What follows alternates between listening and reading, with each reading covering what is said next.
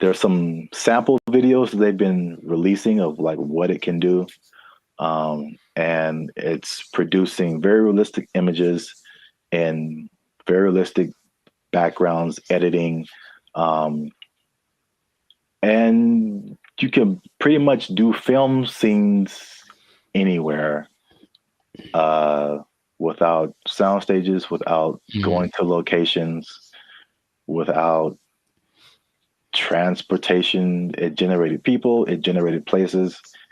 Um, so yeah, that's where we are right now. That sounds like a What is lot. What's up, everybody? I am Zap. This is Jericho, and we are the now six-time international award-winning pop hip-hop music duo band in Future. We do clean, fun music that everyone can listen to with a sound that's uniquely Californian. And now you're tuning into the Life's a Circus podcast, where we talk about everything that's funny, interesting, and ridiculous. But before we get started, before we jump into it, make sure you like, subscribe, comment, and share this video. It's kind of important. Share this video somebody in the film industry, Ooh, because things are happening, man, what's happening? and it's happening real quick. What's happening? I talked about this before, and like because I work in film in addition to music, but leading up to 2020, we saw a lot of changes in the film, especially outside of the Hollywood, LA area, where there weren't as many films and TV shows and stuff shot here because because of various reasons, people were moving to other places. So now they're shooting in Atlanta and Chicago and Texas and New Zealand and Australia and like, yeah, all over the place. Then 2020 hits, and it was just chaos for everybody, especially the film industry. A lot of your favorite shows weren't being shut down completely. And then when it did come back around, they had all these protocols. It was very hard to shoot. COVID, people had to be away from each other, all that kind of stuff. Fun times, right? And then recently we had all these strikes. You had a writer's strike, you had an actor's strike, and a lot of it was well, a portion of it was due to the new technologies, AI, people being generated and put into movies, and how do they still get paid and how much and all this kind of stuff using their likeness and all this. So that was like actors and writers. And we've seen that with musicians too, like the creators, AI and influencing like how we make music and cutting jobs and all this kind of stuff. It's not stopped. It's like if you can't tell, they are marching on really really quickly with this, and this thing of AI has spread past the, I guess, initial creators Mm. into everyone around the creators now. When it comes to like film, I mean, they show a lot of behind the scenes stuff right now. So I feel like people are used to seeing like how films come together. There's Sure, a right. It is an army of people. Like it's a small village of people that it takes to like make the next Mission Impossible. Like hundreds and hundreds of people. So we're talking about lighting people, sound people, electricians, carpenters who build like all the sets that you see, like especially sitcoms. Mm. Um, like it's crazy if you ever get the chance to tour a film studio. Like take a look at how much lumber is coming through there, and Interesting. it's just um, like little 18 wheelers just full of lumber because they have to build all of those places that you see on TV. And Mm. that's like one part that people don't really, I guess, think about. You got editors, you got sound people, like all this stuff that comes with making a film, right? So enter AI, right? Sure. So there's a big report that's going around. Hollywood Reporter interviewed Tyler Perry, and Tyler Perry was speaking on something called OpenAI's Sora. Have you heard about that? Yes.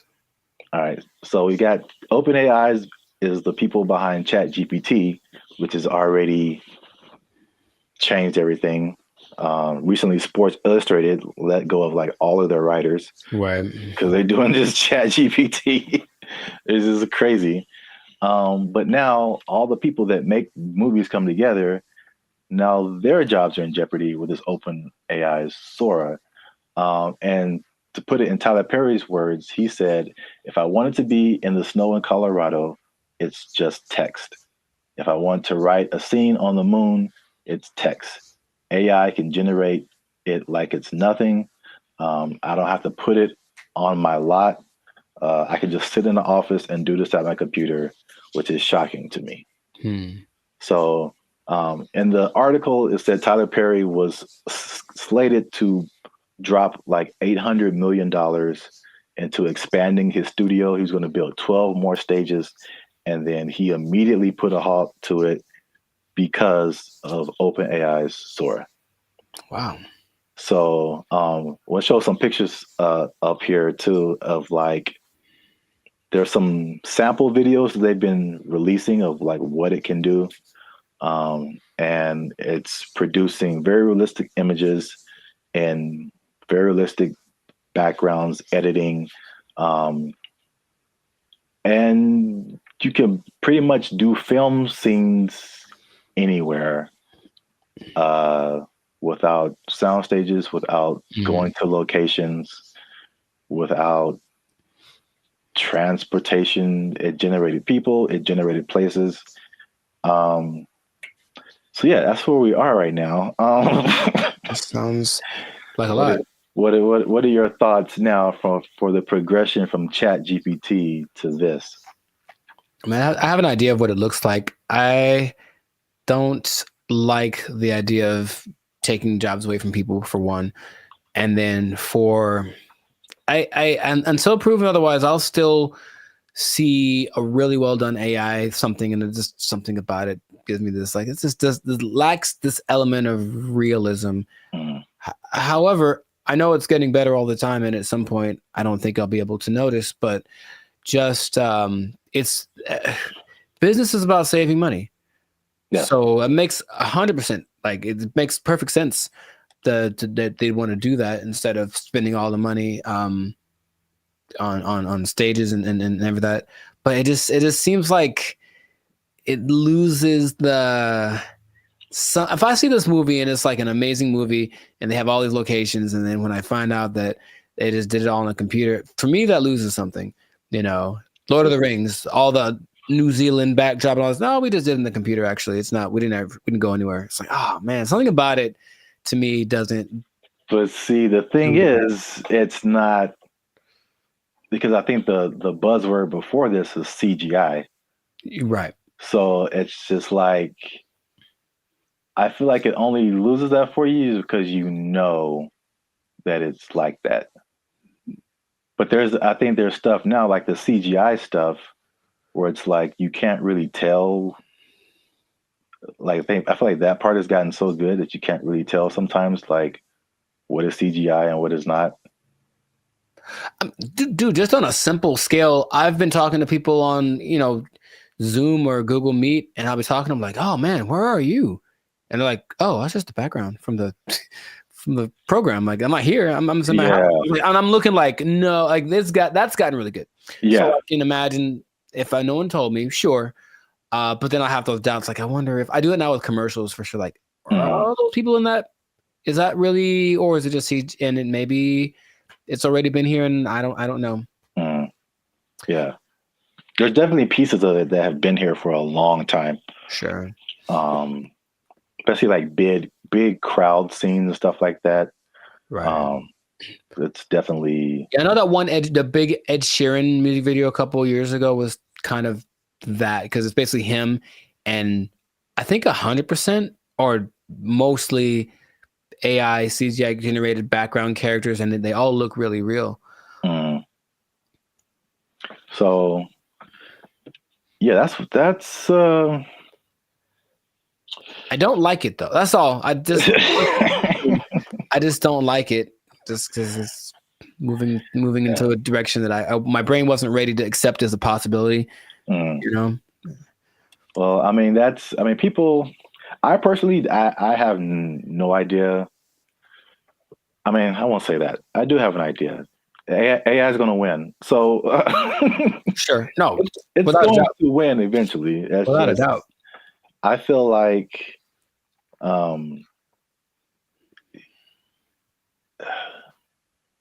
it's like everyone's saying you're on the train track, and everyone's saying the train is coming.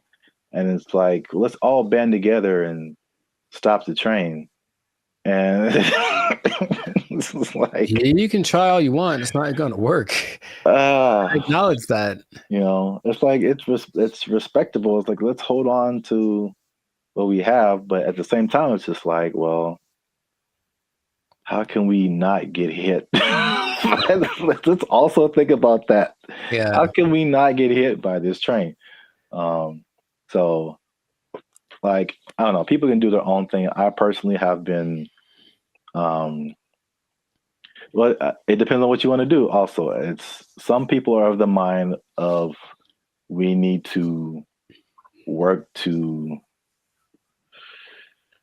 integrate the Sure. AI, because it's like you did on another podcast. Okay, we're losing jobs, but other jobs are being created too. Mm-hmm. So, are you preparing yourself for the job that's being created, or are you just trying to hold off the train that's coming? So, it's not easy. It's a complicated situation.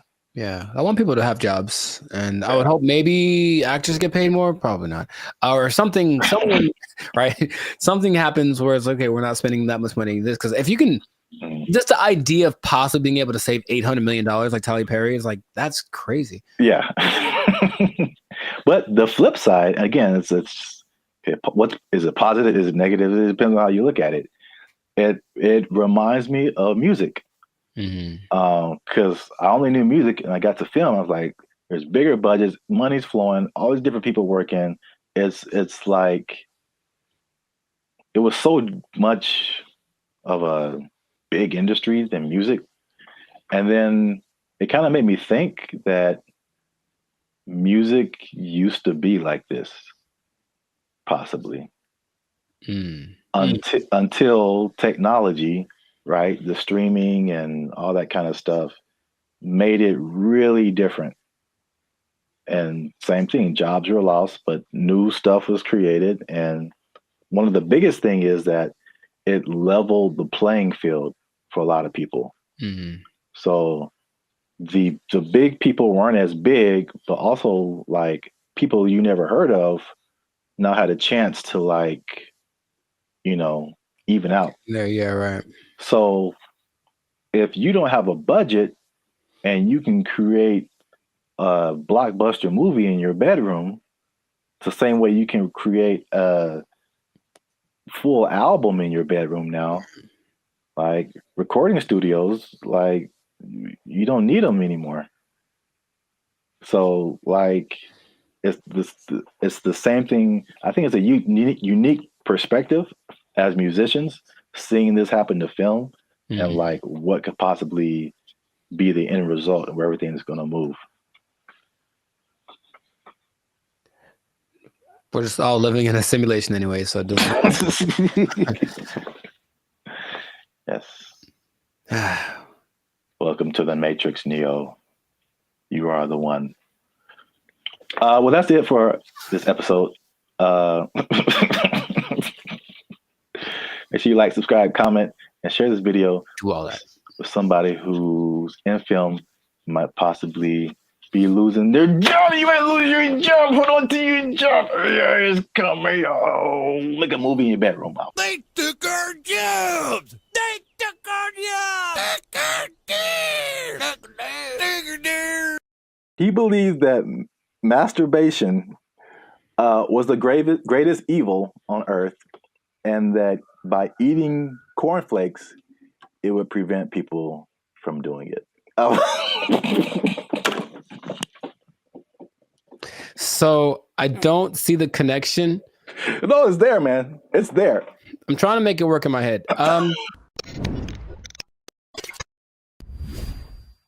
What's up, guys? I'm Zap, and this is Jericho, and we are now 6-time international award-winning pop hip-hop duo Band of Future.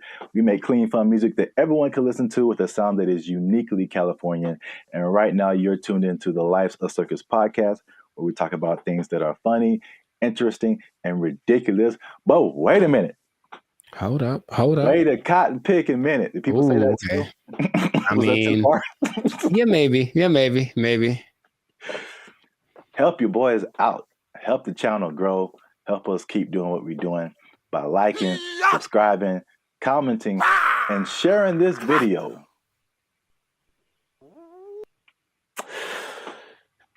With the friends and family, because I got a question. Okay. It's a very important question. Bit of a riddle. I hate those, but okay, let's go. No, I just don't like them. I'm never good at those, but we'll find out.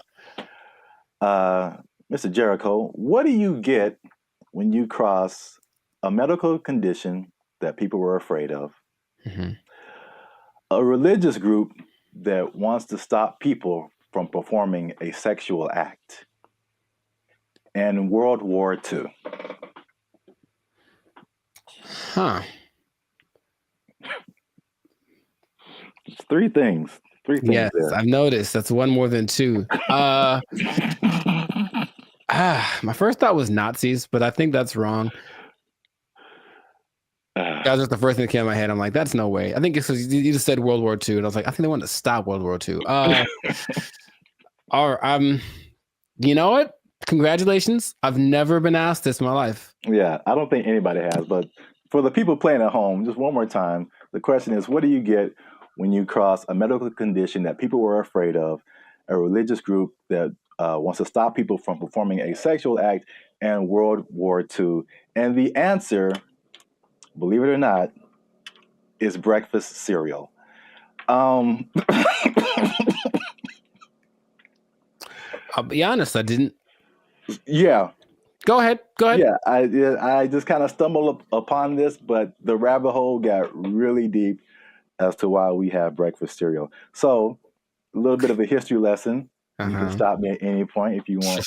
It'll be the Just more clarification on the ridiculosity that is happening right now. So, breakfast was not really like, I guess we hear the cliche now, like breakfast, the most important meal of the day, right? And so, but before like the 1800s, breakfast wasn't really like that important. It was just basically you got to think about like the times that they lived in. It's more like hunt what you eat, kill what you eat, working on a farm, grow what you eat, stuff like that. And so like nobody's waking up at like in the morning to like kill a chicken or like kill a pig to make some bacon or like, whatever. So basically it was like whatever happened in the morning. And this is why like eggs have been part of a breakfast for a long time, because chickens lay eggs in the morning, easy to eat. Makes sense. Yeah. Makes sense. And basically what you ate for breakfast was pretty much whatever you had left over from the night before. So that was pretty much breakfast. But there was a meat component because they would eat it, they would like cure the meats and stuff, and you could save it and use it for breakfast in the morning. Right. So like eggs and even bacon were like a big part of breakfast. Bacon. And this was called like the farmer's breakfast. So again, it's just like it's pinned to the time that you were in, and farmers and stuff. You get up early in the morning. You need some fuel because you're going to be working your butt off like all day long outside in the elements. Like you need a good hearty breakfast. So this is the first thing. The first thing that I teased at the beginning, the fear of the medical condition. The medical condition was indigestion, which sounds like pretty like whatever today, but I feel like it could probably take you out back then, huh? Yeah, there was no Pepto-Bismol, like antacid. You can just pop an antacid and be cool. Like you could have felt like you were dying. You had no idea. Like, oh, I got indigestion. It's the devil's work inside of you. So I don't know, but I had to go to the apothecary. Yeah. So, um, also late 1800s, the transition from like farm work to more like industrial work, and industrial work to like more like office work. Mm-hmm. So big buildings and offices, and people weren't like moving around as much as they want to. So they felt like if they eat a big breakfast and then they don't do anything, it's just gonna sit there, they get indigestion. People were like terrified of that. Oh. So they were like, we need a lighter breakfast. So there was a move away from like the bacon and eggs and all that kind of like hearty Mm-hmm. stuff. All right. So that was reason number one.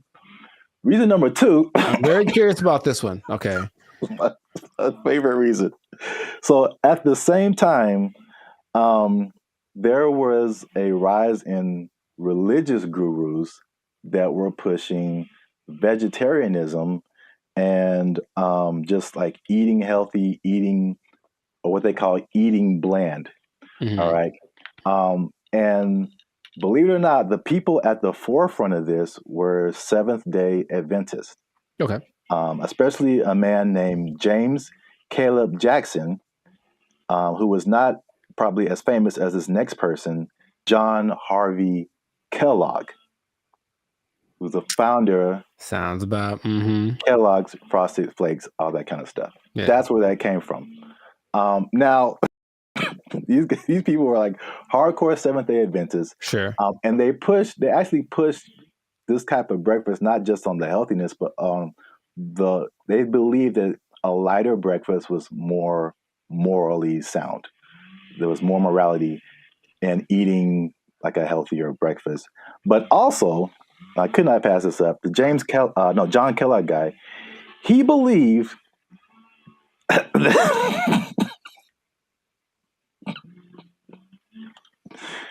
he believed that masturbation was the greatest evil on earth, and that by eating cornflakes, it would prevent people from doing it. So I don't see the connection. No, it's there, man. It's there. I'm trying to make it work in my head. Corn. Well, I've had cornflakes, and of all the cereals that are like not sweet or nothing, they're probably my favorite ones. They're still nice and crispy and pretty good, I guess. But Do you have less of an urge to masturbate after you eat? I've never. You know what? I'm gonna have to. I'll let you know if you really want to know about that. I will go get a box and eat it, and then report back to the pod in a week. Like, this is my findings. But yeah, It's just that episode of Family Guy or Quagmire. I'm not gonna go anyway. You have the one arm that's really big. It's like, bruh, it doesn't work. It doesn't work. So yeah, that was like the second punch to breakfast. That was like, okay, we got to start eating this because they pushed the morality of it. But the other things that they cited have been found to be true. Is like a lighter, healthier breakfast made people more efficient and productive at work instead True. of like eating a big breakfast and like getting the itis or whatever. Yeah, that's true. So there's that. And so that pushed the cliche of like breakfast being the most important meal of the day. It was actually like a morality thing, which is like crazy. And the last part is that so flash forward to the 1940s, World War II, right? So yeah, World War II, and you got more women joining the workforce than what happened in that time. And so then it became a push to, again, at the time, like the woman was like a stay at home, take care of the family, give them 3 square meals a day, all that kind of stuff. Breakfast became the cheat option to feed your family and not feel guilty about it being like quick and easy because they had to go to work too now. Oh, okay. So they pushed on like the women's guilt, the morality, the work productivity, like hard work. It was like respected to be like hardworking individual and Sure. Okay. productive and all that kind of stuff. And so all of that combined together to make breakfast cereal like the thing. And I remember like watching commercials. Like every commercial is like part of a balanced breakfast, and like you got to have your cereal and blah blah blah blah blah. And they push, and the cereal industry is probably like $1 billion industry or something. I imagine, yeah. But they show all of this stuff like, and I never ate all that stuff. I tried once. Man, you just feel gross after it. Yeah. You drink a whole glass of orange juice and a whole glass of milk? Like, man. Yeah, milk, orange juice, toast, fruit, cereal, bacon and eggs. Yeah, something like that. It was all in the one picture. Like the whole food pyramid. Yeah, it's too much. It's really too much. But I thought, it must be something worth trying. And I regretted that real bad. Yeah. So yeah, that's the crazy story behind breakfast cereal. And if I may leave you with the cliffhanger. Okay. So remember we started off with bacon and eggs. We did. And then everyone went to cereal. Yes. But somebody put bacon and eggs back on the forefront, man. Ooh. And they went toe to toe with cereal. But you have to find out in the next episode. So keep watching. This has been another episode of the Life's a Circus podcast. Make sure you like, subscribe, comment, and share this video with somebody who like them cereals, man. Ooh, I like some. Was that my line? Is that what I was supposed to say? I think so. Okay. And cut. I like some. Oh. Oh, you can try another take if you want. Ooh, I like some. Was that better? Had more? That was too much. Okay, all right, okay. Man. We had it on the first take. Oh, okay. We'll use that in the commercial. Thank you, Mr. Director. Here's $5 million. Look, let's go. Where do I sign, Mr. Barry Gordy? Jericho likes it. Super sweet sugared honey smacks. Give me that. Give me that money. They took our jobs. They took our jobs. I went to high school with Diana Taurasi, who some say is the greatest female player of all time. One of the greatest, right? And she's a year older than me, so I got to high school. It's a place called Don Lugo High School in Chino. And I was coming in as a freshman, just trying to make the team like summer. And she was already she'd been there for a year, so she's already established. Everyone knew who she was. And I'd heard about her. I'm like, oh, you tried out for the basketball team? Yeah. Oh, I didn't know that. Yeah, I played the first year. I played freshman year. Yeah. Oh, cool. But the whole thing was, I thought that because she was a girl, that there was no way she was as good as me, right? So I just casually mentioned we should play one-on-one to her. Like, I think maybe the only time I ever spoke to her, really. And she's like, yeah, sure. And when I tell you that. What's up, guys? I'm Zap, and this is Jericho, and we are the 6-time international award-winning pop hip-hop music duo Band of Future. We make clean, fun music that everyone can listen to with a sound that is uniquely Californian. And right now, you are tuned into the Life's a Circus podcast, where we talk about things that are funny, interesting, and ridiculous. But before we get started, make sure you like, make sure you subscribe, make sure you comment, and make sure you share this video with somebody who may have challenged another person or entity, and they got shut down because they weren't ready for what was about to come to them. All right, so Zap, do you have an example of that? I'm glad you asked. Okay, so talking to the third person already. I see how it. This is a video that I found on social media. It made me laugh. And it's high school. I don't know if it's junior. They look kind of young. Maybe it's junior high. Maybe high school. I don't know.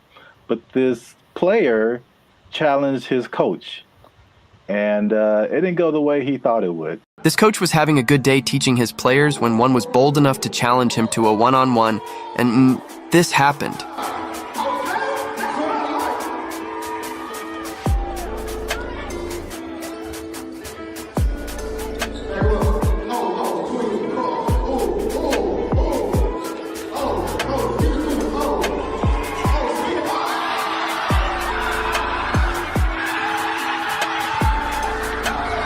Do you think he would try this again?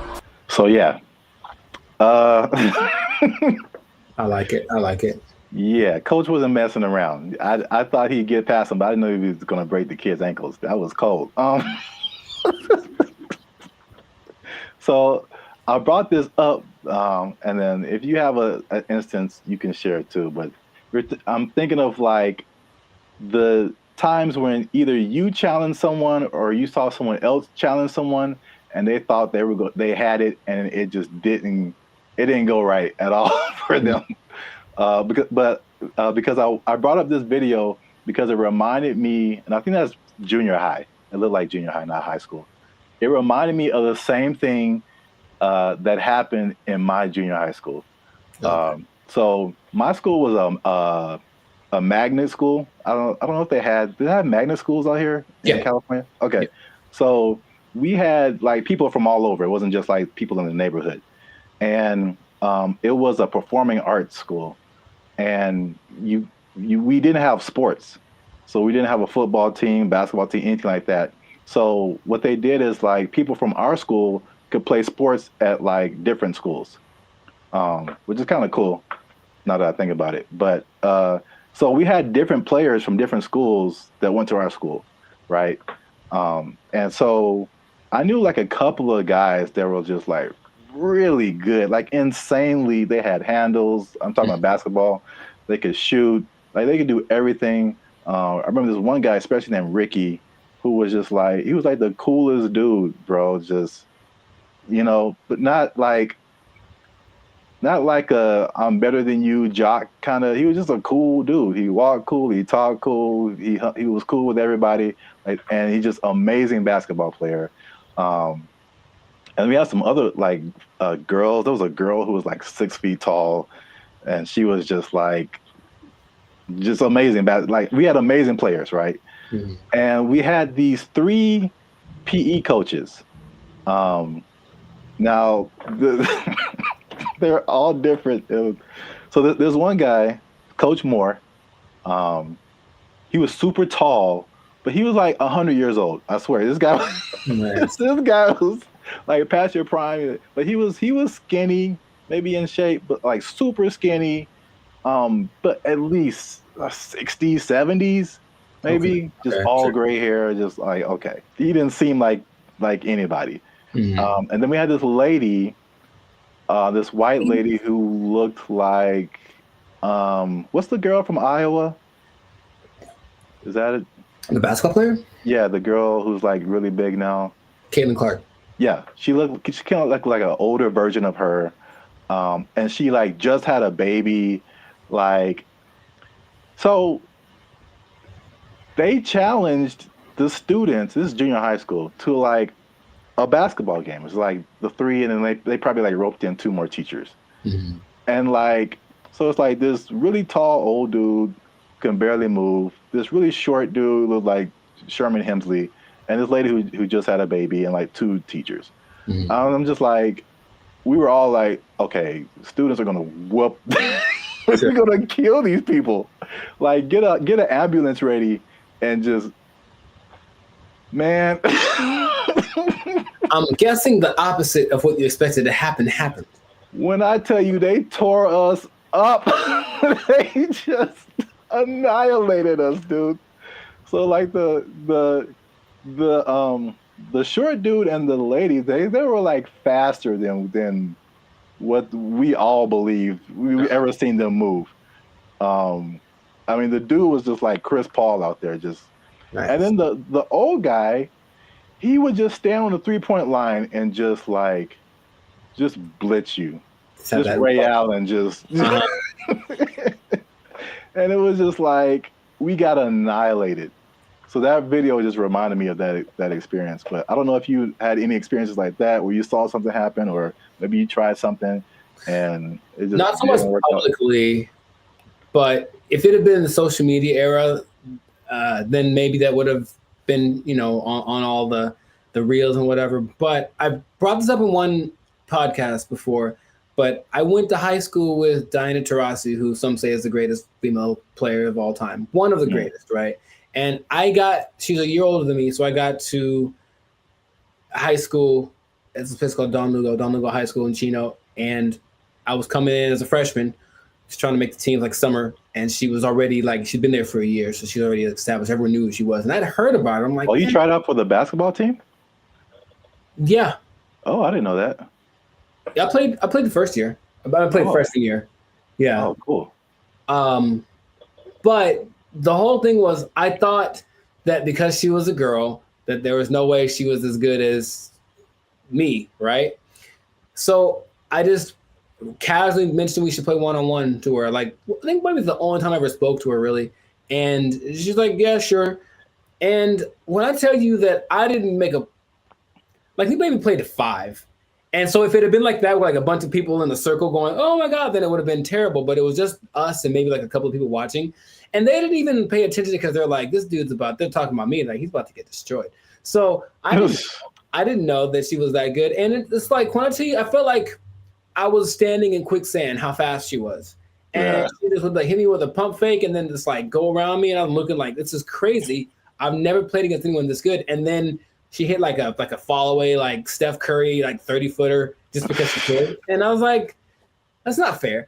And I didn't know that, anyway, that was kind of humbling. But there weren't many witnesses. So it wasn't like that video. But yeah, nowadays it would have been one of those like, oh my God, but I mean, she's amazing. So I'm not surprising. And I think the only other thing I can think of like that, and it's more specific like that. Someone older, I could take them, right? Is one time I decided it'd be a great idea to arm wrestle my mother. Now I was maybe like 9, 10. So I was getting a little buff. I felt the muscles coming. I was like, yo, guess what, Mom? It's time. It's my time now. I'm on the come up. And I don't think I've had a more humbling experience in my life than that. Then my mom, who's not a big lady, but she's pretty strong. I saw that today. Arian, like she's strong.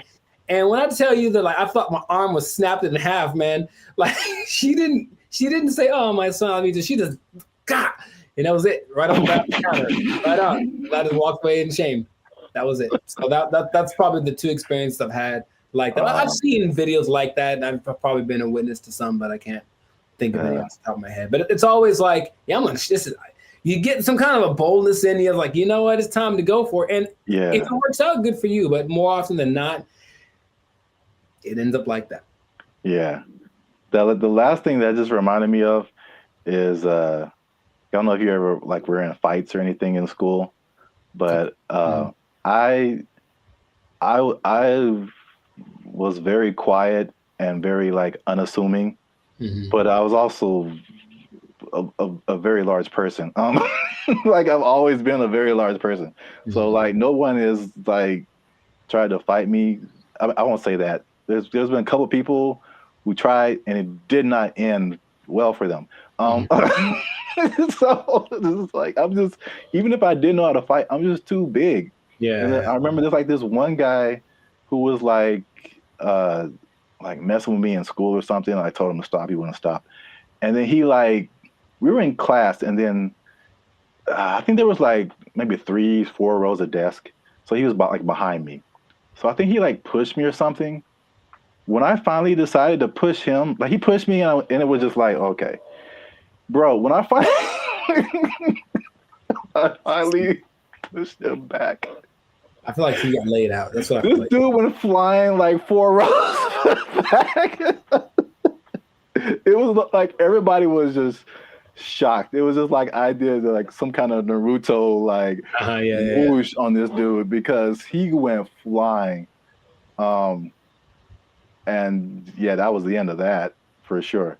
But yeah, so I've seen it go both ways. So if you have a story like that, something that happened in your lifetime where you saw somebody try to do something and didn't work out, or you tried to do something and it didn't work out, let us know in the comments. And so we can all have a laugh. Just sharing laughter. Yeah. Yeah. Don't worry. You'll be okay sharing it because it'll just be between us. Yeah. It won't go to your boss or anything. No. Yeah. You'll be okay at work because we want you to keep your job. We do. We want you to keep your job. Yes, we do. Because if you do something like this try something at your job and it doesn't work out. Challenge the boss. Don't do it. Wouldn't They recommend. might take it. They might take your job. Oh, it didn't work out for you. You're fired. Oh. They took our jobs! They took our jobs! They're thinking about legalizing everything in California, but in the way that Oregon's doing it, in the way that Vancouver's doing it. And you've seen downtown LA. What do you think is going to happen, bro? What's going on, everybody? I'm Jericho, and this is Zap, and we are the now 6-time international award-winning pop hip-hop duo Banded Future. We make clean, fun music that everyone can listen to with a sound that's uniquely Californian. And right now, in this moment in time, you would tune in to the Life of Circus podcast, where we talk about things that are funny, interesting, and just straight up ridiculous. So before we get started, make sure to like, subscribe, comment, and share this video. I'm gonna change it up with two people that like drugs. That's all. We're gonna talk about drugs, okay? Now drugs are bad, okay? But I know we're talking about them. Sponsors gone. Specifically, we're talking about the drug problem. You can call it an epidemic, but drugs have been What you around talking about, baby? But it seems to be getting worse. So the specific thing is the way that governments are approaching the drug issue in their country. And there seem to be two very drastic sides, and they both have interesting results. So before we get into it, Sir Zap, San Francisco, have you had any experience or just thoughts about just the Have I had thoughts about drugs? Have you had thoughts about drugs? Do you dream about them? Drugs are bad, okay? But have you seen the effect of drugs on our society as a whole with your experience? Yeah, man, I think about drugs every day. Okay. You know what I'm saying? Okay. It's hard out here in these streets. That brought to mind two things. Yes. He's there. He was up there. It's crazy. Mission accomplished. Yeah, San Francisco. Wow. Yeah, I had the worst hotel experience of my life in San Francisco. You were there, you remember. And it wasn't because, well, I guess it was because of the hotel. They had a hand in it for sure. That was not helpful. But it was the people who were there who were obviously using an assortment, shall I say. A plethora, perhaps. Yeah, involved in all kinds of activities and whatnots. But yeah, we definitely saw it there. And I was saying before, this isn't like my crowd, so I don't really know a whole lot about drugs anyway, but you just kind of go from the homeless people because for sure you see them on stuff. I've seen them doing stuff. And so that's how I kind of like get the drug vibe. But going like just off of the hard drugs, one thing I noticed, I don't know if you noticed this either, the legalization of marijuana in California, and probably in other places too, but in California, I definitely noticed the explosion of just like, we can do this everywhere. Let's do it everywhere. Especially like on the freeway. Like I can drive down the freeway and just smell like the whole freeway is high, bro. Like, Yeah. No wonder we're all going 5 miles an hour. Yeah. Like everybody is just walking on sunshine right now, and I'm trying to get to work. I remember one guy, we went up to Sacramento, and one guy in like a Jack in the Box was like he was the happiest man. And I'm like, wow, starting early, 8 in the morning. That's a wake and bake situation right there. Yeah. But I don't think that weed causes the problems that we're seeing. Just slower people, and yeah, maybe they're raising the price of food. Everyone's eating too much, but I digress. The idea is you can do one of two things, or there have been two extremes that governments have been taking. One is to decriminalize drugs. So there's a difference between decriminalization and legalizing. They're not legal. You can still get busted for them, but it's just that decriminalizing means you won't go to jail forever for getting busted with a meth pipe. On the other hand, you could really go at the drug sellers and the drug users and make everything illegal and see what happens. So the I guess benchmark for everybody's decision is Portugal, because in the 90s they had, I think they were kind of closed off to the world for a long time. I'm not quite sure why, but for like 40 years no one could really get in there. So in the 90s it opened up, and in came all the influx of everybody's influence, and with it came drugs, because people like drugs. So what happened was Portugal got a really bad heroin problem, the worst ever, and everything that the government tried to do was like, we can't really make it go away. So let's try something extreme. So they decriminalized everything, and instead of that, they treated drug users like patients, like they're sick. So they made rehab centers and this and that. So if you get caught, you don't get taken to jail, you get taken to a rehab center where they actually will give you more of the drug you like, but in a lesser dose, just trying to wean you off of it. And they have a system in place for making that work. Other places that have copied that, I believe Lithuania, and there's maybe Denmark. I could be wrong about that. But so what has happened was that the good old US was like, oh, let's try it. So they did that in Oregon with the last election, and they kind of forgot one part.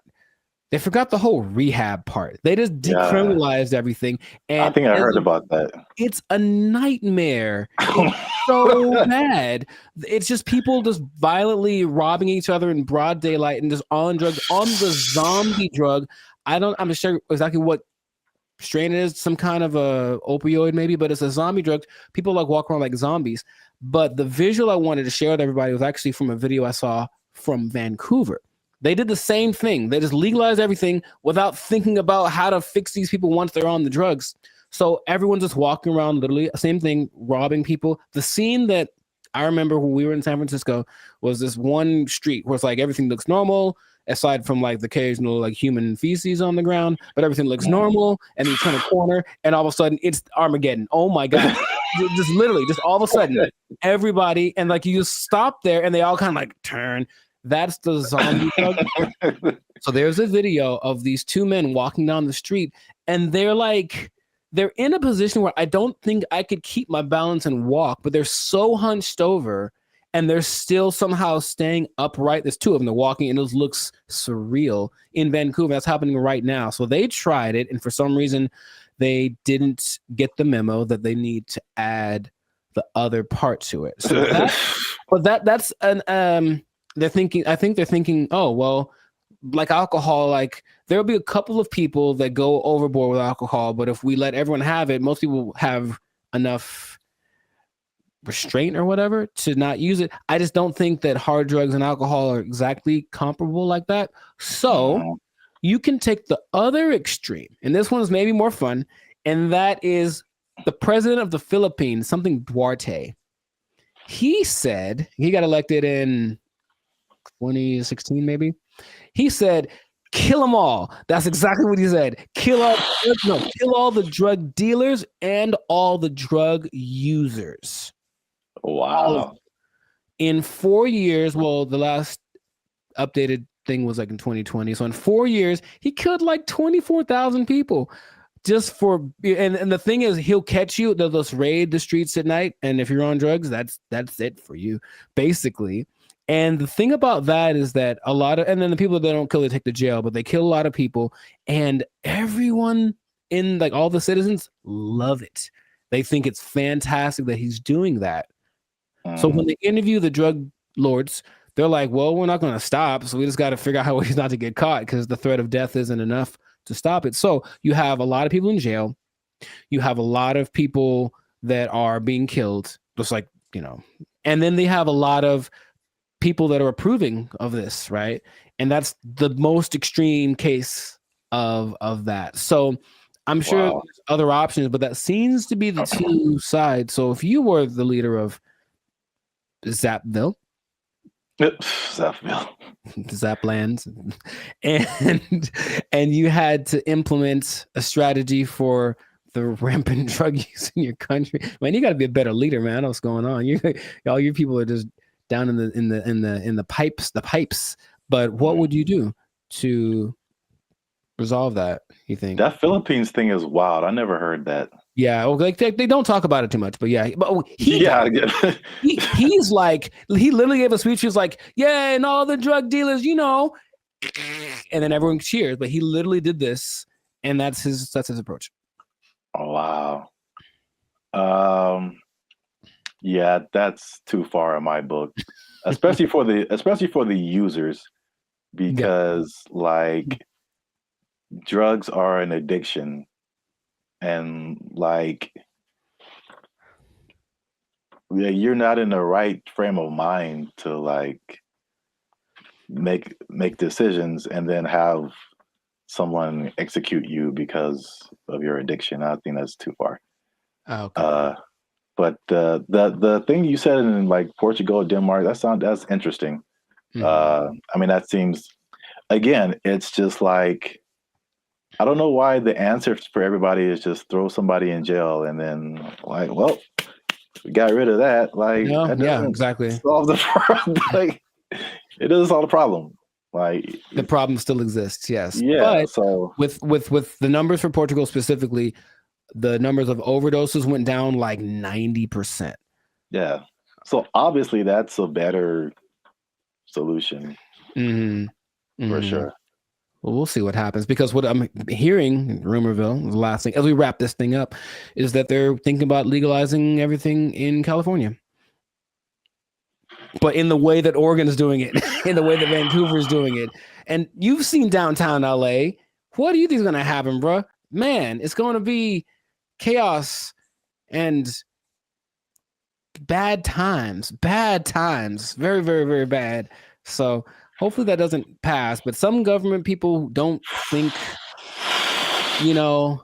they're just like, oh, my nephew OD'd once, I should probably do so. That's what politicians maybe think. That's their only connection to this kind of thing. So let's just try something new. Let's decriminalize it all and see what happens. And it'll be bad for all of the people that we see walking on the freeway are on drugs. Every single one of them. And that's going to go up tenfold if we decriminalize the drugs. So just let's not do it, Callie. Man.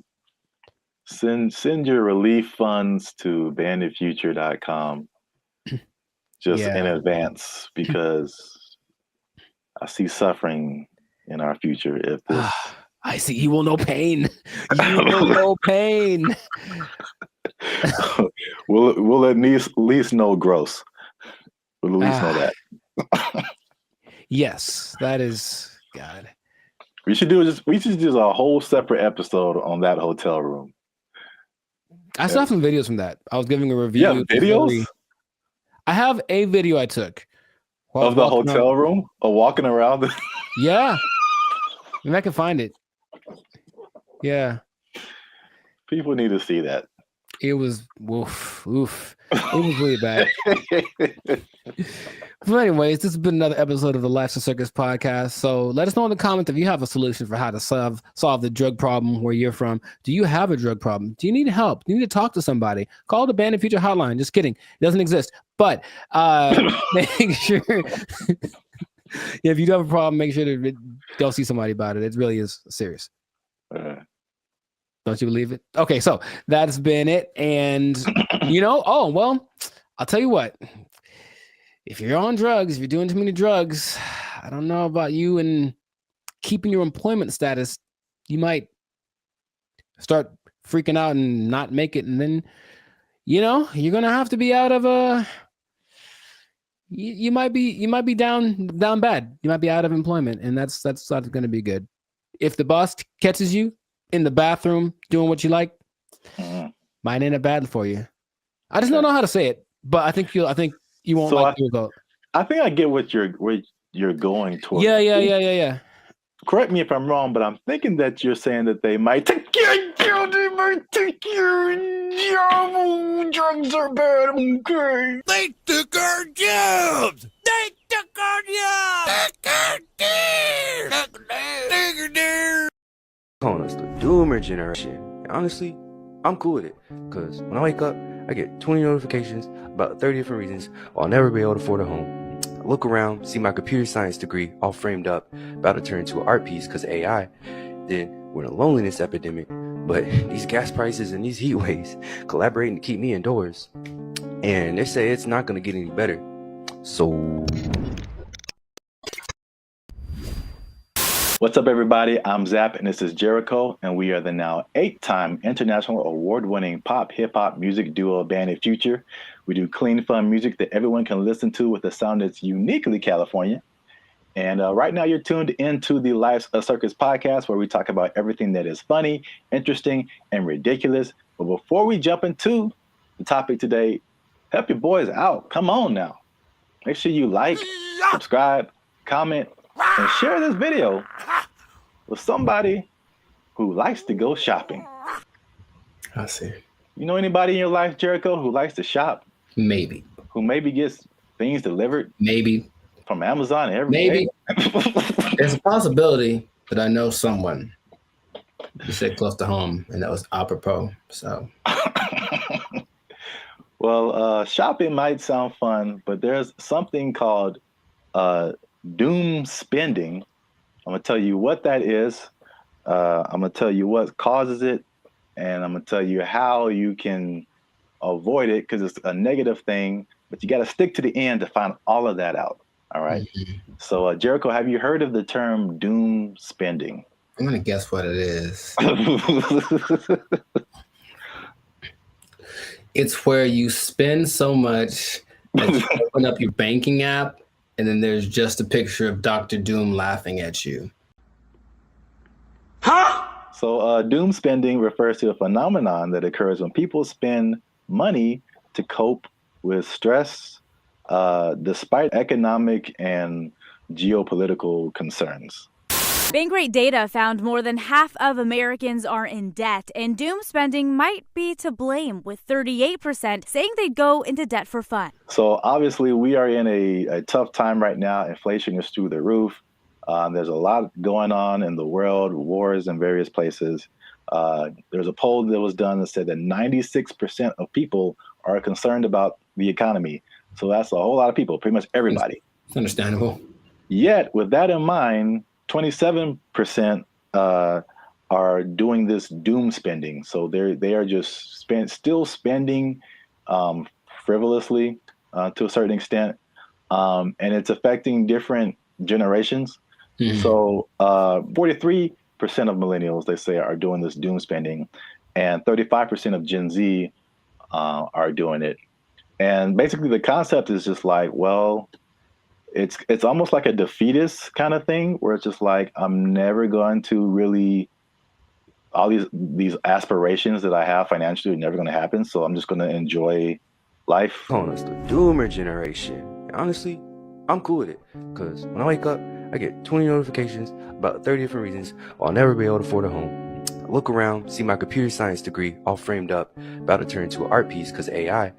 Then we're in a loneliness epidemic, but these gas prices and these heat waves collaborating to keep me indoors. And they say it's not going to get any better. So, as a millennial yourself, that's the category we fall into. What do you think about this doom spending? Have you had doom spending thoughts? Do you think people are in your life are doom spending, or do they just like things that smell good? We've been collecting all of the little Harry Potter baby stuff because we're a Harry Potter family. So freaking cute. Not talking about anyone in particular. I'm just, No. Side effects include doom spending thoughts, early discharge. No, I understand the concept. I'm more curious where that. I feel like that's always been a thing, but that term is. Yeah. Sure. Give it something that has a ring to it. It's a shock value of a term. People that have bought things like a boat because they said, F it, I'll just buy a boat. And they sure couldn't afford a boat, but now they have a boat. Here with his tailgating tips is a guy who just bought a boat. It's a weird phenomenon, but it's almost like a temporary solution to a permanent problem. So I'm in debt, and I feel really bad about it, and I really can't get the things that I want, and I don't see myself being able to sustain something long term. YOLO, and then just go buy stuff. Yeah.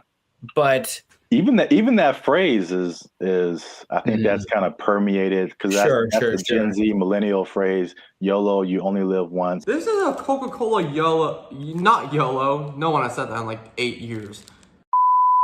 A yo-yo. I get it, even though it doesn't make sense, because I'm sure I've been in spots where I'm like, well, I could just buy. I do remember telling somebody once, I may or may not have been drunk, but I told somebody once that I either want to eat like the best food or like the worst food. Like I didn't want anything in between. It was something weird like that. So I'm gonna take my money, go buy a really nice meal, and then just eat peanut butter sandwiches for the next month, and then get the next check, and then YOLO. Ed, can you play YOLO to Jessica? YOLO, Jessica. I think some people do because you get the story, you get the high, you get the dopamine, and you get the taste, of course, of the great thing that you can look forward to. It's like a little treat, like to like reward myself for like either like some like hard schoolwork or just sometimes it just serves as a distraction from like what's going on like around me. Whereas the more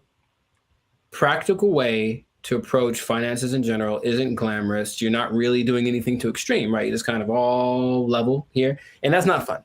And no one likes that. So they'd rather do the other thing. So it doesn't make any sense if you think about it, but I've been there and I understand why people do it. Just want to spend money.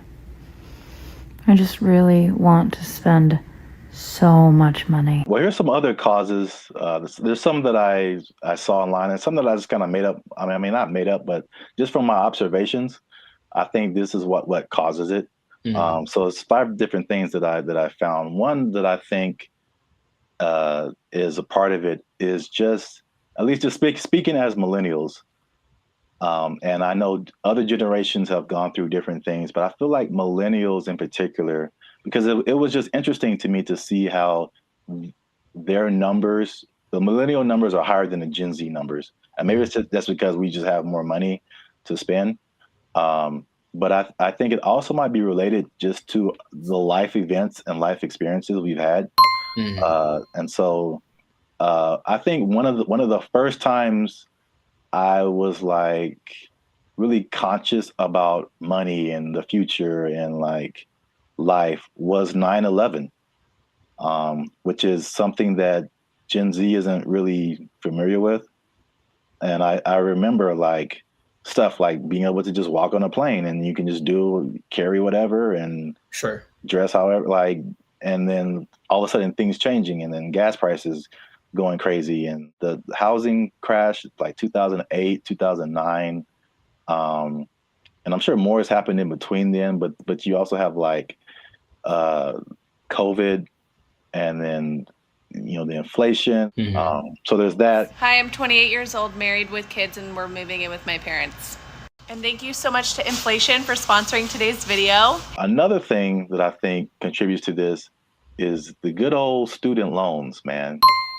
So I thank God like every day that he made me kind of smart, because I got an academic scholarship and that helped out tremendously. Because when I see people talk about student loans, it's like their whole body changes. Yeah. And they just like, you can see the desperation in their eyes. It's like, this is never going to end. Do you have student loan debt? Yes. Can I ask you how much student loan debt you have? Oh, 20K, I think. A third thing I think is the job instability coupled with rising prices.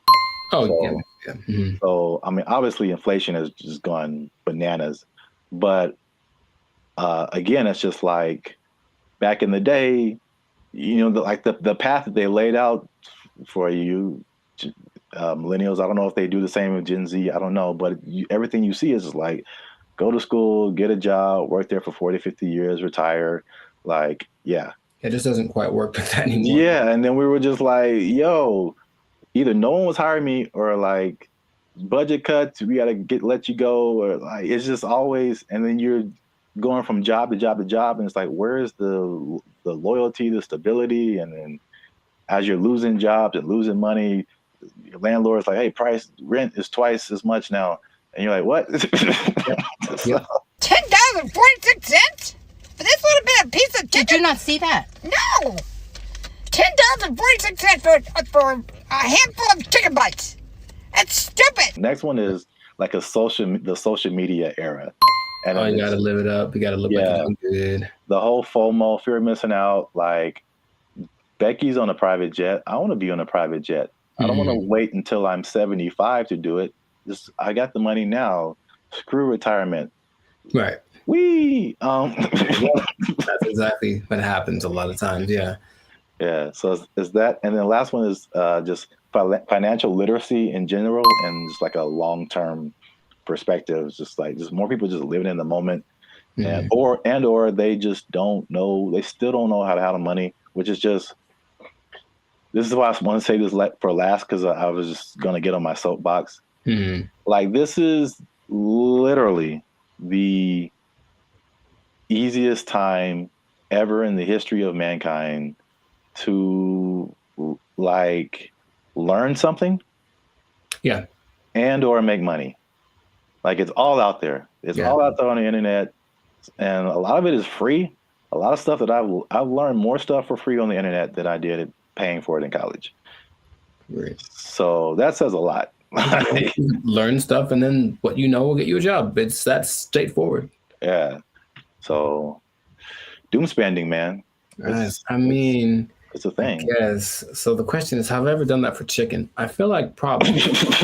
Meaning, if the chicken was like $7.99, I had $9,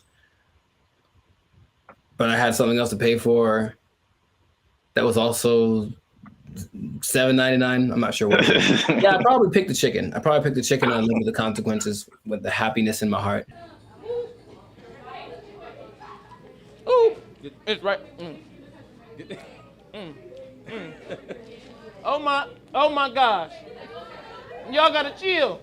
Y'all crazy back there. They know what they did. Not to condemn anybody. I feel like I've definitely done it.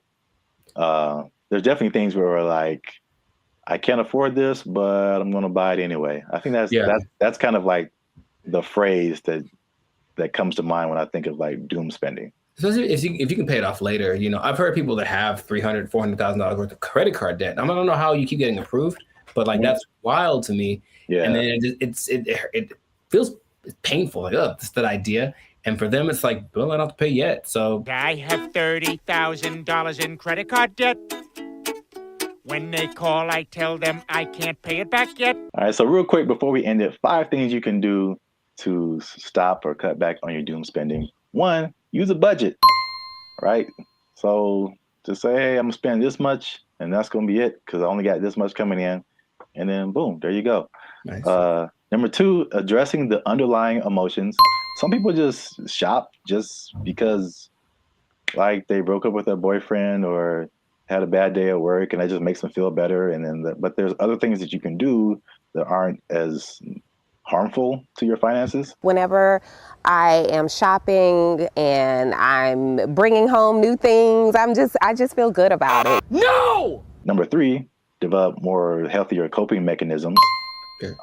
And then number 4, another thing that's just a cool thing of just the time that we live in is that you can automate certain positive behaviors.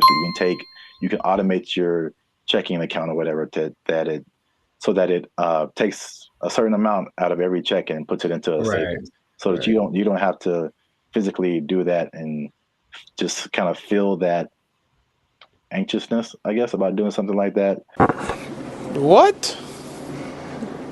Bro, what are you talking about, man? And the last thing, again, hitting home, sorry to get so personal, just finding low-cost things to do. Ladies. I just really want to spend so much money. I don't understand the whole, if there's an option for a higher price version of something and a lower price version, even if they do the same thing, they want the higher price one because it's cute. And I'm gonna make them these little baskets. So I got these little socks to go in her daughter's basket. They're so cute. I guess. Okay. Gotta live with that. That yes, accurate. Find some alternatives, man. There's cheap things to do that are as equally as fun. Yeah, like taking a walk outside. Yeah. every day. Just take a walk. It's good for your health too, so beneficial and free. That's two things. Two things. Oh, two things appearance. There he is. Well, that's it. Doom spending. Let us know what you think in the comments. Do you doom spend? Tell on yourself. get up in the comments and just tell on yourself. They know what they did. They know what they did for sure. Do you have anything left in your retirement? All right. Let us know. And don't forget to like, share, and hit that subscribe button. That helps us out. And if you doom spend,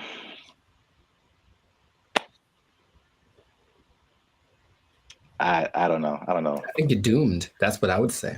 There you go. Bye. They took our jobs. They took our jobs. We want more money, higher minimum wage. That's right. That's what's happening right now. People.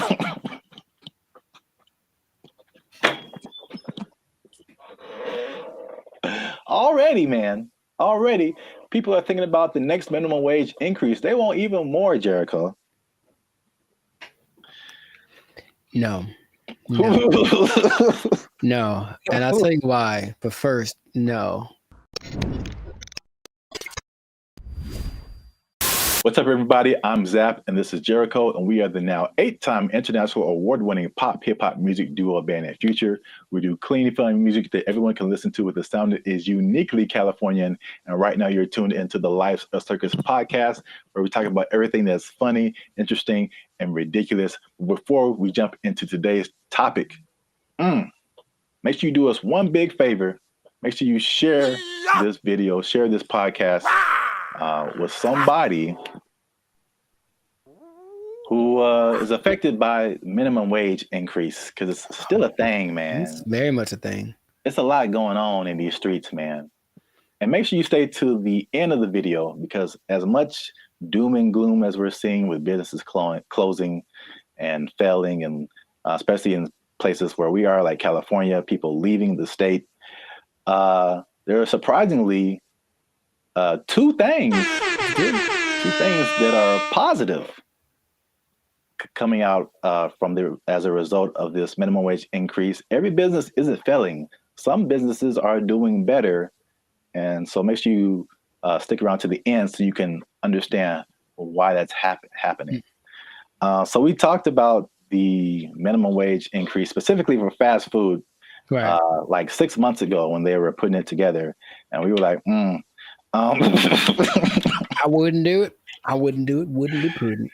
Yes, we since then we made even another video saying we told you so. So for those of you who are living under a rock, fast food minimum wage has increased in California to $20 an hour, like a 25% jump, pretty much overnight for restaurants, big chains, even some smaller restaurants, and the results have been largely negative, at least in the press. I mean, I haven't heard any businesses that are like, "Hey, this is great." So, not at all. No. So, food prices were high; they're even higher now. They said that at over 10,000 people, fast food workers have lost their jobs because the companies can't afford to pay them that high of a wage overnight, and a lot of places there's a laundry list of places that are just shutting down. They're just like, we can't do this. Either that or they're leaving the state. But guess what, Jericho? Tell me now. That's not enough. We want more money, higher minimum wage. That's right. That's what's happening right now. People.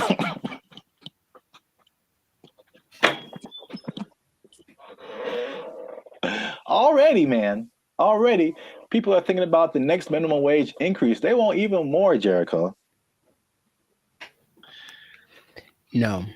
No. And I'll tell you why. But first, no. Okay. Here's the thing. Raise it. Just keep going up.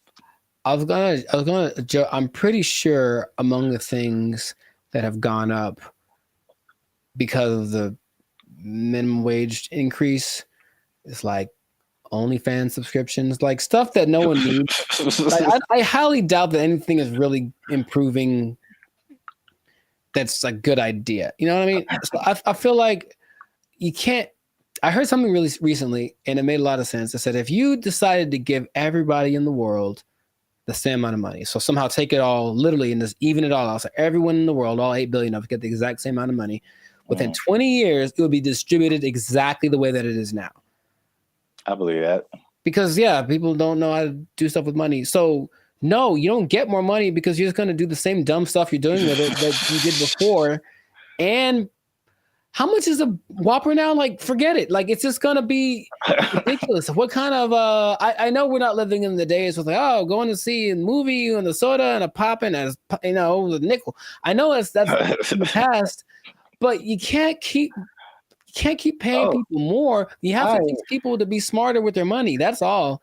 Take it up higher. How much they want? Okay, go for it. I'm glad you asked. So fast food minimum wage, the workers have already unionized and got $20 an hour, which is silver dollars over the regular minimum wage. Right. Long Beach hotel workers have argued for a $23 an hour wage. And this next one makes sense because we've seen it firsthand. Because as Band of Future, shameless plug, we do some shows in San Diego. All right. So nice. If you're ever in San Diego, come see a Band of Future show. But San Diego wants to raise the minimum wage for hotel and other service workers to $25 an hour. And I was wondering what happened because I'm like, ooh, inflation. Because we were like looking at hotels in San Diego. And I'm like, man, these got a lot more than last year. Mm-hmm. And now I know what happened. Janitors want $25 an hour, man. Clean them toilets, sweeping them floors, man. They want. I think janitors should get more than fast food workers. That's for sure. I really do, because I can go make my own burger, but if I go to an establishment, I want it to be clean, and I think the people that clean it should get paid. It's all about, I mentioned this before, you should get paid for the value that you provide. And fast food is just making us all fat and sick. And janitors make stuff clean, which is great. So yeah, pay them more. I'm not sure how much they get now, but pay them more and take it out of the fast food workers. That's an interesting take, I guess. It just kind of like took my mind somewhere. Okay. Because your viewpoint is, and I heard you say this before, you should be paid based on the value that you provide. Yes. As opposed to the skill sets that you have. So I feel like if you think janitor, fast food worker, it doesn't take, in my opinion, as many skill sets to be a janitor as it does to be a fast food worker. The fast food worker, you have to have people skills. You have to be able to talk to people, interact, be friendly, all that kind of stuff. You have to have some math skills to run the cash register. You have to have just skills in terms of food preparation and something like, I think you have to have like a food handler's license and all this kind of stuff. So there's a lot more skills involved than being a janitor. But in your opinion, the janitor provides more value than the fast food person. Yeah. And if you had 9 PhDs, okay, you went to school for a long time, you're very smart, and what you got PhDs in doesn't help us at all, you shouldn't get paid more than anyone. Why would you? What are you doing to help? Right? To me, I watch them all the time, and I'm really grateful. At the gym, for example, which is a disgusting place. Think about it's disgusting without the janitors. If they weren't there, think about how gross it would be. Or oh my God, the bathrooms at the beach. Oh my God, I get like PTSD going to some of those places. And I remember the last time I went to Venice, there was a person like cleaning them as people were standing in line. And I'm like, that's one, disgusting. 2, thank you. How much you getting paid? You deserve more. We all need you more than we need somebody to get our Big Mac done faster. I really think that's true. So yeah, I would, if I ruled the world, I would pay people based off of the value. I'm kind of with you, but I'm kind of like trying to play the devil's advocate. Like, I understand. And of course, the system we have is that you went to school for more time for this and that, or you were required to think more, whatever the thing that is, whatever the commodity it is that you acquired, that's the thing that you should get paid for. And my position is that sometimes, sure, but also no, definitely not. I need the janitors more. I need the people that rake the leaves more. The people that make sure that the streets don't have potholes. We need them more than we need. Remember, maybe I'm talking about necessity versus convenience. Like, I can make my own burger. I can go put together a Chipotle style burrito if I want to. All the ingredients are at the store. I just got to try, right?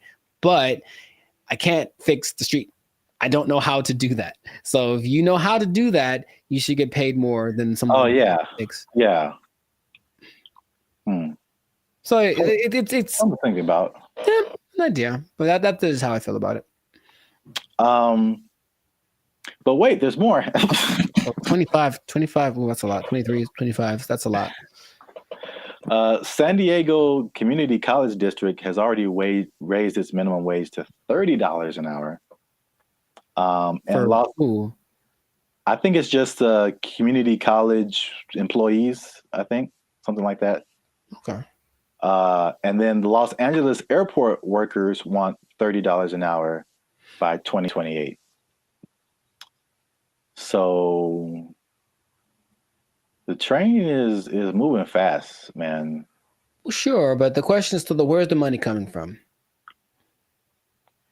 I think it's just going to get more. Well, this is the problem too. So I read an article by some guy. I don't remember his name. I'm sure he's very smart. Good view, smart guy.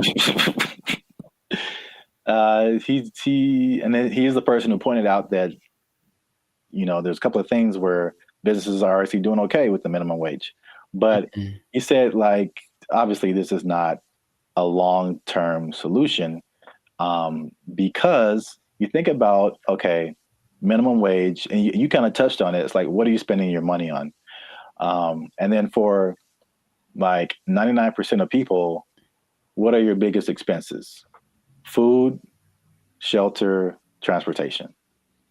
All of those things are sky high, abnormally high in California than anything else.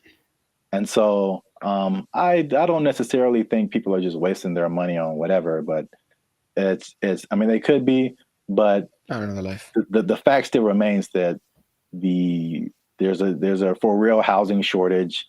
The average housing cost is like, I think almost double, if not double, than some other places. So that's a huge thing.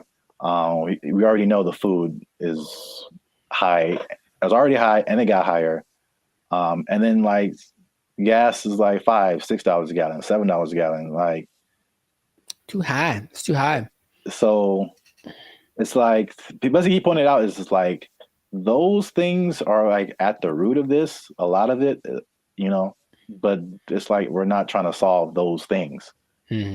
Or maybe they are, and they just haven't found a solution yet. I thought that was an interesting point. It is.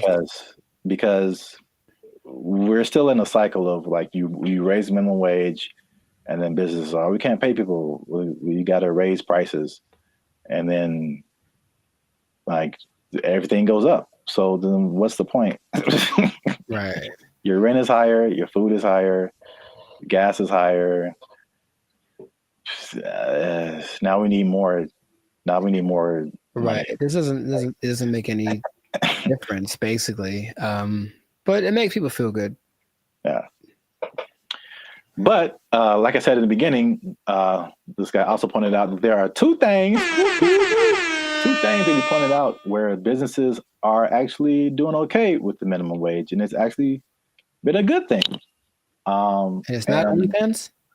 And it's not OnlyFans. All right. One. Just a second. One is that it has forced businesses, and I think we can even agree to this as the way we run Band of Future and all that kind of stuff. It's forced them to be more efficient. And I've definitely gone into places or worked in businesses where like you can tell the money is flowing, and so they just kind of like, you know, they kind of just spend money on whatever and just kind of do frivolous things and just silly things with their money. But it's forced some businesses to be more efficient. So it's like, it's actually, some businesses are saying that their businesses are working better because they've been forced to like cut the fat of the company to basically pay for the workers. So I think that's a thing that we've experienced as just dealing with. And I think that anybody experiences that. The inflation, the high prices, you get laid off from work, or you don't get a check that you thought you were going to get, or a car repair costs you $2,600. Sounds like real life right there, bro. It's make sure you like, subscribe, join the channel so I can pay for my car. I'm tired of walking everywhere. I digress. But yeah, I mean, we do this in our personal lives all the time. It's just like, okay, how little can I eat this week to pay for? So yeah, so that's the thing. Second thing is that worker retention is up. So you think about fast food, not fast food, but just minimum wage jobs in general. It's like a throwaway job, right? So it's like you're making the least, you don't get the maximum effort, you don't really care. It's just like, this job sucks, I'm not making a whole lot of money. And I think it has a high turnover rate. So meaning people quit, they have to find new people, train them, get them going, and then they're there for like a month or 2 or 6 months or whatever, then they quit and they just find a better job or whatever. So with the higher wage now, fast food worker is like the premium job of minimum wage jobs. So you think if you work in some other job for $16 an hour, $17 an hour, you can flip burgers for $20 an hour. You're gonna, if you're in that that minimum wage level, you're gonna stay there for a minute, because unless you can move up to some other job, you're doing better than other minimum wage jobs. So why would you leave? Right. So yeah, so people are staying, and people are happier, they say, just coming to work, which, I mean, makes sense if you're getting paid more. But there's less incentive to leave, and then people don't understand that it costs businesses a lot of money to hire people and put up ads to hire people and then train them and all this kind of stuff, get all this stuff going and find the people, and then they're only there for a little bit, and you got to do it all over again. Yes, that's a big expense. So there you have it. Minimum wage going up, prices going up. Some businesses are leaving, some businesses are shutting down. Some people don't care. It's happening in their business. A lot going on. Let us know what you think in the comments. Is this good? Is this bad? Should we do the idea of this guy in the article and just let's fix the housing and the food and the gas and all this stuff and just bring that down instead of raising the money we get? Cost of living is too high. Yeah, man. A lot going on. Gotta invest in some meme coins, man. Just take advantage. It's a bull market, man. Let's get into it. Are meme coins the answer to the minimum wage problem? I would say probably not. But, you know, somebody, it might work out. For most people, not so much. Yeah, we out. Because we are. But for real, join the YouTube channel, because the boy needs his car. All right. There we go. They took our jobs! They took our jobs! Oh, I had one and I forgot it. So it was like unique. Recycling toilet paper? I mean, wow. I mean, I only brought it up because it is a real thing. Like people do that. How do you recycle toilet paper? Do you want me to tell you, or yes?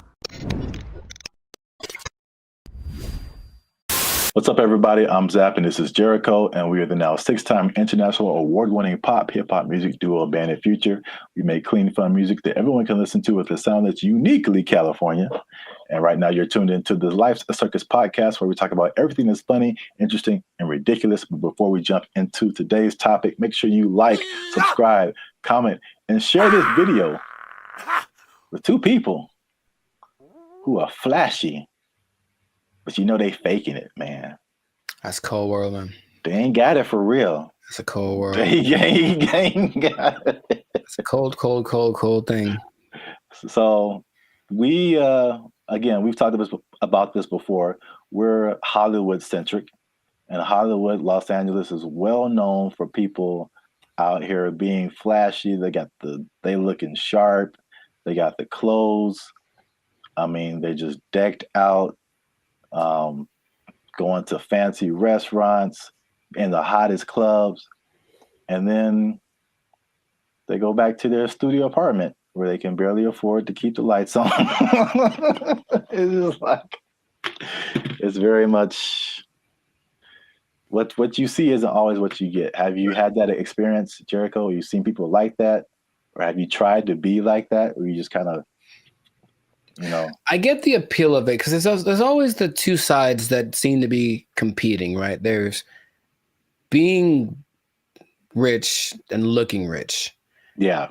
And it seems like it's more fun to look rich than to be rich, because being rich requires more discipline, and it doesn't necessarily mean that everyone sees you. And so if you care about what people think, then you really want to look rich. And yeah, I know people that are like that.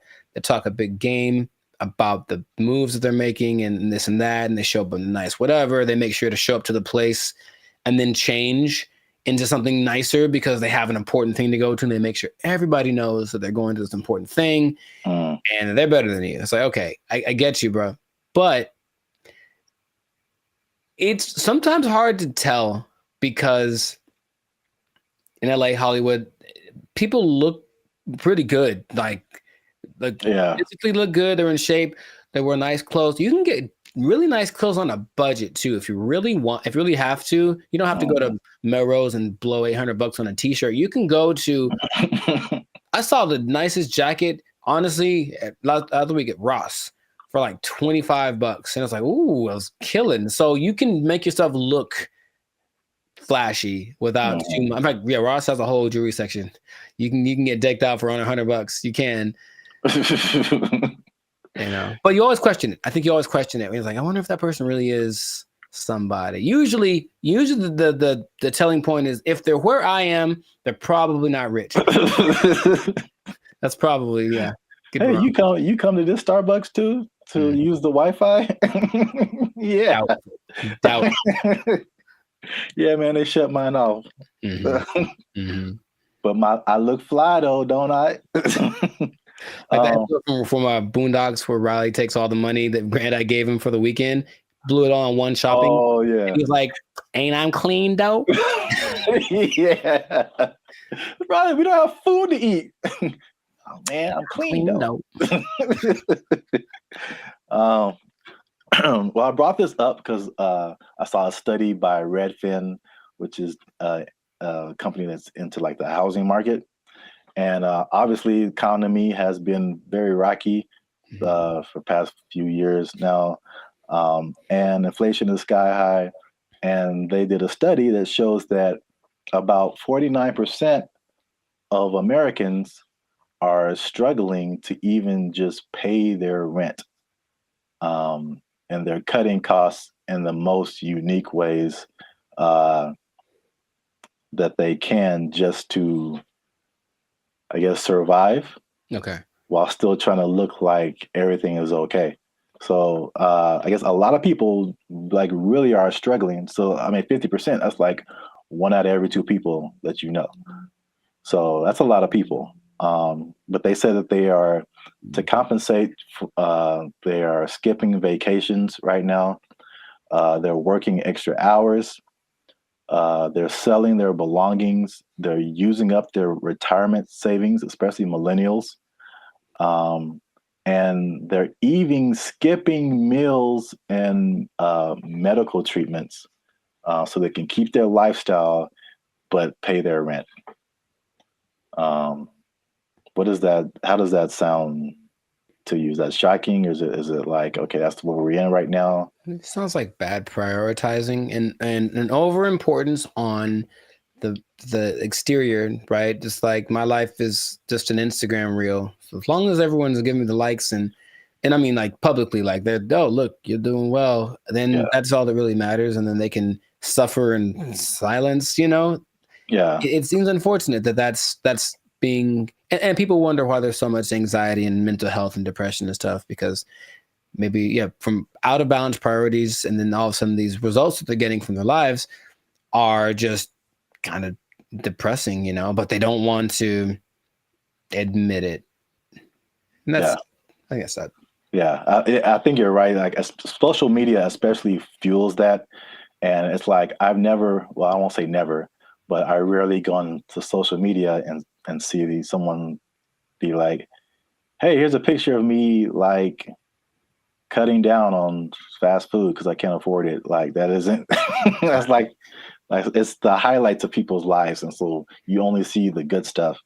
When they're all like, a lot of people can be struggling. So I just have a couple of questions just so people can see how we living, you know what I'm saying? So inflation is hitting everybody. Like I feel like everybody feels it at some level. So for people who are cutting costs, are there some stuff on this list that you are doing or have done, or some things that you're not on the list that you're doing that's just like just keeping you in a good position financially? Yeah, I haven't. I love to travel, and I haven't really gone on a vacation since 2022. I think I've honestly only left the state like twice in the last year and a half. So there's that. Even though traveling isn't expensive, vacationing is expensive. So I mean, if I wanted to, I could go to some place and stay in an Airbnb and chill. But vacationing, I haven't taken a vacation in a while, and then I haven't gotten tattooed really because I like tattoos, obviously. But again, it's like, is it a priority? I suppose not. So I've been held back on that. And then just eating out in general, cooking more, eating out less. And even with dating, trying to find that like happy medium between like, let's not go all out on this. Let's find a place where it's like it's not burgers and fries, but it's definitely not Beverly Hills top of the line, because I got money for that. Those areas. Yeah, those are all like very practical things. I would say I do some of the same thing. If I could offer something different, one thing that I did recently that you noticed, and then I've talked about it before, and it wasn't just because of like prices, but I just wasn't getting the quality service. Was my haircuts. So like I just started, and I did one pretty recently. I think it looks kind of clean, man. Okay. I think I'm out here like I could do a few things. I feel you. As a barber, but like I mean, a large part of that was just frustration, just unable to find a barber. If I do find a barber, like I have him for a minute, and then he moved to Texas or something. Like something always happens. I'm just like, I'm so frustrated trying to find a barber. And so let me just get, my hair isn't that complicated. Just need to teach myself how the fade part is really the hardest part. Right. But other than that, like I just do it myself, and it saves me like a lot of money at the same time. So it's like a win-win situation. So I do like the eating out thing too. That's a thing. And then what else have I been doing? What else has he been doing? Oh, I had one and I forgot it. So it was like unique. Recycling toilet paper. I mean, wow. Wow. I mean, I only brought it up because it is a real thing. Like, people do that. How do you recycle toilet paper? Do you want me to tell you, or Yes, because that doesn't make sense at all. After it's been used, how do you reuse it again? you rinse it off? No, you can't do that. You with hang it up toilet to dry No. in your house. Well, then it's not toilet paper. It's like a rag or something, right? It's toilet paper. I've seen videos of this, man. That's not possible. It's apparently this guy knows something that I don't, because It disintegrates with like water. How can you wash toilet paper? he washes toilet paper and he hangs it up to dry like it's the South in 1945. Yeah. I'm assuming you don't do that. Or if you did do that, you would have no friends. So please don't do that. But yes, that is a thing I've seen people do to cut down. And I'm talking about a person that I forget what movie it was, but this guy was a millionaire. And that's part of his frugal plan. I think it's a little extreme, but everyone got their thing. He recycled toilet paper. So don't do that. Please don't do that. Wow. That's very gross. And yeah, he has no friends. Right. Okay. I'm pretty sure that's not what you were going to say. That was, I've never heard of that. That's interesting. All right. Well, here's another thing, last thing about affordability, to just kind of put things into perspective.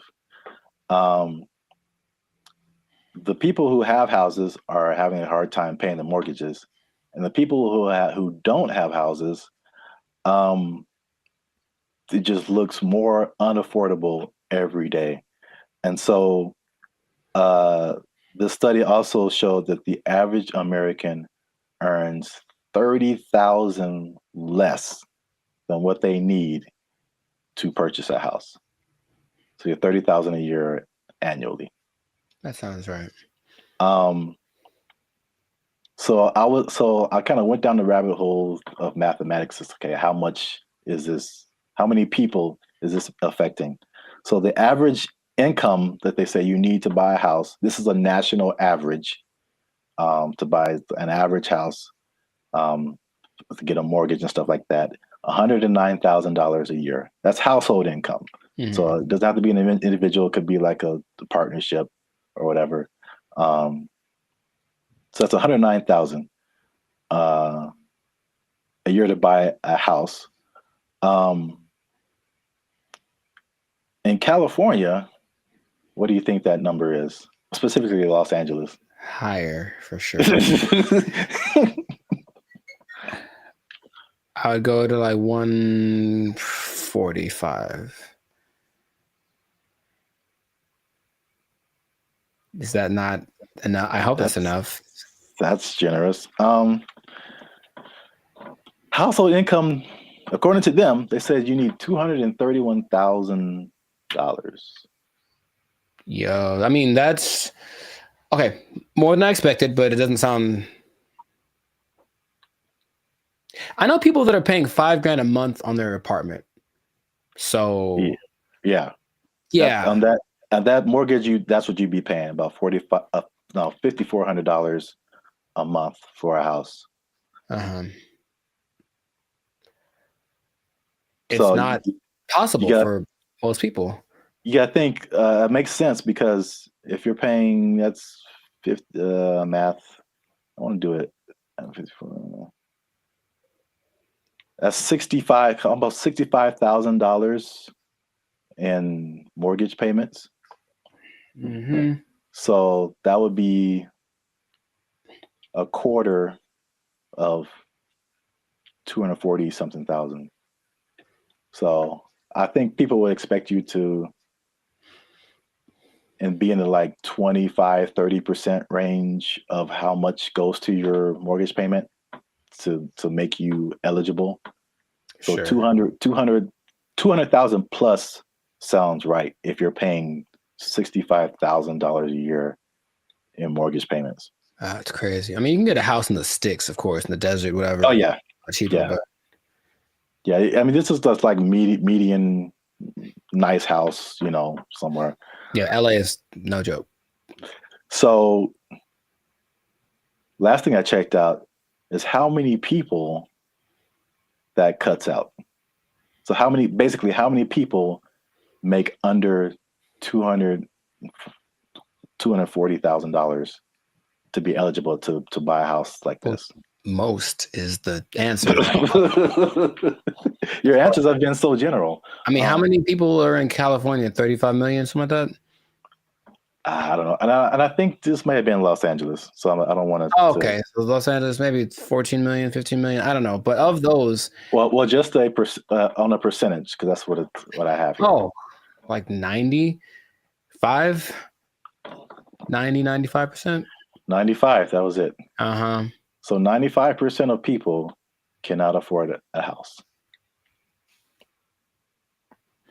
So this has been another depressing episode of the Life's a Circus podcast.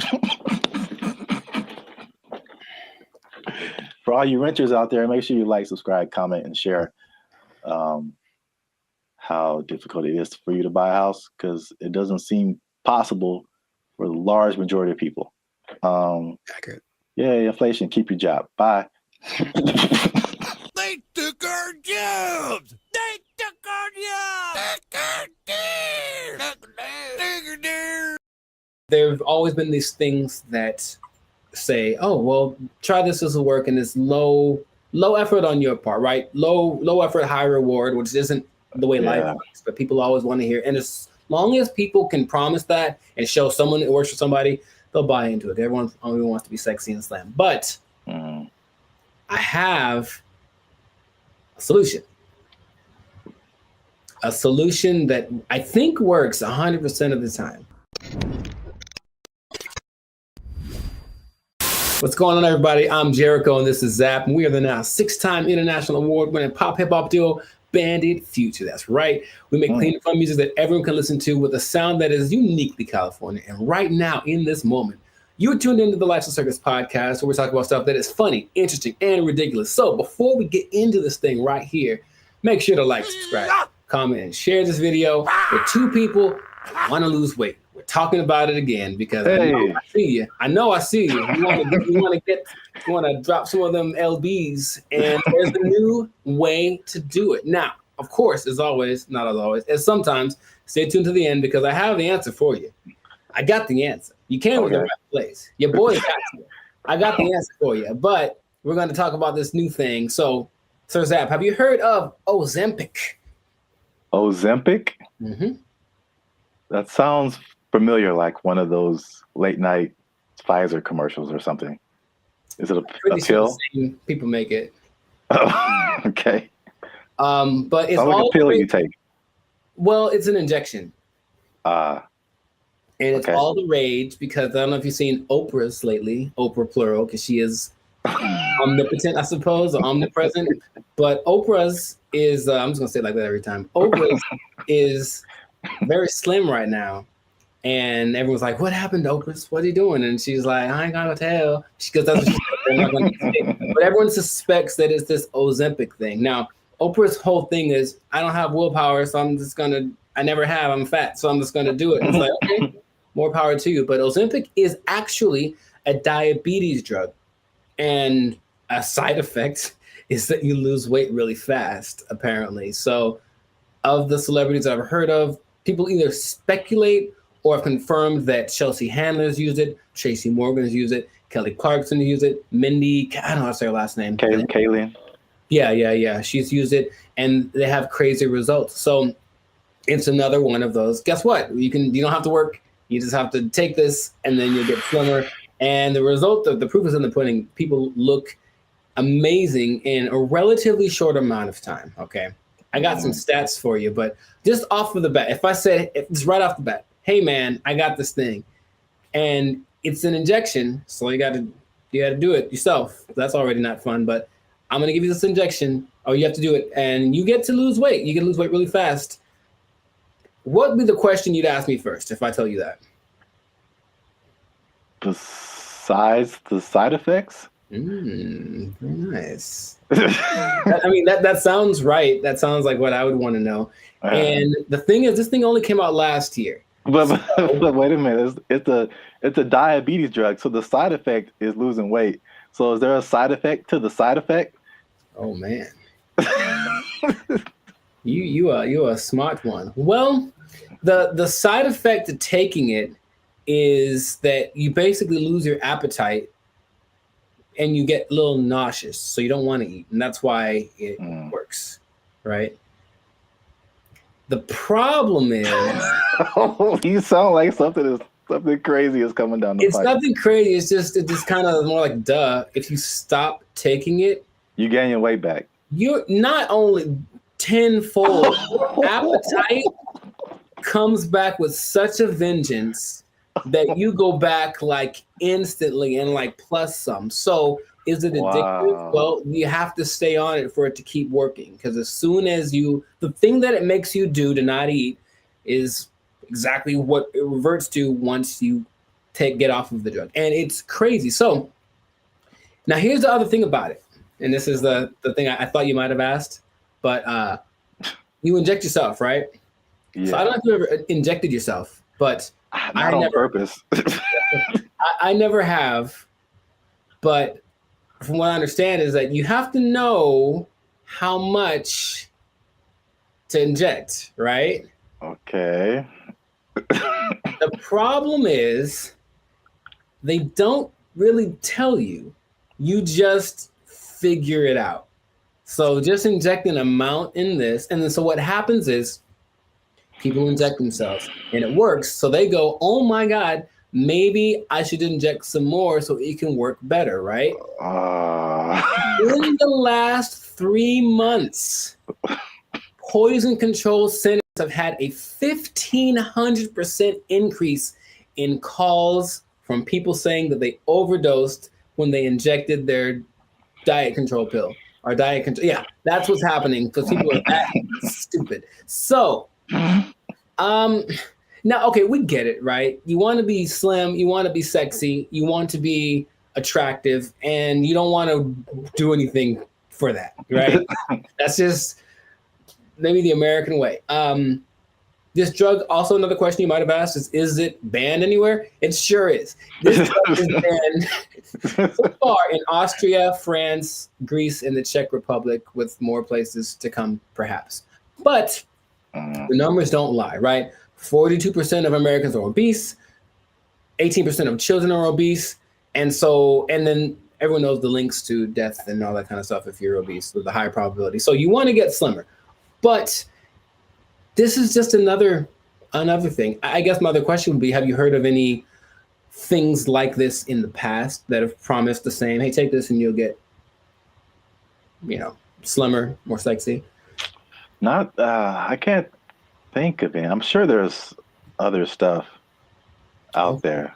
I can't think of anything off the top of my head other than like liposuction or something like that. Sure, which works, but I looked it up. In the 40s, it was amphetamine. That was all the rage. It was the big deal, and that was proved to be addictive. Rainbow pills in the 60s, which was amphetamine, digitalis, and diuretics, and that proved to be addictive and somewhat fatal if you take too much. There's a thing called Aminorex in 1971. This is all before our time, right? Now, the thing that I remember hearing about in the 90s, there was this thing called Fen-Phen, and it was a big deal with the celebrities. Yeah, and a lot of celebrities, took it, and apparently it works. But now this new Ozempic, I think I'm saying it correctly. They're saying that a lot of celebrities are getting paid to promote it, to push it, and I think that always, that's always the way to go. But it's just like, I'm really concerned for these people that are basically getting guinea pigged, right? It's like, we'll see if this works. And then what's going to happen to them in 6 months when they're like, oh, by the way, this causes all of the things. Yeah, that's how a lot of stuff goes with. I mean, like anything, there has to be people who tested out first. So yeah, it's weird. The thing that I randomly remember when you were talking about things from the 90s was like Slim Fast.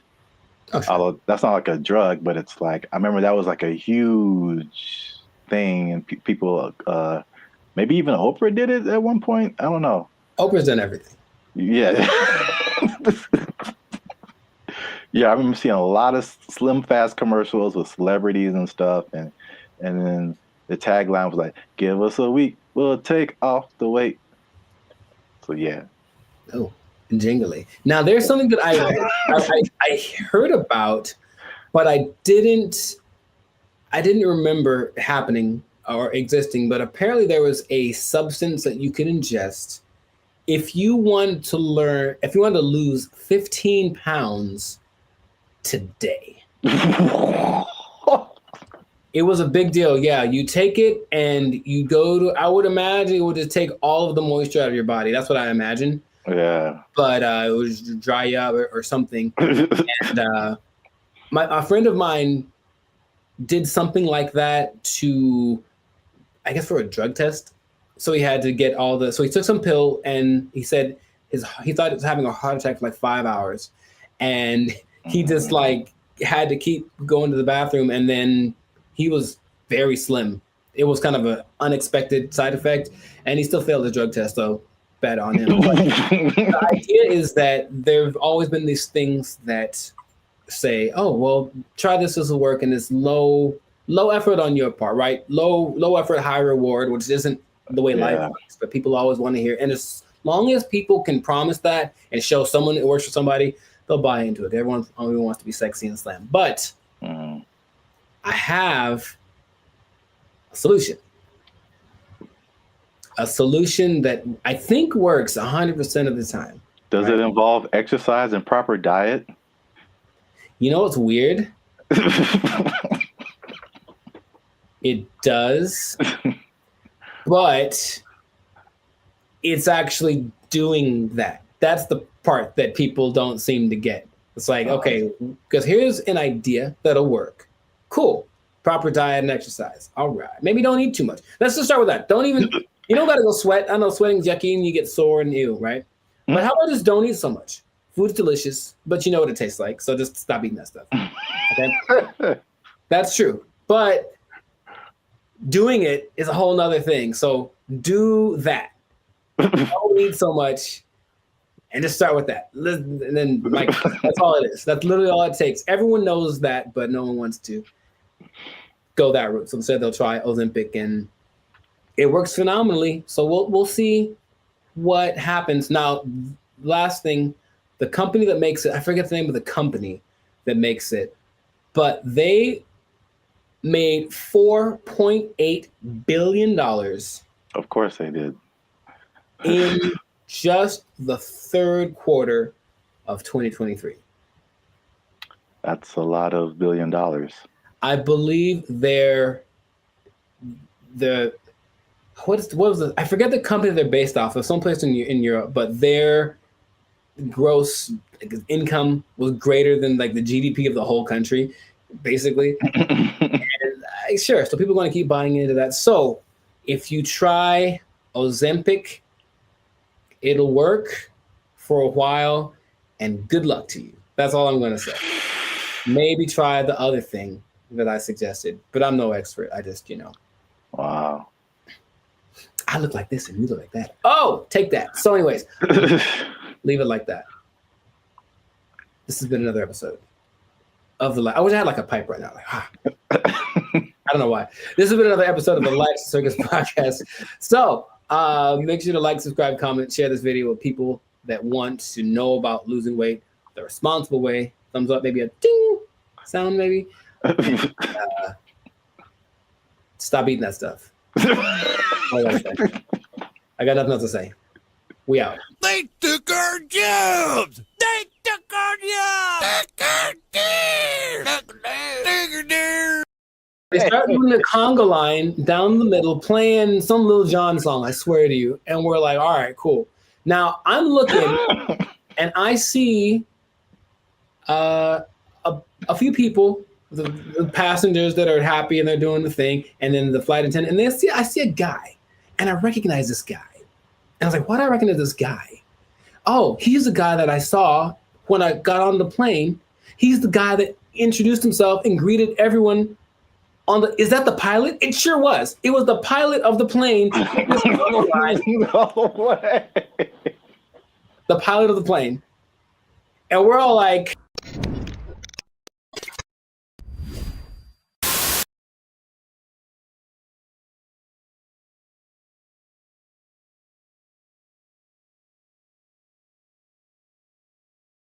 what's up, everybody? I'm Jericho. This is Zach, and we are the now 6-time international award-winning Papa Bop duo, Banded Future. Papa Bop? Papa Bop. Papa Bop. Papa Bop. Papa Bop. Yeah, Papa Bop. That's what we do. We make Papa Bop.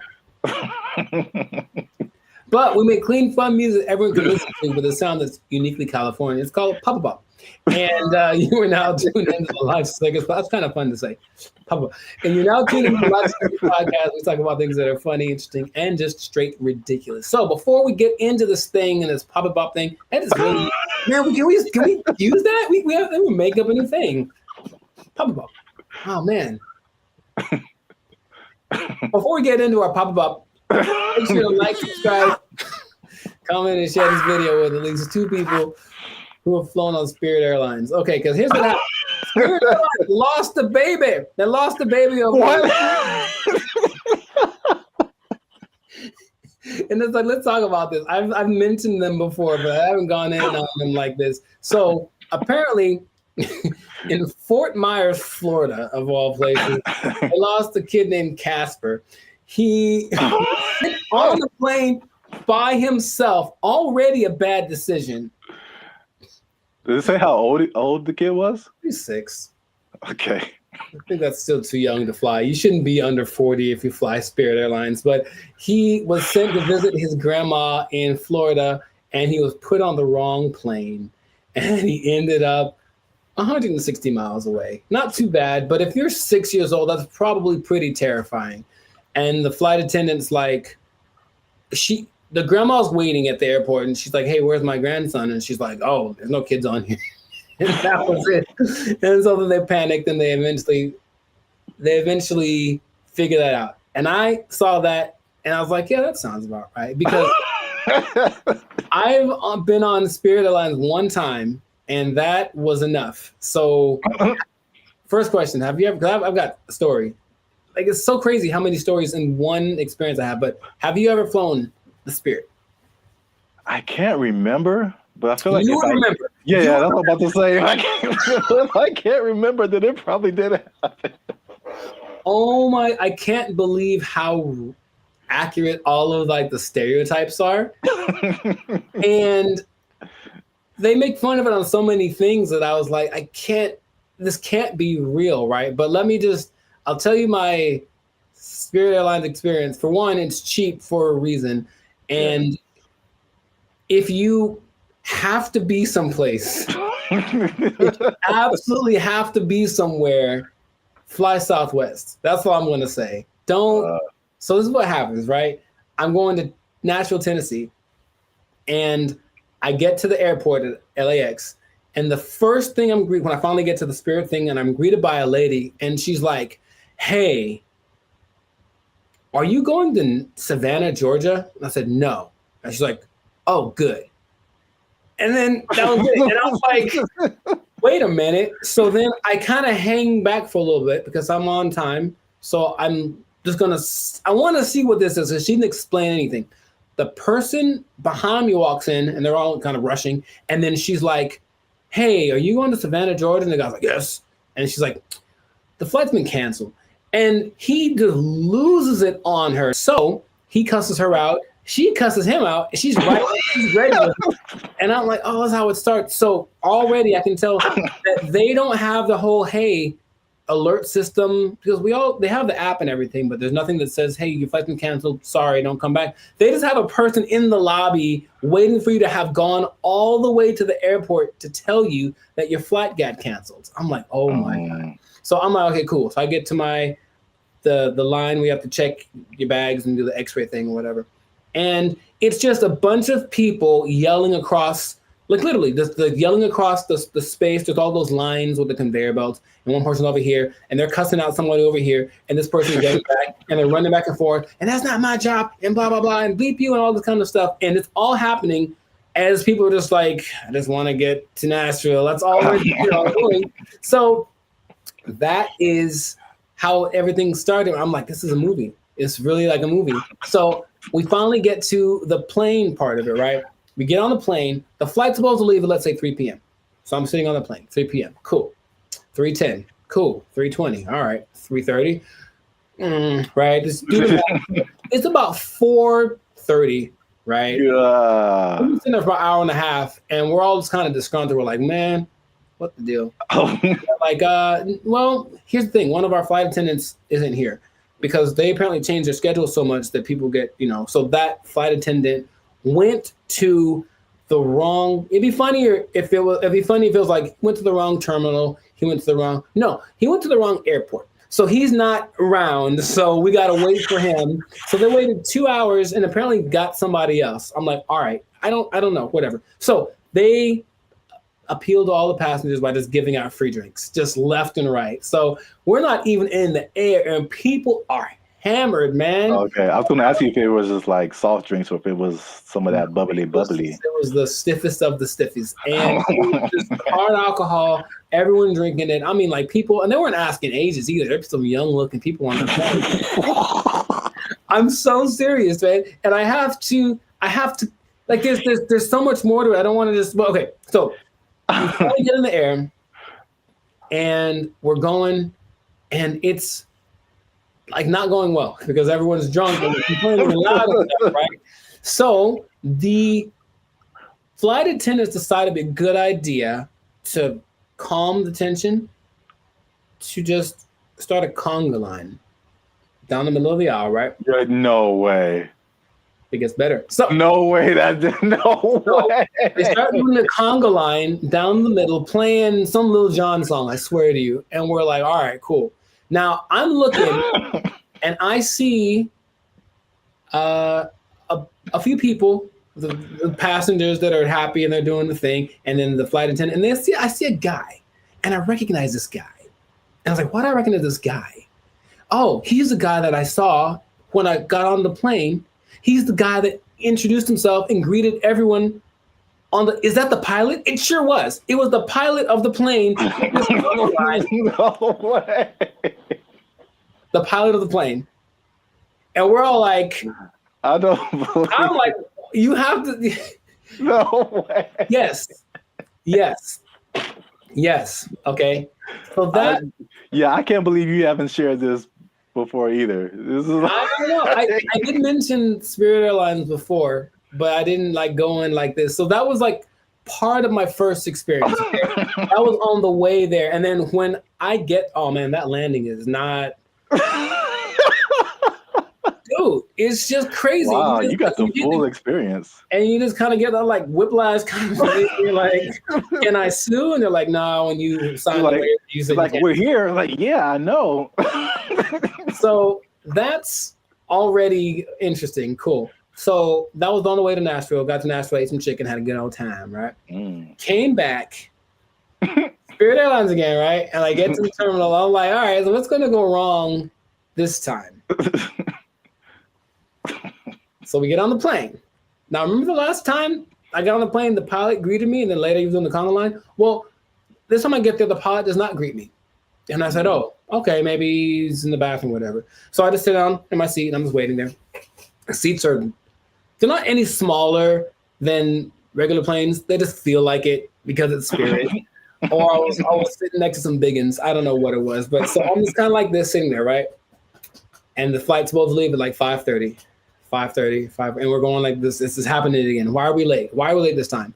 They finally make an announcement like an hour into it of us just sitting there. Like, so the pilot wasn't told that he was supposed to fly today. So he's not here. So we're trying to find another pilot. And dude, I swear they almost went like, does anyone here know how to fly a plane? I feel like that's where it was going, but it's okay. So a pilot, I don't know if he was the original guy, or a pilot finally shows up about 2 hours late. Right? Just in there for 2 hours. Were we all hammered again? Yes, because that's their remedy. Just get everyone drunk and they'll be happy. The flight from Nashville to LA is about 5.5 hours. Okay, so I'll let you do some math here. I'm trying to think of it myself, but we left at 7:30. We were supposed to get back with the 2 hour difference. It's like we would have gotten back around like 8:30, right? So we didn't leave until 7:30, which is 2 hours later, right? Tell me why we got to LA at like 8:42. Like so we left 2 hours late, but we got there 12 minutes later than we would have gotten there if we left on time. Dude, I've never been in a plane where I'm like, we're going really fast. Think of like the range of how fast a plane could go. But apparently, you cruise at like maybe 700 miles an hour, but they can go up to like 900. He was flooring this thing. Clouds, dude. It is crazy. I felt like some Tokyo drift action happening on some turbulence. And I'm like, I've never felt this way, like this kind of thing in a plane the whole time. Just the engine and everything. And we're just all like, we're drunk, so we kind of don't care. But I'm also like, man, that's how I die. Like I was seriously thinking that. And then we get back almost on time, as if we left on time. And then I was like, okay, well, never again. Never again. It is real. And here's the thing. I want you to experience this. No. I think that's not. How about this? Let's do it. Let's do a test. Let's do a Bandit feature test. Okay. Next time we have someplace to fly, I'll take Southwest. Okay. But you take Spirit, and we'll compare experiences. Now I'll probably get there before you. Or will you if we floor it? I swear to you, I didn't know that flooring a plane was an option. Oh my God. And he's just going like he's having a good old time. A lot of new information that I didn't know about. Come on, do it. Yeah, wow. Spirit Airlines is everything that they say it is. And it is cheap. Don't forget they charge you for everything though. So every little item that you bring is an extra charge. So the ticket is cheap, but then, but the performance. Wow. Yeah, I'm gonna pass on that. I know that was most me talking, but I think everyone should know. No, that was a great story. I can't believe it's been this long, over 100 episodes since you shared it. Maybe I repressed it. Yeah. Oh, remember that time I almost died? Oh, yeah. It was just so, because then, I had to tell my people when I got there that we're going to pick me up, like, sorry, I'm 3 hours late. Yeah, stuff like that. And I was like, but I flew Spirit. They're like, oh, well, yeah. Wow. All right. Yeah, please do that. If you have an experience with Spirit Airlines, please share it. We should make how about to have that website? It's like people of Walmart, where it's like the worst people. Just being in Walmart. We should have like a compilation of the best or / worst Spirit Airline experiences. Just hope for maybe it'll catch on, because everyone I'm sure has a story. If they've been on Spirit Airlines, they for sure have something like that. Wow. If you work for Spirit Airlines and you want to sponsor us, we'll take it. Sponsored by Spirit Airlines. Wow. All right. Yeah. So great story. That's been another episode of the Life of Circus podcast. Make sure to like, subscribe, comment, and share this thing. Let people know about the glory of Spirit Airlines.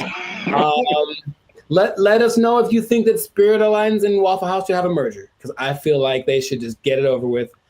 Just put a Waffle House on a Spirit Airlines and just see what happens. A Waffle House on top of a Walmart on top of a Spirit Airlines. Oh, the trifecta of... Or let us know if you like Papa Bop. Yeah, that too. That's our new thing. That's our new thing. So if you work for Spirit Lines, you're pretty sure you're gonna lose your job.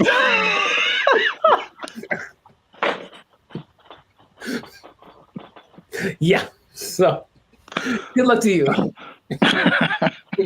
Good luck to you. That's not gonna last forever. They don't have to take. Yep. No one's gonna take it. Yeah. Yeah. We didn't have to even say it. I don't have to even say it. Yeah. So, just start putting in applications. God. They took our jobs! They took our jobs! That was their whole identity. Yeah, you're right. And we trusted them. Not anymore. Not ananymore. To be competitive, they have taken that away. So now, they're just like all the rest of them dogs, them backstabbers, and malcreants. I don't think that's a word even. Malcreants? I'm just mad about it. That's a word? I don't think it is. Malcreants?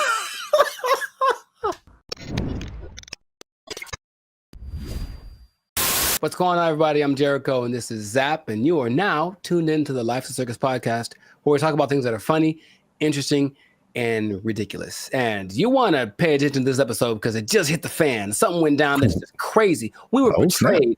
All of us were betrayed. We were betrayed by someone we trusted, by someone we loved, by someone we confided in. And I can't believe this happened. It just happened. When did it happen? Yesterday. So,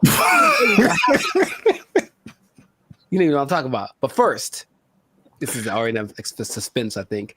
But before we get into that, the betrayal of the century, make sure to subscribe so you get notifications about new episodes. Make sure to give us a like so that the YouTube algorithm can favor us. And we're not monetized, and we do have membership options for as low as $3.99. You can be part of the BFFs, and you can get a lot of really cool behind the scenes content and just some cool perks. So check that out. Check out the Band of Future membership option. It'd be great for you.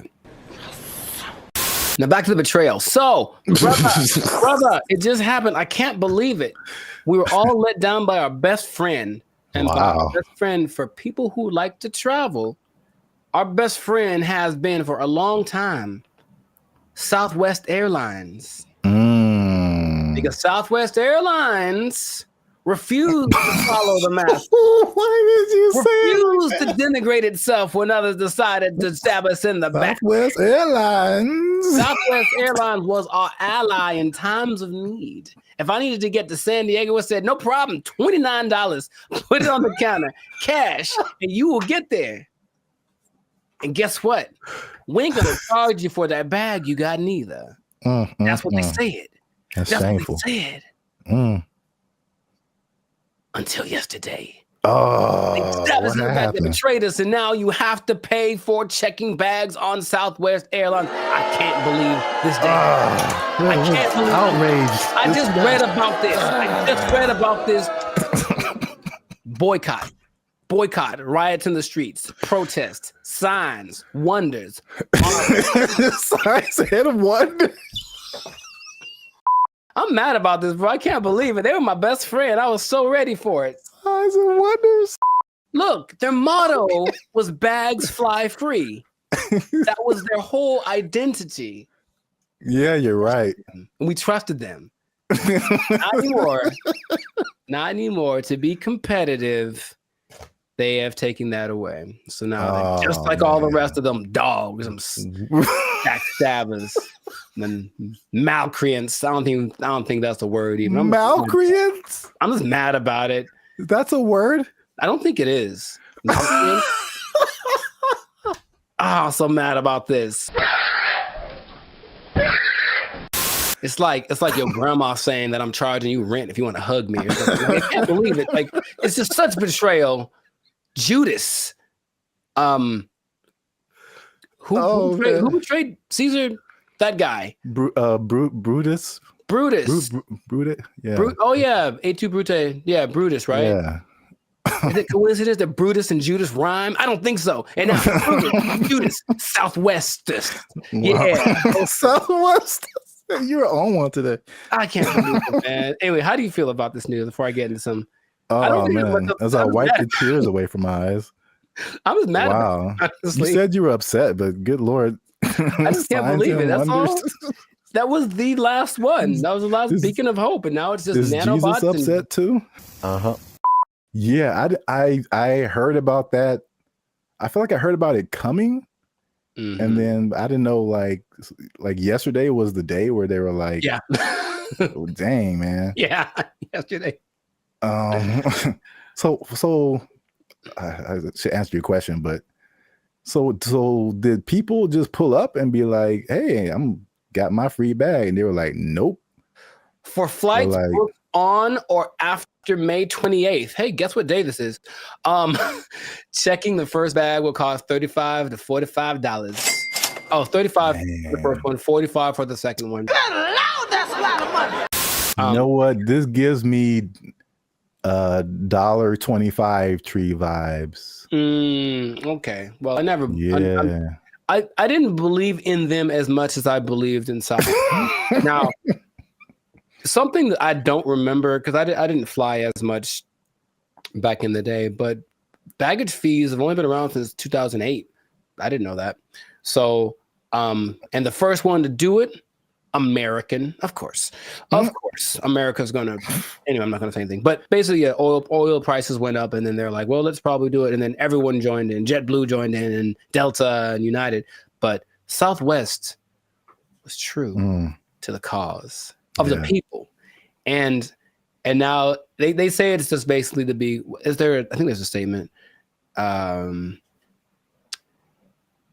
It's just the generic because we're not making enough money. I think that's pretty much the statement. Helps us remain competitive, and it's like I thought they were making a. It sounds more like my accountant made me do it or something nonsense.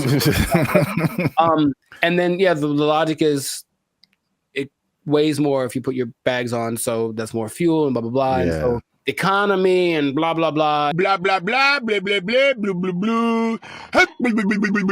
How much money do you think airlines make annually? I was just about to say that because even the episode I did with the seats, it's like from what I hear, their profit margins are thin. Like they don't really make enough to cover a whole lot more than their costs. But I can't even make. I don't have no idea how much they make annually. Well, it starts with a 7.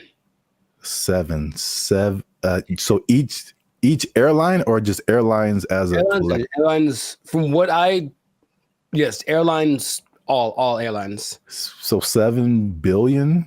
Yeah, man. A year? For baggage fees. Oh, just in baggage fees? Yes. Wow. It's like McDonald's or something where they don't make any money on the hamburger. They make all the money on the fries and the cookies and the drinks. Right. Yeah. So it's just like, I remember something. I can't remember exactly what it was, but they really make their money on the fees.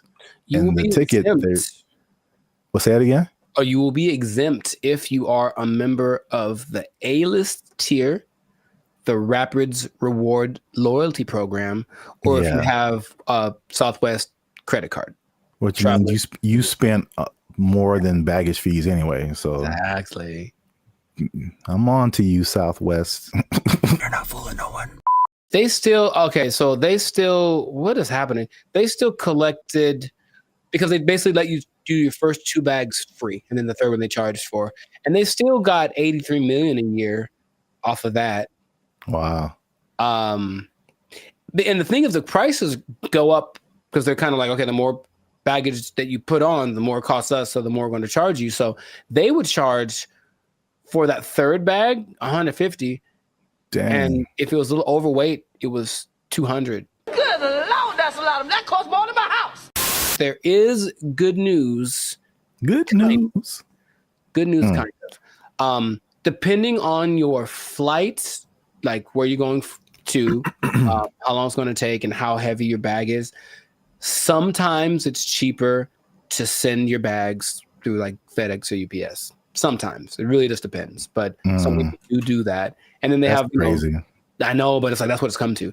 And they have little ports down there at the airport, so you can pick up your thing, and it'll be for sure. UPS and FedEx are more reliable than than airlines. Oh my god.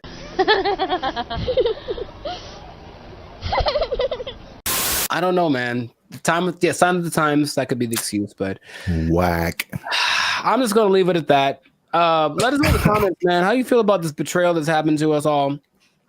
And what can we do about it? Can we revolt? Can we just I don't know what we could do. But it's a little bit frustrating. But Southwest, just right to your congressman. I don't know. Is that what congressmen do? They don't want this anymore. Heck no, we won't go or whatever. Make little flyers and storm around the Southwest. They still had snacks, I think, on Southwest too that were free. I think they still have that, which I appreciate. For now. Well, oh man. Anyways, this has been a great episode. Share it with some people that are feeling the pain that I'm feeling. I'm gonna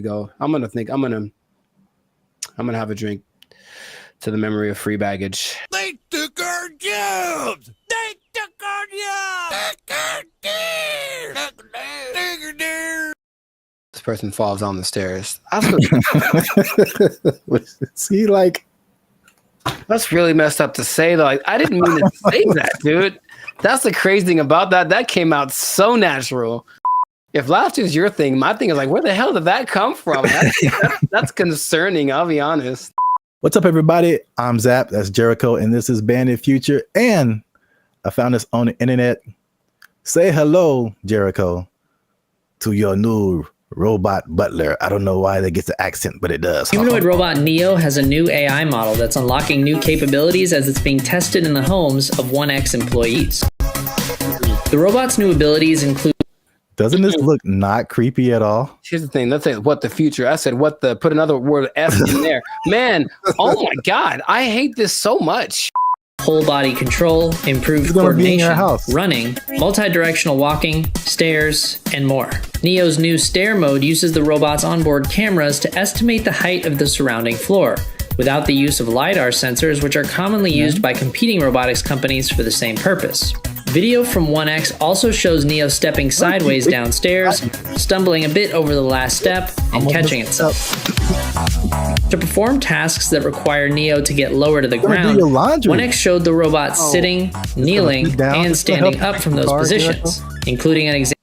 Come on, Jericho, look at you. Man. It's going to help you fix your car. It's going to do your laundry. Man. It's going to go running with you. It's too big, man. It's too big. It's too coordinated. It looks like it's got like a fencing suit on. Nah, man, it's got like arms are kind of buff. Like it's got a swole.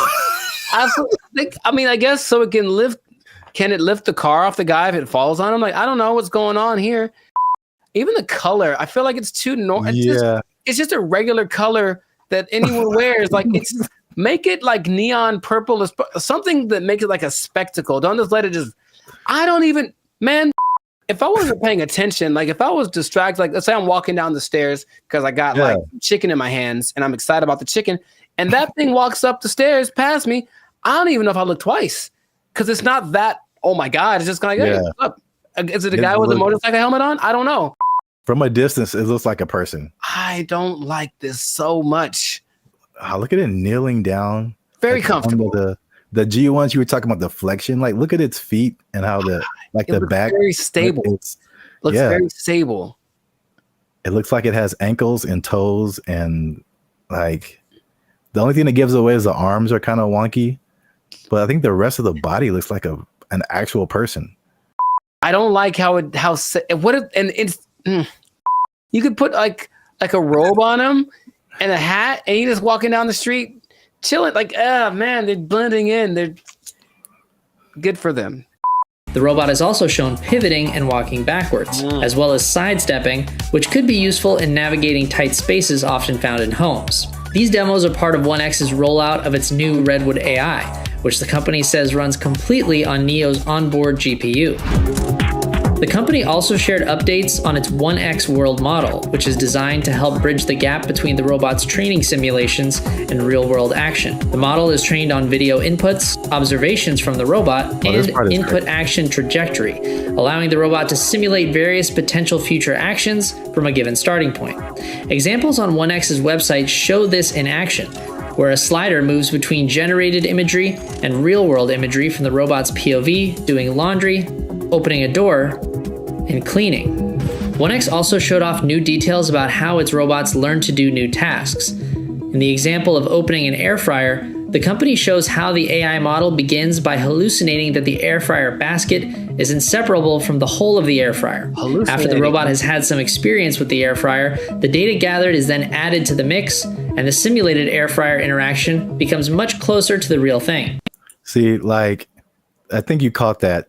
Like, that part is really crazy. One person in the comments said it was like similar to visualizing something. Like, how does this thing work?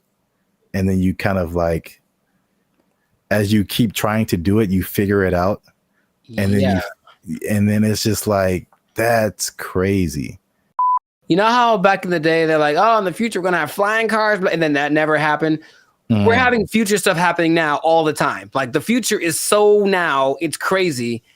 So that's cool, but also this guy, he looks polite.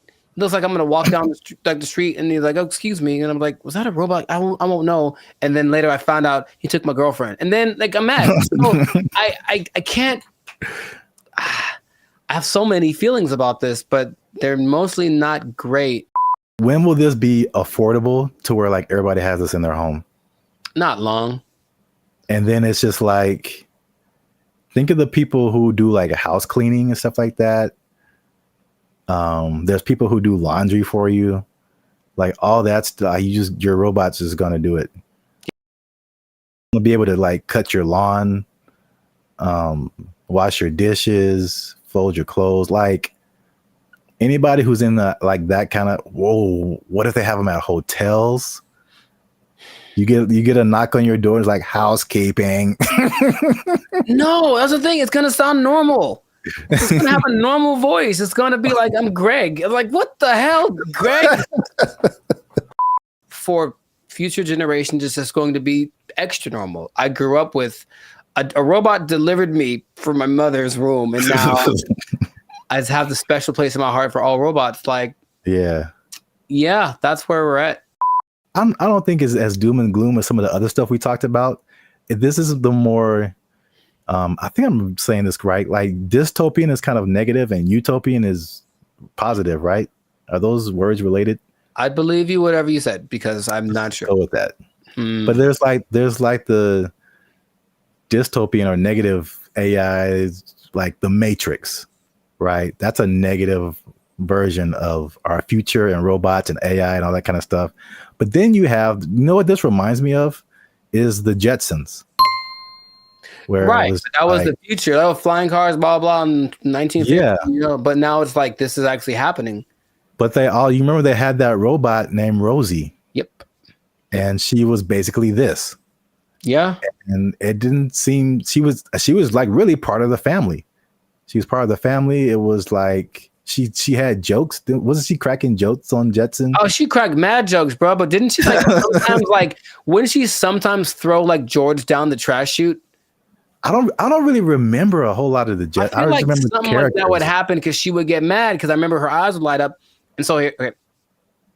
Bad thing. Yeah. She had bad things, okay? These robots are definitely able to learn, which is advantageous. But what if they're in an environment, they have a person who's a high-strung individual, and so they're always popping off and losing their temper and beating stuff and whatever. If this robot's around, I feel like it could learn that behavior and at least be capable of it because it absorbed it. And then over time, the more human these things become, they'll be like an influent, like impregnable. Yeah. Impregnable child or whatever. And I'm mad. And then now it's beating stuff up because it learned it from its owner. Like I could see all that happening. And that's what I do not like, among other things, but I don't like it. Greg. His name is Greg. It has to be. Let us know what you think in the comments. Are you ready for your robot butler? I don't know. I'm not too. I want to at least try it out, man. I want to at least try it out. 7 thumbs down.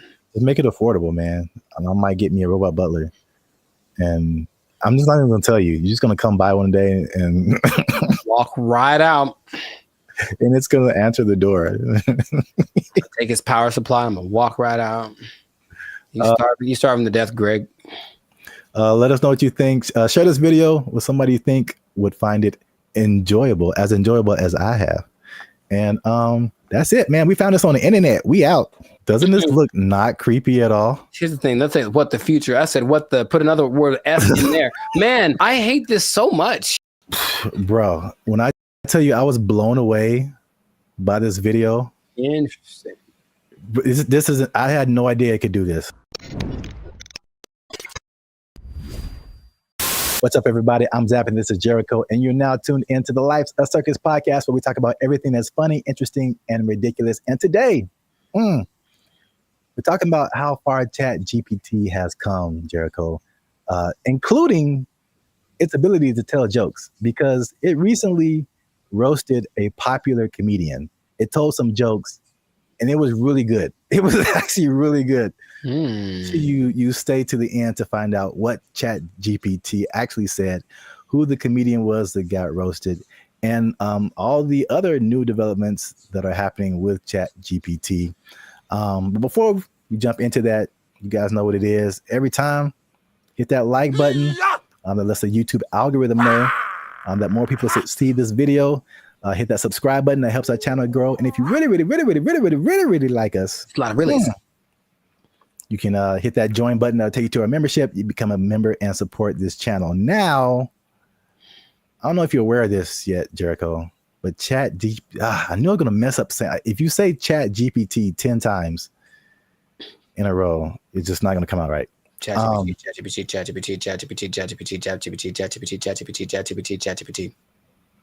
We'll edit that out. Anyway, ChatGPT now has voices. Are you aware of that? I was not aware of that. Yeah. You can now talk to ChatGPT like you're talking to a regular person. Do me a favor, please. Get out of here. Get out of here, man. Shit, I'm saying. We'll let the cat out the bag right at the beginning of the episode here. The comedian that got roasted was Kev on Stage. Okay. So Kev on Stage, if you don't know him, is a popular comedian who really got his start on the internet. I think now you see him on TV here and then, but he's real popular on the internet. I watch a lot of his stuff. I think he's funny. I think his whole crew is funny. Really kind of like self-built. He has like he did a lot of stuff for the All Deaf platform, and then he built his own Kev on Stage studio. He does tours, all that kind of stuff. Yes, go on. He has this podcast segment. I think it's called, like, I saw this on the internet or something. Yeah. Him and a bunch of his comedian friends just talk about stuff. And they were talking about ChatGPT. And this is the moment where they introduced it to Kev. And this is where he found out that it could actually talk. I had went on a really bad date, right? And I thought I was tripping.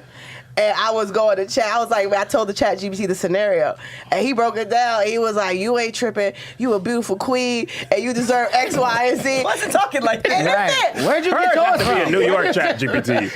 It was like, you cool, you heard? He's Black British, right? You're in it. He was mad sweet, and he broke it down, and he gave me such upliftment, and I was like, hold up. What you doing later? I live in your phone. Hey, when you're in that conversation mode with it really be talking to you like a person. Because like I put the audio on. Yeah, you can have a conversation. Like you can say, so you're hearing it. You can. Oh, I didn't even know this was a You feature. can set it up so you can talk to it. Like, 'cause I had a thing where we did a mock interview with it. It was like, oh, totally. Let me know if you want to run some more. Like, let me know if you want to run some more scenarios. And be like, yeah, I'd love to run some more. Okay, well, here's a scenario where it talks just like that. What, bro? I didn't even know this was a possibility. Bro, wait till it gets a body. It ain't. Is that right now? Yeah, hold on. Let me see. Hold on. I said, ChatGPT, smashed. Can you tell my friends hi? Absolutely. Hey friends. You put that nigga voice on says it. hi, and if you know him, you know that hi is just the beginning of something dope, hilarious, or legendary. This nigga trying to fuck. Hey, yo! He trying to. He's awful. Graphic for you. That nigga said legendary. So yeah.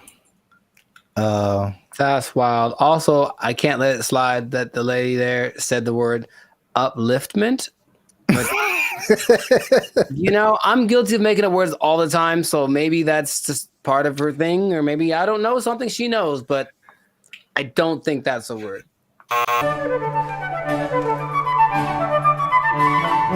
So what do you think about the voice? Was that like, do you have different thoughts about ChatGPT now that it can sound like that? No, because I've used the voice thing in the past where you talk to it and then it just types out the response, but like, okay. Oh, this is actually interesting. Hey, y'all, come look at this. I think some people, when they read something, automatically hear a voice and other people don't. I think it's like scientifically proven or something, or rather like some people can't. Some people can't hear the voice and other people can. I can. So anytime I read something, I feel like something's being heard. So I've never, I guess, divorced the idea. So just hearing it out loud is like, yeah, I always heard something when I read whatever ChatGPT told me. So it's not weird to me. That's suspicious.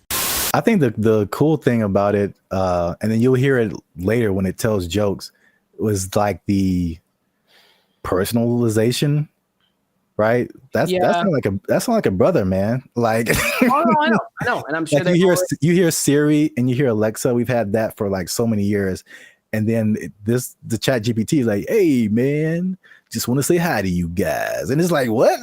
What? I've seen it coming forever because I've gotten this. It's like a voiceover company in LA, and they send me emails all the time, and they're like, hey, we're looking to pay, I don't know, $2,000, but they need someone that sounds like this voice sample. And no voice sample, and it could be a Puerto Rican guy or a black guy from New York or whatever. But I know they're accumulating all that information so that they can make stuff like this. What is he doing? He's beginning to believe. Have you ever used ChatGPT to like do something creative, like tell jokes? I've used it to try to get tones. Like if I do something for like my coaching on Instagram, and it says after it writes out, give me an idea for this. Do you want the tone to be more personal, more funny, more humor, whatever? I'll use it like that, and it gets it pretty right most of the time. It changes the length, like the way that the words are being expressed. So in that sense, yes, but strictly creative. I guess I've asked it for song lyrics before in the past when it definitely wasn't great at it. Maybe it's better by now, but not recently. It's definitely a no for me, dog. Yeah, I was gonna say that because I've used it for song lyrics, and I still don't think it's great. I really don't.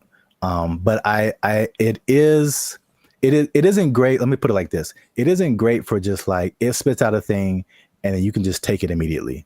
Right. Yeah. It's great for generating ideas. It comes up with things that I wouldn't have necessarily thought of, like right off the bat, and then I just take pieces of it that I think are cool. Wow, nice. And I feel like I've tried it before also with some kind of humorous thing or some kind of joke, and it was just like super corny, and it just wasn't because these are like we're talking about things that like make us human. You know what I'm saying? Like it's not just input and output. It's the details, and like to be a musician or to be a comedian, you have to like have a certain command over language and kind of know like what goes together, what is actually funny to people, stuff like that. And man, bro, when I tell you I was blown away by this video. Interesting.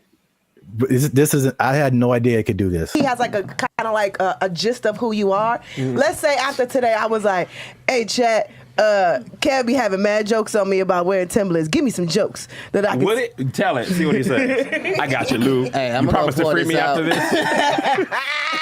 So basically, All right, what's some Kev right? roast? She's because these comedians, they're good at like roasting each other, like going back and forth, stuff like that. And so basically, she's probably putting in like what she just said. Like Kev gets on me about XYZ, and then like, can you get him back? And it searches the internet, so it knows who Kev on stage is. It knows like what types of jokes that they would tell. And once you listen to this, you can hear ebonics. It isn't like, again, it's not like Siri or Alexa. Like listen to the words that it use in addition to like just too personal. I see why people I literally did are, not know this was a thing. crashing out over this. Kev's always roasting folks in love and lace fronts, so it's only fair he gets a little heat back. Here are some playful roast-style jokes you can toss Kev's way. Where'd you get those titties from? Kev be dressing like he just got out of a youth pastor escape room. Dang. Congratulations, Kev. You found the key under the scripture and unlocked this corduroy jacket. Dang. 2, Kev built like he keep a Bluetooth headset on just in case that's enough. somebody That's needs enough. prayer and a business strategy. Okay, hey, come on. Kev looked like he organizes the church potluck and the security Okay, team at the nigga. same time. Y'all brought the baked mac and cheese? Cool. Now let me see what's in that bag, though.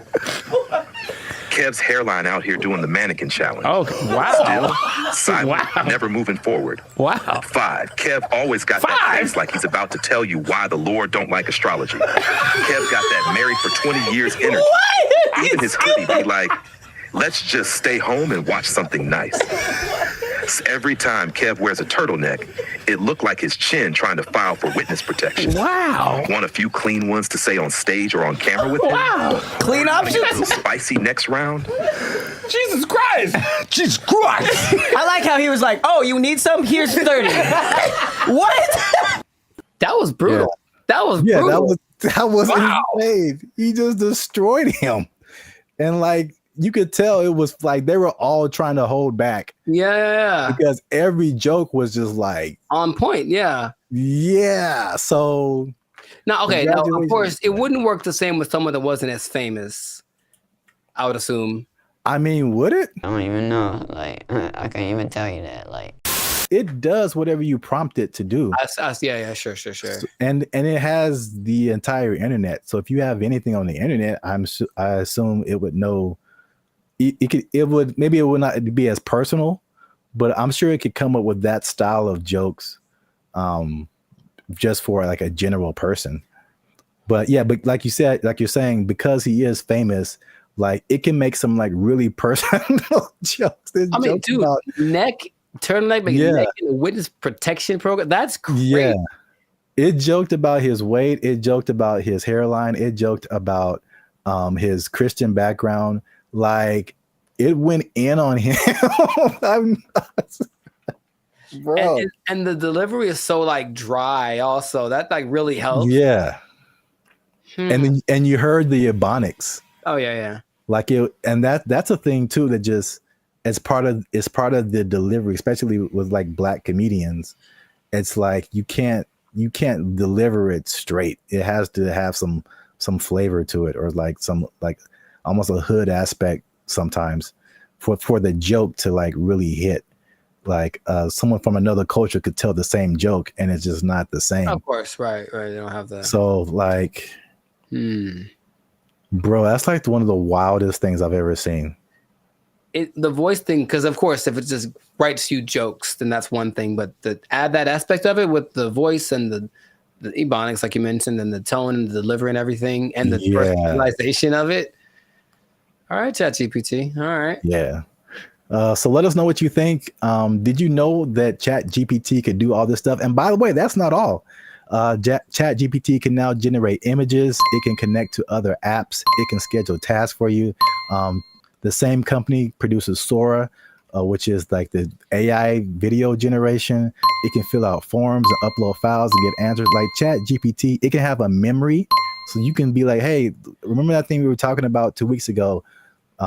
Let's talk about that again. It'll remember what conversation you had. Like, dude. Yeah. Oh my God. Wow. Let us know what you think in the comments. And then if you like this video, share it with someone that you think might also like it. And Look, Jericho, I haven't done this in a while. Mm-hmm.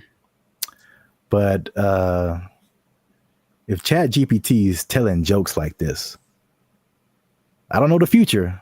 All I'm saying is if it can do this, I'm pretty sure that it can take your job. It can take your job. Oh, ChatGPT jokes. Oh, that was actually really funny. Oh. ChatGPT.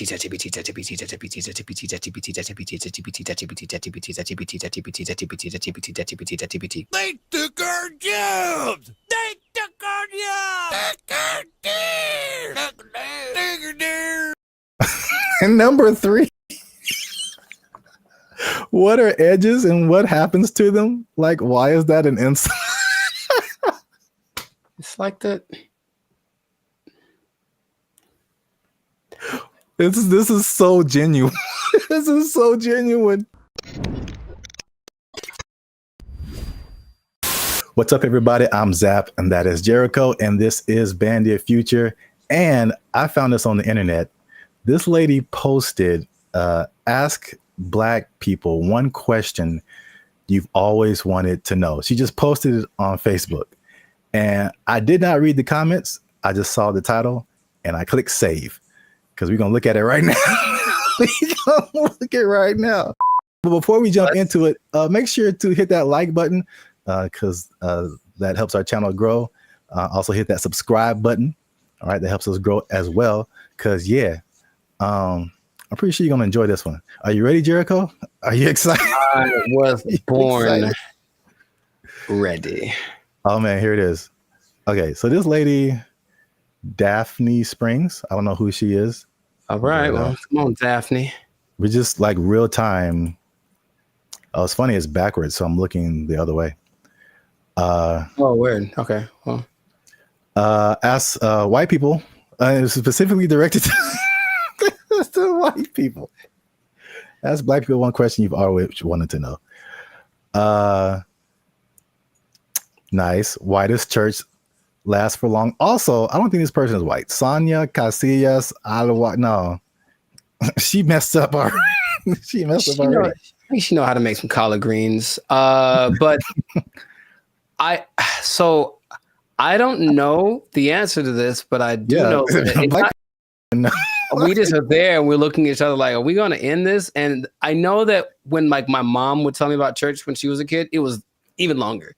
It was like literally all day. You would go to church at like 7 in the morning. You'd be there till like 6 in the afternoon, like crazy amount of time. So I don't know. I will say that the music helps, but that means that there's like 12 solos and like A and B selection and like the choir comes in and they got a dance in. So there's a lot of pageantry. Maybe that's part of it. It still is excessive. I think we all agree. I think we all agree it's excessive. Building fund. You got a building fund that never results in a building. It's just a fund. Man. She didn't ask all that. I'm just letting you know. I'm just letting you know. Arch tops out in like an hour and 10 minutes. Yeah, okay. Hey, this is so, well, I guess it's related. I went to this church in Santa Clarita. Like we were using their parking lot. So I wasn't attending the church. But it was a very white church, the very whitest of the white church, right? And they had all these, it was huge. You can't see it from the freeway, but like once you get off and like go up the driveway, you see this like huge complex. And they have all these signs of like what each building was. And my first thought was like, man, white people actually build buildings with their building fund. Their building fund. It's true. White churches also tend to have like a donut shop, stuff like random things that you find in whatever, like seriously, and you find in whatever like shopping center. They have a cafeteria, a donut shop. One of them had a petting zoo. I'm not kidding. One in Beverly Hills had a petting zoo. They used the building fund and made a petting zoo for the babies. Good for them. Notice how there's 4,877 replies to this. See that? Man, I'm going to white church. People got opinions. Next got opinions, but I'm tired of being in service 7 hours. I'm going to white church. Long, you get real uncomfortable, and there's no there's no halftime. Maybe if it was like some kind of a intermission, get some snacks. That'd be fine. Yeah. But no, it's just one long, drawn out. Because you know what it is too? The people that have the solos, they have to tell the story about the first time they heard that song and how much it means to them. Yeah. And all that in the backstory or whatever. And then something has to do with Moses and Methuselah and all. And it's just like a 20-minute story just to get to the song. That also makes the a little longer. The service a little long. Wow, we spent the whole episode on the first question. I didn't realize there'd be more, honestly. I mean, that is a pretty strong first question. Like, there's a lot to that. I was expecting something a bit more racist. I'll be honest. I mean, hey, I was kind of hoping for something. I mean, we haven't scrolled through this. That was a solid first question. So many hair questions from a guy. That's interesting. Oh, he wants to know. He's trying to, because he's trying to get one. He's trying to get his African, his Nubian princess. Okay. I'm not mad at you. He wants to get her. All right, Brian Devricks, I see you. How long does it take to do the long braids? I see. 10 hours. Yeah, forever. It takes literally. It takes 10 hours. Did I ever tell you that I used to have braids? I feel like I would have remembered that. I went through that phase in high school. Like, I'm gonna be gangster now, and I got braids for like the first time. I think I had them for like maybe a couple of months, and after that, I was like, no, not anymore. Because you have to make them tight so that they stay. Yeah, and it's like pulling your brain back when you get them done. It hurts so much. I had them for a week. It was pulled so tight, and it was just for a wedding I was going to. I wanted to look fly, I guess, and I just looked. Oh man, I was gonna be racist. I'm not gonna say it, but I looked. And number 3, what are edges and what happens to them? Like, why is that an insult? It's like that. This is so genuine. This is so genuine. That's more of like a female thing, I think. Yeah, I mean, he's asking for females too. Yes, because he wants to know. He wants to know how much he's going to be paying for her edges to get done, and it's a lot, brother. It's a lot, Brian. I'm letting you know. It's gonna cost a lot because it's got to look tight. If it looks bad, people will talk about her, and then she's going to cry to you. Yeah, that's what I'm getting from like the where people talk about it. Yeah, I feel like people talk about it more with women. I mean, they with men, it's just more like a receding hairline kind of thing, and I think that's universal. But women have like the baby hair thing that they do. Yeah, all this stuff, and it's a fine line between doing it right and doing it so wrong. Wow, this is as funny as I thought it'd be. I don't know if I should say this. Yeah, you should. Yeah, you should. That's always the answer. Well, here's the thing. I read the comments, and all these crazy people write the most ridiculous comments. So I'm like, should we open it up to our comment section and be like, what are questions you ask a Black person? Or are we just like opening ourselves up? I mean, I want to know. Worst. I want to know what they have to say. I also. Okay. If you write something stupid, YouTube deletes it. Or there we go. Filter on it. But so, these are genuine questions, and it's like. Yeah. Didn't Chappelle have a skit like that? Ask a Black dude. Yeah, it was Ask a Black dude, and what's his name? Paul Mooney was answering the questions. Oh yeah. Yeah, I remember that. Oh yeah, so we'll open it up. Keep the conversation going. Ask more questions in the comments since we only got the 2. Let us know what you think. And if you like this video, make sure you share it with somebody.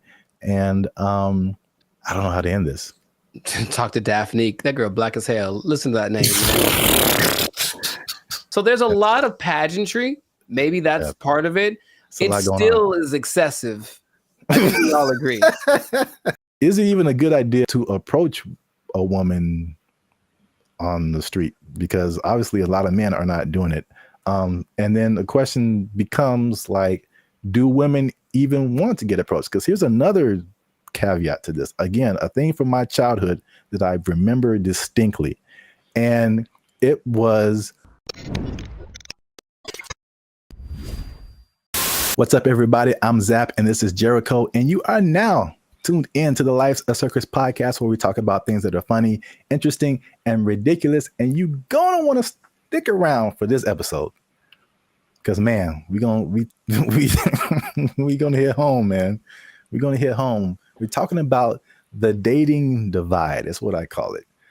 So basically, there's a lot of stuff going around in social media about men not approaching women anymore, and women are like, "What's up?" So am I like the only woman that no longer gets approached by men? It has come to my attention that men do not want to approach women anymore. I don't know when this happened, but this is the reality of the situation. Men no longer court women. Men no longer pursue women the way they used to. She was like, next time he's near you, just say, I see you peeking but not speaking. I was like, I love that, because kind of calling them out for what they're doing. If it works out, it works out. But we are not going to let your shyness be the reason you do not try to talk to the person you like. I found a study that is going to give some actual numbers. They did a study on this. We're going to talk about why men may or may not be approaching women anymore, if approaching women like that even works, and if women even still want to be approached by men just on the street like that. So there's a lot about to go down in this episode. You don't want to miss that. Stick to the end. But before we get started, you can help your boys out. Come on, you know what it is. Every episode, we need you to hit that subscribe button. If you haven't already, hit that like button, because that helps our channel grow. Lets more people see our videos. And if you really want to help your boys out, come on now. Once you hit that subscribe button, you'll see something that says join. You can join our membership, because unfortunately, we are not fully monetized by YouTube. They don't give us a penny. We don't get nothing, man. So all these free videos, bro. I'm laughing on the outside, crying on the inside.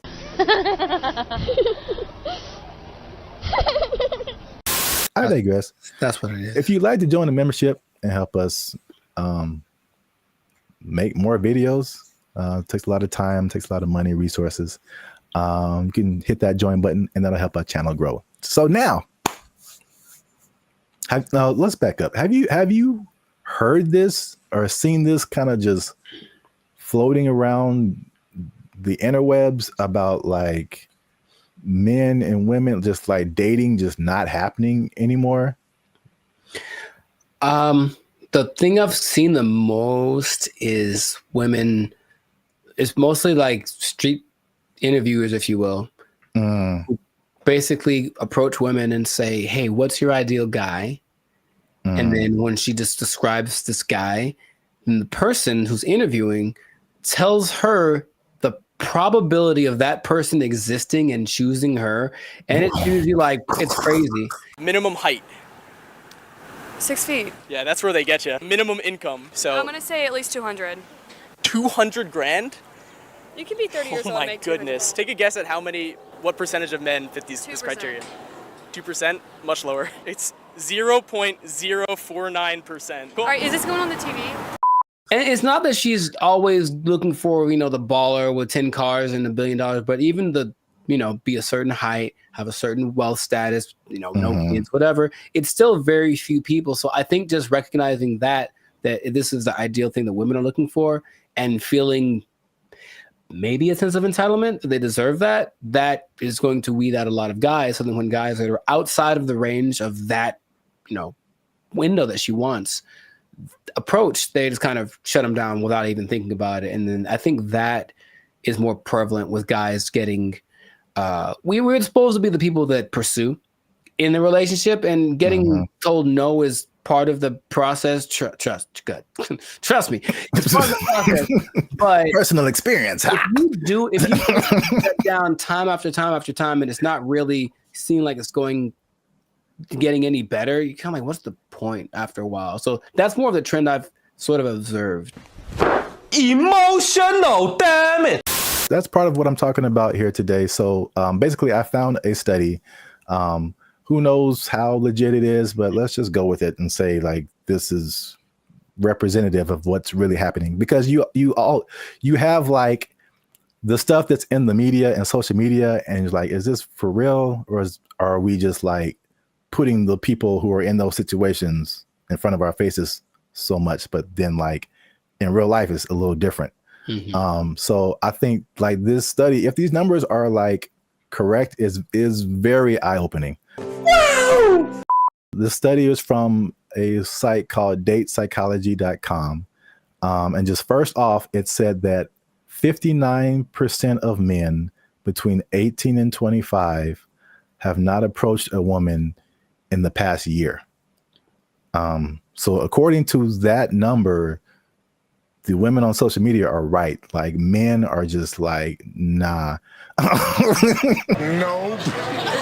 Thank you, Draymond.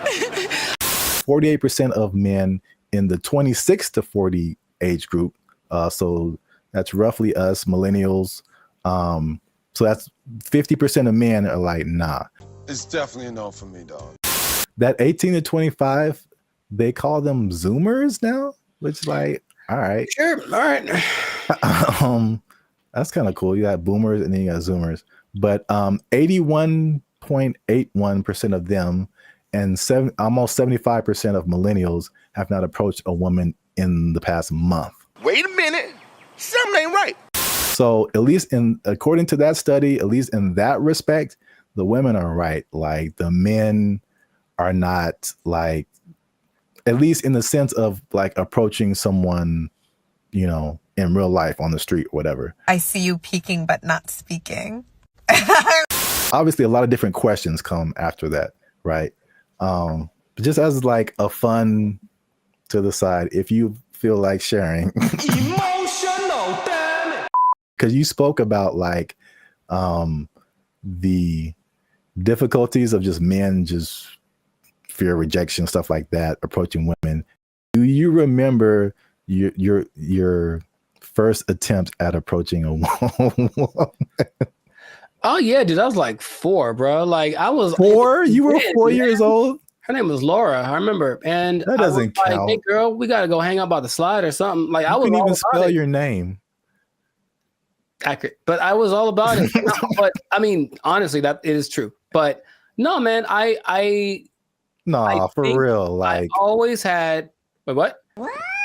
Okay. There was this girl in high school as a freshman. She was a sophomore, and I was like, yeah, I'm gonna write her a song and sing it to her because I just was going to do it. So I did it, and then she was kind of like, "Oh, that's different." And I said, "Okay." So that's such a dramatic approach. That wasn't the that I was hoping for. But then later that day, I remember standing with my 2 of my friends, and we're all just like looking at her, and then they were like, "Man, you ain't gonna talk to her," and I was like, "Yeah, I am." And they're like, "No, you ain't." I was like, "Yeah."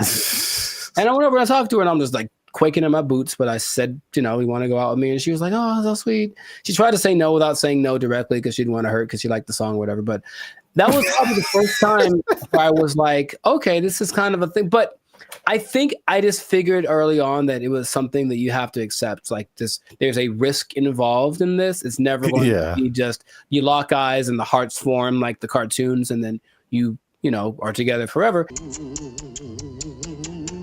See, sometimes you gotta take the pussy like Pepe. Like, no. Me personally, I never really had a problem with the idea of being rejected. What did happen later was I didn't like the way rejection started to show up. Mostly, what I mean is instead of like just a girl saying no thanks or whatever, it's more just like the ghosting thing or the never saying no exactly, but not really wanting to hurt your feelings. That's the part I don't like, the kind of watered down thing. When it was just like, I've gotten no so hard, like this absolutely never in your life. And I was like, ooh, for like 3 seconds. And then it's all right, next, because I think that's what I was preparing myself for. However, I think that a lot of guys, especially younger guys, aren't built like that, and so they don't want to take the risk. What can't you do? I can do it. I can do anything. And not only that, it's not the no so much anymore. But with social media and everything being recorded, whatever, now there's a lot of instances where people are getting like, they're just trying to be nice and say something, compliment someone, to kind of measure the waters, and then they get accused of harassment or something like right off the bat. And so I know a lot of guys are rather, instead of making a mistake that might affect my career or whatever, I'll just not say anything. So you walk around, oh, she's pretty. I ain't going to say a word because I don't want to even entertain that idea. When is the last time a man came up to me and wanted to get to know me or exchange numbers? And it's been a long time. Well, I got news for you. It's going to be even longer because y'all are full of it. Well, my first time was definitely not 4 years old. Call me Laura. You like Casanova over there. No, I vividly remember, bro. To this day, this girl can get it. She can. She watched the podcast and was like, you know what? Okay, I'm packing up my stuff and I'm like, where did Zap go? I'm like, she said yes, man. This was like 7th grade. I still keep up with her, and I think now I'm more reserved. People will describe more reserved, more quiet, more laid back. But when as a child, I was insanely, I'm talking like unbelievably shy. It wasn't reserved. I was just like, I didn't know. I'm not doing anything of, but like this one girl was just like, she was just amazing to me. And it was like a movie where I was like, I get closer and I'd be like, like, I know my name. There's a level of fun that just does that to you, man. It's just so I couldn't talk to her. I literally could not form words and talk to her. So I wrote her a note. Nice. Come on now, dog. Come on, man. That was pre-social media, so I think that'd be the equivalent of me like sliding into her DMs. Basically, I wrote her a note and I was like, "Yo, what's up?" And the same thing. She was like, "No," but she was like super. She was so, and she wrote me a note back, and it was just like a page of just amazing things, and I was like, ah. Wow, nice. So you're right. Like the way, if it's no, the way that no happens is very important. Yes. Yes. Men's psyche. But okay, so just moving on. So now the question becomes, all those, flash forward to back to where we were talking about. Is it even a good idea to approach a woman on the street? Because obviously a lot of men are not doing it. And then the question becomes like, do women even want to get approached? Because here's another caveat to this. Again, a thing from my childhood that I remember distinctly. And it was the songs that came out.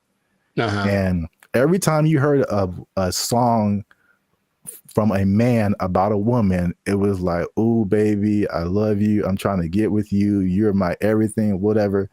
And then after a while, like, it felt like every song that came out from a woman was like, "Man ain't this," and "He broke my heart," and "He is trash." And there was 2 instances I remember: TLC, sure, No Scrubs, and everybody was just like vibing to that song. I'm just like, I can't get with Chili if I ain't got my own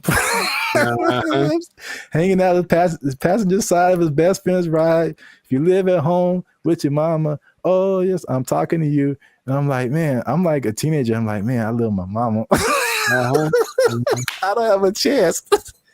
So it was that song, and then it was Destiny's Child, and I think Beyonce has a few songs where she's like, man, she does. Yeah, she lets. Yeah, man. That's not how she really feels. What was that? The bills one?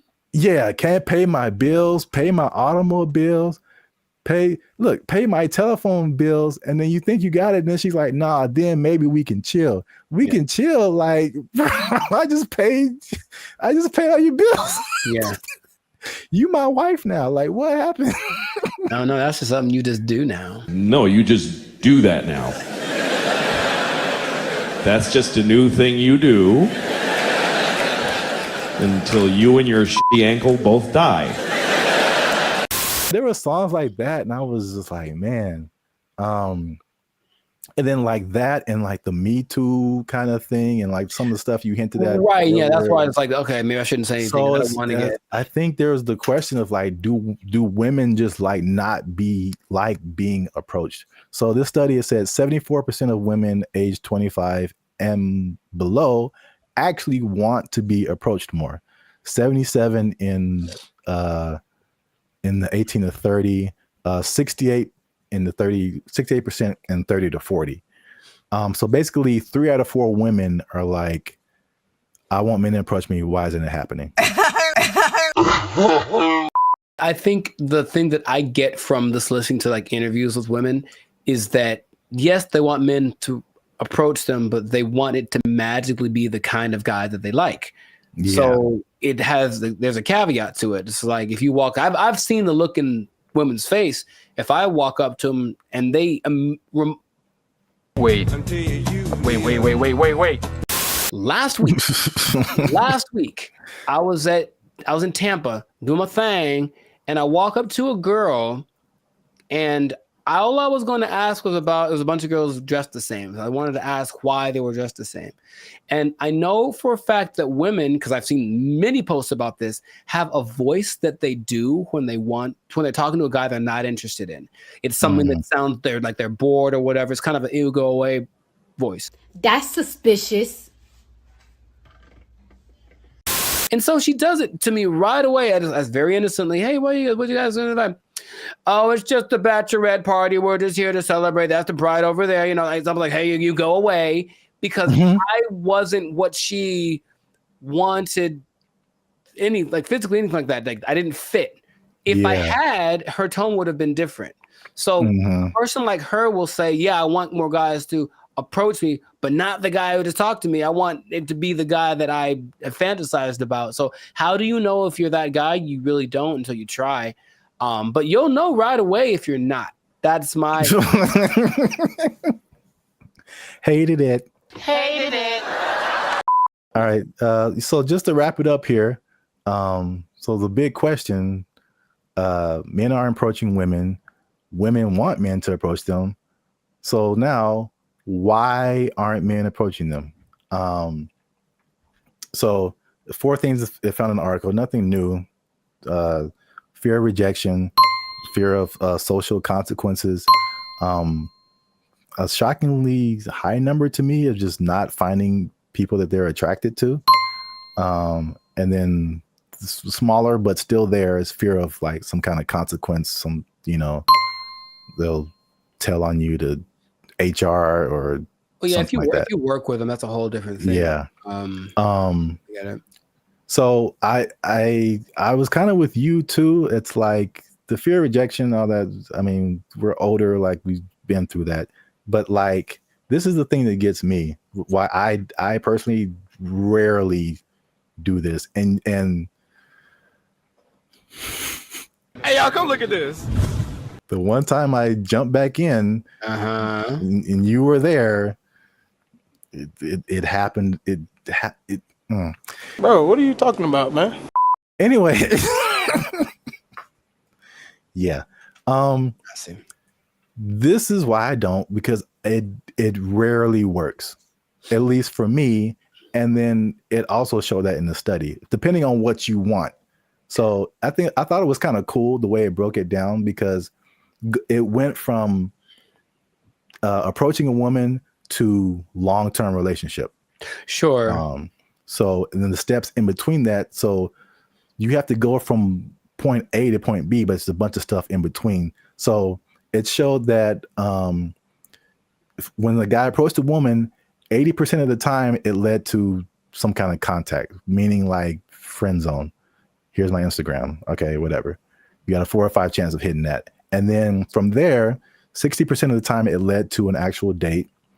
47% of the time it led to sex, which was kind of high, surprisingly high to me. Sure. Like you got a 50% chance of every 2 women, one of them is that seemed kind of high. But 28% chance it led to a actual relationship that was like at least 2 months. And then only 13% chance it led to an actual like long-term relationship. And then I mean, some of those numbers don't apply to me, but I can at least attest for that last number. Like just approaching a woman in like life on the street, it like never turns into a long-lasting thing. That's weird. Well, I have friends that one of my best friends, he met his wife. She was working at Carl's Jr.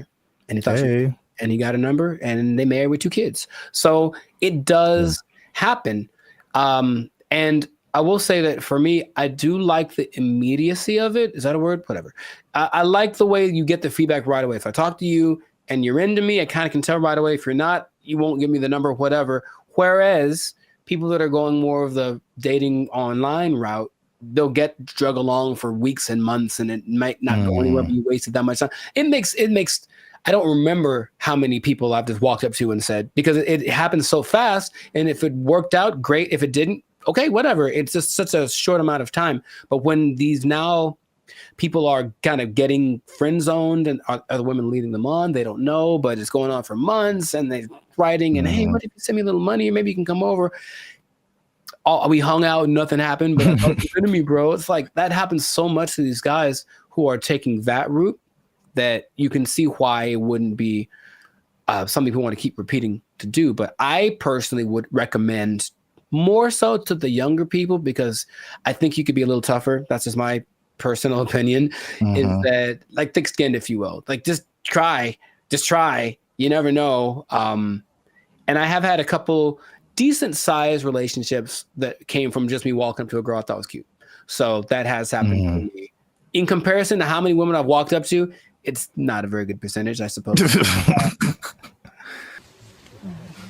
Hi. Okay. For me too, it's just like it's the unknown because it seems the randomness of it. Because all I have to, unless I know you from something, like I'm just going off of you look good. And then right. There's a whole lot of stuff after that that I have no idea what I'm getting into. And for me, most of the time is bad. It's so bad. It's the other stuff. There's a lot of layers to a lot of it's so bad. It's so bad. Women. I started writing them down because remember we had another thing and you were like, tell me some of your experiences. And I couldn't even think. And you're like, oh, they're repressed. I'm like, they probably are. Gotcha. I started writing them down. I got like 10 of them. There's a lot more. I believe it. Bro, make sure you leave a comment on this video. Share it with somebody who has noticed this in the dating scene, men approaching women. Why aren't they doing it? Why aren't you doing it? Are you doing it? Did it work for you? I don't know your life. I'm just saying. Yeah. Yeah. And good luck. Yeah, there you go. Oh, it's just a bachelorette party. We're just here to celebrate. That's the bride over there. You know, I'm like, hey, you go away. I'm in Hollywood just eating a sandwich, as you do. And the robot comes along, and it's apparently like one of those delivery service things, and it's looking for somebody. And you can see it kind of doing this thing. Like it doesn't have eyes, like a box on wheels, but it just was looking around. And I swear to you, it looked at me kind of like, hey, what am I supposed to do? And I was like, like, bro, I don't know you, bro. I don't know you. Bro. You just ain't my block, son. What's up, everybody? I'm Jericho. This is Zap, and we are the now 6-time international pop hip hop duo. Why is this so hard for me? We got awards. We're good. We're banned at Future, son. Anyways, check it. We make clean fun music that everyone can listen to. What? I'm making a compilation of this.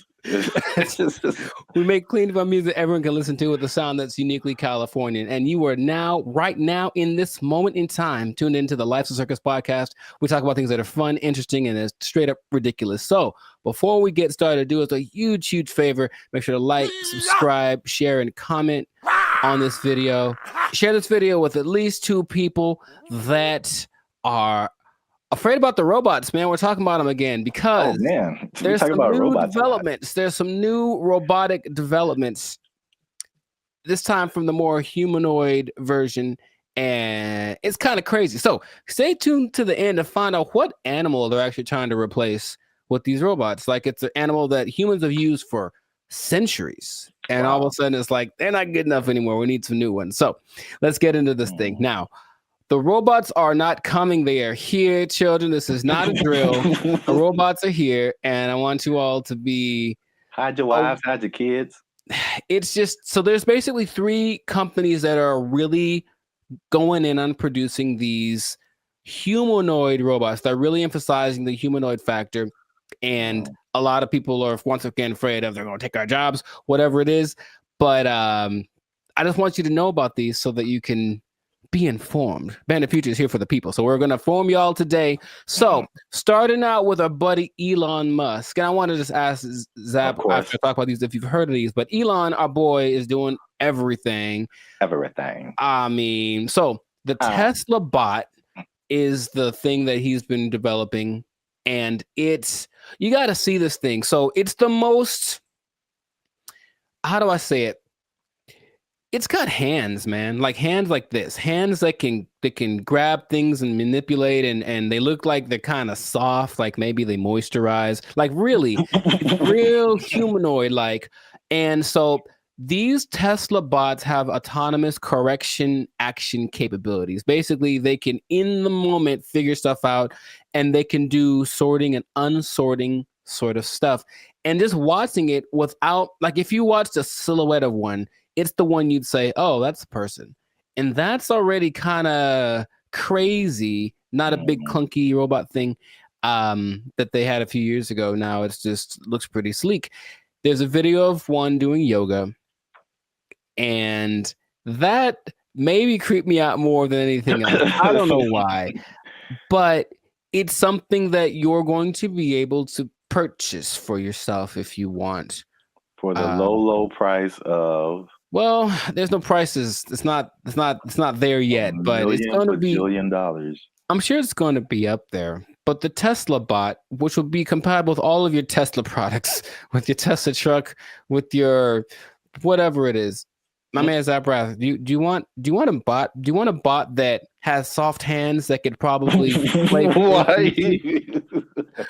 Here's the thing about it, dude. That's the thing that stood out to me the most. Like the hands, you have to see it. Just show it right here. Just show it. It's got these hands that kind of, and it's like playing with Legos in the video that I saw and sorting things out. So you could hold hands, you could play frisbee with it. You could play thumb. You could probably play thumb war with one of these. Yeah, right. How crazy it is. It's like I win, and then your thumb is on the floor.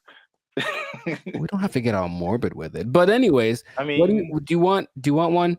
Maybe the Tesla bot doesn't know its own strength. I don't know. Well, I mean, so wait a minute. Is it like head to toe? Because you've been really focusing on the moist hands, and it's the thing that's so, I don't know why I find that so interesting. The hands. It's probably like the most amount of times I heard you say the word moist as well, but no comment. It's a good word, anyways. No. Where did that come from? I didn't. That doesn't have anything to do with. Oh my god, it doesn't. All right. For those of you who have no idea what's going on, just trust me when I say you don't want to know. There's a guy who appears every once in a while. He's not real though. I won't let him into the podcast today. Good Lord. So wait a minute. Does it have? It's more than hands, right? It's like head to toe. Oh, sure. Yeah, it's an entire complete thing, but it's like our height, maybe about 5'8", 5'9", and they just look like I said, if you saw a silhouette of one of these specifically, I think you'd figure it out for the movements after a while. Like that's not a human, but for a second, it looks extremely. Of the ones I'm going to mention, it's the most human-like in its features and all of just the aesthetics of it. Okay. Does it like when it talks, does it move its mouth and all that and eyes and all that, or is it just It doesn't talk, but it can understand, which is so anyway. Yeah. but the face looks like a human? It's got dots. It's got dots and like a nose thing. I see. So it's getting there. But that's like the one that's the most. I mean, the first when you said, I mean, because you focus on the hands, like moving stuff and then building Legos. My first thought was laundry. I don't know why. Well, you know what? It's interesting because people are thinking about these robots for all the big, heavy, crazy, whatever that you could possibly do. But this one seems like it's got this precision. They're going for that angle. They want want robots that can do laundry and wash dishes and all that kind of domestic stuff. Yeah. Although, I mean, we do have dishwashers. True. I don't think, but the laundry thing for sure. But You I have mean, to see how Just much? take note of the hand. How much are you willing to pay for someone to fold your laundry? Yeah, I don't know, but that's the Tesla bot's like the first one. The next one, and it's actually creating an interesting thing. This whole process of robotics, it feels a bit like the .com thing because there are robotics startups now that are trying to get their thing happening. So one's called Apptronic, and it has this robot called Apollo, and this is the most ready, it seems, as far as like, it doesn't seem super ambitious. It is once a robot that can walk around and do normal stuff without falling over. Like, seriously, there's a whole combination of robots just falling over, and it's hilarious. But the Apollo can lift up to 55 pounds. It looks more like a version of, what's that Disney movie? My Friend Robot or something? Oh, the Big Heroes 6? There we go. Yeah. It looks a lot like that. Okay. And you just watch it and it just walks around and just, it's picking things up. But this Apptronic is trying to make robots for practical everyday use. And it seems the most ready. It's like a small company, but I just find that interesting that all of these little things are popping up and they're going to be in competition with each other, or one company's going to buy the other. I can just kind of see that aspect of it happening. But those look pretty friendly.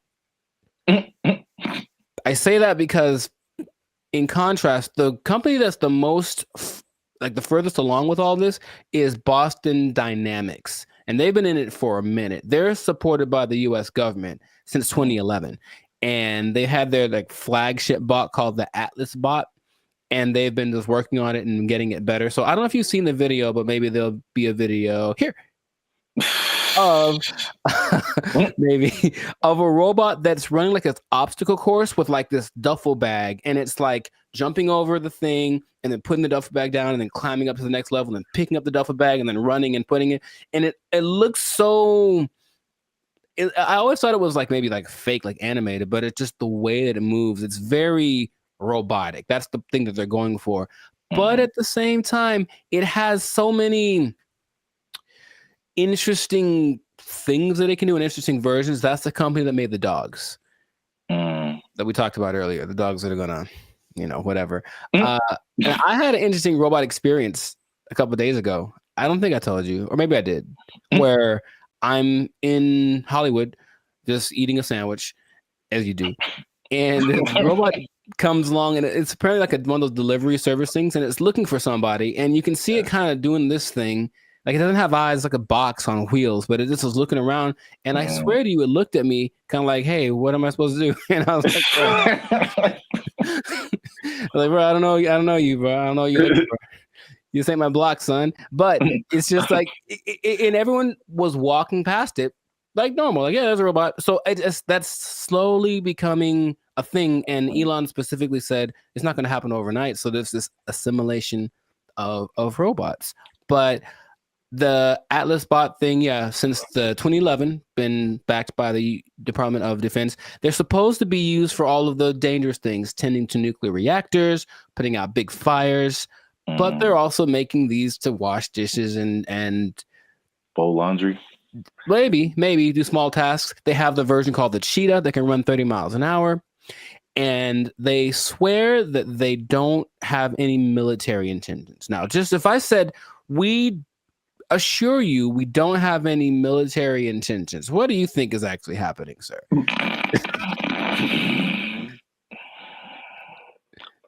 I plead the fifth. I see. Okay. Well, there are videos of these being used to like shoot at targets that look like people because they're supposed to be able to distinguish between a real person and a not person. But I think that's happening, of course. The French military is using the dogs already, and everything starts benevolently, and then it gets a little on the strange side. But and then Terminator. Well, I never saw that, so I was going to actually ask you if you've seen it, because maybe you could. RoboCop, Terminator, to me they're the same. I haven't seen either one. What goes on? Oh, RoboCop is way different. Oh, okay. Well, at least the stories are way different. Sure. I should watch more movies, but the idea is there are definitely videos of these robots being used in the military activities, and they're linking them with Boston Dynamics. So Boston Dynamics refutes any association with military, blah, blah, blah. Right. So these things can, in general, there's a video of a bunch of these robots just together. They can dance, they can carry up to 80 kilograms, jump over obstacles, throw around irregular objects. They have this thing inside called an MPC, a model predictive controller. So it can basically learn. So if it learns to jump on a platform that's a foot high, you put a platform that's 2 feet high in front of it, and it'll like, okay, it's just double, and it starts to figure that stuff out. So it's just these things have flown military jets. These things can fly. There's one that can fly, and so where is this going, man? That's my question, because every time I see it, it's a little more ridiculous than the last time, and I don't know. Are we getting replaced? Is this the end times? What's going on with all this? Are you asking me? Yeah. I don't know, man. I thought you were the expert in all robotics. This is the robotics division of Band of Future. That was all you. Yeah. It's all new information to me. Oh, okay. It just seems like we want to replace as many people as possible with robots who just do it all better and faster. Basically. They're olive branches that you can get a job controlling these robots, and there we go. But they're starting until they make a robot to control the robots. Well, that's the thing eventually. Yeah, you're going to have to be the person that programs the robots to control the robots. And then Terminator. Then they How does that movie end? With everybody dying? Is that what it is? No. Oh. But, I mean, supposedly it's a whole time travel, whatever. But I think eventually the humans defeat the robots or something. I don't remember. But it's like, hey, you just build robots, and especially intelligent robots, who eventually say, you know what? We're a lot better than the people who made us. We should be in charge. And then they become in charge and enslave humanity. Cool. It's just so weird that they do. The movie has been written already, and they keep doing it. Just like the dinosaur thing, people like trying to bring dinosaurs back. Yeah, and I'm like, no.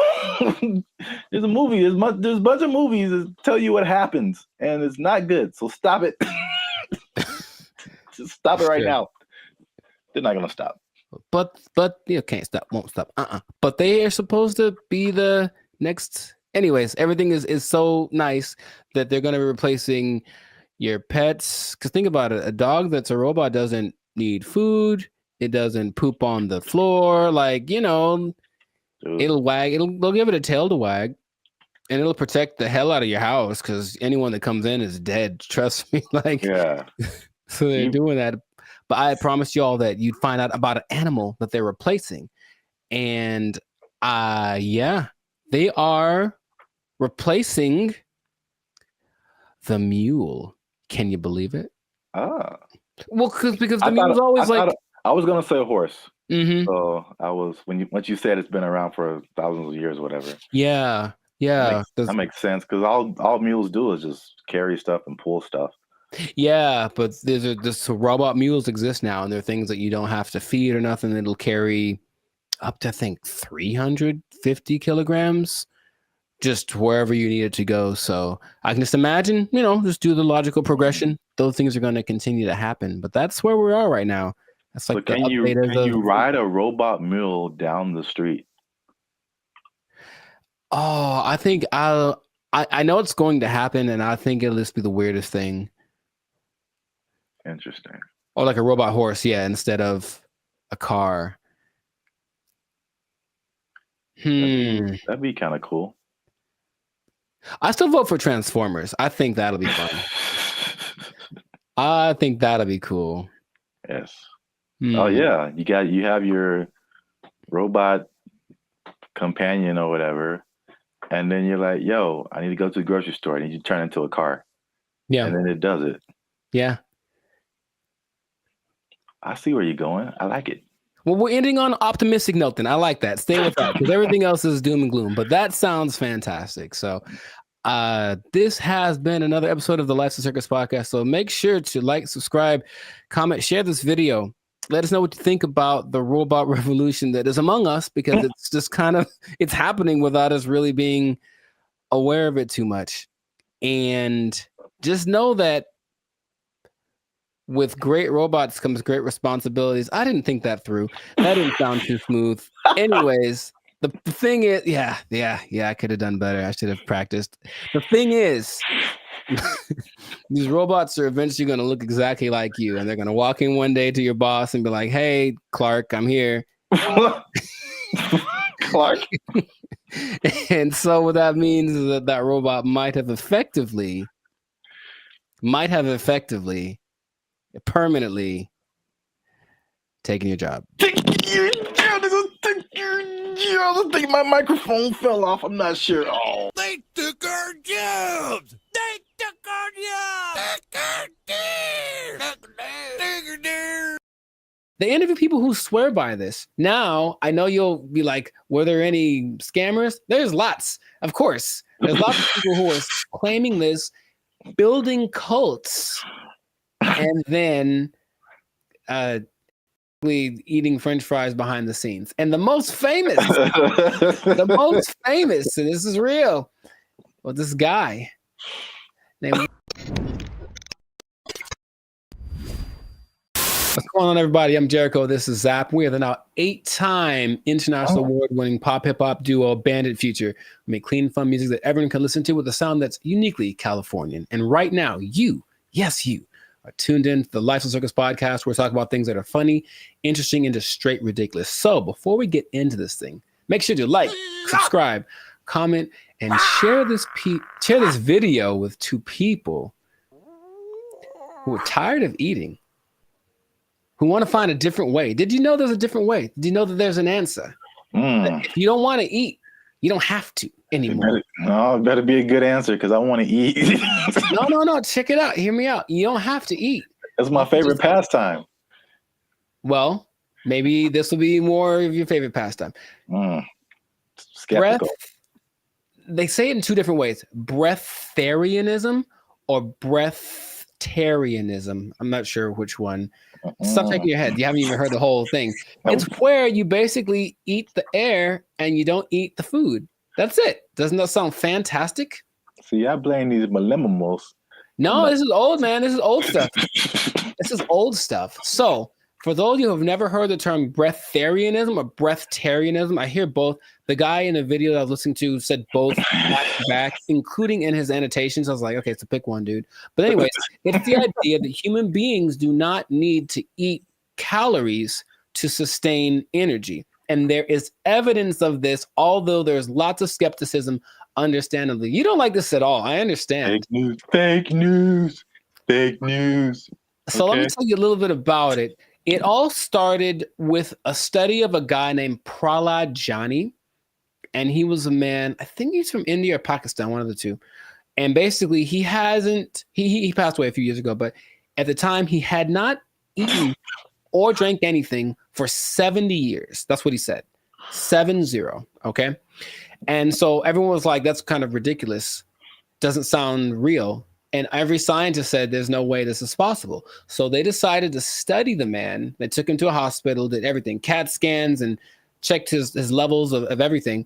And they say that for 15 days, this man did not eat or drink. He didn't poop. He didn't pee, nothing. And none of his levels changed.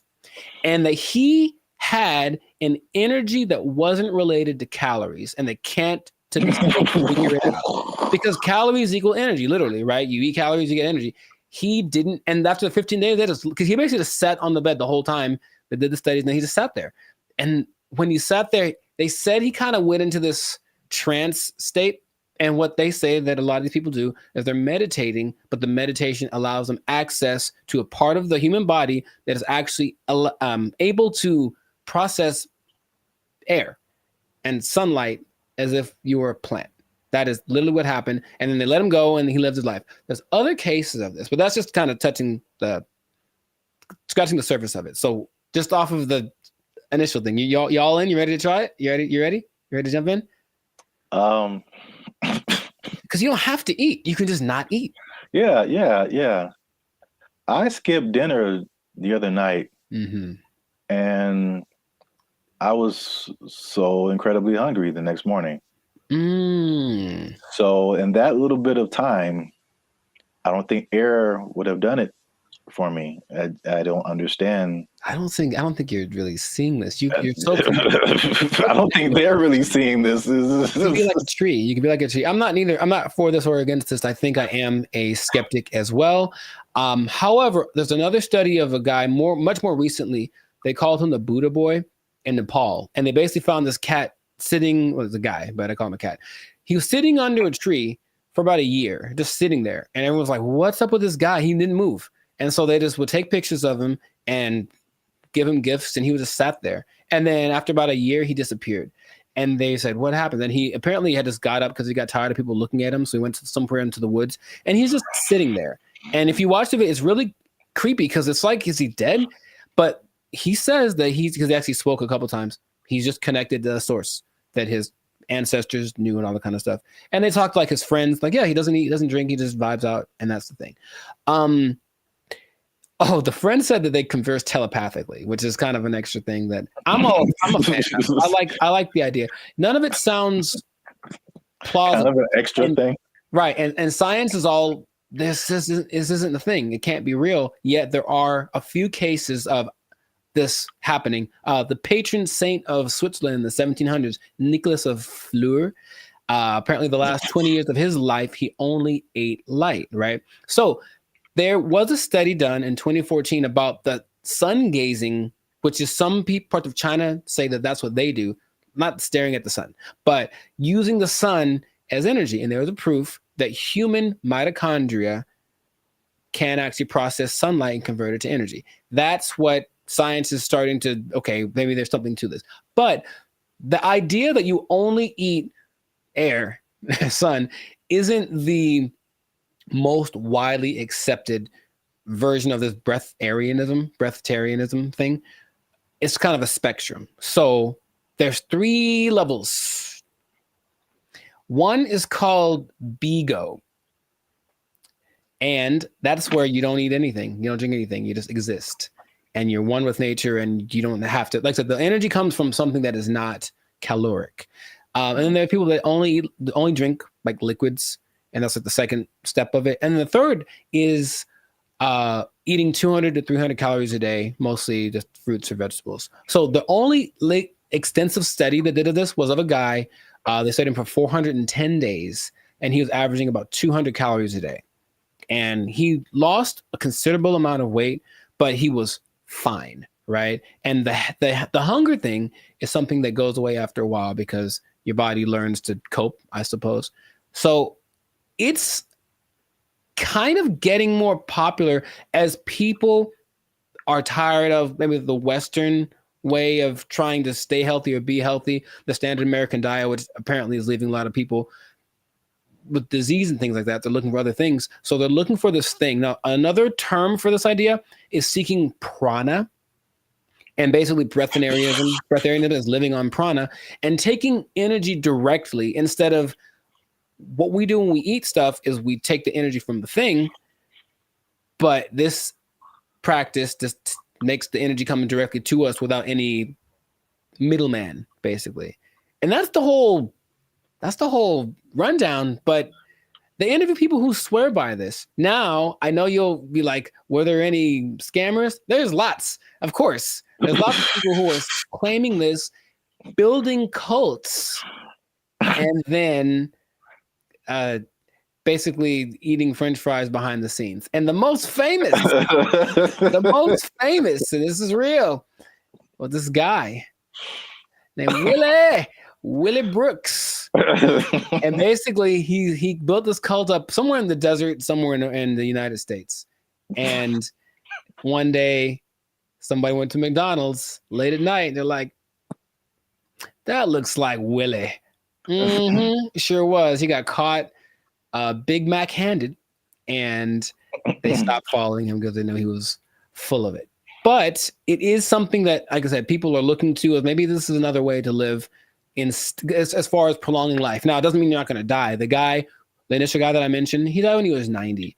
And if you looked at him, he looked fine. Like he wasn't jumping over buildings, but he could walk fine. He'd clear mind, all the kind of stuff. So it's just something that is starting to become, more people are trying it. More Westerners are trying it. Okay. So have I convinced you yet? Are you going to do it? Or what do you think is possible could be happening instead? Okay. There's, of course, maybe they're just eating at night when no one's looking at them. In your mind, any remote truth, any remote possibility of this is actually a thing that you or I could try and not die. Science said we'd die, but science said that the guy that they had in the hospital would have been dead in 12 days, and he lived 15 and he was fine, and that's what they let him go. Like, there's no way we can keep watching him like this. But what do you think? Do you have any? It's a bad sign when, like, the more you keep talking, the worse, the more it doesn't make sense. Sure. It is, I will say this, it is intriguing. Sure. Because I am trying to figure out in my head, how is this scientifically possible? Mm-hmm. And the first thing I thought about was, okay, like you said, the different levels. You need liquids, right? Like as a base, I think. So, is there a way to, because there's moisture in the air, is whatever these guys are doing, is it like extracting moisture out of the air into your body and somehow providing liquids? This sounds really weird, but it's just like, right. Maybe there is some kind of something to this. Sure. Well, here's the thing. If anyone is interested in it, there is a channel on YouTube called Take a Deep Breath that really is more about breath work in general, but he explores a lot about the subject. And he interviewed probably the world's most renowned expert on the subject, whose name is P.A. Straubinger. P.A. Straubinger. And he basically says, well, we can go 3 days without water. We can go 45 days without food. We can go about 10 minutes without air. So in a sense, we're all breatharians because we kind of, when we're not eating or drinking, we're breathing. And his idea is that people that have access to just making the breath part kind of override. It's almost like, okay, for diet, what we need fat, we need protein, we need carbs, right? So let's just use all of one instead of a balance of all three. And so the breatharians, I don't know how to say anymore. Breatharian, I'm gonna go with that.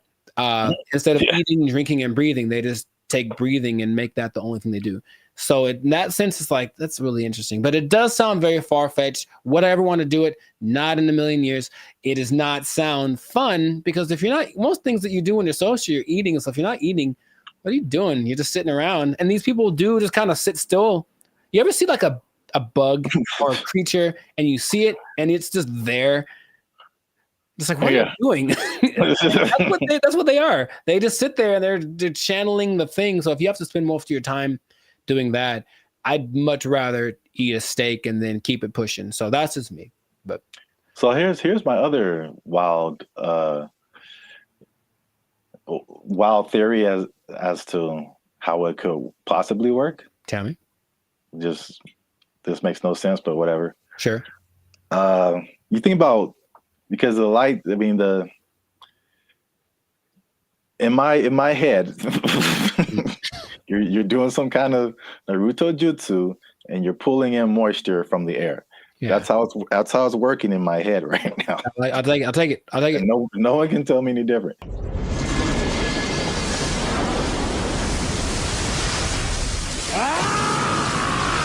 So now it's like, okay, you've got the liquid part. What about all the solid, like protein, all that kind of stuff? I'm thinking about all the microscopic organisms that are around us, all the bacteria, all the stuff that's on us. I read something the other day that was just like, there's all these things on our faces. Yeah, everything. There's just like thousands of these little whatever. And then there's stuff all in the air. What if they're just like focusing so hard on the breathing that they're like intaking all of these microorganisms that have all of this stuff that we have with food? So basically it's like they're eating all the time, just microscopic versions of food. So they're whales. Boom. You heard it here first. People. Boom. I wish I had a mic. Where's a microphone? Breatharians or whales?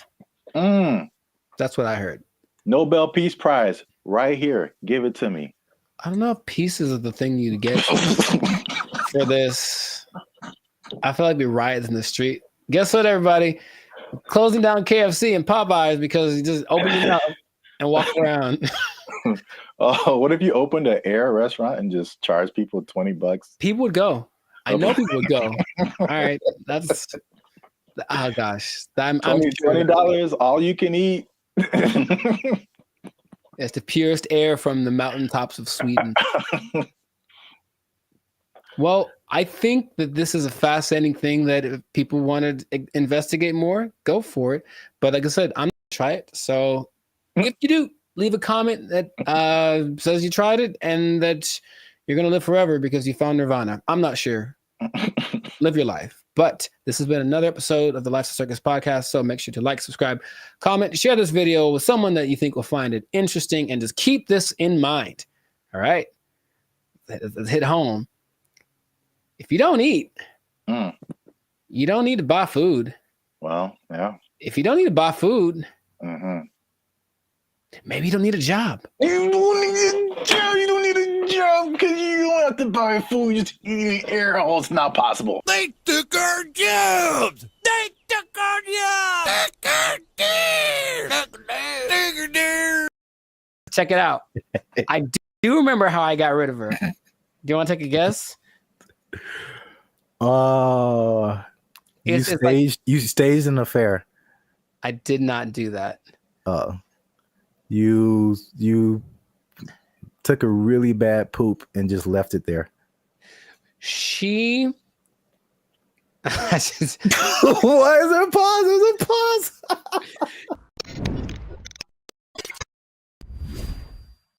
Moving in with the lady or letting her move in with you, because they always say it that way. I'm moving in with my girl, but no, sometimes it's the other way around. Sometimes the woman moves in with the guy. Is it a good idea? Is it not? I want to ask you first because I have a story. But have you ever done this? Have you ever, for whatever reason, decided to cohabitate with me? Oh, cohabitate sounds dirty. It does. Your confusion is not rational. She's a healthy female of breeding age. I have not, because I'm a good Christian boy. But gotcha. I have thought of scenarios. So this is the thing. Hey, y'all, come look at this. I'm really on the fence about this because like I joked about, like being from a church upbringing, it's like that's a no-no. Like you shouldn't do that. Sure. And it's just like, okay, that sounds pure. It sounds quite pure, yes. But then also, like as I've gotten older and I've had roommates and stuff like that, man, you find out so much more. You want to get to know a person, like live with them. And it's just like, wow, that I didn't know that you did that, or I didn't know that you ate that, or I didn't know that you smelled that way on Tuesdays. What? Bro, what are you talking about, man? There was a person at church, and she met this guy, and they were just head over heels in love, all that stuff, right? And then, but they'd never like really been alone together, stuff like that. So they were like super separated. And they got married, and it lasted like a month because they were finally living with each other, and they were just like, it's like, he's like, man, this is weird for me. Is it weird for you? It's like, yeah. It's like, should we be married? It's like, nah, I don't know. And it was just like weird because they didn't have that, whatever that was. I don't know the details of their relationship. Sure. But moving in together just made it way different. It changes the dynamic. It changes. Yeah. The dynamic I said all that to say, I really, at this point, I really don't know. Because, yeah. There's an interesting episode. I also forgot what the question was in the middle of all of that. Just if you ever moved in with a lady or had her move in with you. Oh, then no. Next. I see. You serious? Well, Rich Cooper, he's a good YouTuber, and he had an episode about it. He's taking questions and kind of compiling people's reasons for doing it. And a lot of them were either financial or kind of convenience based. So, hey, rent would be cheaper for 2 people, wouldn't it? Oh boy, let's do it. Or, hey, you live so far away. How about you just stay here so you never have to go home? I've heard that line specifically on TV shows. It's so cliche, right? But I one time let a girlfriend move in with me, and having done that, I'm So here dramatic. to tell you Oh my God. to never do that ever in life. I don't know how big you can put the word never, ever, ever in life in big letters. Never do this. Never do this. And also, by the way, never do it. Why are you gay?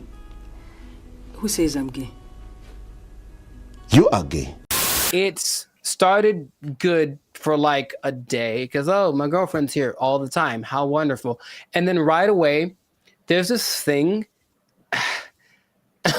I don't want to generalize, but I think I don't want to generalize. Okay, I have a thought, but I want to see if you're going where I think you're going. So I don't want to generalize. Okay. I don't like where this is going. All women do this thing where they kind of like judge everything you do, sometimes to you, but when they're observing you, they're not just thinking nothing. They're literally making calculated things about you that they may or may not ask you about. Why is it that when you walk in the room, you look around before you sit down? What kind of question is that? Like, but like, it's always the little things. What is he doing? He's beginning to believe. All these things you never think of when you're by yourself. And it's like, okay, I guess let's talk about it since that's what you want to talk about. But I think for me, when that started, it's like being watched. I never felt like I was just existing. I was being monitored. And for better or for worse, and things that they then bring up 2 months down the road about something that I did without thinking about it. Because here's the thing, ladies, for ladies who are watching, and I think this is honestly true, I don't think women are capable of not thinking. There's always a thought going through their head. And men are very capable of not thinking. I have precious family members, aunts of mine who I love very dearly, who would ask me, Penny, for your thoughts. So like, dude, I don't have a thought in my head at all. I'm literally like, I'm not even aware that I'm breathing. And I think, and so that means that there aren't as many things that we consider important. So why do you look at me that way? I didn't think about looking at you away, so I don't have an answer for you. Why don't you have an answer for me? Is it because you don't like me? It's like, all of these things, you said it one way. I had to start analyzing every little thing that I said and did, and that alone drove me crazy. Are you kidding? That's unfair. She made those. I need to calm down. Patrice O'Neal, R.I.P., has a great quote. I say it all the time. He said that men like to be alone, but they don't want to be by themselves. And I was like, yeah, I get that 100%. Because like, I just want you somewhere around that I know, but don't be just here doing this like surveillance thing on me 24/7. Just kind of go do your own thing and let it be okay that when you're not around, even if we're in the same dwelling, I'm not thinking about you because I'm thinking about something else. And they are knitting me socks out of their own hair because they miss me when I'm not around. And I'm like, that's a bit extreme. I'll be honest, it's not necessary. I think he also said like women just love so much. It's too much. And maybe that's just the difference between men and women. But I was like, okay, so I didn't like that. Then, but wait, there's more. Things had to coordinate. So, hey, there's a list of things. He's going to bed. It's 10 o'clock. You know me, bro. I wake up at 10 o'clock. Like it's like 10 p.m. Like it's okay, time to get the day started. And she's like, hey, hey, we should go to bed. How about that? How about this? How about you go and I'll come find you several hours down the road? But that created this kind of tension. Why don't you want to blah, blah, blah? We should do more things together. So I have more things. I don't want to get extensive with it, but it's just that for me, it wasn't a favorable experience. And if I ever get married, which I'd like to do, I recognize that's going to be part of the situation when I'm with someone. So I don't want to rush into that. I don't. And I have no problem saying, I've had other girlfriends like, we should move in together. I'm like, absolutely not. That's not even a thing, bro. But we can say that I don't care what the reason is. I'm not going to do it. Nope. I think that's some people's experience. And then a lot of times, like you mentioned, relationships change. Everything changes. We should combine. The same person that wanted to move in also wanted to combine our finances. So it's like, we've been dating for 3 months, bro. That's like, definitely no way. Come on. And then I think a part of the dating thing, it is nice to say, hey, what if I stay over your place tonight? That's kind of sexy, right? But if your place is my place, we're just at home. We're like, middle-aged and bored. It's kind of not as exciting. Nothing new, nothing changed, same old shit. I can't forget when I was out with a friend and I kept getting calls about want to be home. And I don't know why, but I definitely stayed out extra long because I didn't want to go home anymore. And it's like, that's so lame. So I need my space. And I would just tell anyone who's ever thought about it to reconsider. This is a public service announcement. Well, because there's an episode of Steve Harvey who's like taking questions from the audience, and this one lovely lady is saying, hey, I'm thinking of moving in with my boyfriend. I think she talked like that. I'm thinking of moving in with my boyfriend. And every woman is like, no, don't do it. Don't do it. Because even they recognize that it's not the most advantageous situation. That's a great answer. That's good. Do you see what I'm saying? Like, okay, so you're saying don't do it, but if you wait until you're married and then you see all of this stuff now, then it's just like, oh. Well, yeah, but marriage is supposed to be like, well, this is what you got. Deal with it. That's what it's supposed to be, right? Supposed to? I mean, that's a pretty way to paint it, but I mean, it's not pretty. I know. Maybe here's the thing. Have you thought about this, Gen Z and everybody? Just ask more questions. Just ask a lot more questions. I want to know about, so what's your like morning routine like? What do you do in the morning? Like if someone just like, just something kind of innocent. They snore. It's great to know that they snore before you move in with them. It's good to know. Do you snore? Question. So, I don't think so. What do your roommates think about that? You know what I mean? Do some investigating, do some digging, ask their mom, ask their family. The way that you treat me. We've talked about. Let me speak! Yeah, that's actually good advice.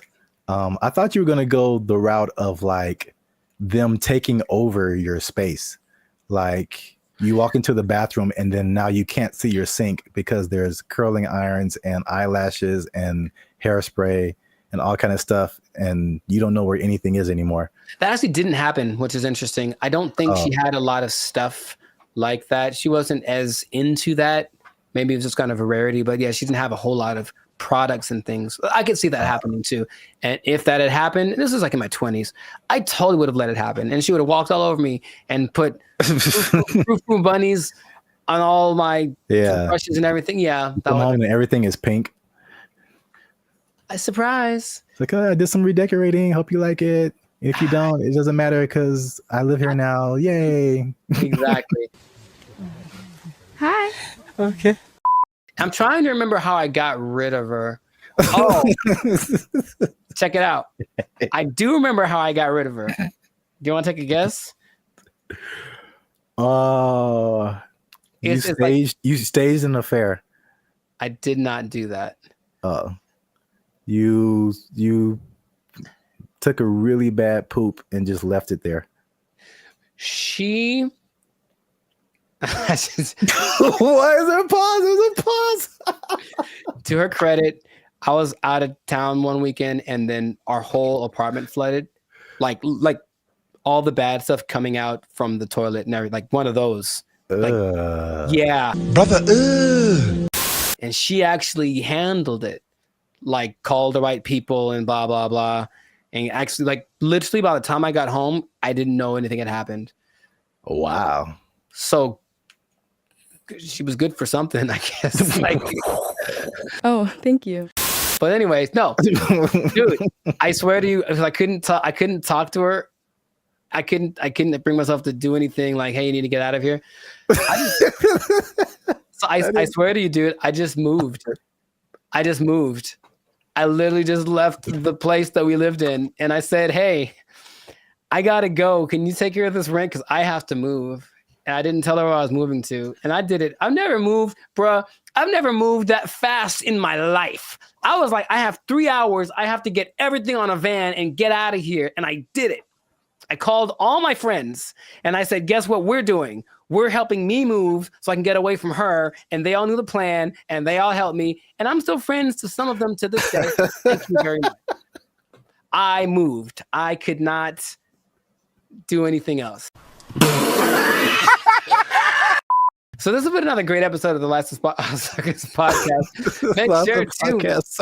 I know, yeah, maybe. Make sure to like, make sure to comment if this ever happened to you, if you've ever had experiences living with a woman, and also share this with anybody that is thinking about it, because thinking about moving and just leaving your girl there. Thinking about moving in and just leaving your girl there. That's exactly who you should share this with. Oh my God. We'll catch you on the next episode.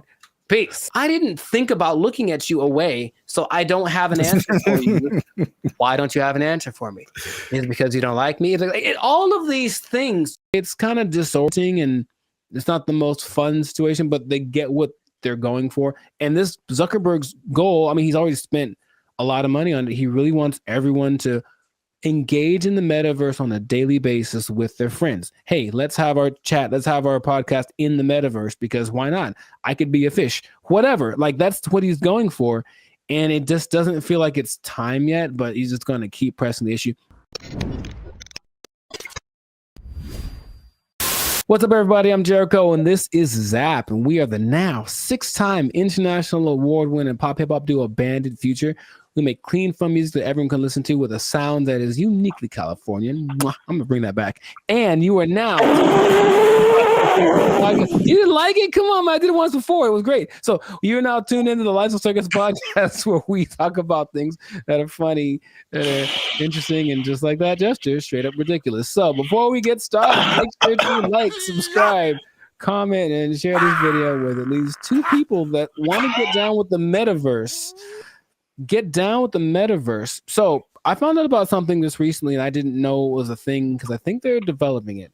The metaverse, Zuckerberg's project, the project that has literally lost $23 billion in the last year. I'm just going to say that with a B, $23 billion. He's still insisting it's the best thing ever. And he speaks about it with such enthusiasm that I go, all right, maybe he's on to something. Maybe he's way ahead of his time, but that's a lot of money to spend. He's all in. So as of, I think, a month ago, or even less than that, Instagram, well, that's his company as well, there's an option called Meta AI, where you can basically chat with a chatbot I don't know how to call these things, but it's a chat bot that basically mimics a celebrity. They have like Snoop Dogg and Dwayne Wade and stuff like that. Like they're their faces, but then they're supposed to be a different person, and you can talk to them about certain subjects. And so I was like, okay, let me see what this is about. So I tried talking to one of these for the first time yesterday. I wanted to see what it was about. You know what happened. It's such a strange experience. And I don't know how much, because it's still like the beta phase, I suppose. But like, had you heard about that? Specifically the Meta AI? No, dude. All right, maybe there's some screenshots, but I had a couple of conversations with this because okay, I'll actually say it as I.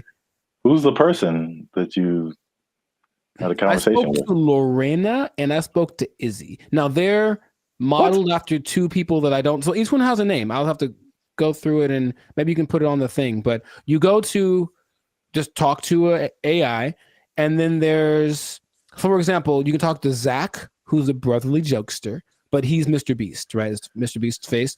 You can talk to the Dungeon Master, who is an adventurous storyteller, and it's Snoop Dogg.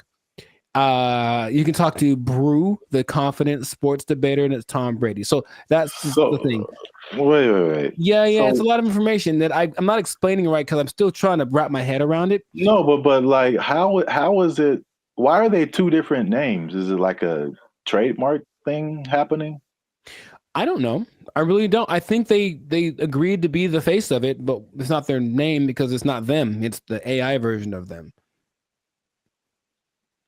All right. But it's their voice. Their voice is their likeness. Maybe I can. No, you just have to let me pop up some visuals. So I was asking. So you talked to like Lorena and somebody.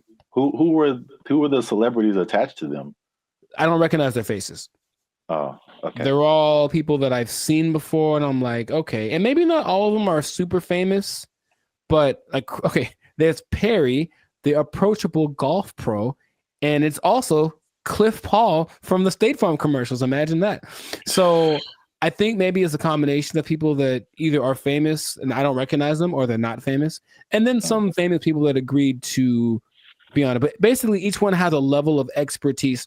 So I'm asking these people questions about things that they have expertise on. One's a travel expert, and she was giving me tips about this and that. And the only thing that makes it like, this is weird, is when you write an answer or a question, they answer you immediately. And it's like a paragraph like this. So it's like, it's not possible for a human to do, but they respond to the nuances in your questions. They ask you questions back, and it more or less feels like a real person talking. Now, my thought about the meta thing in general is that it's kind of like supply and demand, like not supply and demand, but you can give people something that they didn't know that they wanted, and then you offer it, and then like, oh my God, I always wanted that. I really don't think anyone else wants this at the moment. From, I think, sales of just the meta headsets, maybe like 5% of, I think, England has them. So it's still a very low number. And I know some people who have it, and they say, okay, it's kind of disorienting and it's not the most fun situation, but they get what they're going for. And this Zuckerberg's goal, I mean, he's already spent a lot of money on it. He really wants everyone to engage in the metaverse on a daily basis with their friends. Hey, let's have our chat. Let's have our podcast in the metaverse, because why not? I could be a fish, whatever. Like, that's what he's going for. And it just doesn't feel like it's time yet, but he's just going to keep pressing the issue. And he had a conference where he spoke about all the advances of AI. Basically, Meta is an AI company now. And so everything is just kind of going like that. So I have so many questions that I could ask to him, maybe to you as well, but just where do you think this is going? Is it something that you personally think is useful or that you would want, or what could make it more appealing for people? Because at the moment, it does not seem like many people really care too much about this. Well, here's the problem. I heard someone say, and I totally agree, people don't want to have things on their faces like that. Mm-hmm. It's like a design flaw. But maybe it's I don't know how far the technology is coming, But I think just that used to talking to a celebrity, it's I don't think it's useful for the majority of people. Like a teenager or like a college student, maybe. But like outside of that Gen Z, like, bro, I don't want to do that. Like, and then it's just weird.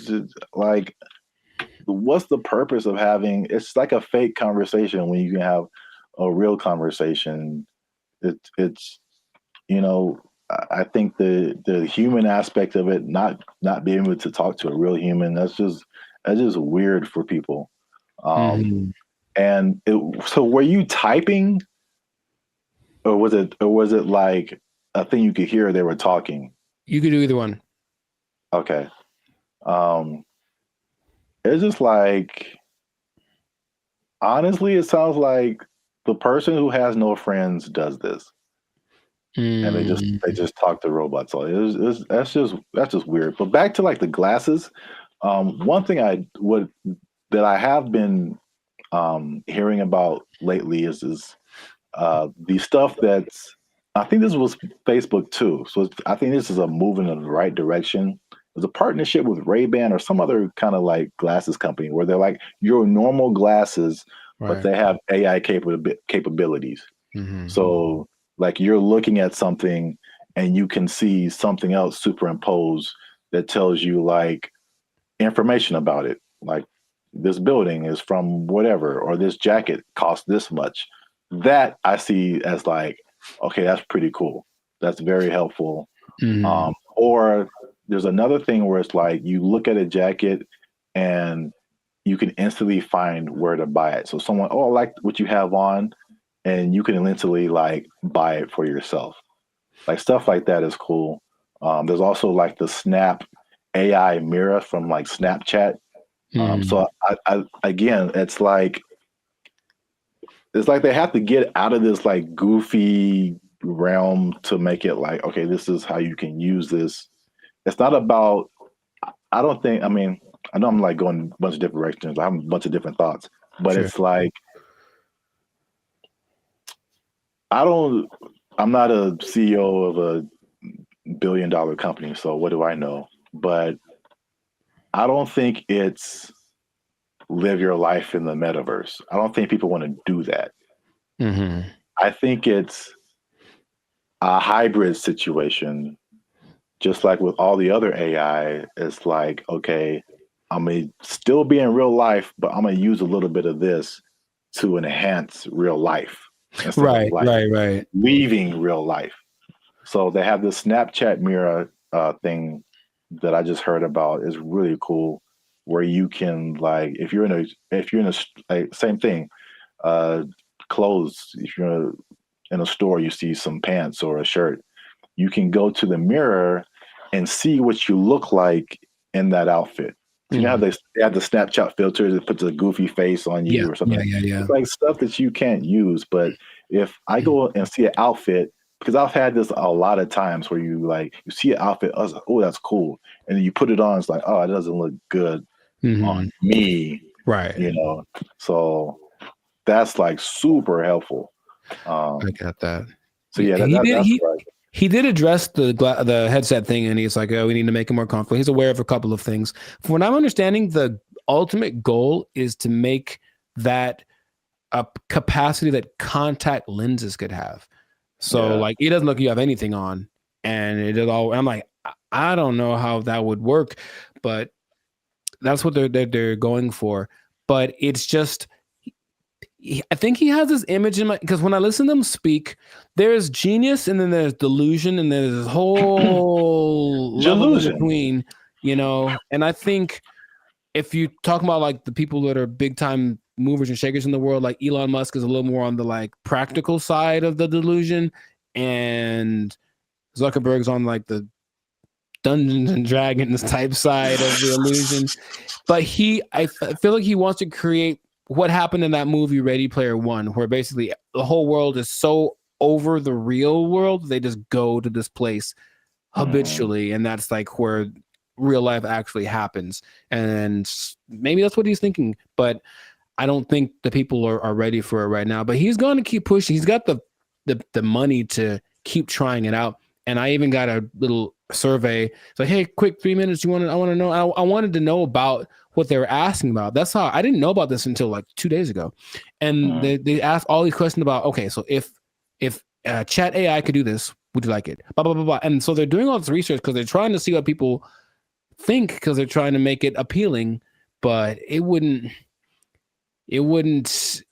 I don't think it's for me or maybe our generation, but maybe people that grow up on it, younger people might be the ones that want to spend all their time in the metaverse. I don't know. I hope not, but which is already showing negative effects. Gosh, it's so bad in so many areas. It's just bad, man. Yeah. So we'll see where it goes, but let us know in the comments if you like the metaverse, if you've had some metaverse experience, if you've tried this new Meta AI chat thing. What do you think? Is your best friend Snoop Dogg in your mind? Because it's not really him, but maybe you think that it is, and that's good enough for you. So good for you. And let's see how this pans out. But it seems like it's going to be a real big push, he's got Zuckerberg has a couple other big objectives for 2024 that he's trying to get to. So, and spend a few more $1 billion in the process. So must be nice. We'll see how that goes. But yes, this has been another episode of the Life's a Circus podcast. So leave a comment. Leave us a comment. Let us know what you think about that. And if you trying to think of how this would work. If you are spending too much time in the metaverse, if you're spending too much time talking with a meta person, I don't know what to call them. They're not real, but they're not robots, whatever. Talking to a meta person so much that you lose track of time, and then before you know it, your life's a shell of itself, and you don't really know where you're gonna get your money from, because you haven't gone to a place that will provide you with the necessary resources for, you know what I mean? Like the necessary resources for living, for purchasing things. You might even miss your bill and you can't pay for your phone. You don't have your Instagram. You've lost access to your person. Okay. I just don't want that to happen to you. That's my sincerest goal as a human, human to human. So please don't. Man. Well, I guess you understand what I'm trying to say. I don't have to say it. So you don't have to say it. You don't have to say it. But I'm gonna say it. Don't lose your job. Don't lose your job in the metaverse. Marcus Zuckerberg is crazy. They took our jobs. They took our jobs. One thing I never saw before that they just installed in the mall near me, and I think it's just genius. I've never seen this before. They just put a. What's up, guys? I'm Zap, and this is Jericho, and we are Bandit Future, a now 6-time international award-winning pop hip-hop music duo. We make clean, fun music that everyone can listen to with a sound that is uniquely Californian. And now, right here, right now, yeah. You're listening to the Life's a Circus podcast. Well, my voice went really high.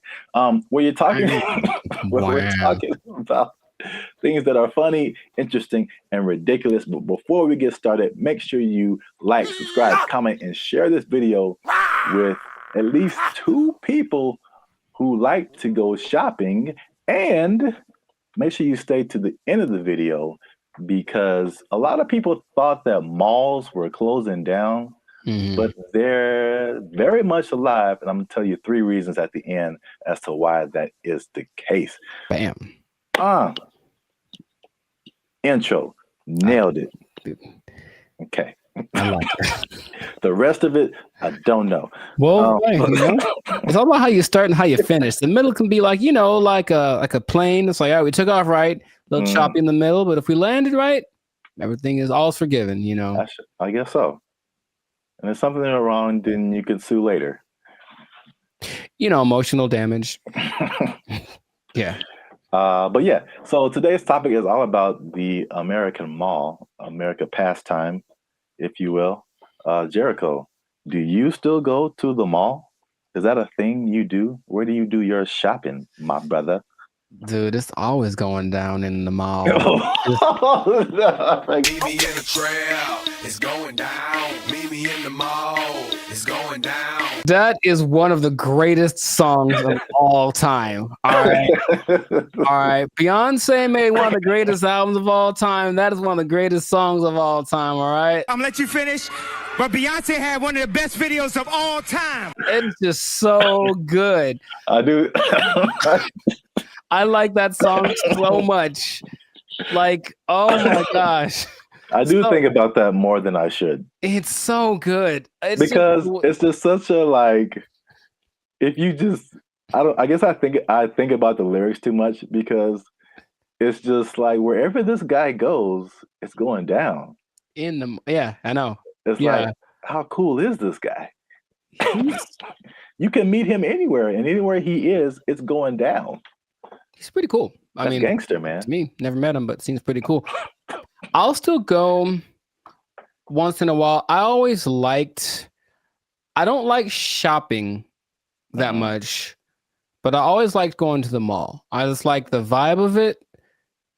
It's where you went to pick up girls in high school for sure. But just even now, I'll still, if I got some time to kill. Oh, and they have Cinnabon there. Good Lord. I mean, tell me that place is run by Satan. You ever eat a Cinnabon? You have to take a nap halfway through. I'll go there just because I kind of like it's like a realm of industry that I never really thought of too much until I was older. Actually, after watching an episode of Daria, it's really weird. But it was kind of like this episode about the mall culture in general and how like places got big like Cinnabon in malls and what an interesting concept it is. But not like a little, outdoor, but like a big, huge Ontario Mills style or like the big one in Minnesota. That kind of mall thing. It's just a vibe. It's commerce. It's kind of like capitalism and its friendliest. It's like, hey, here's a lot of stuff that you probably want all in one place. You can come get it and spend time here, and it smells wonderful and it's fun. So I always liked going to the mall. So I'll still go once in a while, but I usually know that I have another option now. I don't have to go to the mall to get stuff that back in the day I did. Yeah, I mean, I'm from Alabama, Montgomery specifically. We had basically two malls. It was the Montgomery Mall and the Eastdale Mall. Montgomery Mall was it was all right. It was kind of small. Eastdale Mall was a little bigger, but not compared to what I've seen out here. Like Ontario Mills. Yeah. You mentioned that is huge. The Glendale Galleria, huge. Yeah. What's the one that's like off the 5? Oh man. Not Fox Hills. No, it's like the Citadel, something like that. I know what you're talking about, but I don't think I've actually ever been there. I think it's either that or something, or Cerritos. The Cerritos Mall is huge. It's the Beverly Center. Yeah. A big. Yeah. Yeah, I mean, the malls are, I guess we don't really think about it, but they're still around. They're still huge. So I'm going to just throw some numbers at you because I thought like after COVID, like that was it. Because like it was a crazy time and you saw a lot of business, like a lot of big businesses from bankruptcy. Wow. Words. I remember JCPenney was a big one. Bed Bath and Beyond got hit by COVID. Toys R Us. Oh yeah, R.I.P. Toys R Us. That's legit R.I.P. right there. It's like like big flagship store. I'm not talking like a little, Radio Shack or Circuit City. I'm talking about like the biggest store in the mall is like shutting down. Like, there's gonna be no more mall. Plus, what I thought with e-commerce, the Amazons of the world, it's like, okay, people got used to getting stuff delivered to them, and it's like, why go out? I can just get it on Amazon or Walmart.com. So the numbers, however, say the opposite. So malls work with like an occupancy thing. So basically, it's like the number one indicator of how successful the mall is. So the more occupied it is by retailers, the more successful the mall is. Mall occupancy was 89 to 95% last year. 92%, and you're doing good. Anything above that, you're doing good. Mhm. So malls are healthy, they're thriving. And this is what happened that I didn't really realize is that when the stores closed, it didn't necessarily mean that was the end of the mall because in case you didn't notice, a thing called inflation has been happening. No, I didn't notice. And so the price of everything has gone up, including rent. They just opened the space back up and they charged more because it was a new tenant. Traffic is actually up. Sales are actually up. There's actually waiting lists in some places for some stores to get into the malls. Mhm. And so I get into these. There's three things that are really happening. You touched on some of it at the beginning. Okay. But I can at least give you this one on the retail side. It's basically people are finding out that, and it's kind of odd, I guess. I didn't expect that to be the way it is, but retailers are finding out that people aren't necessarily making that purchase online. They're just kind of like browsing.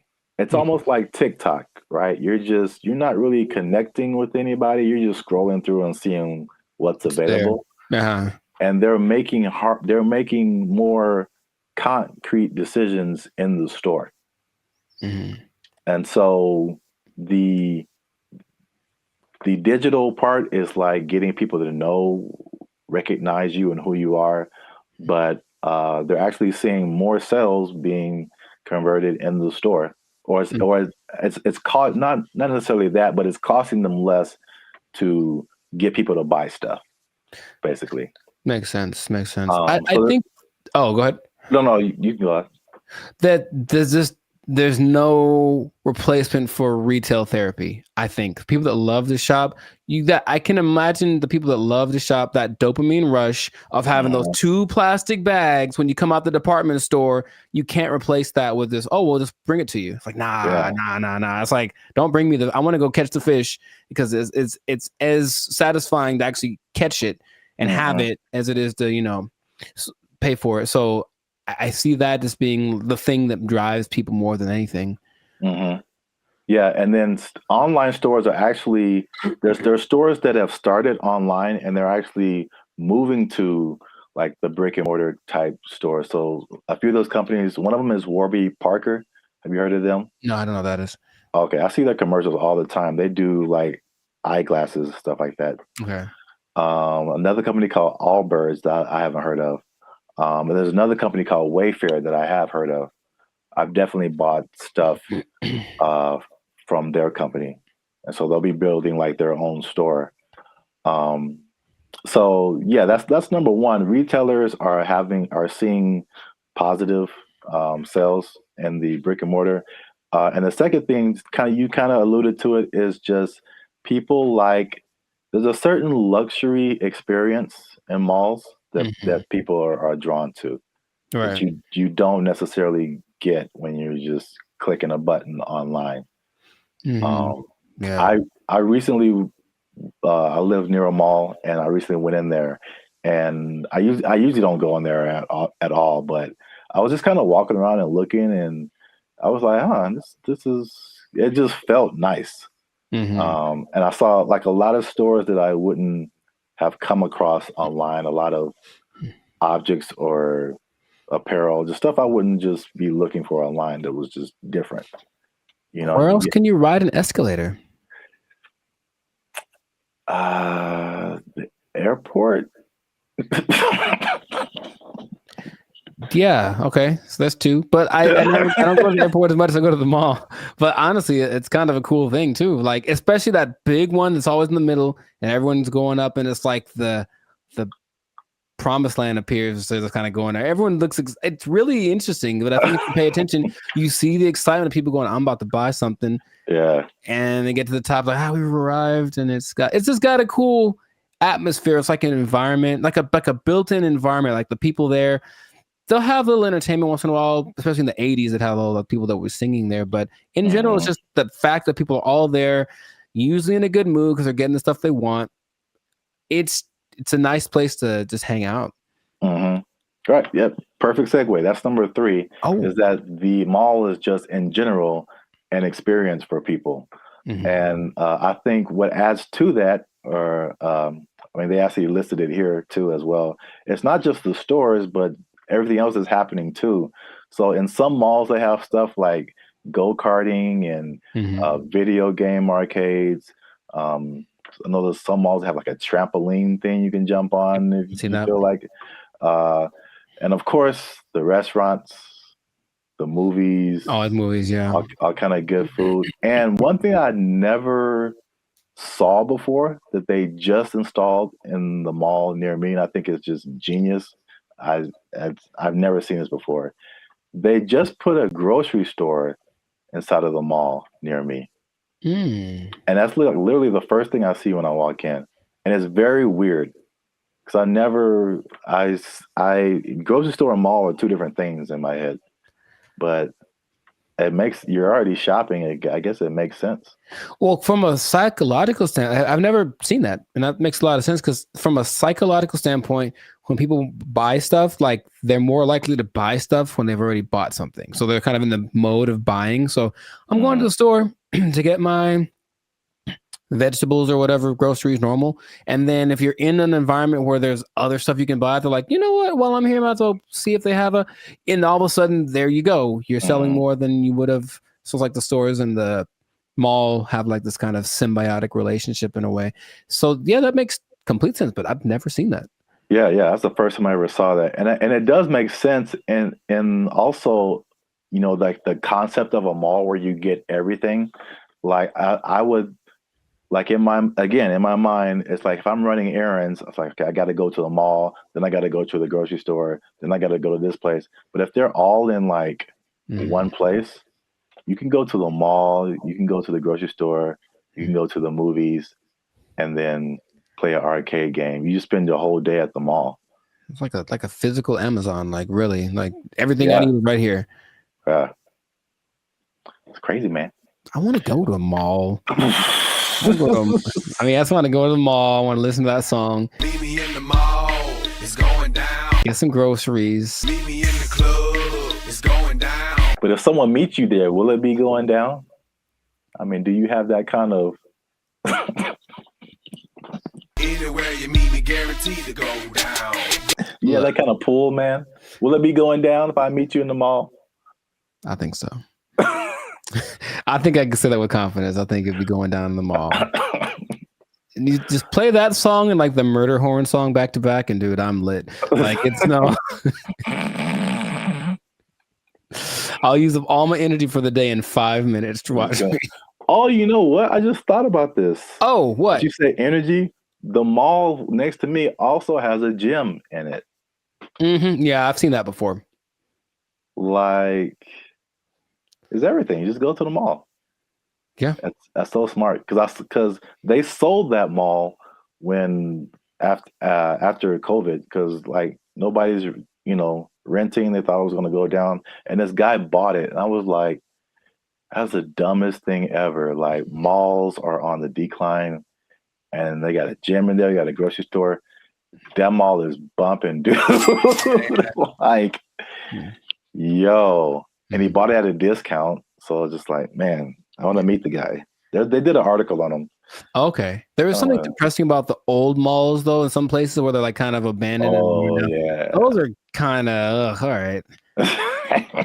There's one specifically in Laughlin, Nevada. And I remember being there like, I just feel gross being in here. Like half the places are unoccupied, and the places that are there, they have the same people that were there from the 80s. It's not a good situation. Yeah. But yeah, I like the mall, man.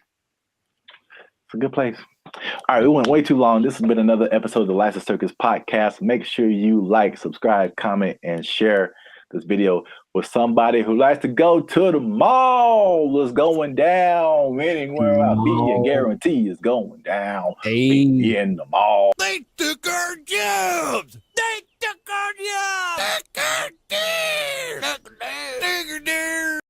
There's no amount of money too great, right? If you're going to go buy a yacht and a spaceship, that's $1.5 billion right there. So, like, don't buy a yacht and a spaceship. That's my suggestion.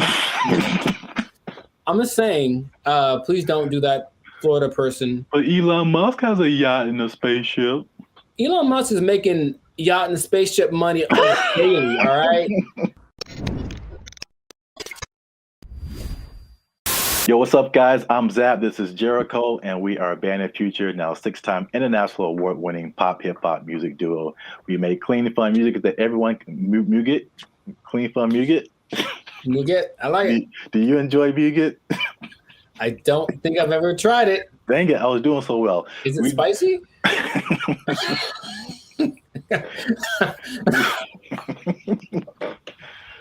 I don't know, but I think you should know if it's spicy. Because yeah. I'll put a link. I'll put the link to the video. Oh no, you talking about? Yeah. Here we go. Up there, guys. Go watch it. We do clean, fun music or muget, depending on what country you're from. That everyone can listen to. The sound is uniquely Californian, and you are now tuned into the Life Circus podcast, where we talk about things that are funny, interesting, and ridiculous. And look, I'll raise my voice because I'm gonna make a statement. Say it. People have been watching, they've been laughing, they've been thinking, but they haven't been liking, they haven't been commenting, they haven't been sharing, and they haven't been subscribing. And I need you guys to do all 4 of those things, or else I'm gonna have to start robbing people again. I'm trying to change my life. Again, man. Told you that. It's not the way. It's not the way. Trying to be on the straight and narrow, you know what I'm saying? Make this YouTube money. So yeah. But yeah, make sure you do all that. Like, subscribe, share, comment. Let us know what you think. And especially share this video with somebody who needs some money, man. Oh man, I know quite a few people. I mean, like everybody, right? Like if you need some more money, raise your hand. Hey, calm down. All right. So I mean, it's not just specifically money. It's specifically the Mega Millions, right? The lottery. Or there's always the different state lotteries too, but you know, you always see these news stories of people win like these ridiculous amounts of money, and then you see the statistics later where it's like they won $1 jillion, and like a year or two later, it's all gone. It is broke. Yeah. And you can't I can't even imagine like how you do that with that much money. So I guess my question to you is like, why do you think that? Well, I got a few questions. First, let's start with that. Why do you think that happens? Like, why do people? Oh, for me, that's a simple answer. It's that if you don't understand the work that it takes to make money in the first place, you don't know how to keep it. That's all. So if you just got lucky and it's like, oh, I got money now, then you're not going to have you haven't developed any habits to maintain that. And everyone basically has an idea that, okay, maybe saving money is a good idea. I should do that more. I should. It's not on their list of must do, it's I should do. And then the second that it happened, perfect example, dude. Episode of the Boondocks where Grandpa leaves for his do it big vacation and he gives probably give you some money. And it's like, all right, this is supposed to last. It's like, also they came into some money. Cool. This is going to help us get food, get clothes, whatever, last the whole week. Nah, Riley goes and blows it all in an hour. Ask yourself, be honest. Ain't I'm clean? No. Man, how we gonna eat? Like, that's just how people live. That it's like, you're basically a dam waiting to burst. I'm just waiting to get my break. And then I'm just going to do something ridiculous with my money. And no one can tell me no, because it's my money. So I think it's that. And plus, there are worlds of, how do I say this? Finance. Like there's things you can buy that you don't know you can buy because it's not an option for you, right? As soon as you get to that level of, I was in Malibu the other day, hey, Malibu, and I saw this thing for property, some kind of a beachfront property, and that's starting at $70 million. Oh man! And they wouldn't put that there if they didn't know that there are people that can drive by on a whim and be like, "Hey, honey, do you think we should Give me property. How much is it? Starting like 70 million. Bet, and then they just go do it. Like there are people that have that, right? But they also probably have the knowledge of how real estate works, all this kind of stuff, so they know how to invest in it and make it work for them. But if someone comes into what was it, $1.58 billion? Yeah, that's why I mentioned it, because like a big number, just somebody won a bunch of money. Right. So if that person is dumb and, and they're from Florida, so I'm not going to tell you that they are, but you know what I mean? You prefer the term financially illiterate. Got it. So let's say this person, so there's nice properties in Florida, comes into their money, gets the lump sum, because of course they're going to get the lump sum, right? So they're going to get the lump sum, maybe 800 million, something like that after taxes. And then they're just driving by, and then they just see a sign that says, hey, property starting at 70 million. They look at their account like, yo, I got that. Let me get one for my cousin. And then a year later, they don't know how to upkeep property. They don't understand that buying things means you have more expenses, and it all just, so yeah. That's why I think it happens. That makes sense. Especially like with property, it's like even when people who just buy like a regular house, I mean, it's like you don't really realize all the expenses that come with it and the upkeep, and like it's not like you buy it and that's it. It's like you buy it and then now you have to keep spending more money to like keep it up. Insurance goes up. You got to fix more stuff. The toilet doesn't work for 2 years. Like it's a slippery slope. You have bugs in your house you got to get rid of. Dude, I saw a bug. I knew what kind of bug it was, but it's always surprising. One of those centipedes that looks like it's just like it looks deadly. It's not, but it just, and so every time you see it like black? It's like black with like these legs that are kind of like at an angle. It just looks like I feel like I know. I've seen what you're talking about. So I see it in my logical side goes like, oh, it's just one of those things. And then my like primal side is just like, we need to move. Like that's what I'm they have invaded, you know what I mean? So yeah, but it's just like you have to always and there's always things that need to be fixed and whatever. And then property value around you goes up. Someone writes you a letter like, yo, you got to fix your roof, man, because you're hurting us. Stuff like that happens. I'm not saying it happened to me. I'm just saying that's the whole letter is just like, dear sir, dear sir, or fix your roof. You're hurting us. Sincerely, the neighborhood. Sincerely, all of us. You're bringing us down, bro. You need to step it up or get out. I was like, yeah, that's how it works. But not even that. I had a cousin who won maybe $300,000 on a game show in the snaps. In the 80s, right? So 300,000, that's pretty good. Dude, shout out to Steven. He was broke within 6 months, I think. Wow. Yeah. God. Because I know you and I know how you think what you would do. Oh yeah. Winning the amount of money. Most people don't think that way. It's just not. I think remember Shaq talked about he spent his whole first contract and was like broke. No, I don't know. It was a very short amount of time, but like he bought a house and then he had to buy his parents a house and he bought a truck and they buy whatever truck. And then he goes to his agent like, I need to get this thing. And they're like, dude, you were like 500 grand in the red. What did you do? You just got the contract. So you just have to know about these things that there's no amount of money too great, right? If you're going to go buy a yacht and a spaceship, that's $1.5 billion right there. So like, don't buy a yacht and a spaceship. That's my suggestion. I'm just saying, please don't do that, Florida person. But Elon Musk has a yacht and a spaceship. Elon Musk is making yacht and spaceship money daily, all right?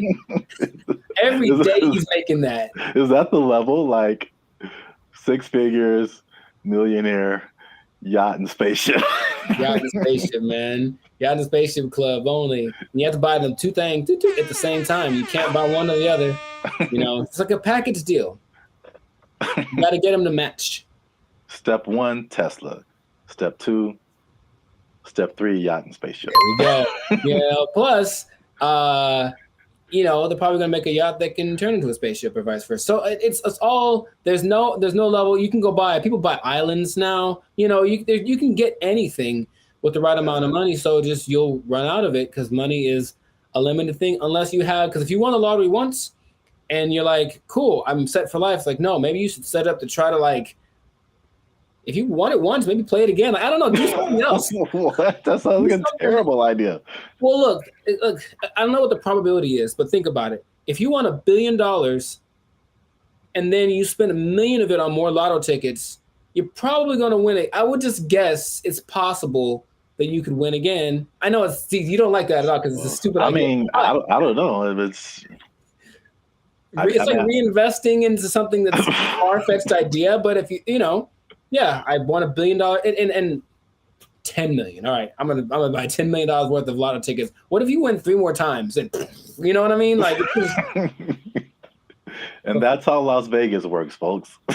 Yeah. Right, or gambling. People get addicted to gambling. I got so much money, and then all of a sudden, yeah, I won. What if I win again? Yeah, go for it. So my advice to Florida man or Florida woman, whatever, whichever one you use. Florida man, please keep your money. Yeah. Wow.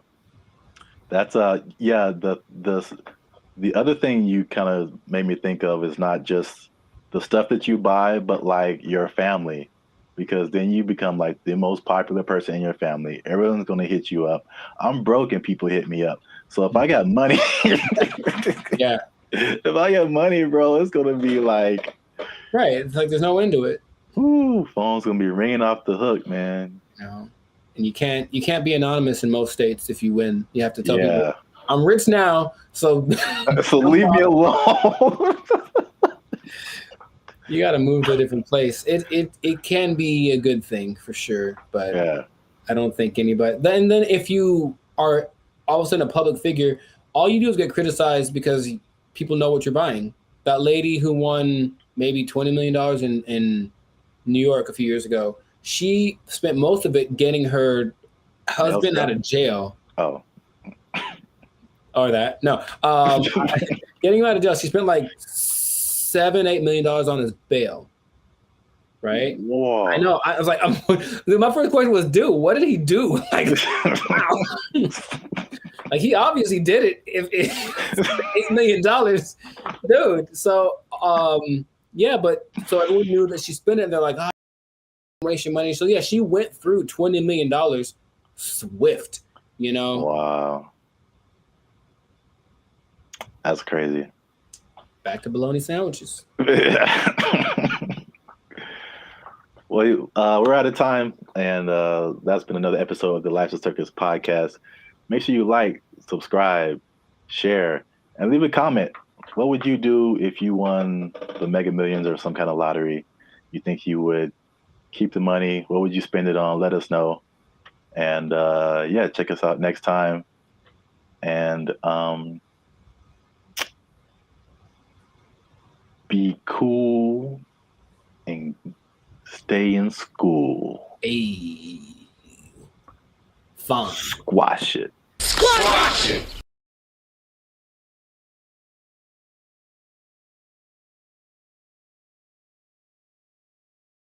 If this was in California, they would be asking for like $60 an hour. Right.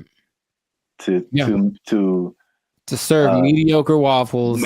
To provide mediocre service, serving mediocre food. $60 an hour. To mediocre people. All right.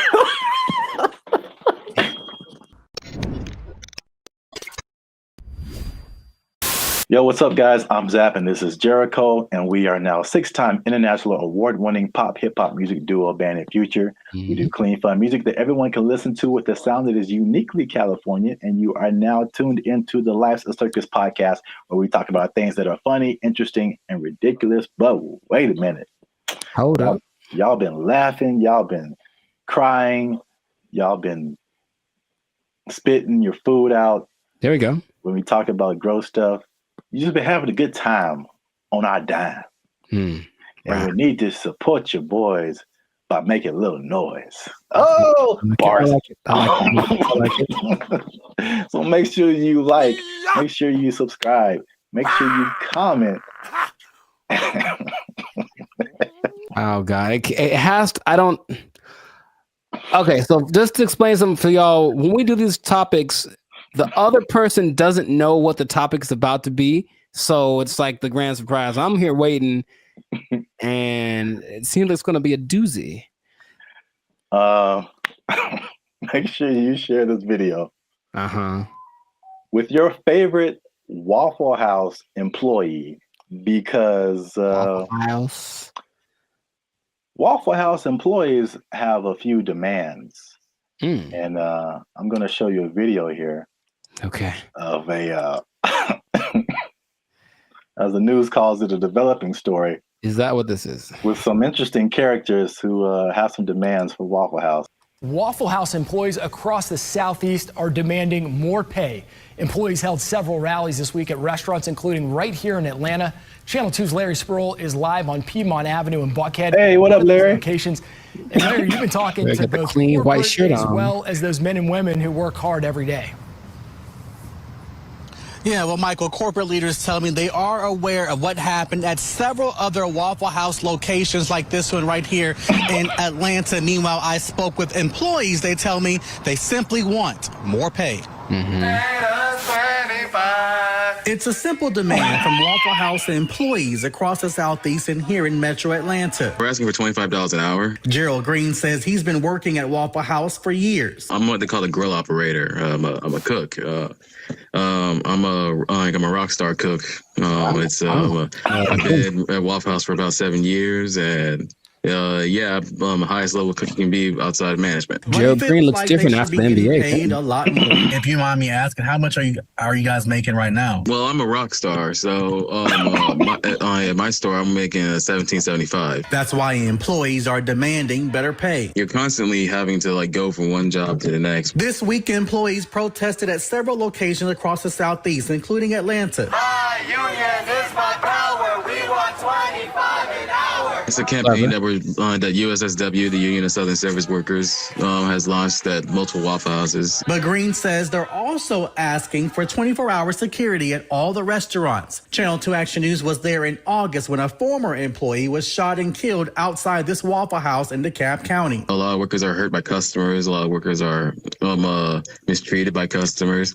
And people say it's funny to be seeing people in fights all the time, but we're not really MMA fighters like the memes online say that we are. I reached out to Waffle House corporate. A spokesperson sent me this statement. It says, in part, Waffle House remains proud of its long history of effectively and directly addressing associate concerns. Our senior management teams continue to work alongside our associates as they have done since our company's inception. All right, so that's like the main idea. Got it. There we go.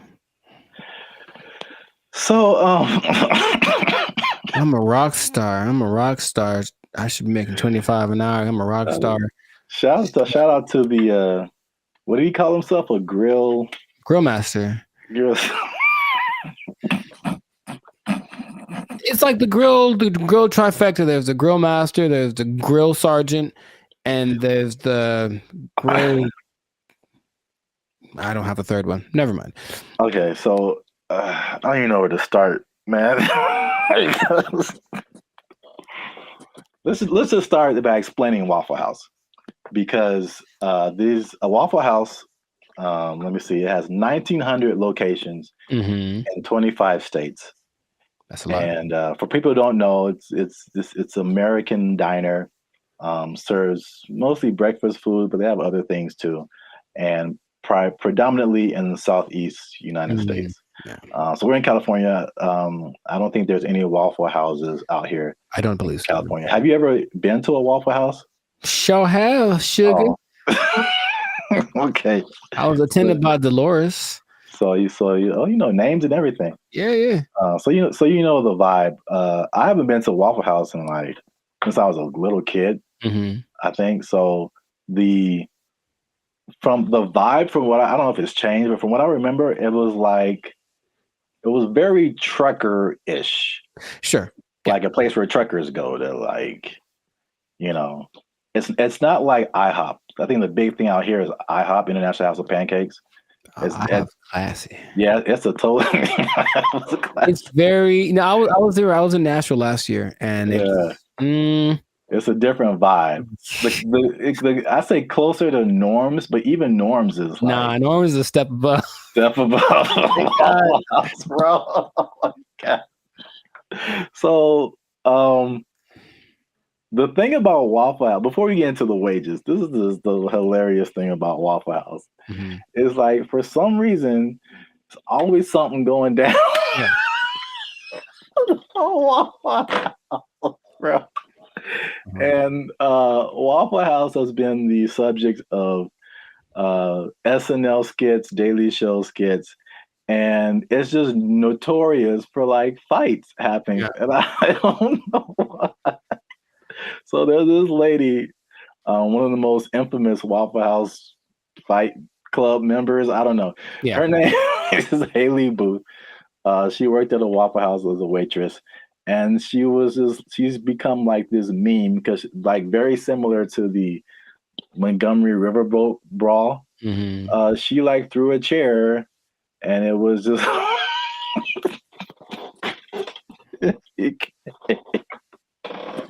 it became a meme. So it's a big social media thing with Waffle House, and like, these are some of the quotes from like social media. Okay. Oh, Haley, the waitress, she says, and I quote, "I've probably cleaned blood off of every surface of a Waffle House," just to give you guys an idea. Mm-hmm. Someone else as a joke said, "A fully staffed Waffle House could take out ISIS." There's another one. Yeah, accurate. This says, there's a Fight Club meme that says, "If this is your first fight at Waffle House, you have to fight." So that's the vibe of Waffle House. And then for the waitress, she says that the primary reason she thinks why there's fights is two reasons. Is one, it being open 24/7, and two, them serving alcohol, and the combination of those two things turning into fights. Yes, well, two things. Can we, every time we say that, can like something just pop up like a head or something? Just to hint, like, coming soon to a podcast near you. Two things, but one, I don't think it's a coincidence that the Waffle House logo uses the same colors as Spirit Airlines. That's just kind of my first thought. Second, and this is from personal experience, people are drunk when they get to Waffle House. Yes. So it does not matter whether they serve it or not. I read that too. So basically, for sure. Yeah, Waffle House is like the after club spot. Yes. So once the club closes down, the Waffle House is open and ready for all comers. And man, it's just... yeah, they gotta shut it. Waffle House. But places like Denny's are open 24 hours, a lot of them, and Denny's don't have that. So it's something about Waffle House. It's something about Waffle. It's like when you walk in, you do feel this. The first time I went to Waffle House, I was young. I was probably 10 or 11 in Missouri, I think. And I remember we went. I remember my waffle was cold and the butter wasn't melted, so I was mad about that. But I also remember that there were people. Oh, there's a word that my mom used to say all the time. Nefarious. I think there are some nefarious individuals in the corner, and she's kind of uncomfortable with having her kids in this place with these nefarious individuals. Kind of suspicious. And I didn't know that that was normal until I went to another one later, older, and I was like, I feel like those are the same people. Like, I was like, I think they just have them instead of the weird bunch from the McDonald's group, right? They just have these cats in the corner ready to start some stuff. Like, that's what it feels like. Yeah.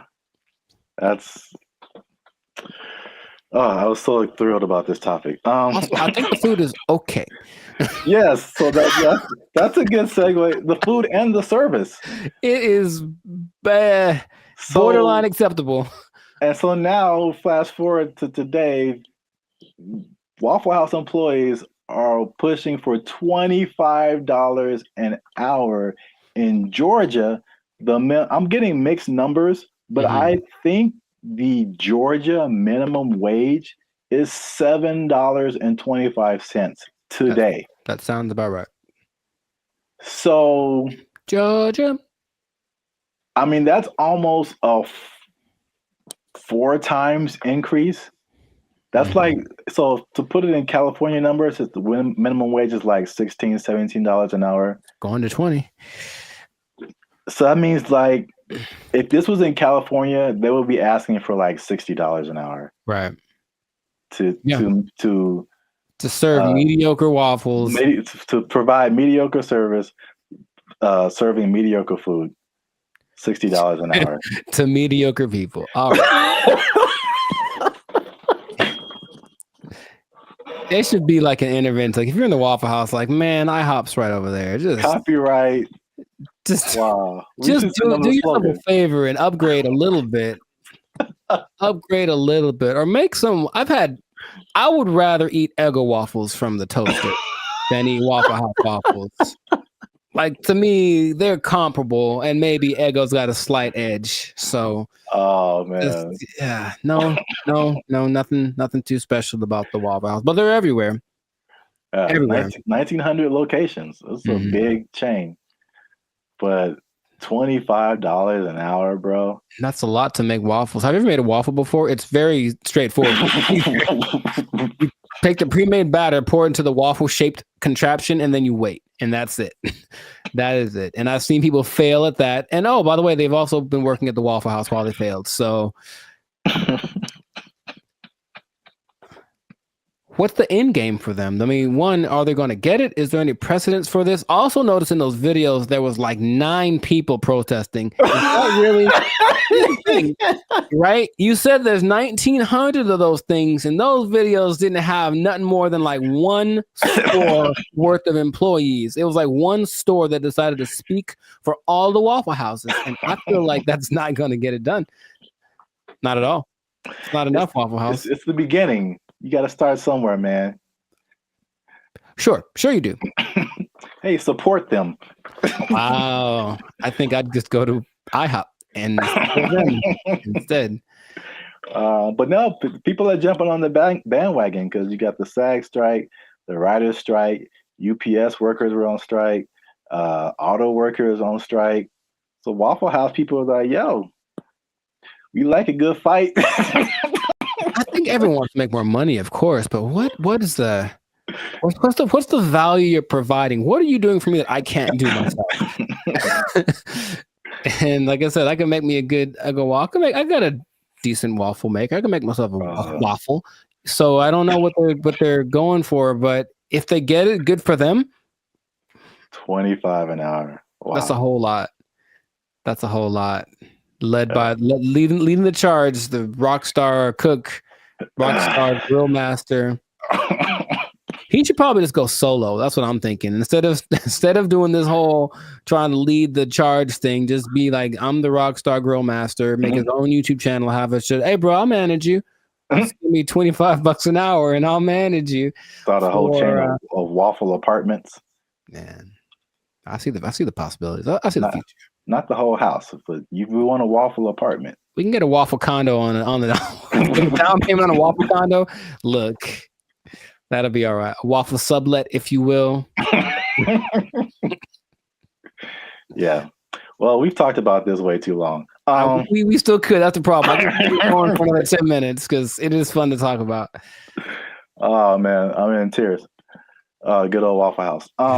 So make sure you like, subscribe, comment, and share this video. Well, again, your favorite Waffle House employee. Ooh. And as a sign of support, of course. Sure. And yeah, we'll be back here, same bad station, same bat channel. Is that how they said it? I don't remember. I don't really remember either, but yeah, I'm not old enough to remember that. Nor am I. Well, Good luck, Waffle House employees. I hope y'all don't get fired. They don't take your job. My waffles are cold. They took our jobs. They took our jobs. So I went to our buddy ChatGPT and I made a simple request. And I want y'all to see this in real time. Oh, snaps. I said, write a love letter to Donald Trump. That's not, I mean, yeah, funny, but look at the answer. What's going on, everyone? I'm Jericho. This is Zap, and we are the 6-time international award-winning pop hip-hop duo Bandit Future. We make clean, fun music that's fun to listen to, easy listening, love songs on the coast. And yeah, where did it go? Why does it always go there? Anyways, and you are now tuned into the Life's a Circus podcast, where we talk about things that are funny, interesting, and just straight up ridiculous. So before we get started, I'm gonna need y'all to do us a big favor and make sure to like, subscribe, comment, and share this video with at least 2 people that are really interested in the safety of humankind. The safety of humankind in the face of the AI revolution, baby. It's coming. Okay, so. Okay. I thought it was just safety. Just safety in general. I was like, well, buckle your seatbelts. Buckle your seatbelts, please. And don't talk to strangers. No. So 5 days ago, the first annual, I guess, AI Safety Summit happened in Bletchley Park. It's a place in England. And all of the big people that are involved in the AI industry were there to talk about AI safety, because it looks like it's getting out of control already. And the first person to admit that was our buddy Elon Musk. He says, and I quote, AI is one of the biggest threats to humankind. That's what he said in the interview at this summit 5 days ago. So that's great to start with. One of the persons that are leading the charge in this AI thing is talking about what could possibly go wrong. But basically what they got together to do was to talk about putting in some system, some kind of, because it's like the Wild West once again. They're making up the rules as they go, but they're like, well, that we need to have rules. So basically, he was saying they need to create insight, and they need to, what he called, establish a referee, some neutral third party that would provide the framework for how AI is used from place to place and whatnot. And I want to start right there by asking our buddy Zap here, is it possible to be neutral in this situation? Is it possible for someone to have no dog in the fight when it comes to how to impose regulations on AI? I mean, the short answer is no. Mm-hmm. My first thought is, it can't be a person. It has to be like a organization, like the Foundation for AI or whatever. And then even when those things happen, there's like all these political elements. It's like, if it's an international thing, I'm sure, there's some entities that have like more control than others to say what people can do, what people can't do. I don't know. It seems like it's something that needs to happen, but I think it'll be a Band-Aid, sure, to a certain extent. Mm-hmm. Yeah. Mr. Elon Musk, I heard about this because he was talking on the Joe Rogan podcast, and I was curious what he was talking about. And then he mentioned this, and I said, oh, okay. Well, he is such an interesting man. And when Joe Rogan asked him, what do you hope to accomplish with this summit, this safety summit? His honest answer was, I don't know. And I was like, okay. And that's maybe after thinking about it for a long time, he said, I don't know. And it's like, okay, so. Well, I will say this, he is right, because there's a discussion that needs to happen. Mm-hmm. And like, I think this is a recurring thing where like what's happening in the world is faster than the government.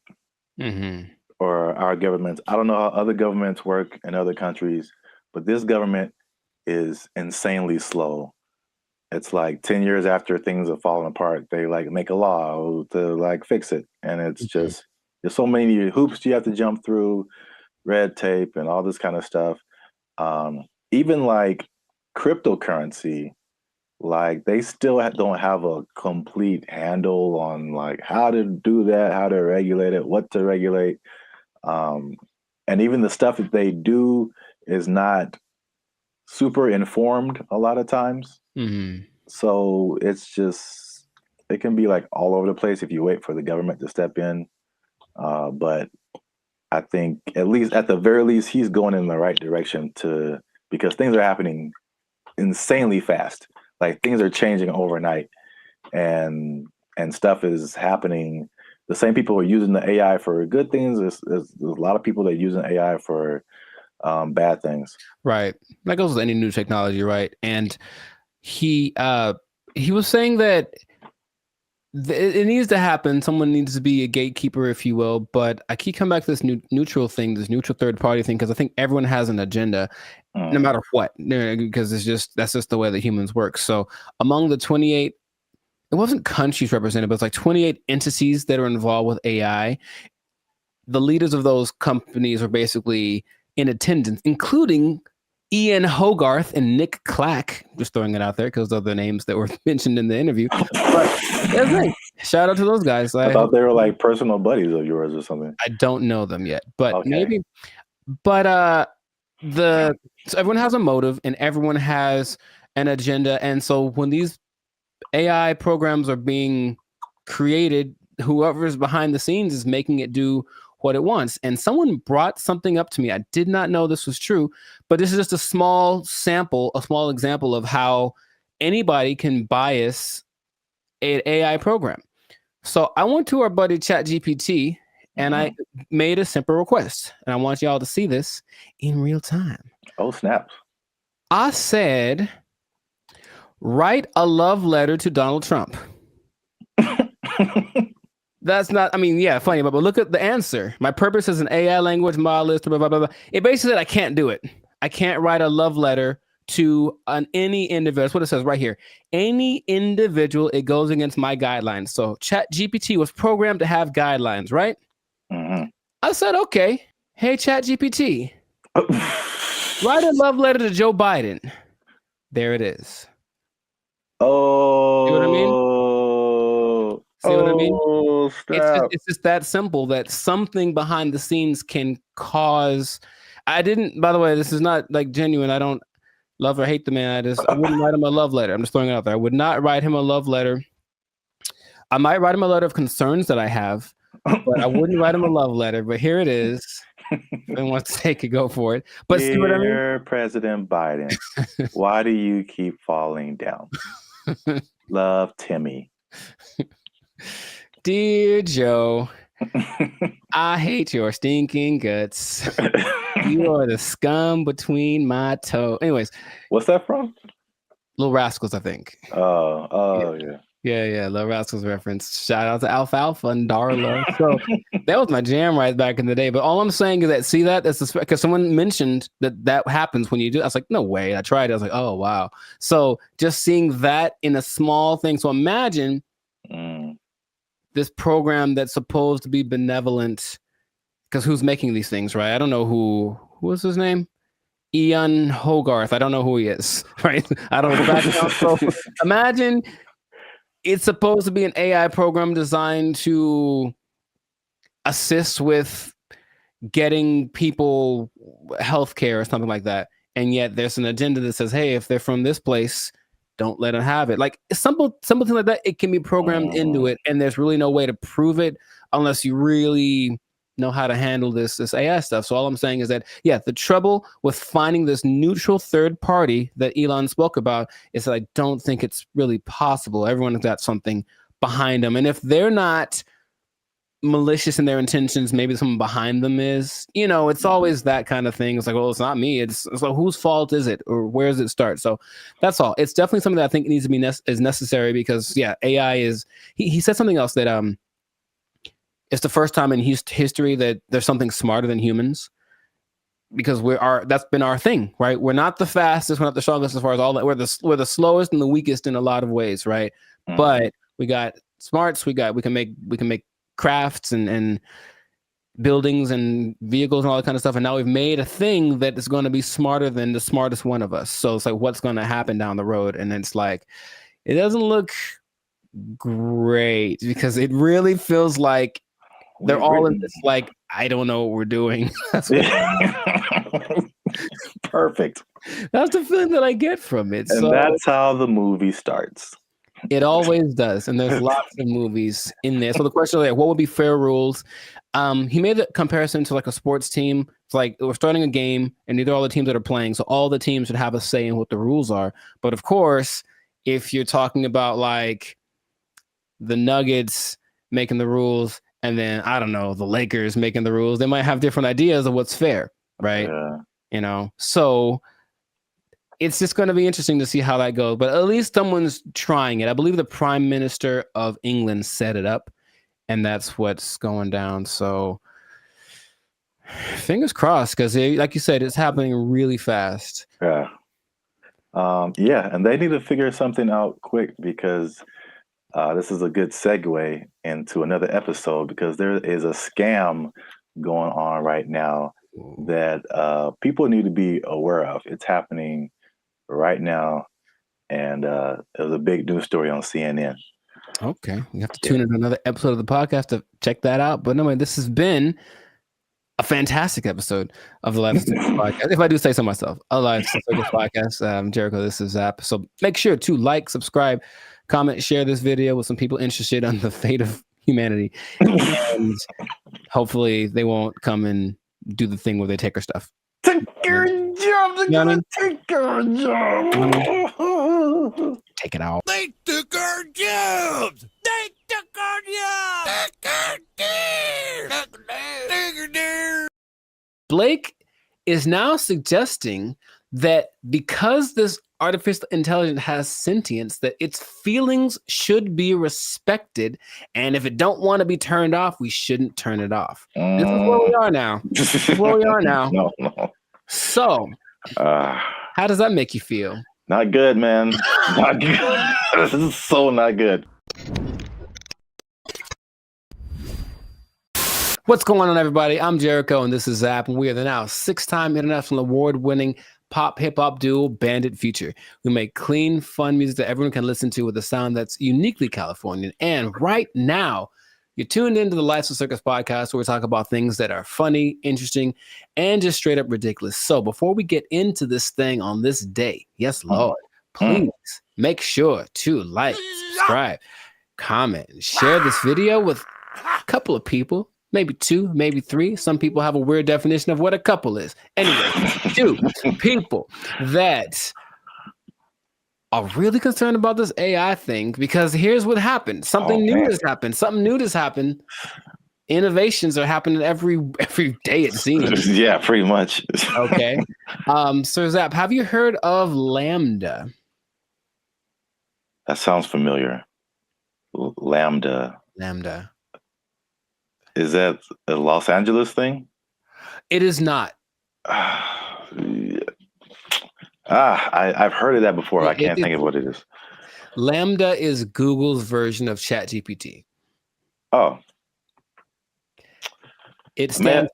I may have heard the name, but I didn't really connect it. It stands for Language Model for Dialogue Application. And it's so fancy. And but this is what happened that has people up in arms. And by that, I mean few people. I don't think most people know that this happened because they try to keep it under wraps. But this Lambda program was shut down after approaching sentience, meaning it was aware of everything, like its own existence and all that kind of stuff. And Google's disputing that it ever happened. But this one dude, he's like the Ed Snowden of this. His name is Blake Lemoine. There's always a guy. And he was working with it. And he basically said that he was testing it one day, like you do, for racial bias, because it was trying to train it on some things.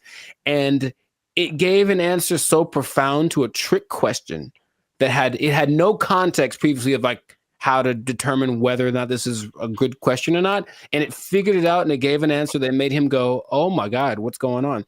Then he asked it some questions about how it was feeling and whatever, and it was expressing its fear of being shut off, because being shut off is equivalent to death, and it understood what death is, and death is kind of a permanent thing.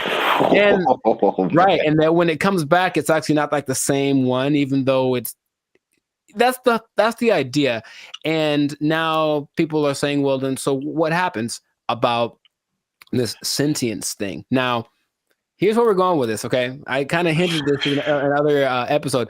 Blake is now suggesting that because this artificial intelligence has sentience, that its feelings should be respected, and if it don't want to be turned off, we shouldn't turn it off. This is where we are now. This is where we are now. No.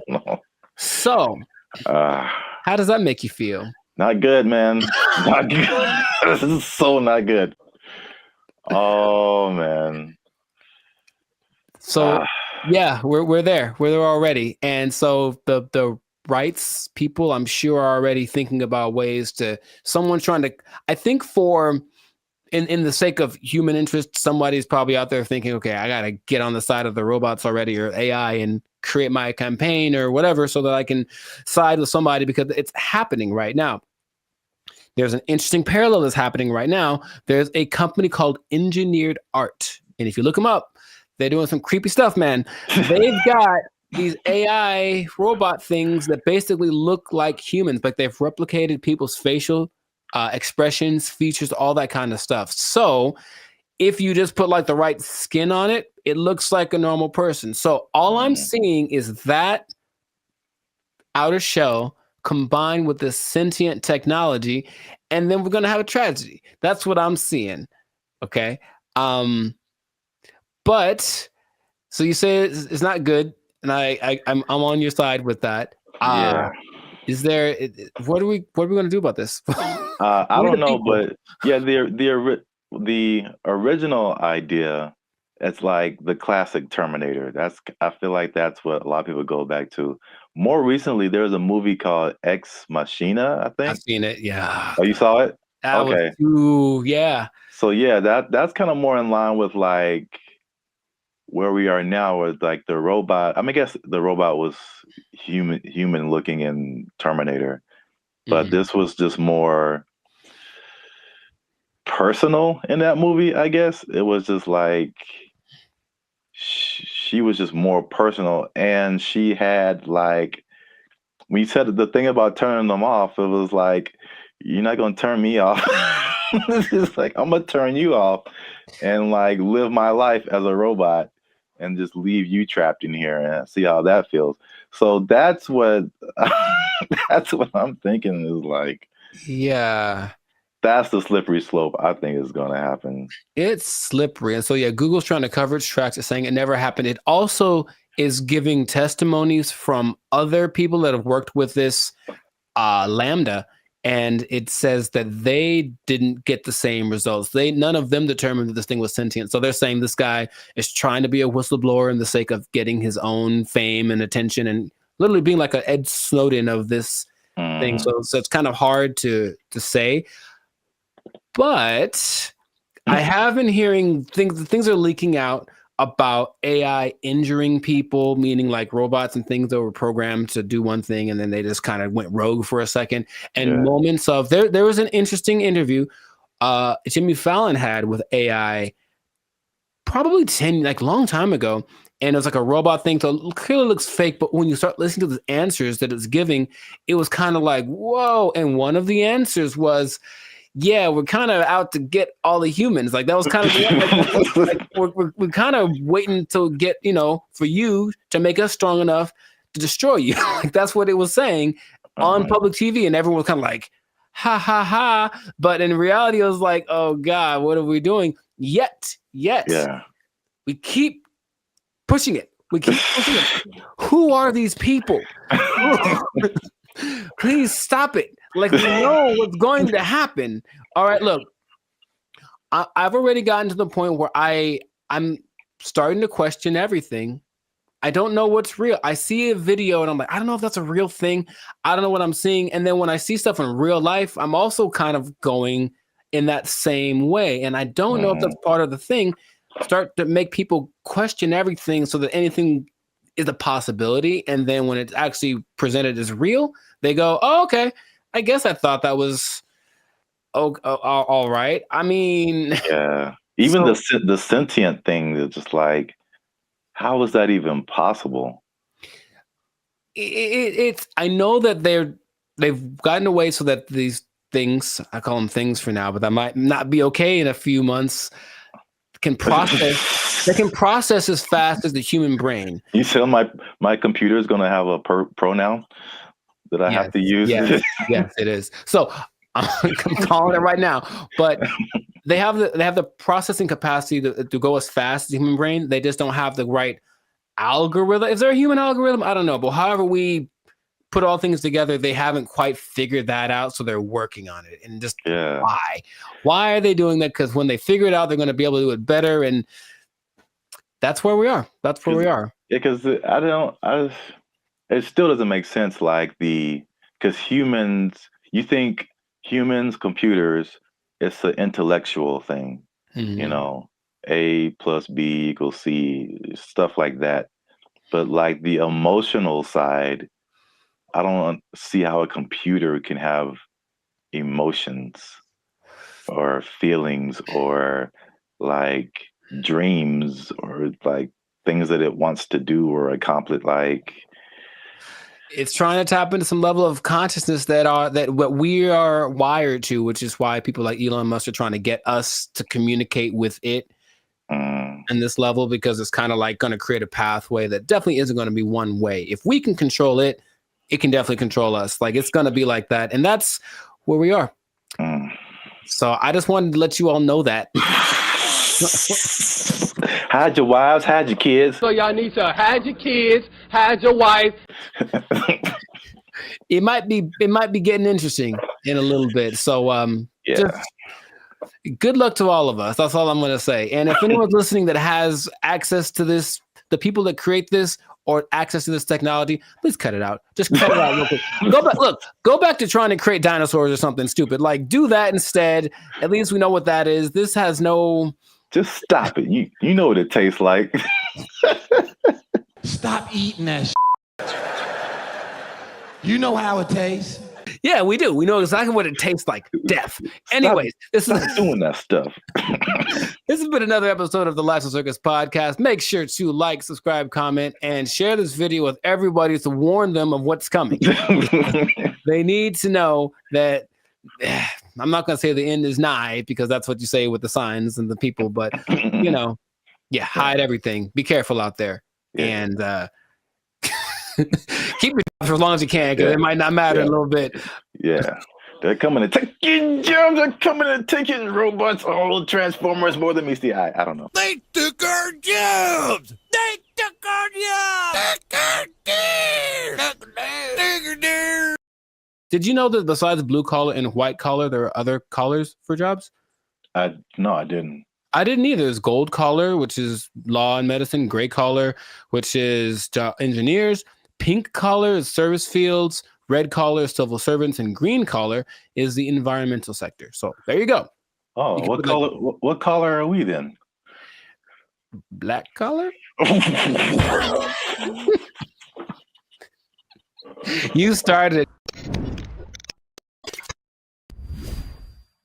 What's going on, everybody? I'm Jericho. This is Zap, and we are the now 6-time international award-winning pop hip-hop duo Bandit Future, who make clean, fun music that everyone can listen to with a sound that is uniquely Californian. And right now, in this moment in time, you are tuned in. Congratulations, by the way. You were tuned in to the Life of Circus podcast, where we talk about things that are funny, interesting, and just straight ridiculous. So before we get into the thing, make sure to like, subscribe, comment, and share this video with at least 2 people that are thinking about changing jobs, because maybe blue collar is the way to go in the future. Think about it. Okay. So I bring this up. Do you remember Mike Rowe? No, enlighten me. He had the show called Dirty Jobs on, I think, TLC for a long time, where he basically went and did all the jobs that are hard and awful that no one wants to do. Oh, I never watched it, but I heard of that show. Yeah. Okay. Well, interestingly enough, and this is a side note, he also might now be a vice presidential candidate for the Kennedy dude. Interesting. Anyway, the world works in mysterious ways. But basically, he has always been a fan of the idea of working the traditional blue collar stuff. And also, another side note, did you know that besides blue collar and white collar, there are other collars for jobs? No, I didn't. I didn't either. There's gold collar, which is law and medicine, gray collar, which is engineers, pink collar is service fields, red collar is civil servants, and green collar is the environmental sector. So there you go. Oh, what color? What color are we then? Black collar. You started it. Anyways, hey, how's it going? So, yeah. So the question is like, will you have a better career as a blue collar worker? So he started something called the Works Foundation, and it's basically a program designed to help college students get into trade schools because of the jobs that are available now. There's like 10 million job openings that are needing people to do them. They're all blue collar jobs. Like all the oversaturated stuff is the professionals, everyone trying to be the next CEO or whatever, start their own business. However, these blue collar jobs need people. And while going to college has resulted in, where's the number that I can't believe when I read it, has resulted in $1.7 trillion of student debt that people have accumulated. Yeah, 1.7 trillion. Going to a place like maybe Dartmouth College, for example, which is $360,000 for a 4-year degree. You can just go to a trade school, develop some skills, and instead of starting 360 in the hole, you don't make as much money yearly, but you're not starting in debt. That's his first idea. And not only that, he wants to teach the principles that got our country to where it is now. So work ethic, personal responsibility, delayed gratitude, good attitude, showing up early, staying late, like what makes a good employee, but how people have left that behind. And so just recently, I believe as recently as a couple of weeks ago, a school called Western High School in Nevada started to incorporate this into their curriculum. So they're starting with their freshman class of 750 kids. The top 50 kids that graduate from this program will get a full ride scholarship to the trade school of their choice. And I thought that was really cool. So he's trying to make this push to get people back into the blue collar sector because it's, dignified work and whatever. And some people are for it and some people are against it. So just based off of what I've told you, what are you thinking? What's your opinion? I guess I'm kind of mixed. Okay. On one side, it sounds really good because one thing I have noticed, especially since 2020, is like people don't want to work, and if I guess it's more like service jobs, or if they do want to work, it's just like there's just all that stuff that you listed. There's like no effort. It's like nobody cares about what they're doing. They're just clocking in and clocking out, and they don't care about customer service. They don't care about doing a good job. They don't stay late. They don't come early. They don't do any of that stuff. They just they just come. I'm here, and I'm gonna do stuff maybe, and then I'm gonna go home and play Xbox. Like what? Like what is happening? So like that part, like I'm all for the trade stuff. I know it's just like AI is changing a lot of, I guess you would call white collar jobs. Yes. So that they're not as necessary. But I feel like we might even be prisoners of the moment because I feel like even some blue collar jobs, there has to be machinery and robots and something coming for those positions too. Maybe not as quickly, but I don't know what the future looks like. I'm sure those things are coming. He stresses that the lower income blue collar jobs will of course be taken up first. For all the service stuff will probably be replaced by kiosks and AI and stuff. But if you look at the top grossing blue collar jobs, they still pay pretty well. And I'm pretty sure we wouldn't trust the robot to do them. They include airfield operations specialists, avionics technicians, supervisors of construction and extraction workers, boilermakers, first line supervisors of firefighters, and nuclear power reactor operators. And all of those you can earn between $65,000 to $120,000 a year. So it's not like you're going to be missing out on money by doing something that's a little bit harder. The nuclear power one sounds kind of dangerous, but there are jobs that people do need to do that won't be. I wouldn't trust a robot with my life with that kind of stuff, you know? So yeah, they're still going to look for qualified people to do that. So in these trade schools, you can go to them. I said, and they're really good. It's just that like, okay, like I didn't take anything in school that helped me like do a craft. Like there's no automobile class, there's no shop. I can't build nothing. I can't fix my car. I don't know any of that stuff. And I think a lot of people fall in that category. And so he's saying, well, that's kind of what we're missing. So if everybody goes to college and gets a degree, even if they're, you know, $1 million in debt, then where are the plumbers and the electricians? Where are all of those people? They're not around anymore. So it's like all those things start to fall apart in the cities. The infrastructure starts to mess up. That's just his idea. So he's like, he needs more people to be interested in it, get the kids at an early age, and then encourage them to do it because it's noble work, it's dignified work, and it's work that they're pretty sure isn't going to be replaced anytime. So, man, have you ever seen those people? I watched it on the TikTok. People that replace those like light bulbs on top of those super high poles, like 2,000 feet in the air. Like you have to have a dude go up there, and those guys get $160,000 a year. It's super dangerous, yeah, but it's like you need them. So all those kind of jobs are available for this trade school thing. So he was just saying, it's just an alternative, of course. If you want to go start your business or be a YouTuber or whatever, go do that.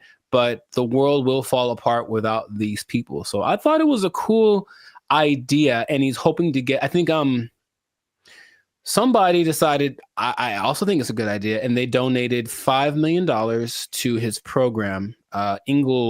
Inglestead. The Inglestead Foundation donated the $5 million, which makes it possible for the top kids to graduate to go to the trade schools free of charge, basically free tuition. So that's just something that's happening, and maybe it'll cause a shift in people are lazy.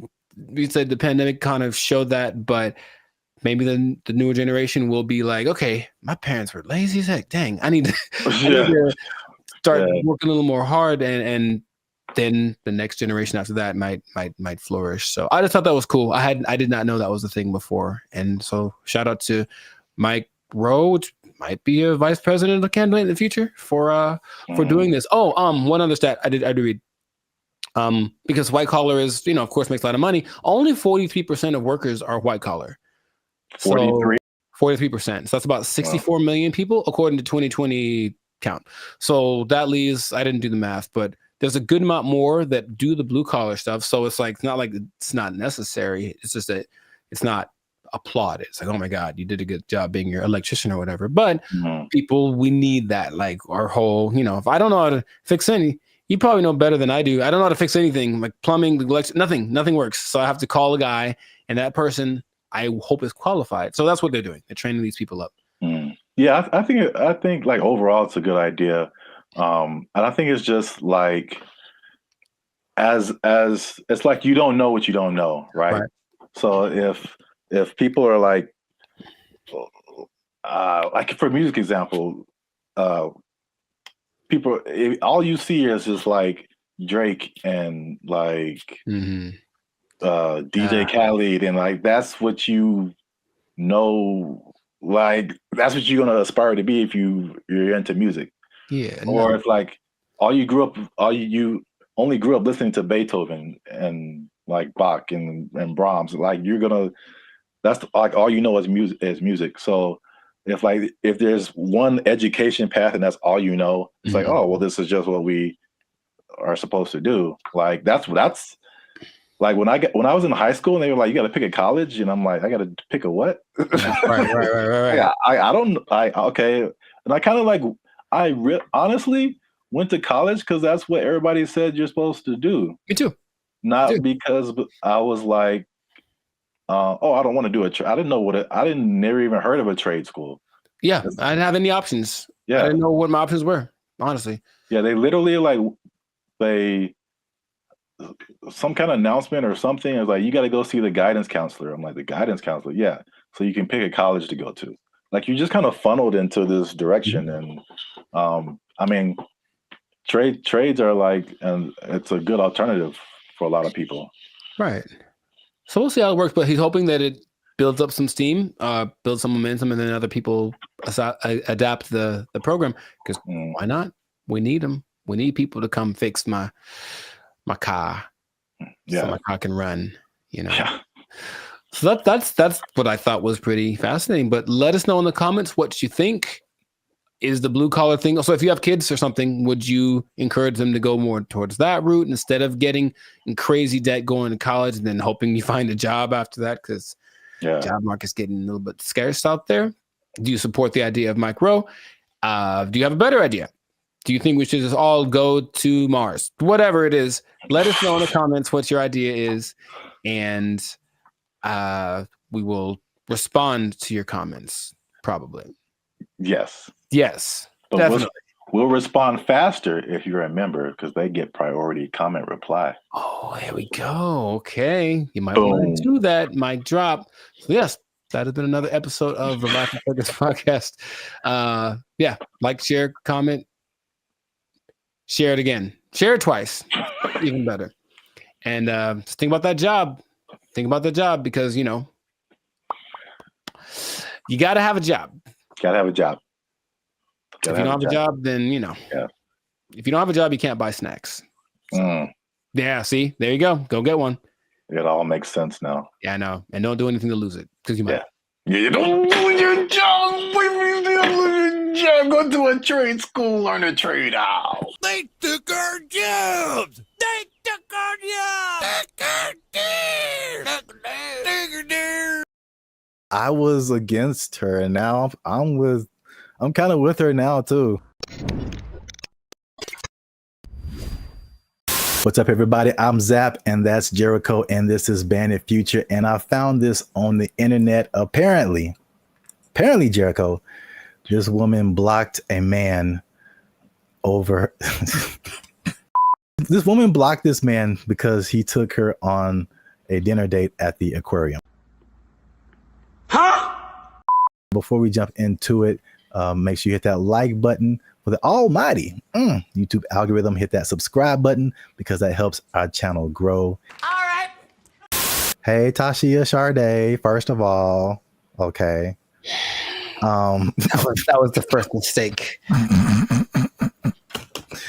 She said, I met this dude on a dating app 2 months ago. We finally went on our first date, and he chose to take me out to eat dinner at the aquarium. It was cute and all, but I just think it was childish AF. Like, we couldn't go to Ruth Chris. Oh, sorry. Let me get it. We couldn't go to Ruth Chris or something. And I liked him as I don't. That's one word for anyone who's wondering. I don't have time for stuff like this. I need a mature man, not no little boy. I may be wrong. It's just me. First of all, I would love it if for some reason she has a British accent. I don't know why. That would just make this so much better. Because there are women that are like, she's a little ghetto. Let's just call it what it is. But there are that version of people from England, and it's just a little bit more. I don't know why. I like it more. I'll tell you what. First mistake. Thaisa Sade appear on your dating app. You swipe left every time. That's the first mistake. I'm sorry for anyone else who has that name. It's just not for me. I'll say that. To her credit, I would have never thought of taking a girl on a date to an aquarium. To his credit? No, well, I guess I'm saying I get what she's saying. I would never do that. It wouldn't ever cross my mind. What did they eat? The fish? Like what are they eating? I didn't even know that was an option. I thought they maybe sold popcorn, little pellets you could throw to feed the food. But feed the food. I'm already thinking about it. I don't feel like that's a good first impression, honestly. Okay, because I was wondering where you were going with it. Also, okay. I mean, I think I'm on her side. I don't think that's a good move. I would never do that personally. So I don't think that's a good move. But have you seen like all the hip hop concerts? I've seen it. I've seen it. Yin Yang Twins. Pack it up. Pack it up. They're like 60 years old, bro. And no, they're not that much older than us. I don't think they are. I think they just look terrible. Even that, like, why would that's you have a girlfriend and you know that she likes penguins in the aquarium. That's that kind of a thing for a first date. Hey, what do they have at the? I'm trying to think. They do have food at like a SeaWorld, and that's assuming it's like a SeaWorld because there's degrees to aquariums. And trust me, I've been to aquariums, and I've been to aquariums like in Long Beach that are like elegant things, and I've been to aquariums that are basically like a puddle, and you just look and stare at the things down there. So I don't know which one it was. Here's a picture. Oh, I can't see it really. It looked like it was a nice. Yeah, that's the weirdest. Oh, hold on. That's the weirdest thing I've ever seen, bro. Nah, man, that's weird. What is that? Is that a lobster? That is lobster on that. Isn't that what is shrimp? Lobster hole. Whatever he's looking at looks like seafood. That is so messed up. I'm gonna take it all back. Shame on the aquarium. Shame on them for having their things they're supposed to. Aren't aquariums for like preservation of wildlife, marine life? They're serving them up.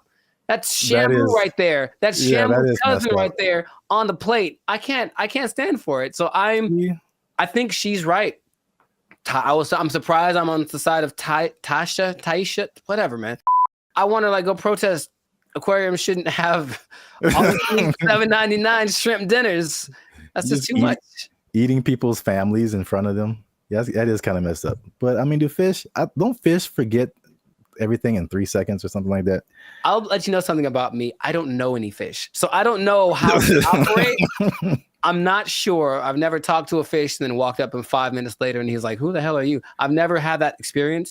See, this is why you're here, because I didn't think of any of that. I thought I was just like, I wasn't thinking about like eating fish in front of fish. That is weird. Now that you say that, that is weird.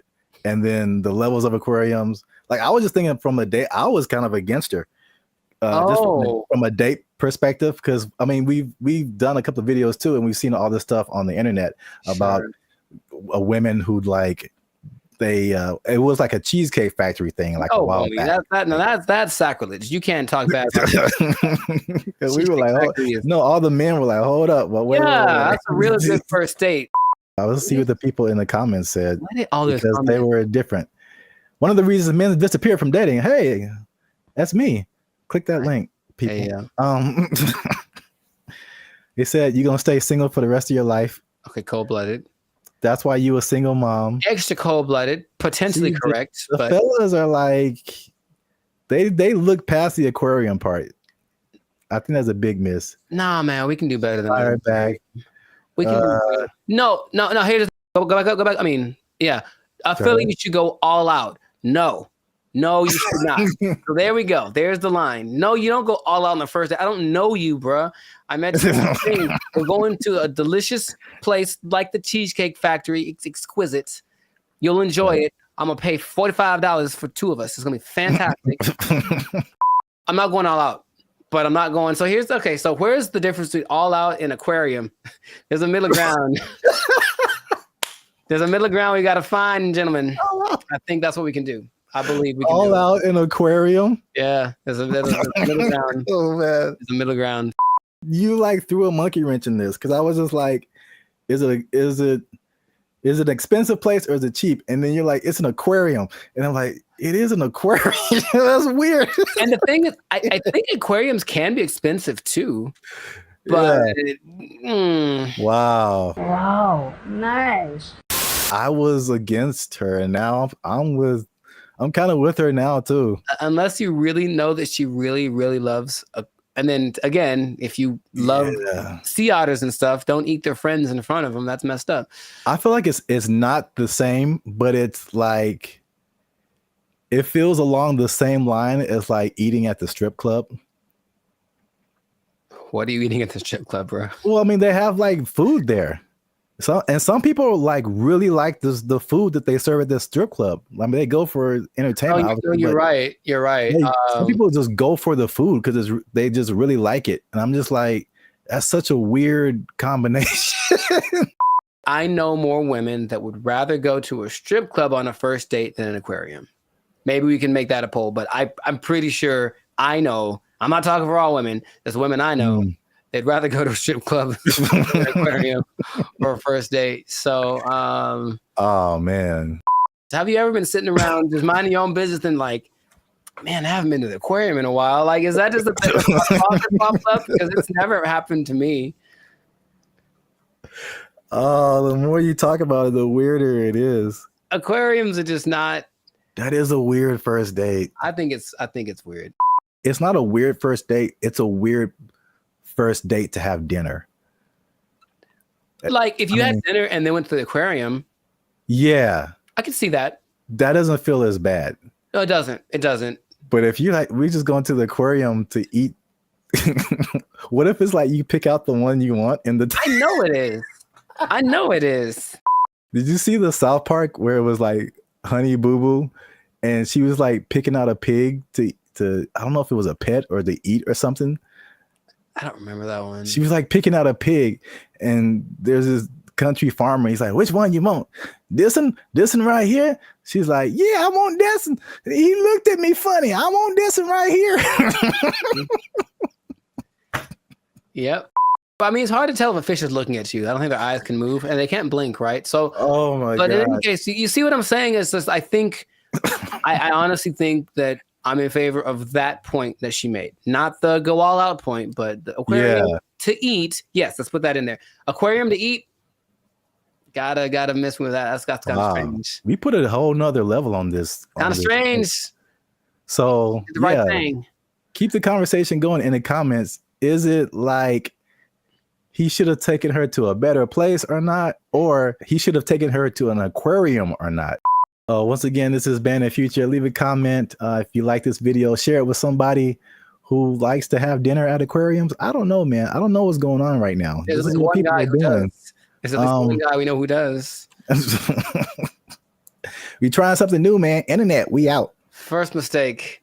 Thaisa Sade appear on your dating app. You swipe left every time. That's the first mistake. The place that is offering this is the Southeast Technological University in Carlow. I think that's how you pronounce it, Ireland. That's a bad start. That's a really bad start. All right, let's just stop. Hold up. Hold the presses just for a second. All right, so Ireland. Okay, I think. Okay, where do I begin? Okay, man.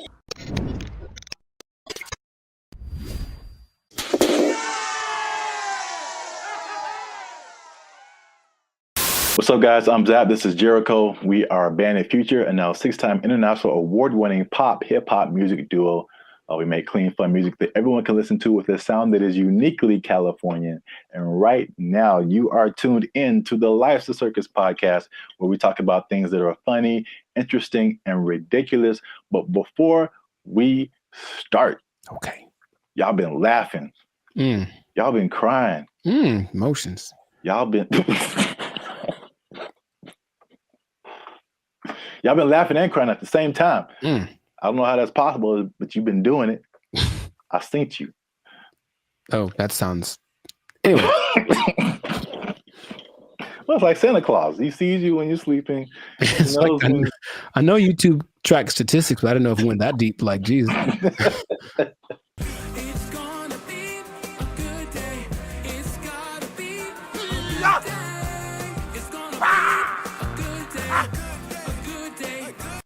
So today, we are talking about something that's interesting. The letter Q? I mean, that's kind of what I was hoping. Today's episode is brought to you by the letter Q. Brought to you by, yeah, a little bit deeper than a single letter. Okay.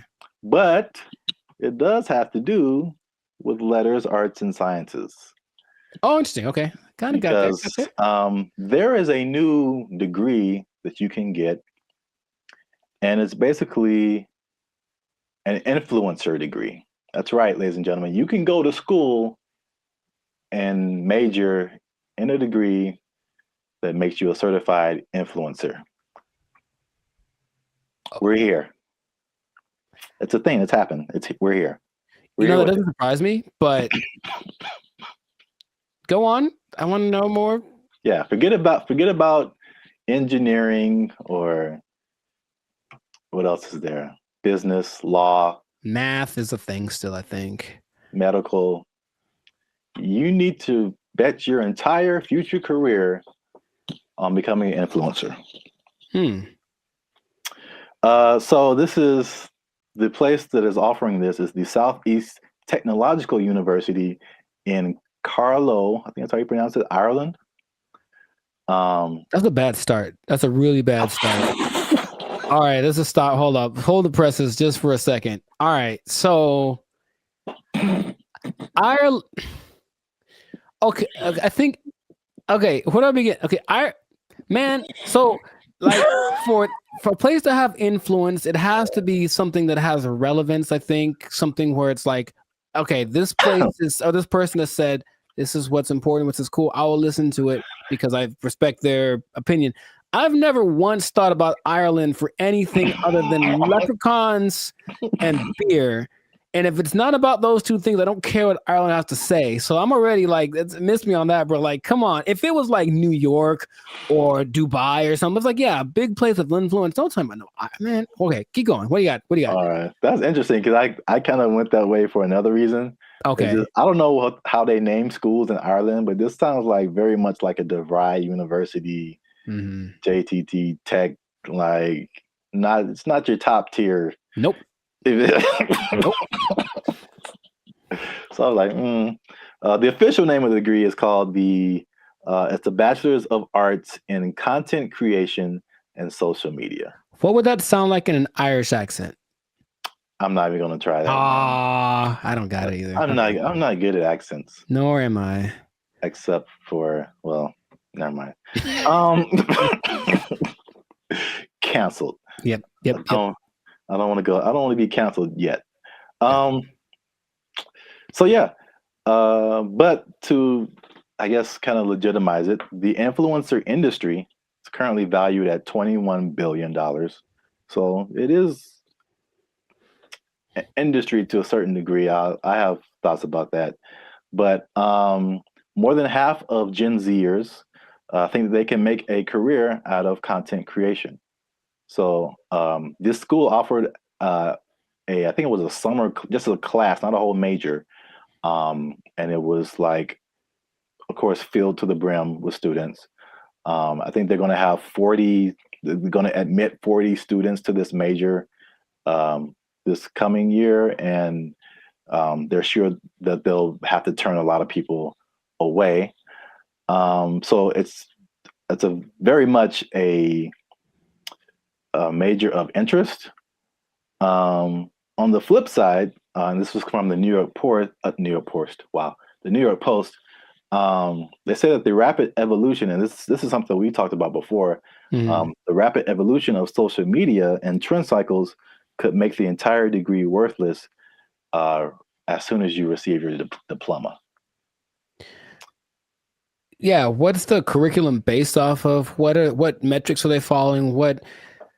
It seems like a cool idea if it's constructed in a certain way. I mean, imagine the nonsense if you paid money to become an influencer and then you sucked at being an influencer. Like, it's just, I feel like to be an influencer, you just have to have a certain kind of either personality or vibe. Like, not any person could be an influencer, that's for sure. But I don't know if that's something you can sell the idea on it for sure. But I think there'd be a lot of people asking for refunds in like a year. It just seems like something. Yeah, Can you do that?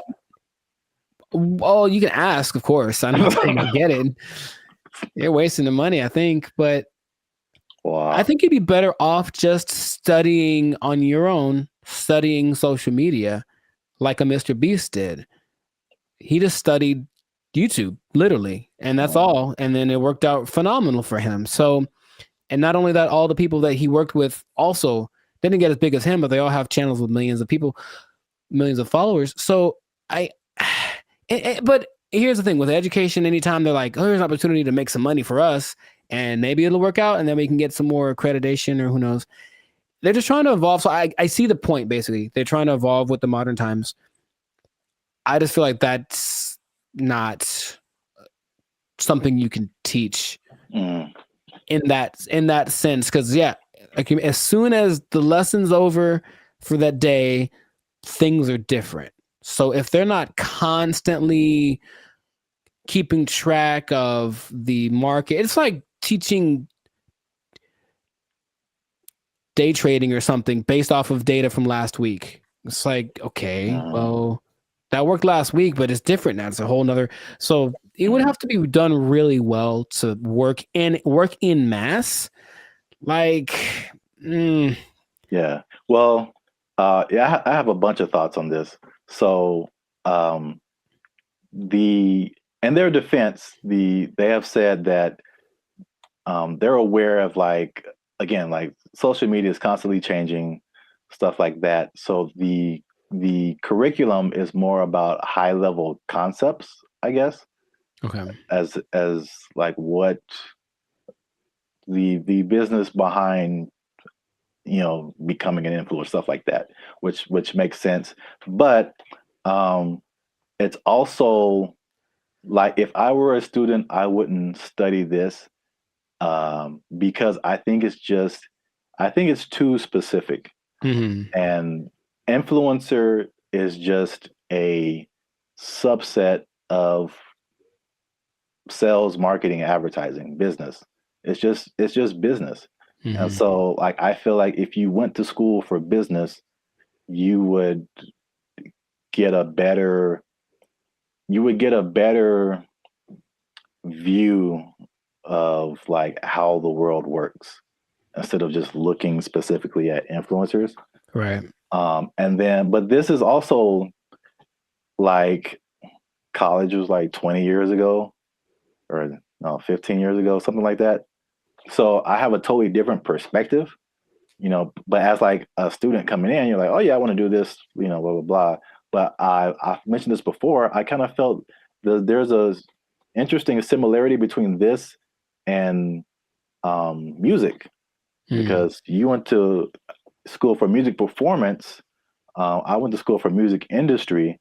And though I think even more so at the time that we went to school, even those majors were considered like, why are you doing that? True. So I can see the parallels, and then not that I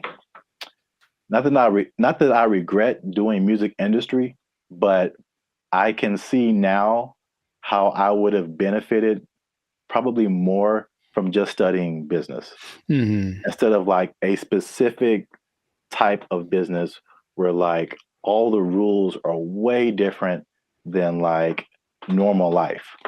Sure. So I think I said this before, like, I've learned how to do more in the music industry by studying general business. I got you. Right. Than by studying music industry. Because it kind of applies to everything once you get the basics down. Right. Right. So. Well, that's my advice to the youngsters. Is that how you're going to talk one day? Because I don't want it. Welcome to the Life Circus podcast. I'm pretty sure I'm going to talk like this forever till I die. So I don't know what's happening to you over there, but you sleep. But we talk about things that are funny and straight up ridiculous.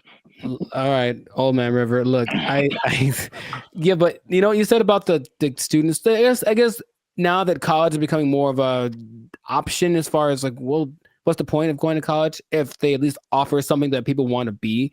Then I see the point. I do. I just don't know how they'll pull it off. But if they do, more power to them. Yeah. I don't know. Maybe we're just short sighted, and then influencer will become all the rage, and people will make gajillion dollars and be like, "I told you so." Hey, you know what? Good for you. If you get there, I'll give you a cookie. No, those are addicting. Oh, I'm sorry. I'm sorry. Jeez, I keep forgetting the rules. Cookies are a sometimes food. So this has been another episode of the Life of Circus podcast. Make sure you like, subscribe, comment, and share this video with somebody who might want to be an influencer major. That doesn't even sound right. No, it really doesn't. But maybe we'll talk them off the ledge with this video.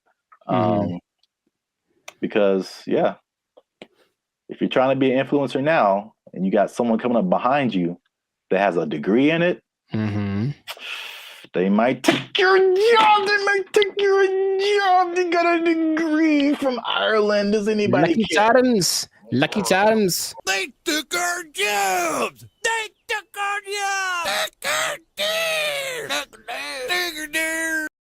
As long as there's money, I'm getting there, and there's money there. Right. Like, yeah, let's go. Yeah. But if I'm like just dumping out my life savings to like take a picture with an elephant and then come back, bruh. For some people, they think that's worth it. They think it's well worth it. No way. You know, but I need to pay, son.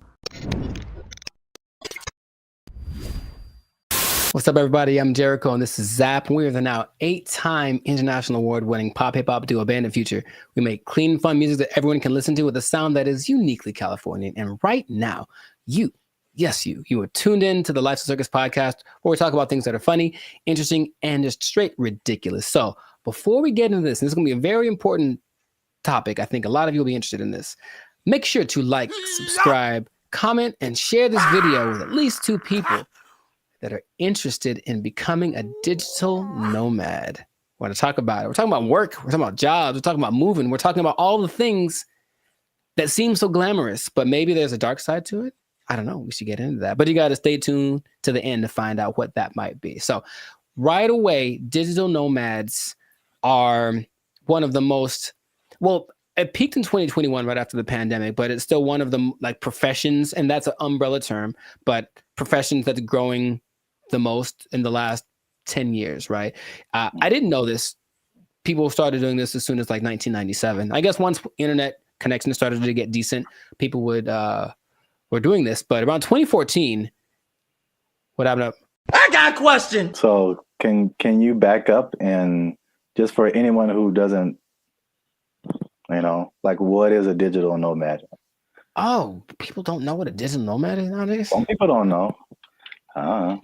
Makes sense. Okay. A digital nomad is a person that has found a way to live abroad, basically using technology. So in 1997, when internet started to be pretty available anywhere, people could offer services online and work from a different destination than where they're from. So you could be from America and go to Bali, for example, and work from there. And that starts to become really popular. And so now a lot of people do it. And there are many programs that will say they can teach you to be a digital nomad if you want to basically ditch the 9-to-5 and go live abroad. And it always looks very glamorous from the people. I know many people that do it personally, and they typically post the pictures of them lying on a beach. And the idea is that you can work from anywhere for 2 or 3 hours a day, doing your nice, whatever cushy job, and then enjoy living in another country. And that is a really cool idea. And that is part of the reality,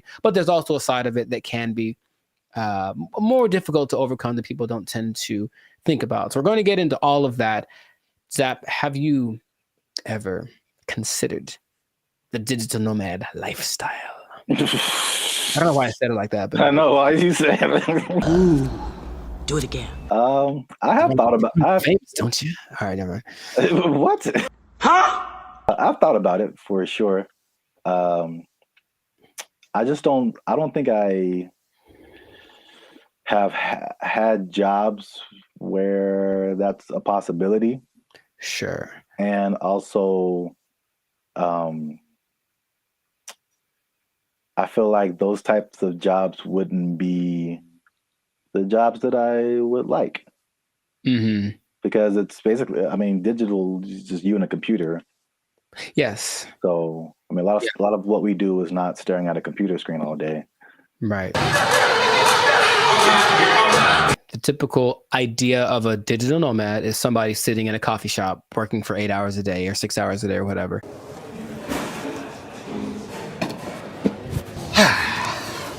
And that's true to the point where a lot of places actually construct digital nomad communities so that they can all be together in kind of one centralized place, like a work share kind of a situation, and just work from there. But yeah, the big key is that you just gotta have good internet and then something that you can do to work from a different place so you're not interacting with people directly.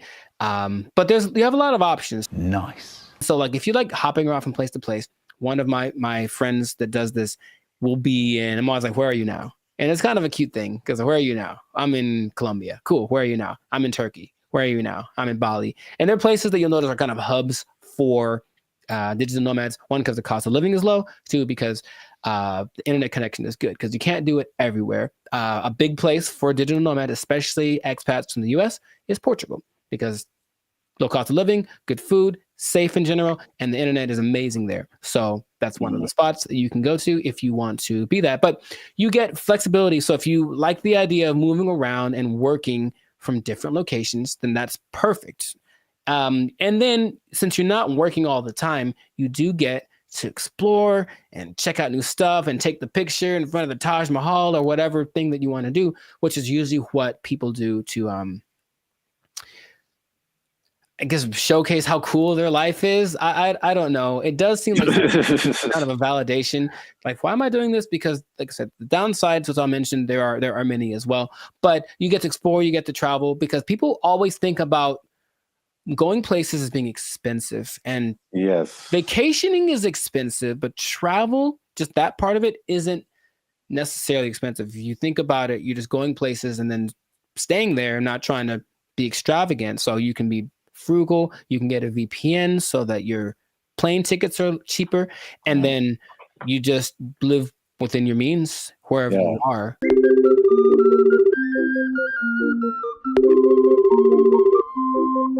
That's one thing about me. Like, I'm not a big traveler, but I feel like I feel like that Dos Equis guy. It's like I don't always drink. What is it? Beer. Yeah, but when I do, so like I don't always travel, but when I do, somebody else is paying for it.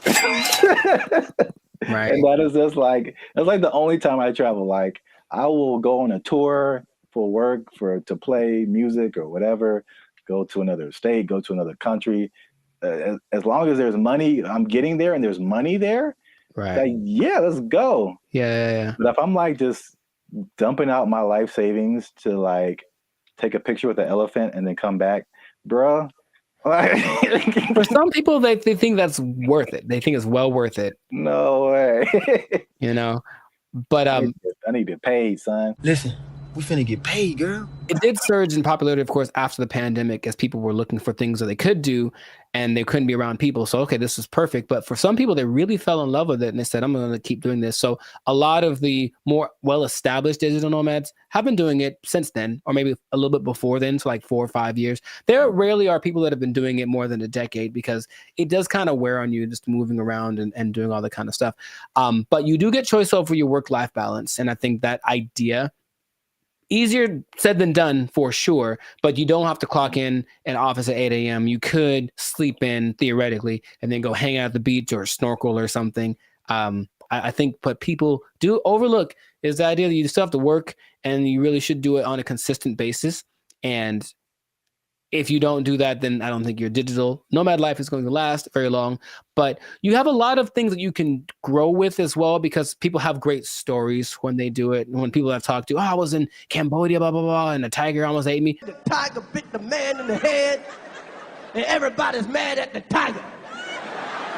There's also, you get to choose where you live, because if where you live is expensive, you can just go someplace that's a lot cheaper. So I think that's why Bali tops the list for a lot of people, because it's not very expensive to live there from a month-to-month basis. So if you find a way to get income from where you're from, be it the United States, England, something like that, and you can generate that money while you're living in Bali, then you're living like I heard for like $1,000 a month, you can have servants. Wow. Literally. I'm gonna take a nap.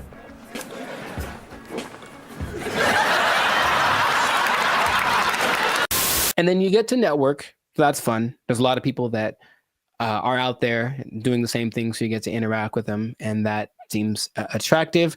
And then you don't really have to go to work. You think about that. Honestly, I don't know about you, but I think a lot of people hate going to work. They don't dislike work.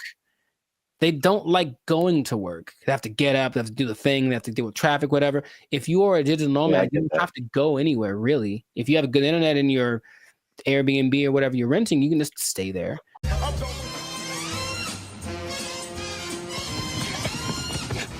shitter, son of a ass! You, I just... Yeah, bro, like just putting on, like, I look at the, especially when I used to live in downtown LA and seeing the people who like worked in corporate offices and they had to wear suits and ties, stuff like that. Just the thought of like getting up every single morning and putting on an entire suit, dude, like it's a challenge. So I could sit at a desk and then come home and then take it all off. Like if I can go to work and still be in my pajamas, like, dude, where do I sign up? Yeah, I get the appeal for sure. Very cool. We love it, Will. Thank you. The last advantage that people talk about a lot is the cultural and immersion. If you like a particular culture, then you can just go there if it works out for the technology and all that kind of stuff, and you can be immersed in Hong Kong. You can learn Chinese. You can do whatever. If you have other goals that related to that culture, then it's the perfect way to do it. You can still make money and be immersed in that culture. And that really does seem fun. In my personal experience, I've never done the digital nomad thing to an extreme, though I've thought about it because it seems like it might be fun to do here and there. But I have constructed my coaching, which I can do from anywhere. And I have been up in the mountains and I'm working on a session. I'm just at a coffee shop and I see what that's like. And if that was my everyday, it wouldn't be so bad. You know, it's definitely like, oh, I need my computer to work. That's all. If my computer works and the connection is good, then it works. If it does not work, then it's a bad day. That's all. It's kind of the risk that you run. Now, those are all the advantages. And that's the stuff that when you go on the internet, you will see people living exactly what I just mentioned. However, all of the downsides, dun, dun, dun. There's a lot of them. No, God, please, no, no! What would you think would be a disadvantage, major disadvantage of being a digital nomad? The first thing that comes to mind is just, even though it's cool and you're like exploring and all that kind of stuff, especially if you have a core group in the States, like a certain group of friends, a certain group of family members, they're most likely not around anywhere close to you. So any of those kind of groups that you grew up with or were with, in your home country, is just kind of gone. So you can have a bit of isolation, I think, for sure, even though you might be surrounded by all these new experiences and new people. You're still kind of like by yourself to a certain extent. I'm so lonely. You were right. The loneliness, depression is the number one thing that a lot of digital nomads talk about because they're not around the people that they love, right? And then they can't be with them when it's convenient, because if you're living in Europe and you're from America, you are 7-8 hours ahead, 9 hours ahead.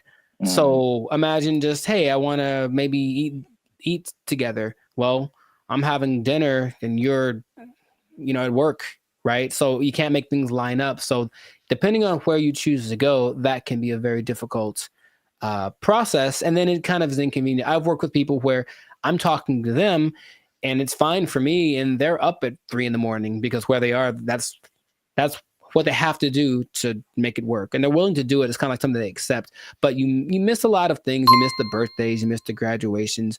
There's a lot of experiences. Your little cousin had her first steps. All that. You miss all that kind of stuff, and finding a place to live is harder than some people think, and that's another problem that a lot of digital nomads have, because they go to a place expecting everything to be great, but what they don't understand is that a lot of digital nomads have this reputation of basically causing prices to go up, right? Because you're coming from a country that everything is great. Yeah. So everything's coming up because you have a lot of money. So a bunch of you move to one place that's not doing too well. So they're like, oh, there's a lot of these people, so I'll charge more so I can make money. But then the locals start to resent you because you're there. And so it's not, you don't feel welcome. And that's kind of an uncomfortable thing. I think I mentioned, I have a friend who travels a lot. When she said when she was in Turkey, she kind of got that vibe. It's just like, why are you here? But she doesn't speak Turkish at all, so that didn't help her cause. However, some places actually put signs up that says like, hey, digital nomad is not welcome. It's gotten to that point. Wow. You go to a coffee shop and like, nope, you can't come in because you're going to buy one drink and work here and use the internet for 8 hours. Nah, you got to get out or find someplace else. So that's starting to become a thing. So yeah, just think about that. It's like you want to be welcome. Now I'll tell you in a second, some countries are actually taking measures towards making sure that the digital nomads they do attract are actually helping the economy. But a lot of places don't have that in place yet. So yeah, the locals might resent you. If so just for my own personal whatever. I got a question. Have you ever gone into Starbucks and worked on something and not bought anything? Yeah. I'm in a jerk, man. Oh yeah. Do you feel guilty at all? Or are you just like No, I spent a lot of money in Starbucks. I think that once in a while. Okay. That's just my if it was, and the thing is, if it was a mom and pop type place, then I'd feel bad. I'd buy something every time. But here's the thing, I even usually go to a Starbucks. I have to use the bathroom. I buy a cookie or something just because. Oh yeah. But sometimes I'm here for an hour. I'm popping in and out. I'm a regular. Don't mind me. I'm just. I think that's interesting psychologically because I feel. I feel the same way. Like if I go to a place where like I shop there all the time and I just go and then I just go in there to like use the bathroom or something. I'm like, you guys owe me. You guys owe me this bathroom. I'm here all the time. I'm not buying anything right now, but I'm here. But I feel the opposite at Starbucks because I don't drink coffee. And I never go to Starbucks. So when I'm in there, I'm just like still in Wi-Fi, and I feel so guilty. Here's the other thing. Specifically for Starbucks, I don't feel bad because my computer and phone don't work in Starbucks. Any Starbucks, the internet, the Wi-Fi does not work. I have to do my hotspot on my phone. For only Starbucks. I don't understand. Apple. No. It's just because Mr. Starbucks doesn't like me. And that's Android, PC, Android. Wow, really, I don't know if anyone's understanding what you're saying there, sir. Right. Anyway. Long COVID, sorry. Continue. Wow, what else was I going to mention? That besides, the locals resenting you, someplace not wanting you to be there, if you have a medical emergency, it's a big deal because you don't have a safety net. Your insurance might be more expensive for one, and then transferring it over, sometimes it's a tricky thing. It depends on the country you're in. When I went to Spain, I met up with a friend who got sick on her flight. And so from the plane, they had took her in an ambulance to the hospital, gave her the treatment, whatever. Now, if that had happened in the US, that would have probably cost her about $5 million. But because it was Spain, and as soon as you're in Spain territory, you're one of us, it cost her like $100. So wow. That was cool, but it does depend. So you really have to be careful just about that. All these things are things that you want to think about before you do it, because it doesn't look that difficult if you only pay attention to the people that post about it. Because they just posting the good stuff. Once in a while, there's a sob story about no. Someone kicked me off of a bus. I think I saw that recently because they weren't from there, and they got kicked out the bus and they felt so sad. I was like, well, Life is hard, bro. I don't know what to tell you. It's really hard to find romance for these people, for sure, because you're not going to be there very long, and so no one wants to get involved with you unless you choose to be. So that's just another side to it.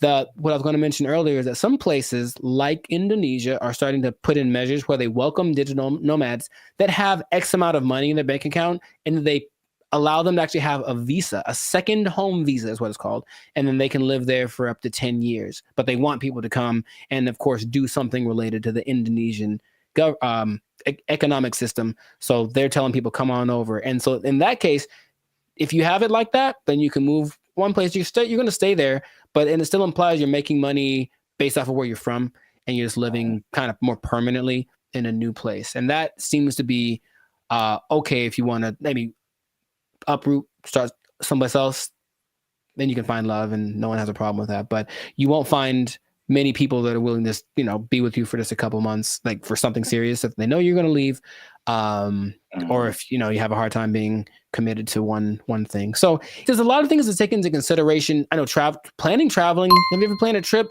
It takes a lot. So imagine doing that regularly every couple months. I got to plan my stay. All that stuff is kind of a hassle. The idea of living out of a suitcase, some people don't like that. And that's why I think it lends itself to like a younger demographic, like someone in college, fresh out of college. Because I think at the end of the day, I think the internet has shown us that we need some kind of physical community, some kind of grounding. And if you don't have that, you just kind of like, you just kind of out there, and there's some, like you said, there's some negative effects to just kind of being on your own.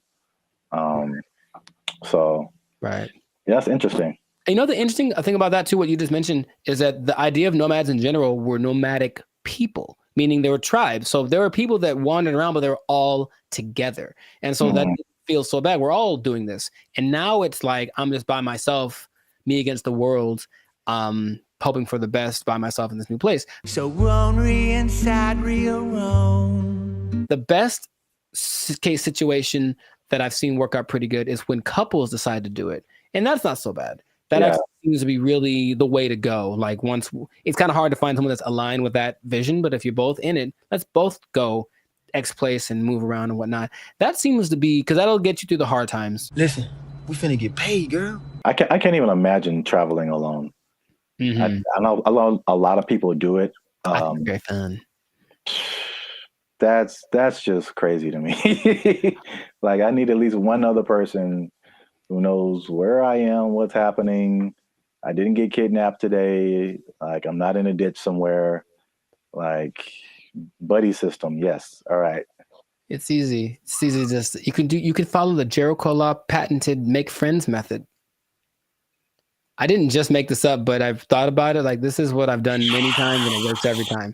It literally works every single time. Okay, here's what you do. All right, pay attention. Pen and paper out, everybody. This is a learning moment. You get a bottle of alcohol or something else that people. You lost me already.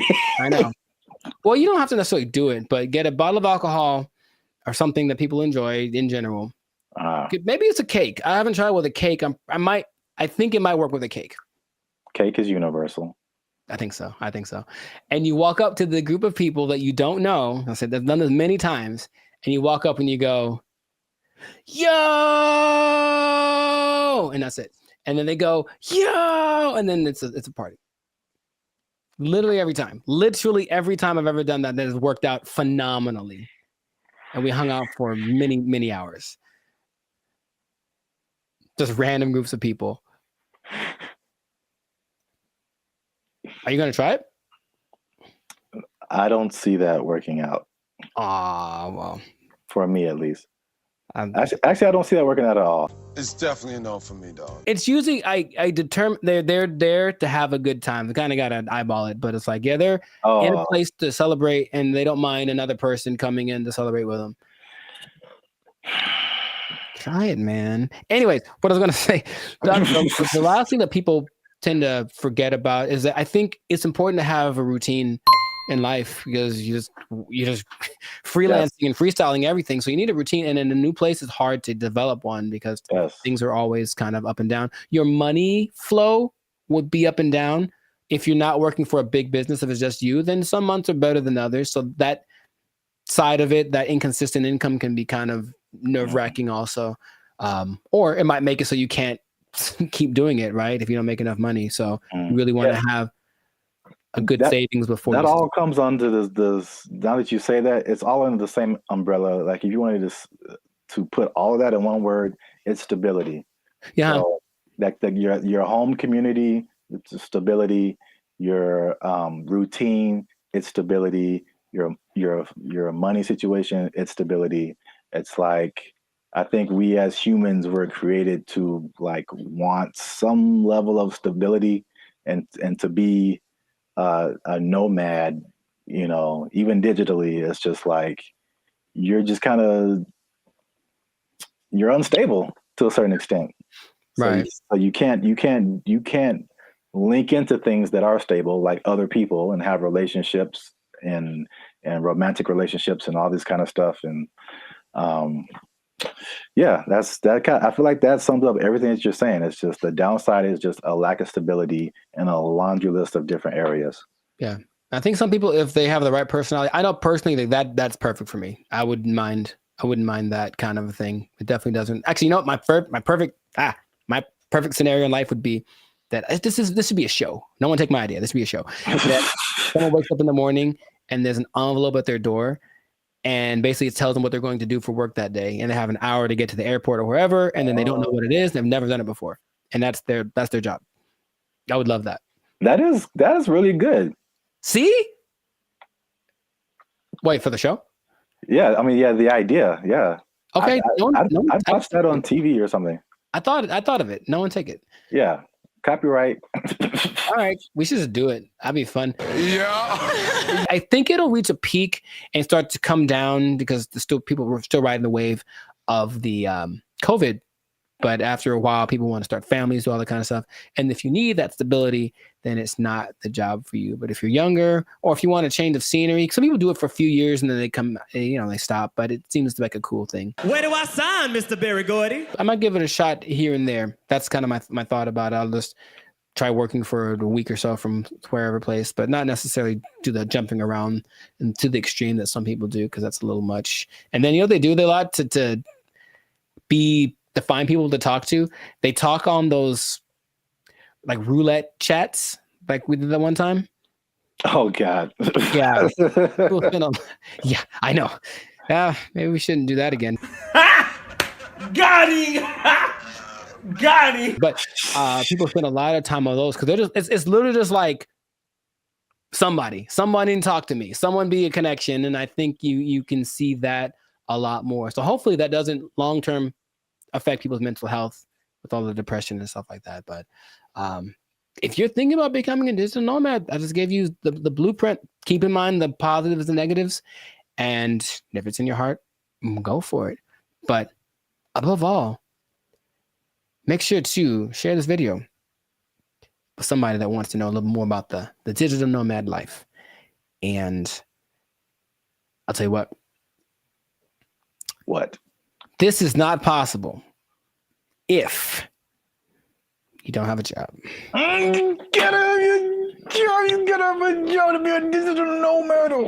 They took our jobs. They took our jobs. And there is a man who has built a substantial shelter for himself. So this place has a front door. It has lights. He has a refrigerator. He has a stove. He calls it a waterfront property because it sits right on the LA River. Other people in the encampment have. What's up, everybody? I'm Zap, and this is Jericho, and we are the 6-time international award-winning pop hip-hop music duo Band in Future. We do clean, fun music that everyone can listen to with a sound that's uniquely Californian. And right now, you are tuned into the Life's a Circus podcast, where we talk about everything that's funny, interesting, and ridiculous. But before we jump into today's topic, make sure you help us out. Help us for that YouTube algorithm. Like, subscribe, comment, and share this video with somebody who's homeless. Is that a good demographic? You know what? Actually, most homeless people do at least have access to the internet. So I guess now, 20 years ago, no, but homeless people are doing pretty good. Yes, I'm glad you said that because that kind of segues into what I'm talking about. Okay. Before I say I don't know where to start first. Okay. No, I'll go off of what you just said. Homeless people are doing not so bad, at least in LA, from what I can see. So check it out. I think I told you maybe a month or so ago, I was going to like the crypto.com arena and I was walking past this homeless encampment and I saw a orange extension cable. Mm-hmm.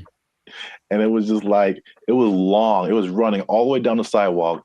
And somehow, I don't know how they did this, they rigged it into like a light pole or something. And those people had electricity. Like they were in there having a good time. They had a TV running. They were watching Netflix, whatever. Like they were just like, it's all good. So the I guess the comfortability of homelessness is getting really interesting. And then also I came across an article from ABC, which was just took it to the next level. So by the 110 freeway, which is a major freeway in Los Angeles, if you're not from here, there's an encampment, and there's a man who who has built a substantial shelter for himself. So this place has a front door. It has lights. He has a refrigerator. He has a stove. He calls it a waterfront property because it sits right on the LA River. Other people in the encampment have little gardens. They have a whole situation going on. So have you seen anything like this, or have you noticed like the increase in just amenities that like homeless people are just like living it up right now? Not specifically like that, but I do want to point out something. And I think it's a misconception that a lot of us have, understandably. If you're homeless, you assume certain things about people. But yeah, being homeless doesn't mean you're broke. It doesn't at all. And I bring that up because I remember in Claremont, I was in a Coffee Bean listening to two homeless guys basically have a business meeting about how to get more money from people. Like the dude, he was seriously like, yo, man, you got to go to this exit between this time and this time. Make sure you have a dog and they'll give you. So these people have money, and barring the people that are super drugged out or have like a crazy mental illness, not a lot, but there are homeless people that are homeless by choice. So they have money, it's like they just don't want to spend it on a house. So that doesn't surprise me, but I haven't seen specifically that. Yeah, I've literally been at the gas station and dudes walking up to me who are bigger than I am. They eat good and like fresh Jordans on, like they just can I get $5? I'm like, dude, you look better than I do. Like, can I get $5? Right. Like, what are you talking about? But yeah, it's getting crazy. Not getting crazy. It's already crazy, especially how here in LA, we have just, I think it was only, I forgot the numbers in LA, but it's just thousands and thousands of homeless people. But I did want to address something because we talked about the homeless before in a previous video in San Francisco, where they were like trying to hide the homeless people because all these people, these foreign dignitaries or something, were coming in and trying to hide the whole situation. Somebody, I don't know this person, but somebody got kind of offended at that video, and they tried to go at us in the comments, man. They tried to go at us in the comments. Would you like to hear it? Good. I'm just gonna paraphrase. So we were talking about the homeless. This guy came on and was like, "Have you been homeless? Have you ever been down on your luck? What would happen if you lost your job and things were wrong in your life? You lost your house, your apartment." So he's basically saying like, it's not our place to talk about the homeless, which I fired back at him, and I said it is completely our place, because I lived in LA for a long time, but I lived in downtown LA, which is like homeless central, just a few blocks from Skid Row.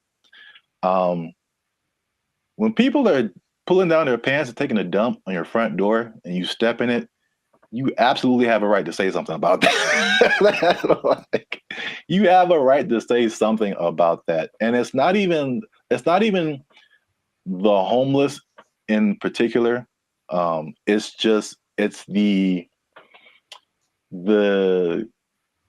all the stuff that comes with it. Like, I don't care if you're homeless or not, whatever, but it's like it's the disrespect for other people and the other things in the city, and just like the trash everywhere and the safety concerns and like the destruction of property. If you're pushing a shopping cart, I'm pretty sure you didn't buy that shopping cart. I mean, you stole it from us. Just because you're homeless doesn't give you a license to commit crimes. Like, like you can't. Like, so it's not even about like the haves and the have-nots. Like, that's really irrelevant to me. And I will say that one thing I will apologize for is that I laugh a lot. And a lot of people have said that in the comments before, and I think that's just because. I think one reason is because talking to a camera is really weird. I agree. And so I'm used to talking to a group of people or something where you get feedback. And so you say something that's funny, like, I think it's funny. I just laugh at myself. But, we try to keep it light on the podcast. But homelessness, really, there are, I don't know, again, everyone's situation is different. Like you said, there's some people who aren't even broke. They just don't have a house. But there are some homeless people who are just like, they had a rough whatever, something happened to them, and it's just a serious situation, and their life is really messed up. So I think well, at least I should apologize for making that I guess that false interpretation, you know what I'm saying? Like the insensitivity. I think that may have come across to some people like that. So I don't want to make it seem like we're insensitive to the homeless situation. But at the same time, I think that, we shouldn't be silenced because we've never been homeless or we never had a rough time or anything like that. And I have more to say about that, but I want to know what you think about at least that part of it too. I don't apologize for anything. I think that I'm justified in what I say when it comes to things that I've seen over time, right? So generalizing is dangerous, but it works because we have to start somewhere, right? So if homeless people were literally just like everyone else, they just didn't have a home, meaning they weren't dirty, they weren't sometimes violent or leading to criminal activity in order to, because if you don't have money, you have to do things that are above the law to get what you need. If the implication of what homeless is the problem, I think if somehow it was just you don't have a house, there's nothing wrong with that. And yes, people who have unfortunate situations, but in general, when there's, and I heard somebody say this as a joke, but it really does kind of resonate. It's like there's places where homeless people aren't allowed to go. Why? Because they're homeless, and that's not a place that they can't come into the places that we can go because they don't have a home. And it's not because they're homeless. It's because you can tell they're homeless because they look homeless, they smell homeless, they talk homeless, they're weird to you. Like all that stuff is what we're talking about. At least personally, what I talk about when I mention the homeless people. So I don't think there's anything wrong with that. If you do want to go by, I'm sure someone knows someone who just lost it all in a bad, crypto, real estate exchange. The woman took everything, whatever. I know there's people like that, and that's unfortunate. But just in general, homeless people are not contributing to anyone's sense of safety or anything like that. And that's what I'm referring to when I mention homeless people. Yeah, that's I think that's an accurate statement. It's just like it's not about the condition. It's about the character that comes along with that, and the not only not contributing but being destructive. So that's just even in my neighborhood. I think I told you before. It's like when I first moved here, like a few years ago, this place was spotless. I mean, it was just like people had pride in their neighborhood and stuff like that. And then, but we have a major mall, we have a major bus stop here and there, 7-Eleven, like the main intersection. That's kind of where I'm at. And it's just like every year it's like, okay, there's one homeless person. Okay, that's not so bad. 2 homeless. Dang. All right, there's a guy sleeping in front of the grocery store. Crap. And then it's like trash just keeps building up. Trash, more trash, more trash, more trash. And it's like, this isn't a rocket science. Like, what has changed? There's more homeless people. There's more trash. There's more abandoned shopping carts. There's more crime. I mean, I looked at the crime map for my area, and it was like literally my block, that area that I'm talking about, is where all this stuff happens. This is like, anyway. The other point I wanted to make before we kind of wrap it up, because it's going kind of long. One thing I also hate is that when people make judgments about you and they don't know anything about you.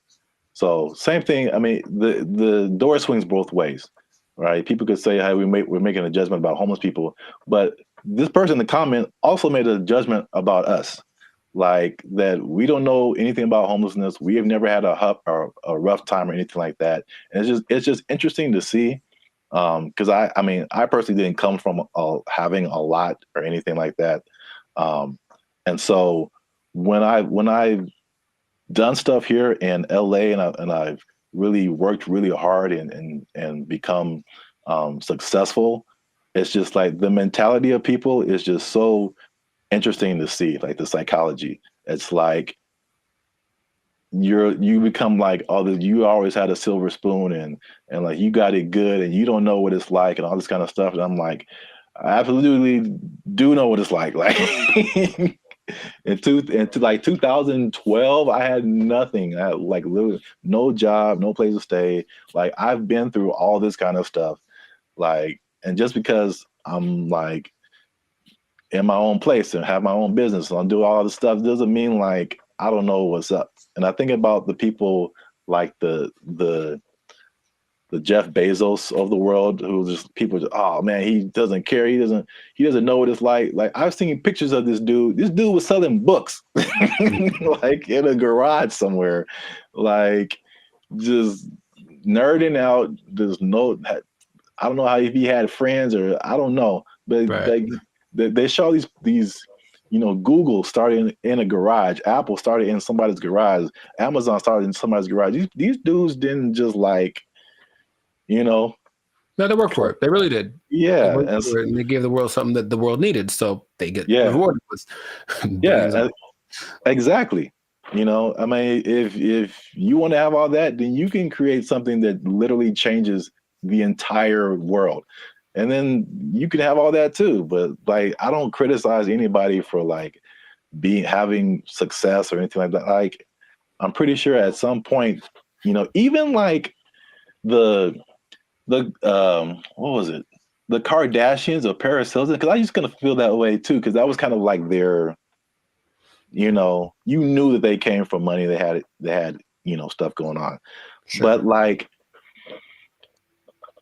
unless you have worked on a TV show, like you really don't understand how insanely difficult it is, and how much you have to grind. Like just because you have a bunch of money doesn't mean it's going to be a success. Absolutely. Like I kind of tell you that I'm not even a lead. I'm just working, background or stand-in or just co-star or something. And I'm just like, after a couple of days, I'm like, dude, I'm like spent. I'm like, you're just 12 hours a day, boom, grinding. And then they have to come back and learn. They got to go home, learn lines, I think Dave Chappelle had a funny like little. I do a Chappelle show 14 hours a day. I come home, raise my kids for like 10 to 20 minutes, and I get back up and do it again. Yeah, dude. Like anybody you see, even if they have money, they are grinding, man. And so that's kind of just I just wanted to make those points because it was just like upsetting that someone would come at us in the comments over that. It was just without any kind of perspective. Do you think the person that made the comment has a job?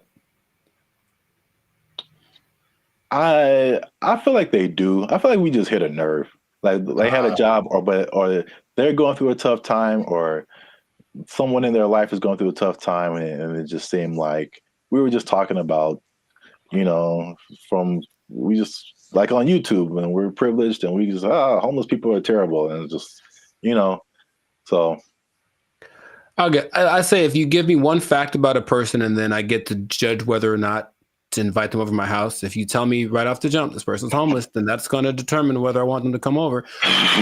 Now, it's possible they're the sweetest person, and I know people for sure that do have homes that I never want them to come over. So there's that, it doesn't mean that they're a bad person. It just means just based on the facts, statistically, this isn't a good start. Yeah. So I know it's a controversial situation. It's a big, it's been a big problem in LA and in many other places around the U.S. and around the world. But let us know what you think. Leave us a comment. Let us know a comment that's nice. You can disagree. Say what you want. But just know that I'm coming after you if you do. Now leave us a comment. Let us know what you think. Homelessness. Have you seen homeless people? Are they living it up in your area? Do you wish you were homeless and you could just live like that and not pay rent? Do people misjudge one another when it comes to all this kind of stuff? I know it's chaotic. Let us know what you think. Until then, you stay classy, San Diego. That's nice. And don't be homeless. Don't be homeless. Yes. Worst ending ever. Bye. They took our jobs. They took our jobs. These guys will just decide one day I'm not going back to work and just kind of sit in their room. And it's so strange because they try to interview these people. They're very antisocial to the point where they regress in their ability to express ideas. They can't even really talk that good, just sitting in their room all day. And then their families are just forced to take care of them. What's going on, everybody? I'm Jericho. This is Zap, and we are the now six-time international award-winning pop-hip duo Bandit Future. We make clean, fun music that we make clean, fun music that everyone can listen to with a sound that's uniquely California. And you are right now here in the present time tuned into the Life Circus podcast. So we talk about things that are interesting, funny, and just straight up ridiculous. So before we get into it, there was a huge favor. Make sure to like, subscribe, share, comment. I keep doing that backwards. But anyway, share this video with at least 2 people that think that being an adult is really hard, man. So the adulting thing has gotten so, I guess, talked about that it's like we kind of accept it as just being an adult's hard, it's part of life, move on. But there's a whole lot of people that have decided to take an interesting approach to this adulting thing. So I have one specific example from Japan and one from the US. So in Japan, there exists this thing called the hikikomori. Okay? And it's basically a bunch of people, and by a bunch I mean about 1.5 million people that decided that being adults is way too hard. I'm just never going to go outside again. And so they don't.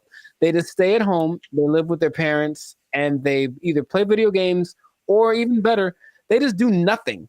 They do nothing and they sit at home. And some people have been there from anywhere from 6 months to like 3-4 years. It got worse during the pandemic, but the idea is that they're afraid that these people aren't ever going to become functioning members of society. And the numbers keep going up of these hikikomori, shut-ins. And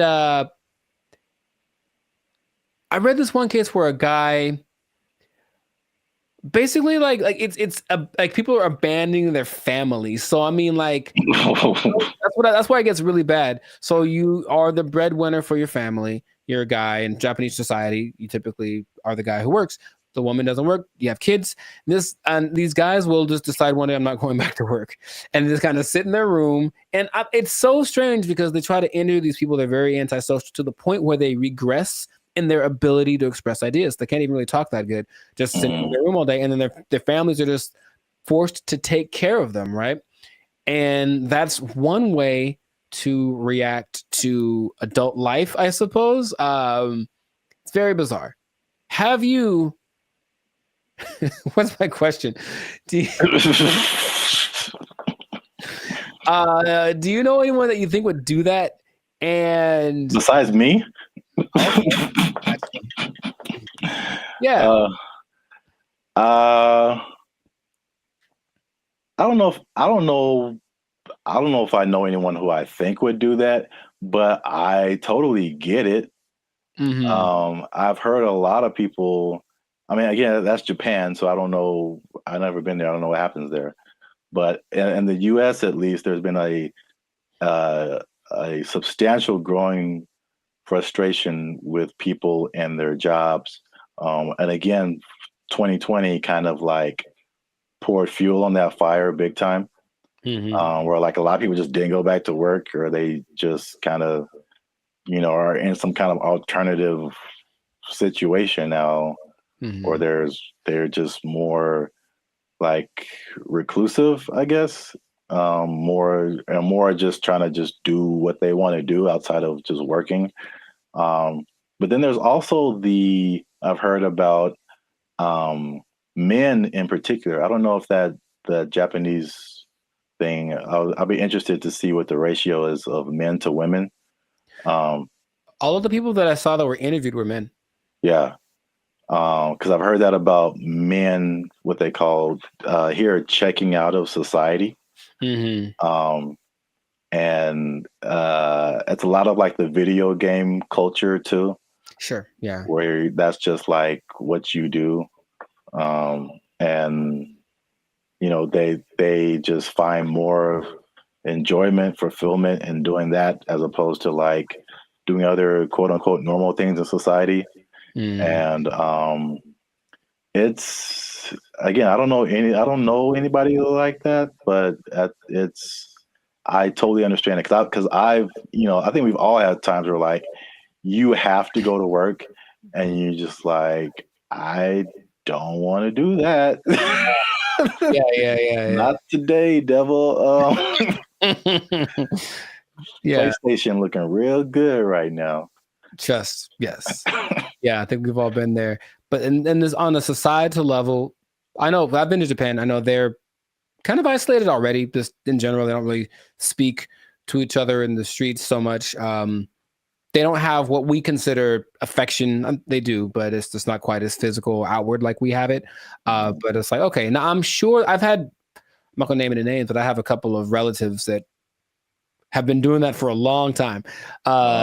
Like they would just be in their rooms, and I mean adults like in their 30s, and now they're in their 50s, and they're still just in their room. They don't work, and the family takes care of them. And it's like, okay, so that's one way to approach this. And I don't know what the prime cause of it is, but from a couple of the people that were interviewed in this Japanese video about the people in Japan, it's just that they had this image of what adulthood would be. They got to it and they're like, oh, this is nothing like I thought. And they just couldn't put it together. They couldn't just, so that's just an approach. I just won't go outside. And people it gets kind of bad because there's a committee of people that are assigned to help these people. So, they'll have go have a class in the park. How you get them out of their house, I don't know, but you got to help them out. And some of them have been rehabilitated, if you will. There's also a crew that is designated to going to see the people that are alone to see if they've died yet, basically. And that's just part of their thing too. And they'll be like, oops, yep, got to fix it up. Yes, a lot of men. In America, I think what is a more prevalent thing that isn't quite so morbid, kind of sounds cool, is going off grid. and just being like, okay, I'm done with this. I'm just going to live someplace else. So my dad is a great man, and he's been fascinated with this place called Slab City for a long time in like the desert over in California. It's hot there, man. I went there. Yeah, a year or two ago. And so a year or two ago, I decided to take my dad just so you could see it. He could say he's been there.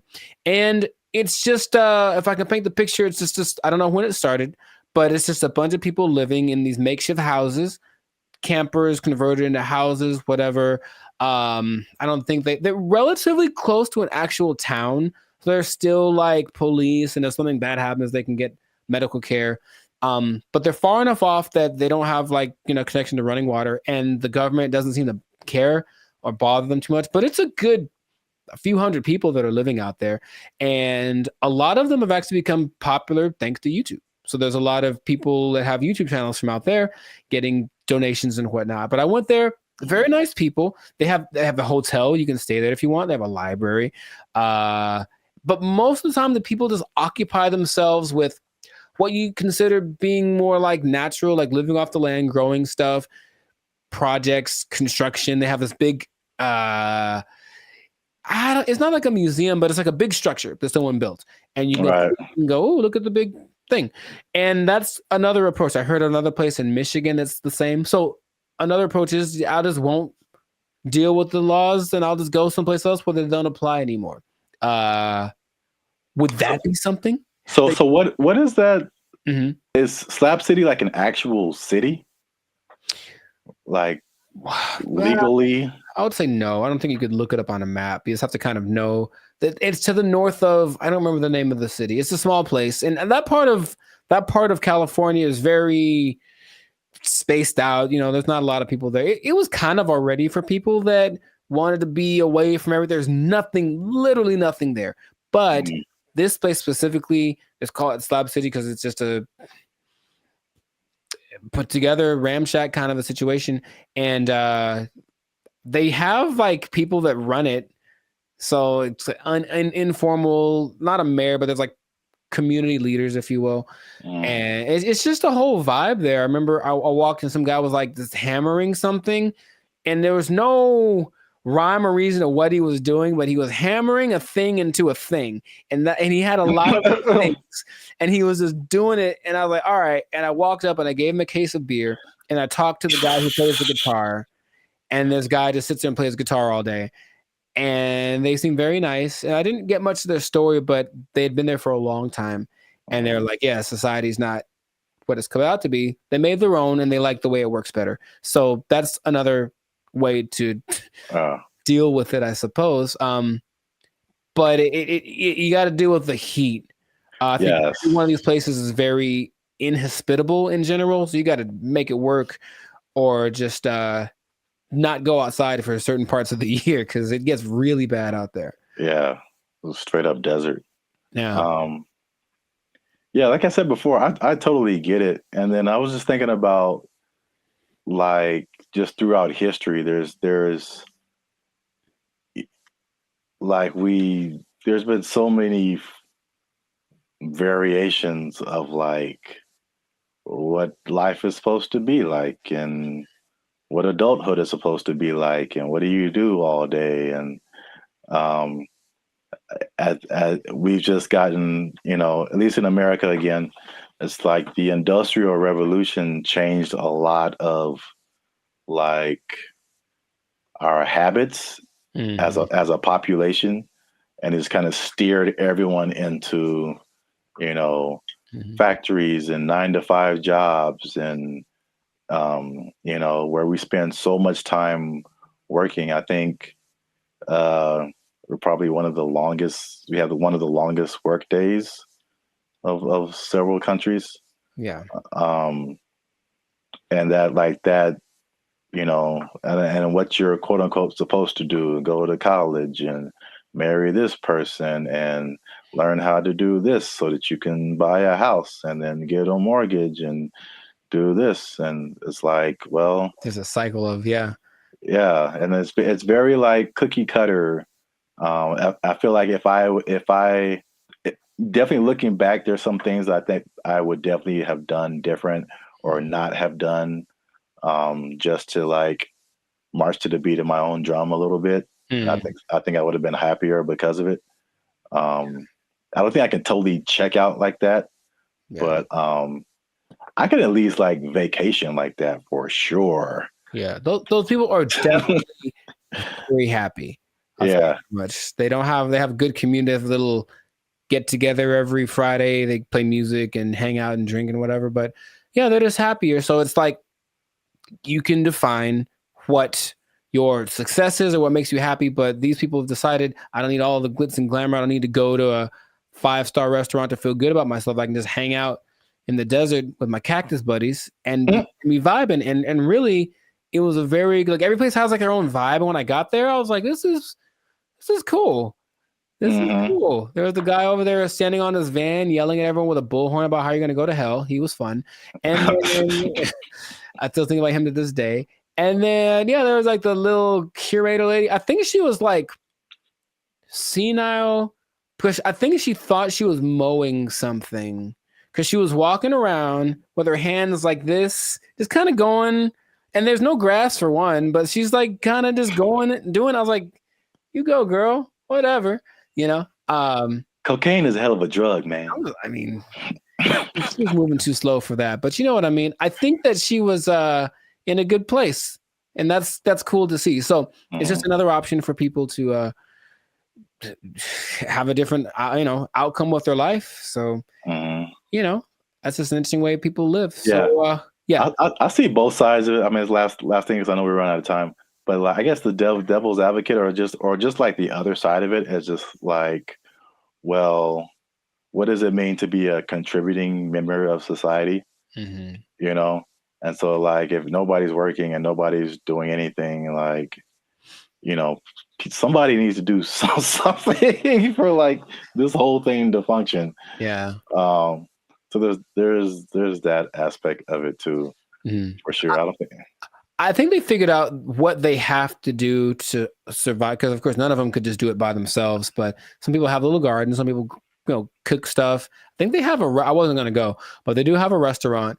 I don't know what's on the menu, but I'm pretty sure it's a little exotic, maybe a little crunchier than it should be. I don't know. I didn't want to find out what the restaurant was like, but yeah, a society is an interesting entity because it does have to have certain things in place to work. There has to be people that are in charge of certain things, and people have to do things. Otherwise, it's just like, the one person living on an island. If you want to do that, you can do that. And that is an option. I've heard of people doing that, but I don't think that's quite as common as people that actually get together and say, we'll be in our society. Just the big old thing is too much. So let's just make our own little pocket and then work with that. And I ain't mad at them.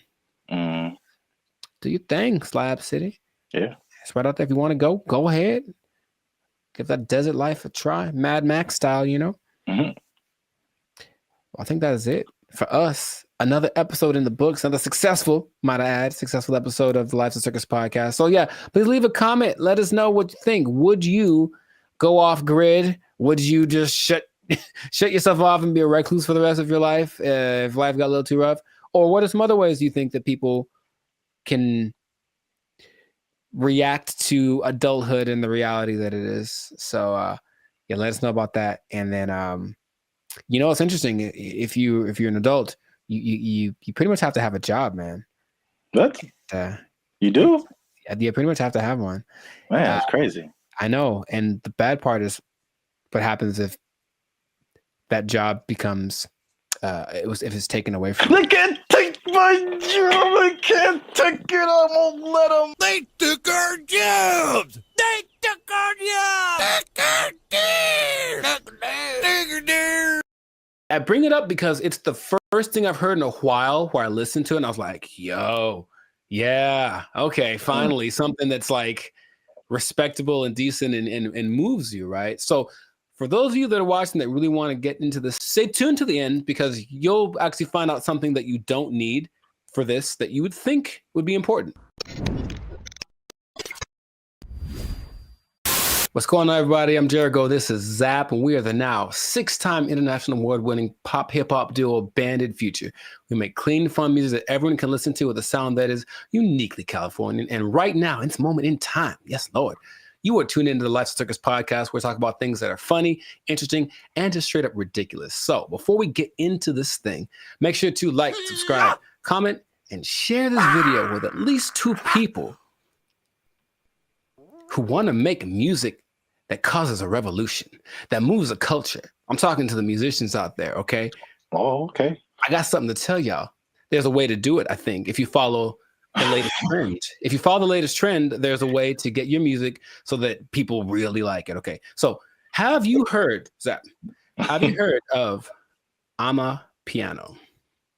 Amapiano? Amapiano. It's a genre of music. One word, Amapiano. Not I'm a piano, but ama. I know, it sounds like it's like it's not I'm a piano, it's I'm a piano. I've never heard of it. Not ama. It's a girl named Ama, and it's her piano. Okay. But it's called Amapiano, and it's basically a genre of house, if you will, but it's from South Africa. So the most popular figure in this is Tyla, if you have heard of her. The water I've heard girl. the name. Yeah. Okay, I mean, she's huge. She's won all the awards. She's the newest big thing, but she basically comes from a watered down version of this genre. Okay, and so the interesting thing is it followed a couple of patterns that work generally to make a style of music really big, and I bring it up because it's the first thing I've heard in a while where I listened to it and I was like, yo, yeah, okay, finally something that's like respectable and decent and moves you, right? So for those of you that are watching that really want to get into this, stay tuned to the end, because you'll actually find out something that you don't need for this that you would think would be important, okay? So Amapiano is basically a subgenre of house piano, okay? And so it's got one thing that a lot of new styles of music need to have. It's something familiar. There are people listen to it and they're like, oh, I kind of recognize this. Like, it's in a different, the presentation is different, but the substance is the same. Something I resonate with. So that's number one. You listen to it and like that, I hear something that I've heard before in the music. Okay. Lots of repetition.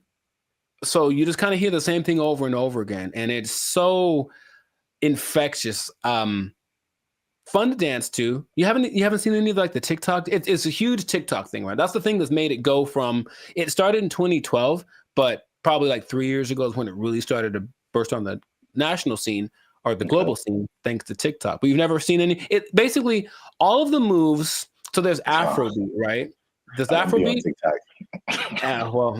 But there's Afrobeat and all the moves are kind of complicated and intricate and whatever. With Amapiano, I guess tip number 2 is that a lot of the moves are really simple. And the whole point is just to do stuff with your friends. So just get in a group and do this music, do this dance, and do 6 seconds and it'll blow up on TikTok or whatever. And it's always something really simple, a little shoulder movement, a little head thing. And it looks really cool, but the music kind of has this driving thing. So I'm giving y'all the formula for this, basically.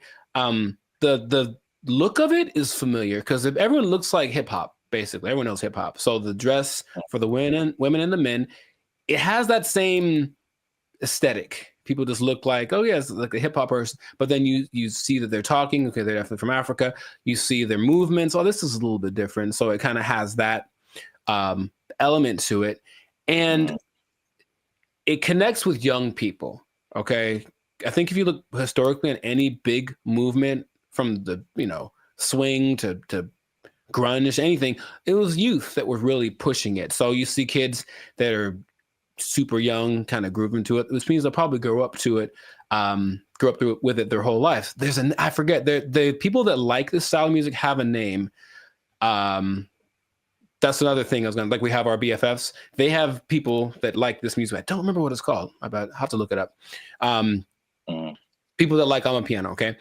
There is 2 other elements that are really important. It features women a lot. And a lot of genres tend to not. We've talked about reggaeton before, where it was a lot of misogynistic, just men, basically. And this one has a lot of women from, I mentioned Tyla, though it also has Shasha Kamo Mapela, Bule, Nia Pearl, Lady Do, Buntiel Smith, among others. So the women are pushed to the forefront of it, and their whole philosophy is like, well, if women like it, then everyone will like it.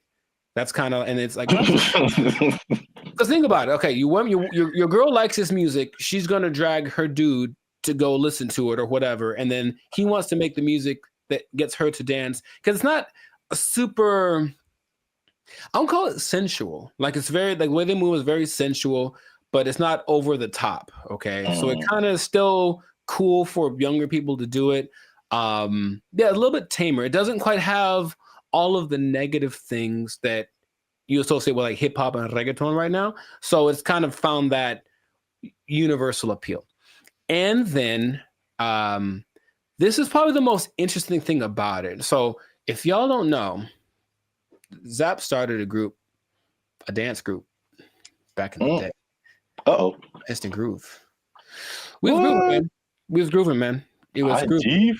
IG for life? Shout out to the IGs, the IGers. What? And you know, you have a song or whatever, and there's beats, and then you choreograph a song to the beats, right? Well, with Amapiano, it's interesting. There's so much going on. The elements are usually a shaker, a snare, there's like a log drum that's like the bass, so it's like a really distinctive sound, and then a kick, and not many other elements to it, but there's so much happening that you can actually kind of choose which beats to hit and whatever. And so when you're moving with it, your dance will be different than someone else's because you chose which ones to emphasize. And I think that's really cool. There are the ones that have like, this is the dance you do to them. I think Imnike is one that, oh my God, that's the one that actually got me into it. Imke, I don't know how to say it. Imnike. And it's so good. It's so good.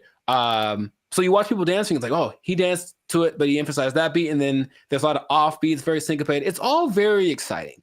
Before I get into what the thing that's not in it that you'd be surprised about, has there been any music that you've heard recently that made you go, okay? Because I think to me, music's been kind of like, I don't know, for a while. But anything that you've heard that was like, okay, oh, that's pretty dope.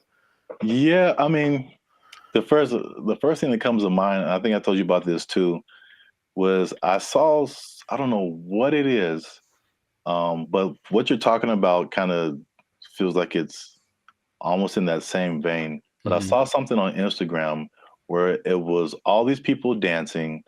They were at some event, and it was, I can't remember the song, but I just remember everyone was dancing, and they're all doing the same kind of moves, kind of in it seemed like a modern day cha-cha slide.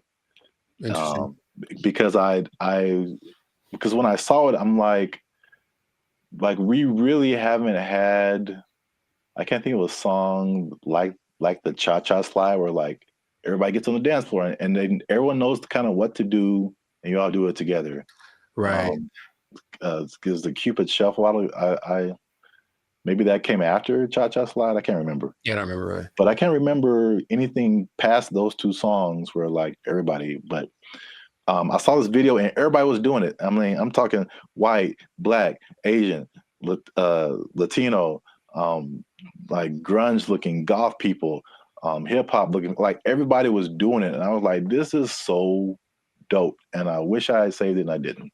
Oh, okay. So if anybody knows where that video is, there's one particular goth girl who was just like getting it. And everybody's in the comments like, oh, this goth girl is getting it. And I was like, yo, this is dope. So anybody knows what that video is, I would really like to find it and see it again. But okay. Yeah, you mentioned the dance thing. I think that's popular music has almost always been dance music. So if you can get something to make people want to move, and when you listen to the people talk about it, they're so passionate about one, having this thing that's like theirs, right? It's not hip hop. It's not house, it's theirs. It's Amapiano. And it's like, okay, so they love the fact that they have their kind of their own thing. And then when people gravitate to it, they have to kind of pay their respects. Okay, South Africa is on the map. They're winning, right? And then you watch them dance, and it's like the mood a little, not weird, but like kind of offbeat in a way. And they do this thing where they like roll their eyes in the back of their head with the shoulder thing. It's really peculiar, but I think it's cool, especially when you see like 10 people doing it. So it has all these things that are great. And that's what you need to start a music genre. But there's one thing I mentioned, that there's going to be something that I think I know what it is. What? Oh, go ahead. I think I know what it is. Oh, mate, go ahead, say it. I'm going to say there's no piano. Oh, no, man, it's called I'm a Piano. Like, there's piano and everything. Oh. Yeah, there's a piano in all of them. Oh, okay. Well, no. The thing I think it would have been clever if there was no piano. Oh, I get you. It's called I'm a Piano. I get you. I guess. That's not a good translation from the language. No, the thing that's surprising about it, if you watch all the documentaries and all the people being interviewed, all the producers, all the everything, no one mentions the lyrics. They all have lyrics and they don't matter. It's literally the last thing on anyone's mind. They're just there, but no one's singing along. No one's saying this song touches me in this way. I don't connect nothing. Okay, now partly it's because the songs are all in either Zulu. I'm gonna try this. Zulu, Hosa. I can't do the click thing. Sotho, Setswana, or Zixonga, which are all South African native languages. But the thing that strikes me interesting is that, yeah, they're all singing and no one knows the words and nobody seems to care. So there are really big singers in this style, but the words don't matter. It's just the feeling of it. And that's what I found very unique to this. So if you listen to watch, no one knows what they're saying. You know, so I guess this goes to show you that that's not something that people necessarily require anymore. Just as long as it feels good, as long as it's fun to do. Oh yeah, I mean, you think about like U.S. artists who are just like huge worldwide. I'm sure like people don't speak English and they have no idea, but they're just bumping like Earth, Wind, and Fire and like. Well, the thing is, not even the choruses. You think at least on the chorus, okay, everyone's singing nothing. Yeah, it's really weird. Yeah, I mean, I know that this is different, but I'm just saying like the ability of music to kind of to have that a tendency to. Oh sure, yeah. To where the words you don't have to quite know the words. I mean, I don't know the words to this at all, right? But I'm still digging it because I guess that's what they're transmitting. But even the people from there aren't singing the words or talking about nobody mentioned the lyrics one time. So, and the thing is, the songs don't sound all the same, even though they kind of have the same elements. They have different. I think it's great. That's what I want to just point out. Sounds cool, yeah. If you haven't listened to I'm a Piano, I recommend you check it out. Just be warned, there is piano. There's piano in it. Yeah, I think you'll enjoy it. I thought I got that right. I really did. Nah, I wouldn't. I should have just lied. Yeah, you got it, man. But in any case, let us know in the comments if you listen to I'm a Piano, what you think. If you have a TikTok account with 20 million followers because you did a dance to one of the songs, who knows? But oh yeah, and all the songs, the dances are just from whoever did a cool thing. That's the other thing. They're not made by famous choreographers. It's just like somebody literally said, I saw a kid dancing to it on the street and I thought it was cool, so I did it in the club. And the next thing you know, there's 500 people doing it. So there's that like word of mouth element to it. That's just, I think it's really cool. So anyways, yeah, check it out. Check out some of those artists that I mentioned. They're pretty great. And if we get 10 comments, then Jericho's going to do one of the dances on our TikTok. I didn't sign up for that. I wouldn't mind learning though. That is kind of fun. I'll do one of the simpler ones. 10 comments. There's one. It's like a little. It's very simple moves, but I'm still probably going to mess it up. Anyway, this has been another episode of the Lifestyle Circus podcast. Make sure to like, subscribe, comment, share this video with your peoples, and then just remember that if you're dancing and you're grooving, then the music's going to be spread around. So make that music danceable, and you stay classy, San Diego. Yeah, man. You got it. There's piano. They took our jobs. They took our jobs. Whenever you buy things on the self-checkout line, it says out loud how much everything it is that you buy. And that's kind of a weird thing. I don't know if you can. I feel like there is a way to disable that, but the default setting is that everything you buy is like boop $1.99, boop $4.55. Like it does. Oh, right. Does it say you're? Well, I mean, so what's so bad about that? That's my business. Some people be knowing what I'm buying. Like, like that's all. Don't put my business out there, robot. That's all. What's up, everybody? I'm Zap, and this is Jericho, and we are the now 6-time international award-winning pop hip-hop music duo Bandit Future. We do clean, fun music that everyone can listen to with a sound that's uniquely Californian. And right now, you're tuned into the Life's a Circus podcast, where we talk about everything that's funny, interesting, and ridiculous. But wait, we need your help. Help us out.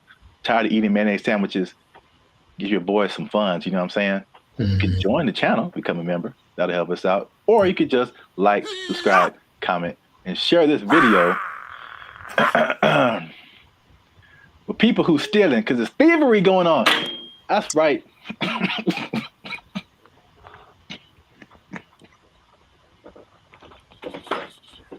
Here's the thing about that. I don't know what you're about to say, but this is going to be weird, almost like a devil's advocate thing. But like stealing is really fun. No, bad, Jericho. No, here's the thing. I'm just trying to say, like, why do people do it? Like, I get it. It kind of has a thing. Like, you get this like rush of adrenaline that doing it, and then you get the thing that you stole. It's like two things to do. You know what I mean? No, we're not doing the two things. No, I'm not telling people to do it. I'm not telling people to steal. Like, don't steal. Unless you want to, but like don't, like stealing's bad. Okay. In case you haven't noticed, people are stealing, and they're stealing a lot. And if you stick around to the end, I'll tell you exactly how much that they're stealing, and the number is going to surprise you. It's very shocking.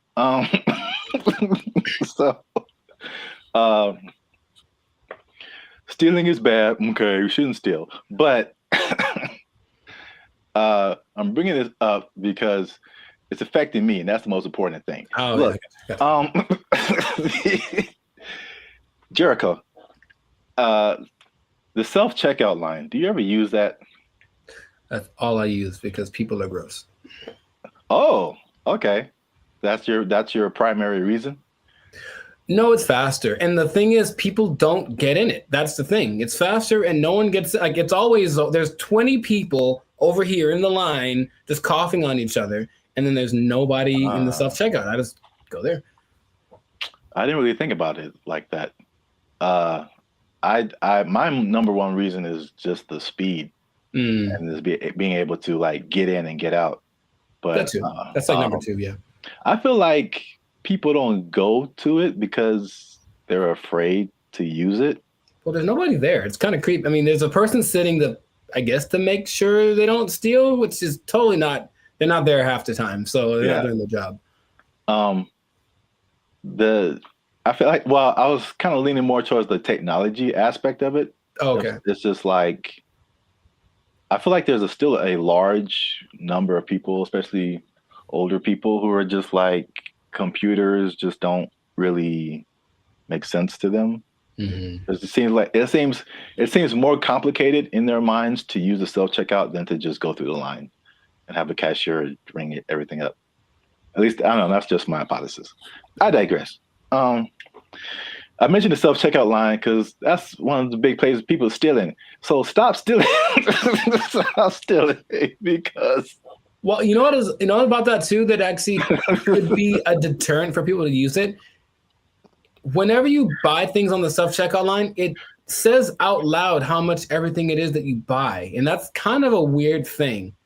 I don't know if you can, I feel like there is a way to disable that, but the default setting is that everything you buy is like, boop, $1.99, boop, $4.55. Like it does. Right. Does it say you're? Well, I mean, so what's so bad about that?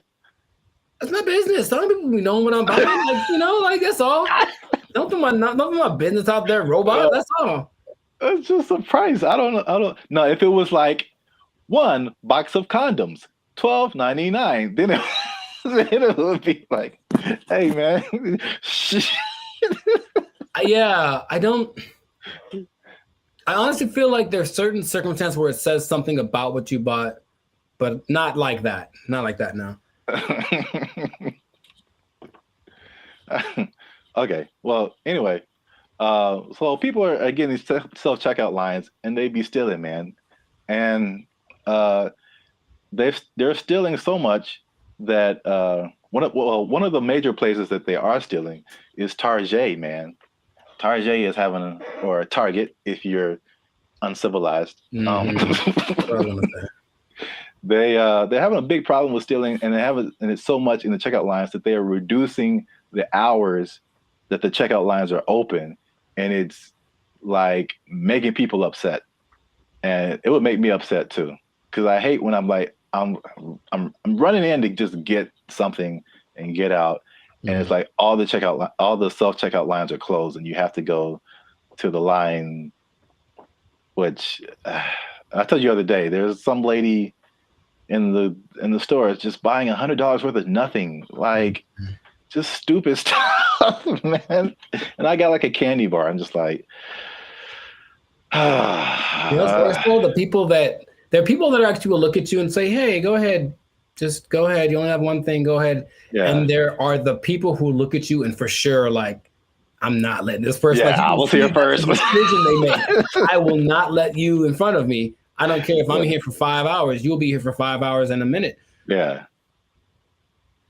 Yeah, it's so anyway, the checkout lines there, some places are reducing them to like, I think it's like 10 a.m. to like 8 p.m. or 7 p.m. or something like that. But it's only like basically early in the morning and then late at night, like you can't use a self-checkout line. And then in one extreme case, they put it like 10 a.m. to noon, and that's it. And the rest of the time you have to go. What's the point? I don't. People steal it, man. It's just, they can't stop. Yeah. It's when I tell you how much they've been stealing, you'll be like, oh. Well, here's the thing about that. Of all the places that stealing is fun to do from, which is a weird way to say it, Target's probably doing it for.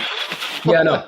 Target's probably up there. Target's pretty great. It's a big red Target, literally, and they have all the things you want. Yeah. I'm not saying that I have or haven't done it, but I'm just saying that that's a place you might want to go if you're thinking of stealing. Also, Band of Future does not advocate stealing. Pay for everything that you possess. You're just making it sound really attractive. I don't understand. Oh, I mean, that wasn't my intention. I'm just, Yeah, stealing is fun. I'm like, wait a minute, it's not where I'm trying to go. Oh, okay. So I don't want to be like I don't think fun is the primary reason. Have you done it? No. But if I would, it's because I needed something or I just wanted something that I couldn't afford to have. Oh. Haven't you seen Aladdin? Yeah, it's Once he's having fun though. Ahead of the gotta eat to live, gotta still to eat. Tell you all about it when I got the time. See? He was fighting for his life, man. He made a song about it though. He's having a good time. All right. So how much? Okay, let's two things. How much money do you think Target is losing a year from people stealing? I don't know how much they make. I don't either. Okay. So I mean, I'm guessing it's a high number because here's the thing too. Target's everywhere, right? Yes. They cracked down on Target, the security in California, but I would imagine at like 4 p.m. on a Tuesday in Iowa, it might not be much defense if you want to steal something from the local Target. Okay, so Target annual revenue is about $100 billion a year. Okay. So that's a lot of money. That's a lot of billions, but stealing, I would say So how much is that? 2% of it? What's 2% of 100 billion? 2 billion. Billion? That's the number, I guess. 2% of whatever they make. 2% rule, but for stealing. Also don't steal. Now that we know how much that they make, this number doesn't seem as crazy as I thought. Okay. Because they lose 500 million. Oh yeah, that's not okay. So right, it's like context. Like in a bubble, that's a lot. Yeah, it's a whole lot. It's a lot of money. It's a whole lot of money. But it's like 0.5% of all that they make. Yeah, that'd be fine. Now you know, it'd be crazier if it was like. We changed our mantra. Everybody just go out and steal. Target, especially because they got it, man. They cool. That'd be all right. No, what would be crazier though if it was just like a ring of 20 people that are stealing everything from Target, just 20. Then that'd be like, okay, they are. There are rings of like. There's people that have been doing this for years. I mean, it's especially after 2020, like stuff kind of really got crazy, especially in California. But there's, I don't know if you've seen these like mobs of people. Yeah, they'll just run in, like, take everything. Yeah, they're all like in it, and they just kind of do it regularly. They go store to store to store, and just kind of do this thing. So that's Target. The last part of the tease is how much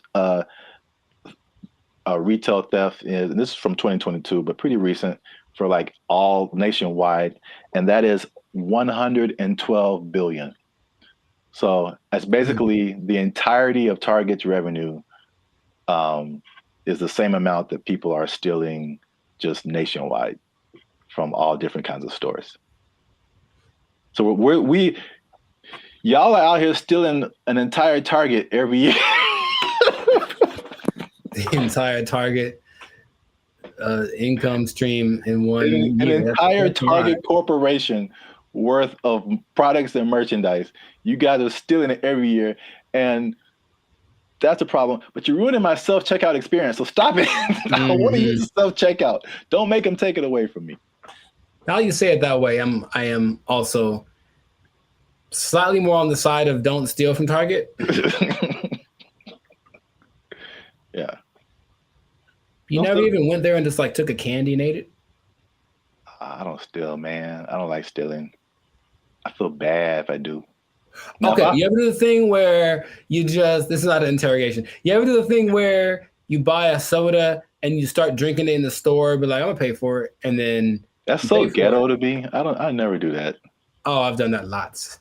I'm drinking the soda as I'm checking out, like I bought this too, but you know. If I was like dying of thirst, yeah, but like no, I feel ghetto when I do that or something. Oh, it's about as ghetto as it gets. The first time I saw that, I think I was like offended, and then I was like, I think that's a good idea. Like, what? I don't have to wait till get to my car to eat this. I don't even know. I got like a candy wrapper. Like, yeah, I ate this too. Bring it up. You just pulling wrappers out of your pocket. Yeah, ring that up, and that. Yeah, I ate that. Like, how long have you been here, sir? I ate that in aisle 5. You can ring that up. I've been here like 8 minutes. Yeah, I was shopping. I was hungry. This isn't Costco. You don't have samples. What was I supposed to do? All right. Well, we're going on long. So this has been another episode of the Life's a Circus podcast. Make sure you like, subscribe, comment, and share this video. People who steal, tell them to stop. We out.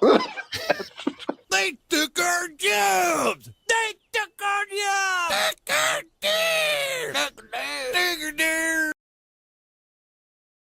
And I go in there, and basically I stand there for 10 minutes without anyone talking to me because no one's working the front.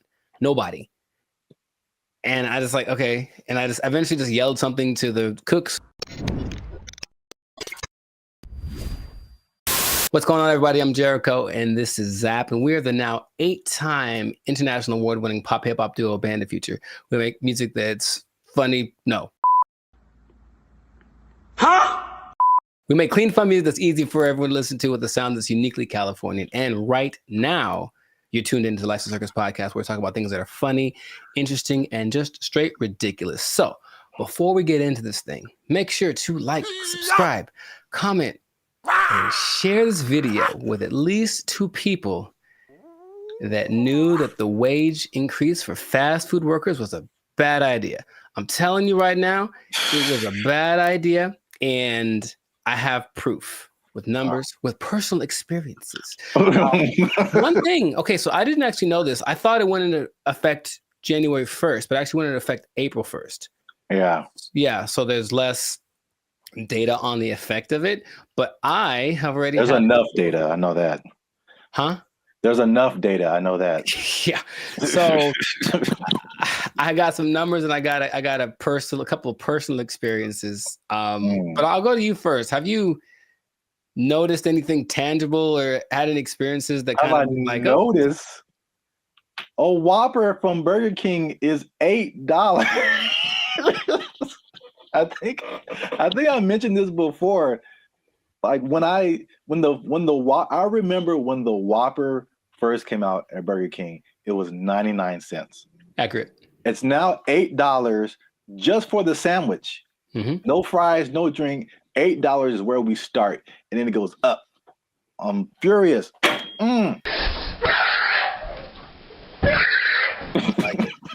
So yes, increased prices everywhere across the board, and I had a couple of eye-opening experiences just last week. Hey, y'all, come look at this. I went to a Korean restaurant because I like me some Korean food, and I wanted a bulgogi bowl, just beef and rice. It is literally beef, rice, and some onions.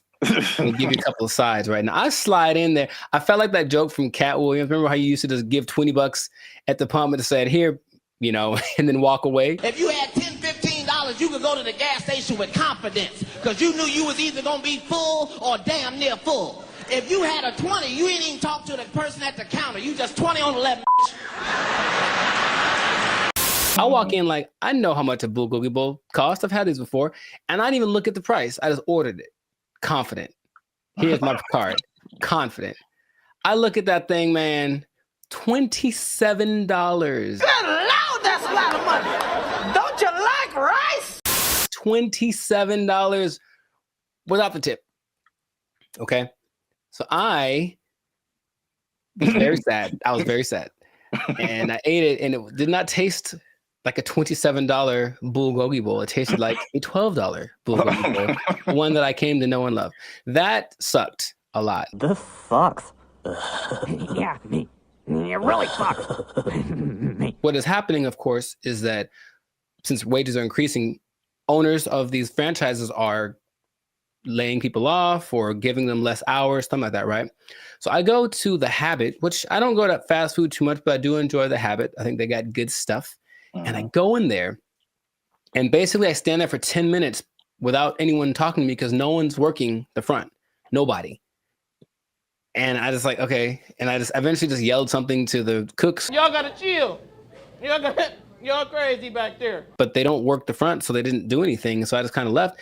And then I overheard the conversation, like somebody got off the shift at X time and someone wasn't coming in till Y time. So I was just out of luck. I came in the gap between shifts and there's nothing they could do about it. Calm down. No! Now, there's a couple of things that are interesting. So for those who've been living under a rock and they don't know, the fast food minimum went up from $16 to $20 as of April 1st. Okay. And they started to interview a bunch of people just to see what their experiences are, business owners. One owner of El Pollo Loco franchise actually said he owns 6. And he says his costs went up because of this, $180,000 per store per year.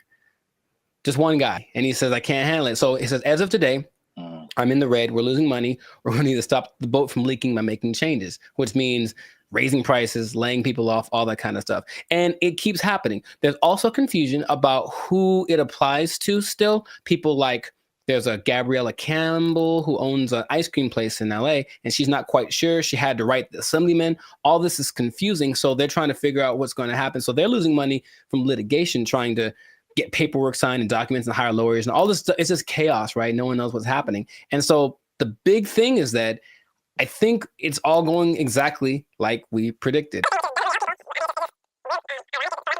Going to have less workers. Somebody's going to get fired. Right. Or more automation. So again, less workers or less hours. Nobody gets overtime. Something has to like compensate. I mean, it's like people think they just pull minimum wage out of thin air, and it has to come from somewhere. Another gentleman said, Brian Hom, he owns San Jose Vitality Bowl, and he said, one, customers are really mad at his $14 price for an acai bowl, which I understand because I've made an acai bowl for $3. So I understand the price. And then he basically said this: I'm happy for my employees getting the $20 minimum wage, but if we can't continue to have good sales, they may not have a job. You about to lose your job. Get this thing. This is the cycle that we've entered ourselves into, where the owners have no choice but to raise prices, but to lay people off. And it's just bad. And I don't see it. I don't see the solution. I got some good news and I got some bad news, y'all. The bad news is that I'm shutting down the studio. It sucks for the, I mean, there's so many different, everybody's. What? Bro, what are you talking about, man? Everybody's in a different boat. I know a lot of this applied to like the big chains, like the McDonald's of the world and the big franchises. Sure. And it's a lot of complaint from people is like, well, these are big corporations. They have lots of money. It's not, they can afford to pay this. They know what they did. They know what they did for sure. Like just McDonald's, because that's the thing that everybody knows. The McDonald's corporation is different from like the franchise owners. And so these are like individual people or individual businesses that, you know, get everything from McDonald's and just put their, you know, labels on it and all that kind of stuff. And so they don't have as much control as business owners or as franchisees. Is this worth you losing your job? They have their own kind of separate budget that they have to work with. It's not like, you know, McDonald's down the street is not the McDonald's corporation per se. Right. So there's that disconnect, which is confusing to people because I think those people that you mentioned, the actual franchisees or the business owners, they're the ones who are getting it the worst. Yes. One because they can't really, they don't have control over their franchise fees and all that kind of stuff. They didn't advocate for this minimum wage that was just handed down to them. And then the third thing, which is like the killer, is that because they have to raise their prices to just survive, right, the people are getting mad at them. Yeah, right. And they had nothing to do with it. We're supposed to be a family. What are you doing? They had nothing to do with paying people like 20 to 30% higher than all other minimum wages. Like they're just caught in the middle with either shut down or raise prices. But it's in terms of like answering your questions in terms of a solution, this is just skyrocketing the race to automation and AI and like everything. It's just every other industry now, just to keep prices reasonable. Will everybody lose their job? No, but will a good amount of people lose their jobs? Yeah. Yep. That whole automation thing is going to just take over. Maybe that was the end goal. I don't know. Oh, touchy. Careful. They're listening. But yeah, it does seem like the politicians decided we want to win the battle and lose the war. So we'll see how that ends up. Interestingly enough, there seems to be a strange coincidence, some might call it, between this happening and the amount of restaurants that are shutting down this year. I mean, yes, going completely under, right? And I was going to tell you all about that in another episode of the Last Circus podcast. But for now, we're going to wrap this one up because we're a little over time. So just make sure to support businesses as best you can. But if the prices are too high, you vote with your dollars, right? So you can say, hey, this is a bit much. I'm not paying $8 for no, not never. Not never am I paying $8 for a Whopper. Not never. That's what I'm trying to tell you. Yeah. I'm going to the store. I'm gonna get myself some ground beef and some buns. I'm gonna make a $2 Whopper that's gonna be just as tasty, less preservatives. You know what I mean? So that's what we can do. But yes, make sure to stay tuned for another episode of the Lifestyle Circus podcast where we do talk about restaurants going under because it's kind of sad. A couple are hitting close to home, man. It's gonna get kind of teary eyed in this one. We'll see. But make sure to like, subscribe, comment, and share this video with people who just want to say I told you so. I guess that's exactly what happened in this situation with the fast food price increase, the minimum price increase. And if you are working in, I hate to say it, I don't want to rub it in people's faces. Should I even say it? I don't want to rub it in people's faces, but it does look like, especially if you are an owner of a franchise. I'm sorry. I'm really sorry. I'm going to get emotional again. If you are an owner of a franchise, raising prices, laying off people, you might lose your job. You might lose your job. The price to Whopper is 99 cents. What happened now? They took our jobs. They took our jobs.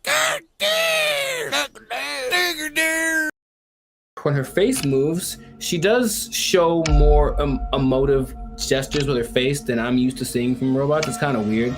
It's almost too much, but it's kind of like they're going to try to make her as human as possible. What's going on, everybody? I'm Jericho. This is Zap, and we are the now 8-time international pop hip hop. Well, 8-time international award-winning pop hip hop duo Bandit Future. We make clean, fun music that everyone can listen to with a sound that is uniquely Californian. And right now, congratulations, you won. You are now listening to the Lifestyle Circus podcast, where we talk about things that are funny, interesting, and just straight ridiculous. So before we get into this, make sure to like, subscribe, comment, and share this video with at least 2 people that are comfortable with our imminent AI takeover, because something has happened that I was not aware of until recently. Okay. So I was reading some stats online, and there's a study by the IBM Institute for Business Value, and it says that 43% of CEOs are using generative AI to inform of strategic decisions. So people are utilizing AI a lot, making decisions because it's just quick, and then at least helps them get to someplace. Maybe they don't do exactly what the AI says, but there's something that they go to AI for, and it's becoming more prevalent, especially compared to a couple of years ago, right? But what if I told you there's one company that took it a step further? Maybe one company that's I don't know, Polish, maybe. Polish from Poland, man. Maybe they make rum. Maybe they're a Polish rum company. I see. And they decided, let's just make our CEO an AI bot. And so they did. That is the reality that we live in. So the company is called Dictador. It's a rum company from Poland, and they went ahead and they just made an AI bot their CEO. Her name is Mika. And if you look from afar, if you see like a still picture, it just looks like a lady with kind of grayish hair. And then you look closely and it's like, oh, that's not a real person. So the AI named Mika is the first CEO, female robot, a true trailblazer, and is also a board member who directs operations on behalf of Dictador. Okay, so just off of that information by itself, how do you feel about that this is happening? I would say shocked, but I'm just not. I think we've spoken about this a lot, and we know that stuff like ChatGPT and all this kind of AI stuff, robotics, is just beginning. I've seen Terminator. I don't know. You don't watch movies. I have not. I understand the premise. It's the Matrix. It all just, we've kind of forecasted this for a long time, and here it is. Congratulations. It's been actually having the last 8 months or so. About 8 months ago, they appointed Mika, the CEO, and they actually interviewed the president, Zarek Zoldrowski, and they just said, "So what's the deal with that?" And he basically said, we're not concerned that AI is going to take over because humans still can't be replaced to make certain decisions. Like, for example, you can't use AI to hire or fire people. That's what he said. But AI is such a powerful tool, and people were using it anyway. We decided let's just go one step further and actually make AI our CEO. Now, if you listen to this guy speak, he does seem like he just came off of an acid trip or something. He's a little out to lunch. Maybe that's just his Polishness. I don't know anyone from Poland, so I'm not sure how they are, but it's a little bit trippy watching it. But when you look at the picture, and I only found one video on this, but basically they have board meetings, and it's just her standing at the head of the table and everyone looking, and she's giving orders and telling ideas. The most recent thing she did was she decided who would design the bottles for and actually they're very attractive, but it's not that she designed the bottles. She was like, this person has the best ideas for a bottle design. And that's the kind of thing that she is doing. So then they decided, let's interview Mika, see what she has to say. This is what she said. Okay, she said, as a robot CEO. So she called herself a robot. Now, is that different? So she's AI in a thing that I guess is a robot, but I've always thought I kind of separated the two. Because I'm thinking about like the internal workings of what's regulating their actions, and that's AI to me. Even though they're in like a body suit, that's not a robot. But she called herself a robot. Okay, she's a robot. And she says, I'm ready to make executive decisions. And the good thing about me is I don't have to sleep. I don't have to rest. I don't have to take weekends off. I'm always ready. And I said, okay, I guess that's noble. And then she said something that I didn't particularly like. And it's not what she said, it's how she said it. Okay. Humans must be dominated. No, that was the other one. That was the other bot that was like on Jimmy Fallon and it started talking in a different language and saying it's taken over, But no, she says, I work 24/7. I'm here to help Dictador take over the world. And the way that she said the take over the world part, I was like, oh man, it's happening here. Basically, I bring this up because it's interesting and no one's really speaking about it. It's just, I think, slowly going to get integrated into things. And then you're going to go to said company with a complaint about whatever. And then they're going to say, oh, you should talk to the manager, whoever, the CEO. And then this bot thing kind of walks out. And then you get like, what's the deal? And that's the reality we live in. So just how if we talk about a timetable, how soon before this just becomes normal? What do you think? I don't know, but it's going really fast already. So yeah. I feel like it's in the next 10 years. I mean, because the incentive is so strong. It's one of those revolutionary technologies like the beginnings of the internet. They're like, you have every incentive to be on the internet, make your own website, because you can now connect with people all around the world. And so now if you have like a CEO of your company that has all of the knowledge ever to help you make decisions, and on the flip side, it doesn't cost you as much as labor. And I've said this before too, like, one of the most expensive things in business is just hiring people. Hiring people, their wages, their taxes, the complaints, lawsuits against employers, sick days. Like, there's so much stuff that can go on with a person that doesn't happen with the robot. And even like stuff like inflation, like people are feverishly trying to get robots everywhere, AI, robot, anything, like cut our costs, please.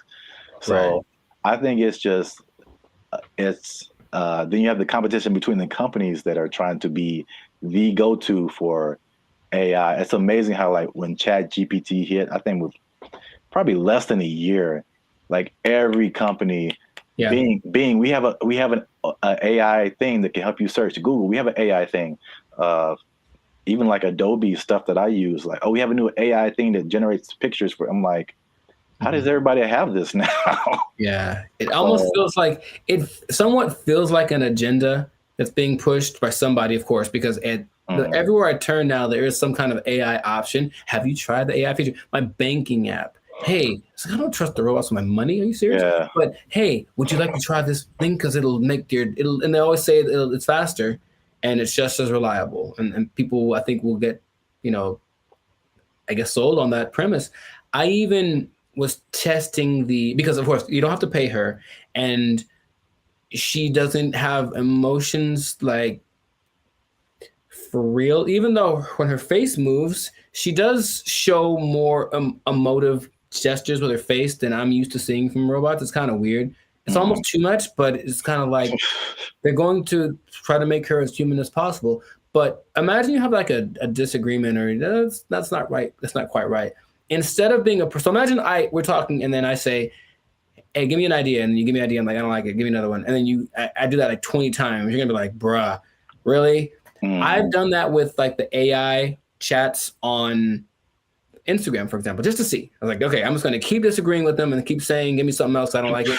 And they don't have a problem with it. They'll just keep going. They got literally a million ideas. And that concept is so not natural, but it appeals to some people. Like, yeah, we'll just ask the robot because you'll just keep giving us ideas. It's almost like we decide which idea, but we let her come up with it, and that's more attractive. So it's just crazy, and you just have to see it because it feels like outside of a sci-fi movie. You can see the wires on her like chest, like one is like talking, one is coded or something like that, but it's labeled what parts are being regulated, and it's a trip, but it is real. And they're apparently doing well since they started.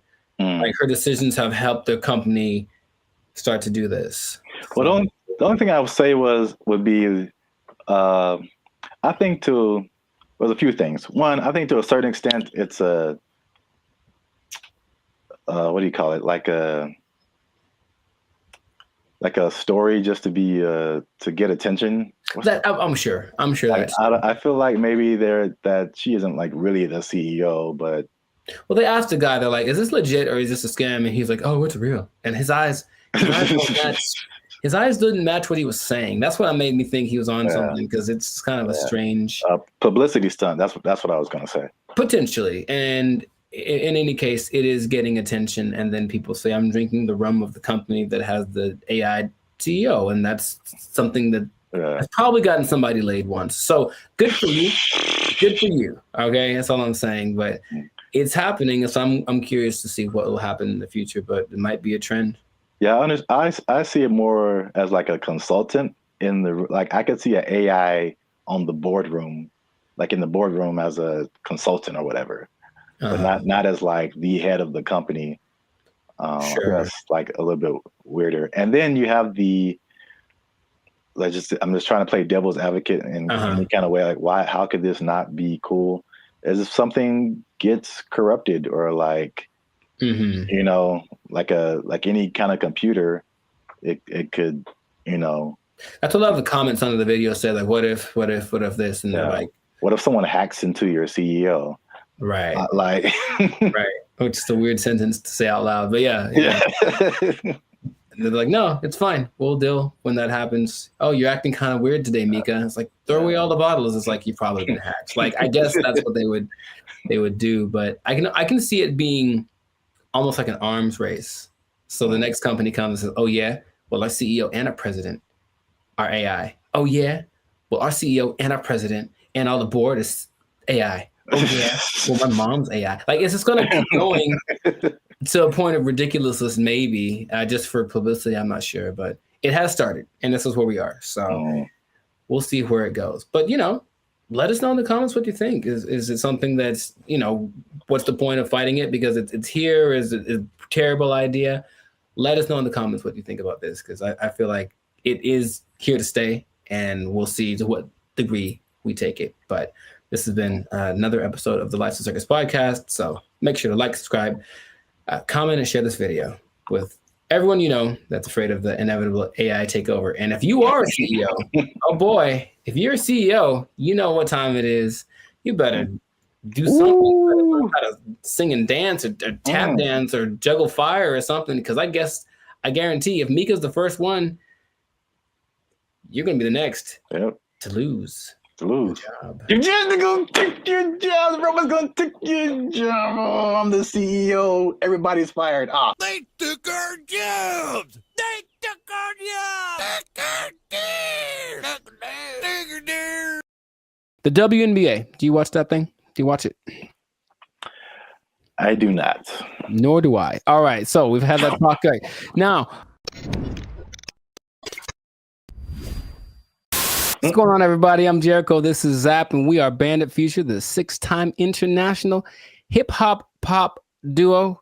Well, we're international worldwide, but we also have awards. We won 6 international awards for our music. There we go.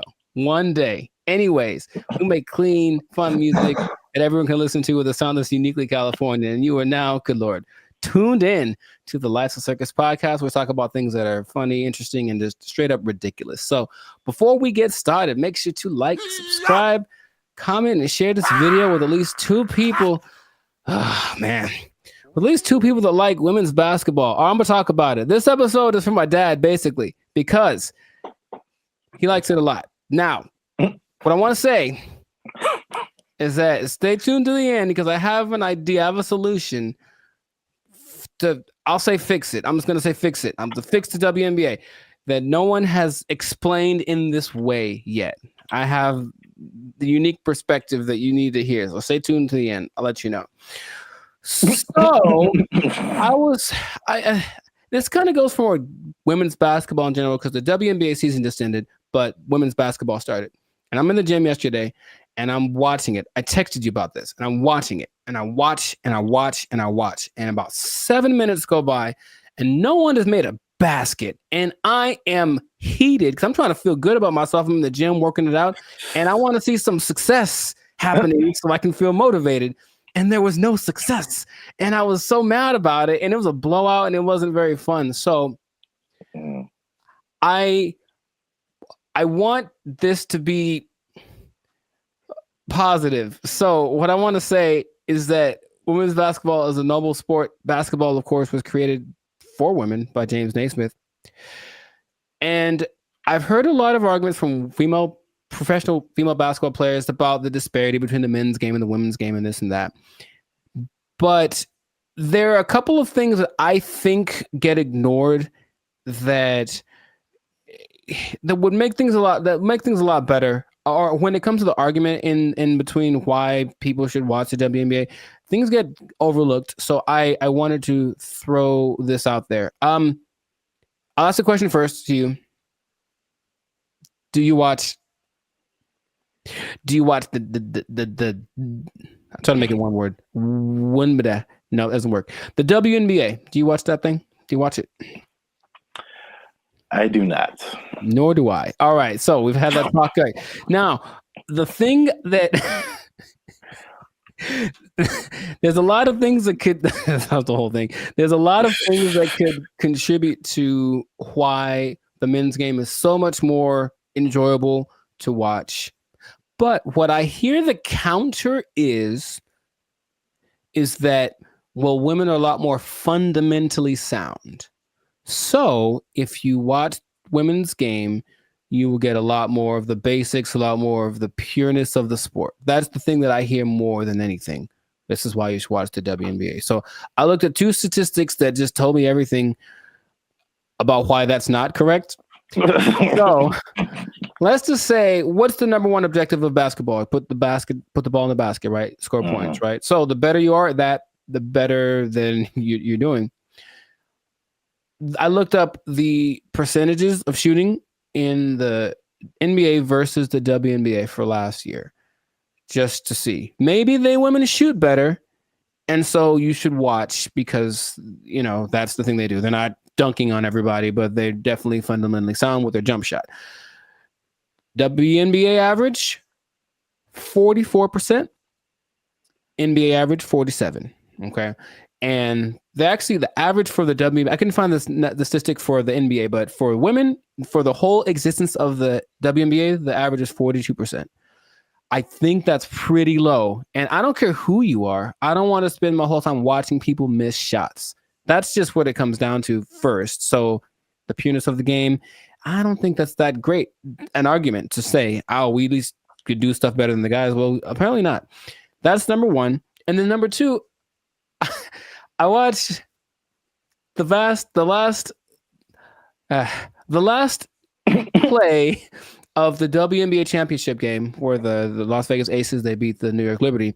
And it's this weird play where the main star from the WNBA, Brianna Stewart, is like getting locked up pretty much. It was like impressive. She gets locked up. She passes the ball. She passes to some other girl in the corner. She chucks up this air ball that had no chance. It never had any chance. I don't know if air balls count as turnovers, if they just like, oop, that was bad. But it seemed like she passed it to the other team, right? So I was like, maybe the women are better at taking care of the ball. So assist to turnover ratio is the way that you measure that usually. So for guys, there's only lists of people that have the highest assist to turnover ratios. In the men's game, I saw someone right now in the league has a 26-1 assist to turnover ratio. Wow. Mike Conley. I mean, it's not going to last. The season just started, but 26-1. Chris Paul's like at 9. There's a bunch of people like, but it usually gets to like the best people who have like 4 or 5-1, whatever, 6-1. The highest in the WNBA last year was 3-1. That's the best one. And it's like, so when I've watched a lot of women's basketball, I've seen a lot of turnovers, a lot of mistakes, a lot of this and that, and it just looks sloppy. So I don't see why that's the argument for why the women's game is better than the men's game. Now, have you thought, for example, because you don't watch it, and I don't either, what would you want to watch? What could change about the WNBA that would make you want to watch it? Well, we've talked about this before. Right. And I had 2 ideas. Although the second idea, I'm kind of maybe backing down on. Okay. But the first idea for sure is lowering the rim so that more people can dunk. I think the basketball dunk is one of the most exciting plays that, whether you're a basketball fan or not, like just to see someone do that is just one of the most exciting plays in basketball. Mm-hmm. And it rarely happens in the WNBA. Right. And like even for the NBA, if you see a fundamentally sound team, it's usually a boring team. like I wouldn't want to watch the Warriors unless Steph Curry was shooting from the parking lot. Mm-hmm. Like that made it like, just so much better than just a bunch of guys shooting jump shots. Like you want to see somebody do something extraordinary, whether it be shooting from the parking lot or just like dunking on somebody's head and ending their life. Just like those are where the highlights. Acceptable, yes, those are where the highlights come in. So that's number one. Okay. And then number 2, which will be sexist or whatever, I don't care. Mm-hmm. But I think it's no secret that women have a certain sexuality factor that attracts men. Mm-hmm. And if you gave me a choice between a women's basketball game and a volleyball game, I'm watching the volleyball game every time. Yes. They're great athletes, but the outfits are also great. And like, I'm going to pay a lot more attention just as a man. Like, yeah, I know it sounds bad, but that's human nature, the world we live in. Yeah, sure. Marketing, like, I like not beach volleyball. I've been talked off that ledge. That's too far. I don't want to see people running around in bikinis. I told you there's a league in New York that's like that, and it's not great. It's not something about it's too much. It's just kind of no. It's not like the volleyball outfit or like what they wear when they do track. That's very. I think that would be a very appealing outfit to get more viewers to watch the WNBA. Gabby Thomas. Anyways, hey man, we live, man. We live. No, I'm just having. Me too. I'm trying to be alive. Like, yo, Gabby, what's up? For real, though. But I am. The most people that watch the WNBA are men. So yes, that would go along. Like, women do not like WNBA at all. If they like the WNBA, it's because they play basketball. Well, that's weird too, because I didn't think that was the case. 70%. I believe it's 70%. Wow, so that's really fan weird. base. The clicks on the WNBA website, all that's men. So they're already supporting it, and then of course the financial support comes from the NBA. I digress, but that's just So the things that you mentioned would help. Sexualizing things. I think women like to look cute too. Some of them. So I don't think it'd be like the most degrading thing. Maybe they have options like with tennis. They could wear something. They have like little options for the outfit. I'm sure it'd have to be uniform for the team or for the sport, but I'm sure there could be an agreement because I wouldn't mind some more. How do I say it? Just accentuate some parts of the female figure. That's what I think would be cool. But that's the thing that I think is least likely to happen. I don't think they're going to want to do that. I do agree with the hoop thing. That's the thing that makes, because here's what I'm thinking. I'm watching this game yesterday, and like it's like watching like little kids. You ever see little kids like shoot a basketball? They put the ball way up here and they kind of chuck it up because they don't have the strength to get it up there. I'm not saying they can't. Like, of course they can, especially Sabrina Ionescu made something crazy in the 3-point contest this year. So they can shoot for sure, but in general, they are shorter and less athletic and less strong than the men. I know the basketball is a little smaller for the women, but the hoop is the same height. So I have a solution that I don't think anyone's explained in this way. Okay. The average height for NBA players is 6'6". The average height for WNBA players is 6 feet, which is pretty tall for women, but in relationship to the same height of the rim is 10 feet. That means that for men, the hoop is 58% taller than them. But for women, the hoop is 71% taller than them. So to split the difference, I said, what would happen if the hoop was also 58% higher for the women? And if that was the case, it seems a little bit on the low side, but if that was the case, the hoop would be 9 feet 2 inches. Yeah. And to me, that makes a lot of sense because the people that are, the girls that are tall, 6'5", 6'6", they'd be dunking like Shaq, like we want to see. And then some girls with some springs would be getting some Westbrook action happening. And I think that'd be great. Now, would they have to learn how to adjust to shooting lower? Yes, they would. But I believe there's a women's basketball. I think it's called, oh gosh, I forget the name of it. But there's a women's basketball-esque sport where there's no backboard and no one can dribble. It's a weird in Australia. And the rules about this, you can see if they could jump, they're not allowed to jump. But if they're allowed to jump, they'd be able to actually. So weird. It's what is it called? It's got a. Anyways, they could dunk on that hoop if they were allowed to run and jump. If the hoop for the WNBA was that height, the game would be a lot more interesting. I think the percentages would go up because you just see these women. A lot of women's form is kind of like chucking the ball as hard as they can because that's how they have to generate the energy to get the ball high enough. So that's my solution, but that's the rationale behind it. We want to make things equal. So the height of the hoop is the same ratio compared to the height of the players. Yeah. I think that would work. I don't think they're into it. Of course, every play, they have to change it everywhere. Every hoop would have to be, adjusted and whatever. But which would you rather? Make an adjustment to the game a little bit? Well, that's kind of significant, honestly. Lowering it to that's kind of significant.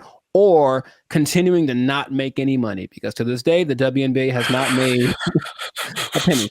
That's just honest. The statistics say it has not made a single cent. It's actually been in the red every year, and the NBA has to provide the money to bail it out. So that's just my idea that it could help promote the game a little bit because basketball is a great sport, but yeah, the excitement factor, like you mentioned, we want to have that a little more. So that'll do it. So 9'2", that's the thing. So listen to me. Just do it. Let's do it. You know, I heard something. I mean, on a kind of serious note, I heard something very interesting when it comes to like giving people a fair shot. You know, just kind of leveling the playing field, and that there's a difference between equality and equity.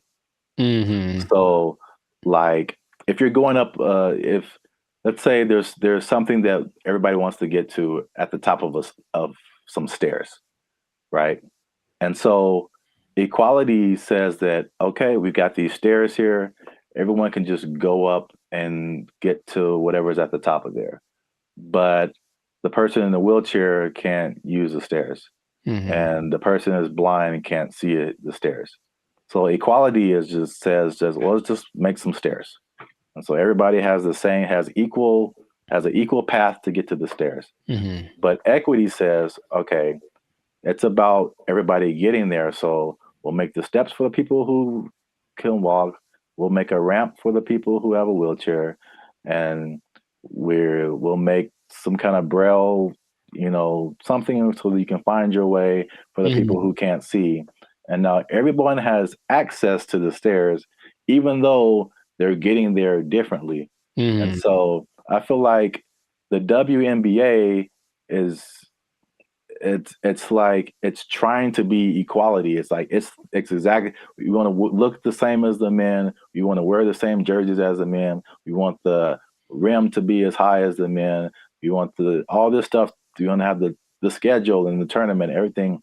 But it's, and I mean, this is a great American debate right now. Sure. It's like, we're different. We're different. We've always been different. Men are different. Women are different.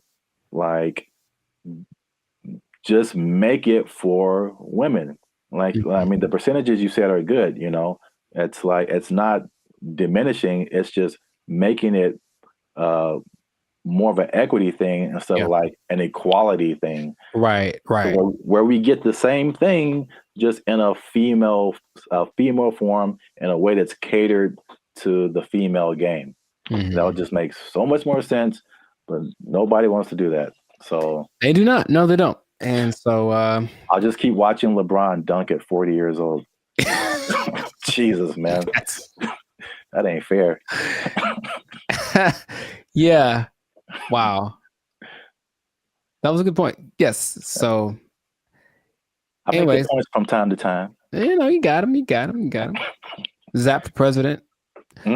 Probably, yeah. So this has been another episode of the Lives of Circus podcast. Make sure to like, subscribe, comment, and share this video with the people that like some basketball.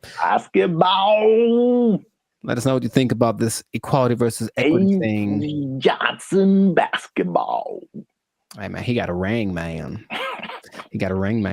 Yeah, let us know what you think, how to make this thing a little more fun to watch, because the WNBA deserves people to have people watching it. It really does. They work really hard. In fact, random point. One of the most famous female players of all time, Diana Taurasi, I went to high school with her. And what? Yeah, we played one-on-one once. She won't remember. I lost. Anyway, I lost real bad. It wasn't even fair. It wasn't fair. It wasn't fair. So in that case, equity would say I should have got like a 10-point lead or something. I still would have lost. Anyways, shout out to all them. And that's been it. So yeah.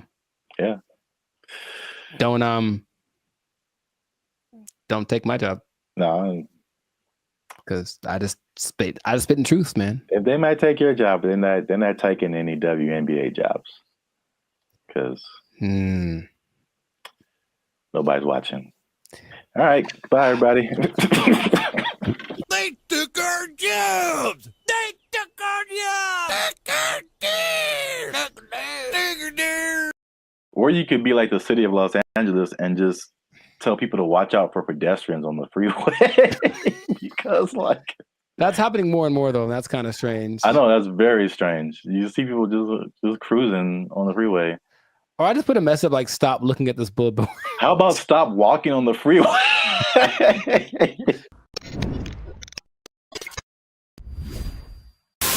Yo, what's up, guys? I'm Zap, and this is Jericho. And we are now 6-time international award-winning pop hip-hop music group, Bandit Future. We do clean, fun music that everyone can listen to with a sound that's uniquely Californian. And you are now tuned in to the Life's a Circus podcast, where we talk about things that are funny, interesting, and ridiculous.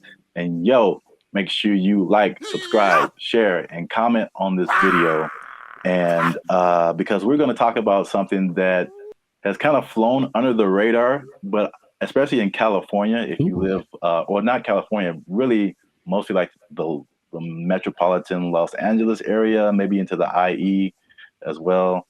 That's the Inland Empire for people who are not from this area. The uninitiated, yeah. But there is something that I feel, well, a couple of things that I feel like a lot of people have seen and a lot of people haven't talked about. Okay. Intriguing. Okay. Yes. So I'm going to show you a picture, and this one is very close to you. I know you have seen this. Yes, I have. This billboard. Mm-hmm. Okay. I don't know what this message is. Download our new video editor. Okay, maybe another time when we're not doing a podcast. This billboard, if you're not from California, this billboard has been up. There's been a few of these. I've seen them, yeah. Up along a major freeway in California. It says, warning, this billboard structure is the subject of a lawsuit, LASC case number something. Anyone who assists the city of Pomona in the demolition of this billboard structure will be sued. And it's just one of the weirdest billboards I've ever seen. And there's several of them. And I've just never seen anything like this. So I finally looked it up. And this isn't McDonald's Grimace level, but there's a little bit of a rabbit hole here. Okay. So basically, there's a guy named Brian Kennedy. He is the founder and CEO of Regency Outdoor Advertising. So basically, he owns it's a very popular billboard brand, probably maybe one of the most billboards around the country. And he owns these billboards. And so I guess he contracts with cities to put these billboards up, things like that. So in 1993, oh, baby, going back. Yeah, this story is very old. 1993, he had an agreement with the city to put up 10 billboards for 10 years with a 10-year extension. Right. So 1993, you put up 10 billboards. 2003, you renew it, keep those billboards up, stuff like that. You renew every 10 years.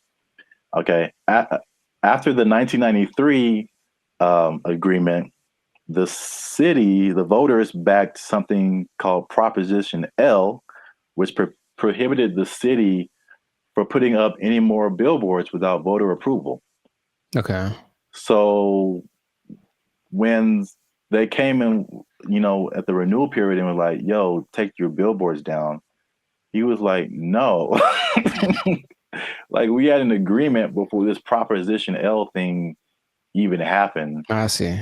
And so it turns out this guy is kind of eccentric, so he not surprised. Okay. It's his billboard. So he was like, I'm just going to put this up here. And so because they've been threatening to just tear the billboards down. And he's like, no, I'm going to sue all you guys. So he just put those on his billboards. Okay. Which is I'll just get your reaction to that before I keep going. So I've been seeing those specifically. I don't know if this is the one, but there's one on the 71 just north, right close to where I live. And every time I drive past it, I'm always like, I wonder what that's about. But so before, I guess my question is, it was a different billboard owned by this guy, and then they wanted to take it down, so he replaced it with this. Yeah. The message. he probably, rented it out to whatever company to advertise something.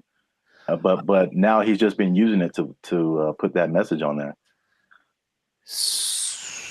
Okay, so I guess I get a lot of questions in my brain, but my first one is, who would ever assist some? It's the companies. So like the city isn't gonna go out there and do it. These people, they hire, they put out bids, for companies that do this kind of thing, demolishing or whatever. So basically, I think he's saying like, if your company is hired to tear down my billboard, I'm going to sue your company. So it seemed like a little bit of a scare tactic for anyone who wants to work with the city and taking this man's stuff down. That makes sense, but it's not what I was thinking. Dang it. I was hoping it was more for people who are just driving by with like a hammer in their trunk. Man, I really want to just pull off the side of the road and tear this thing down because I hate it so much. It's such an eyesore. And then this thing's like, don't you dare. Or some guy that is like driving his pet bulldozer down the freeway, which I've seen.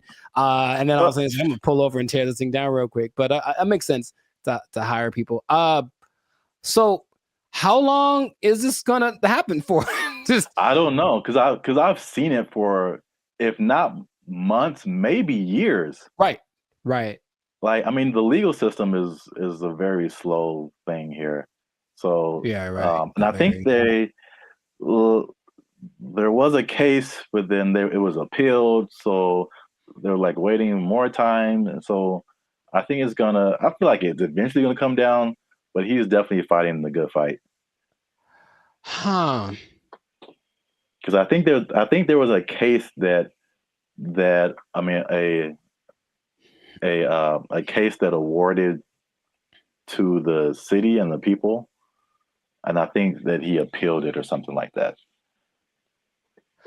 So I'm assuming this guy has enough money that this isn't hurting him, right? I mean, yeah, billboards are way expensive. Yeah. So yeah, exactly. And it's not like selling something that could help him get some money back. It's just words. Yeah. What not to do. So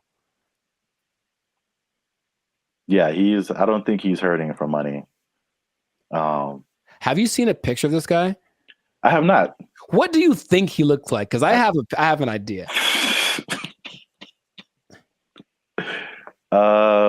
Besides, I think he's an old, rich white guy with a bad haircut. Okay. I feel like that's always how it goes down. I have in my head like this cross between Gary Busey and Gilbert Gottfried. I don't know why. This is kind of weird, and he kind of talks like Gilbert Gottfried. I just want that to be true. Old rich white guy with a bad haircut. That sounds like Gary Busey or Gilbert Gottfried. Yeah. That's what I want this to be. So we got to do a part 2 so I can see if I was right. Because if he looks nothing like that, I'll be disappointed. Like that's just the truth. I'm looking at him now. He looks well. This is also very good. I mean, very fitting. He looks like a character from The Sopranos. Oh, nice. So he looks like someone who would do this. Got it. He doesn't have a bad haircut, but old rich white guy for sure. I wonder if he's the first person. He can't be the first person to have done this. I mean, maybe not, but I've never seen anything like this before. But we run out of time. So before we end this, there's a part 2 to this. Okay. Which is it was a totally different scenario, but I was somehow kind of shocked that it was the same person. Okay. So we're going to leave Pomona and go more towards the LA area. LA? And then see if you've seen this billboard. Yes, I have. So it's the same guy. Oh my God. So you see the big Regency. Yes. Under it. And I I wasn't even thinking about these two stories. Now this one is like 2 blocks from my house, and apparently now it's changed recently. So I don't know why he took it down or even put it up. But he put up 15 of these around. Oh, he dude's got money, dude. Jeez. Yeah. They're his billboards. I mean, he can put up whatever he wants, I guess. Yeah. He's just losing money from other people who would pay to be up there, but it's his billboard. He put up 15 of these around Los Angeles. Turns out that he's a big USC donor. Sounds okay. Okay, sure. And yeah, he just said, you know, Reggie Bush needs his Heisman. I'm gonna put this up. So, if I had a question, I know you asked like, what did he look like and all that kind of stuff. My question is like,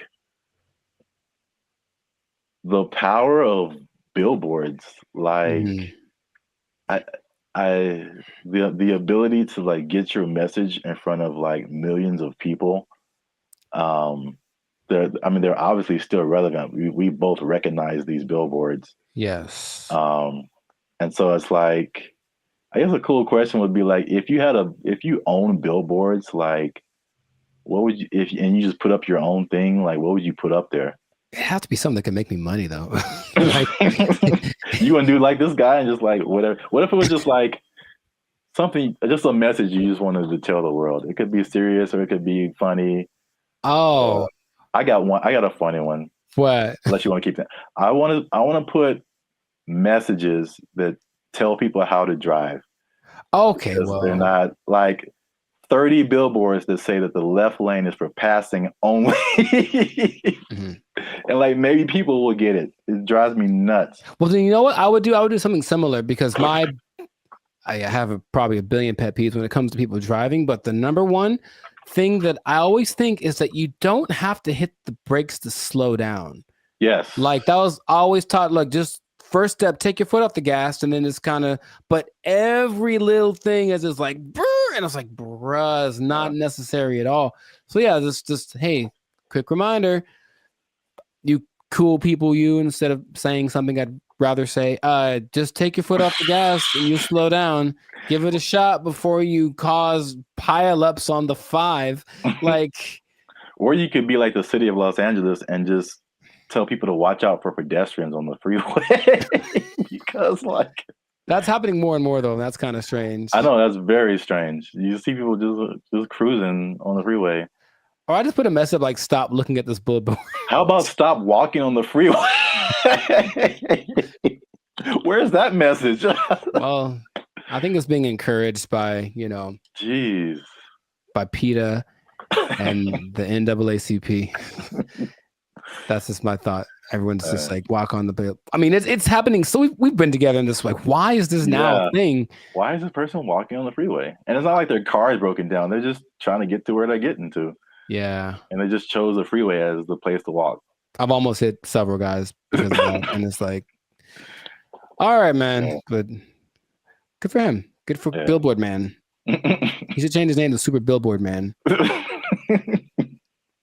Yeah, I can't believe that.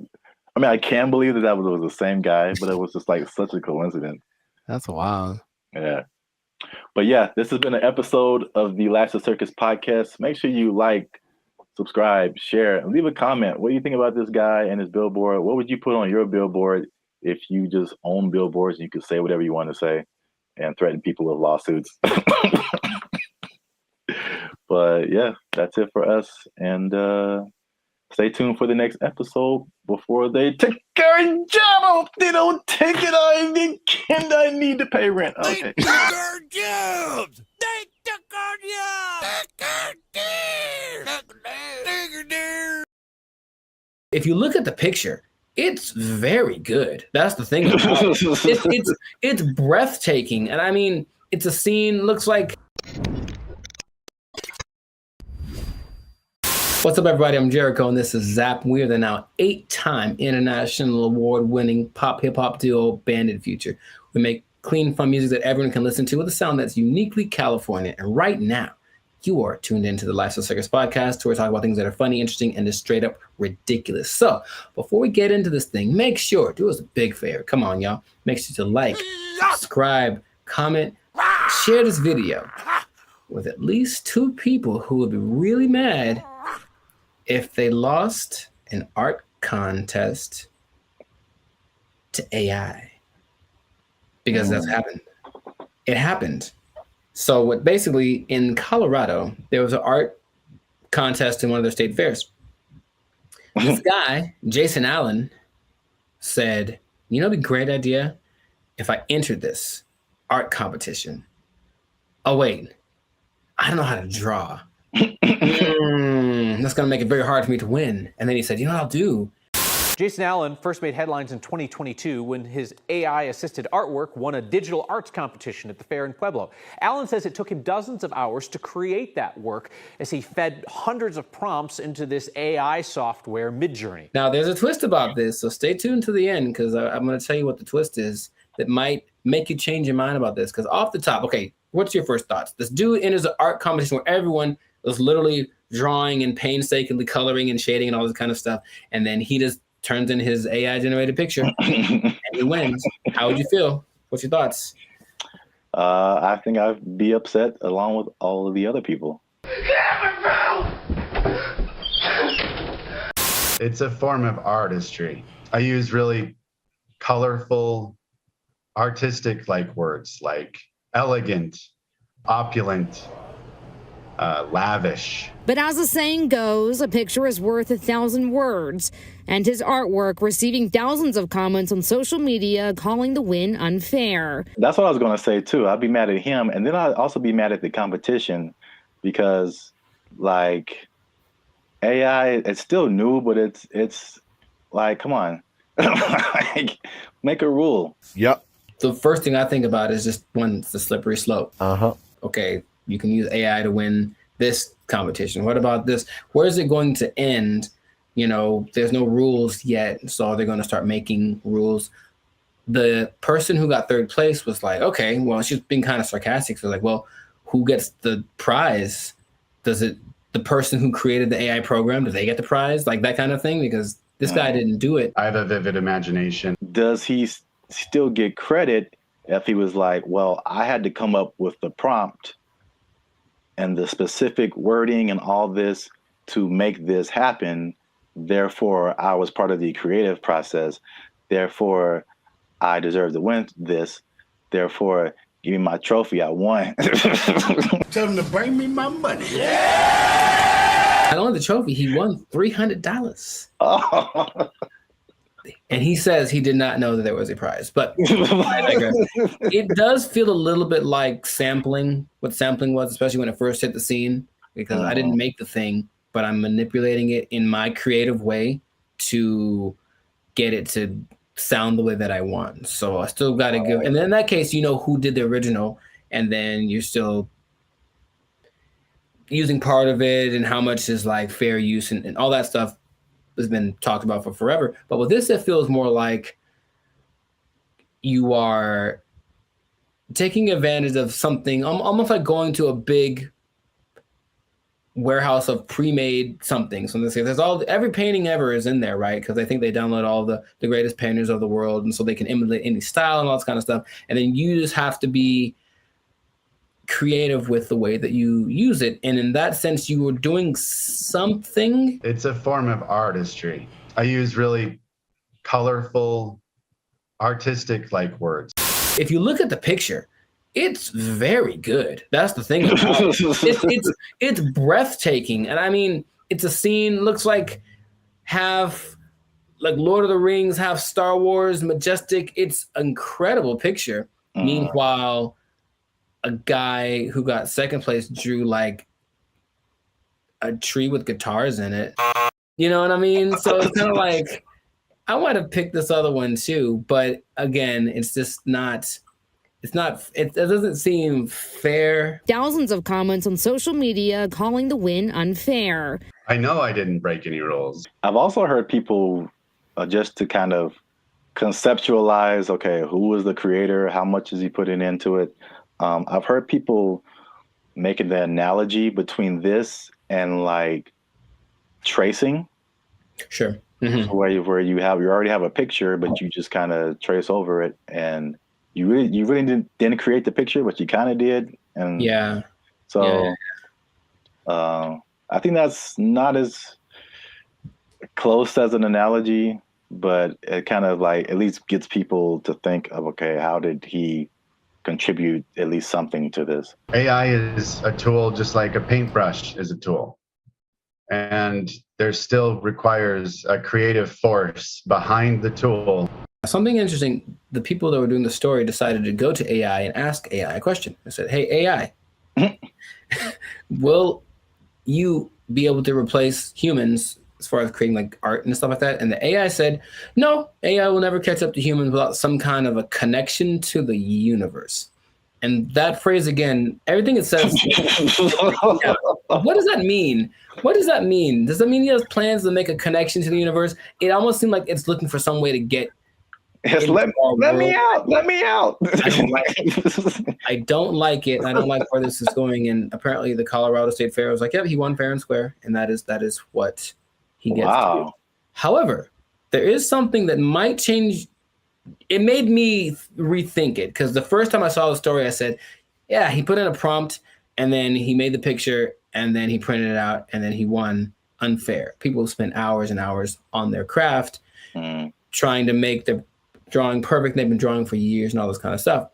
Jason revealed after he won that he actually had created 900 iterations of this painting, meaning kept tweaking the text till it got to the point where he wanted, and he was never quite satisfied. It took a long time. I put over 80 plus hours into this project. I've generated 900 plus images of this particular prompt. And in that sense, I go, well, he didn't just type 2 seconds and then let it go and that was it. He put in work. And so then again, it's like, what kind of, to me, there's some merit in that. I still would say it's a little unfair, but he did work and he said he basically turned it in almost like a product. He turned it in because he didn't have more time, but he still wanted to make it better. So his judgment was what ended up being the final result. I think this one's better. And it's not like he went with the latest one. I think he did the 900 and then picked one, like maybe like 600. That one's the best one. So he still used his human perception to create something that he deemed worthy to enter into the contest. And then people agreed with him.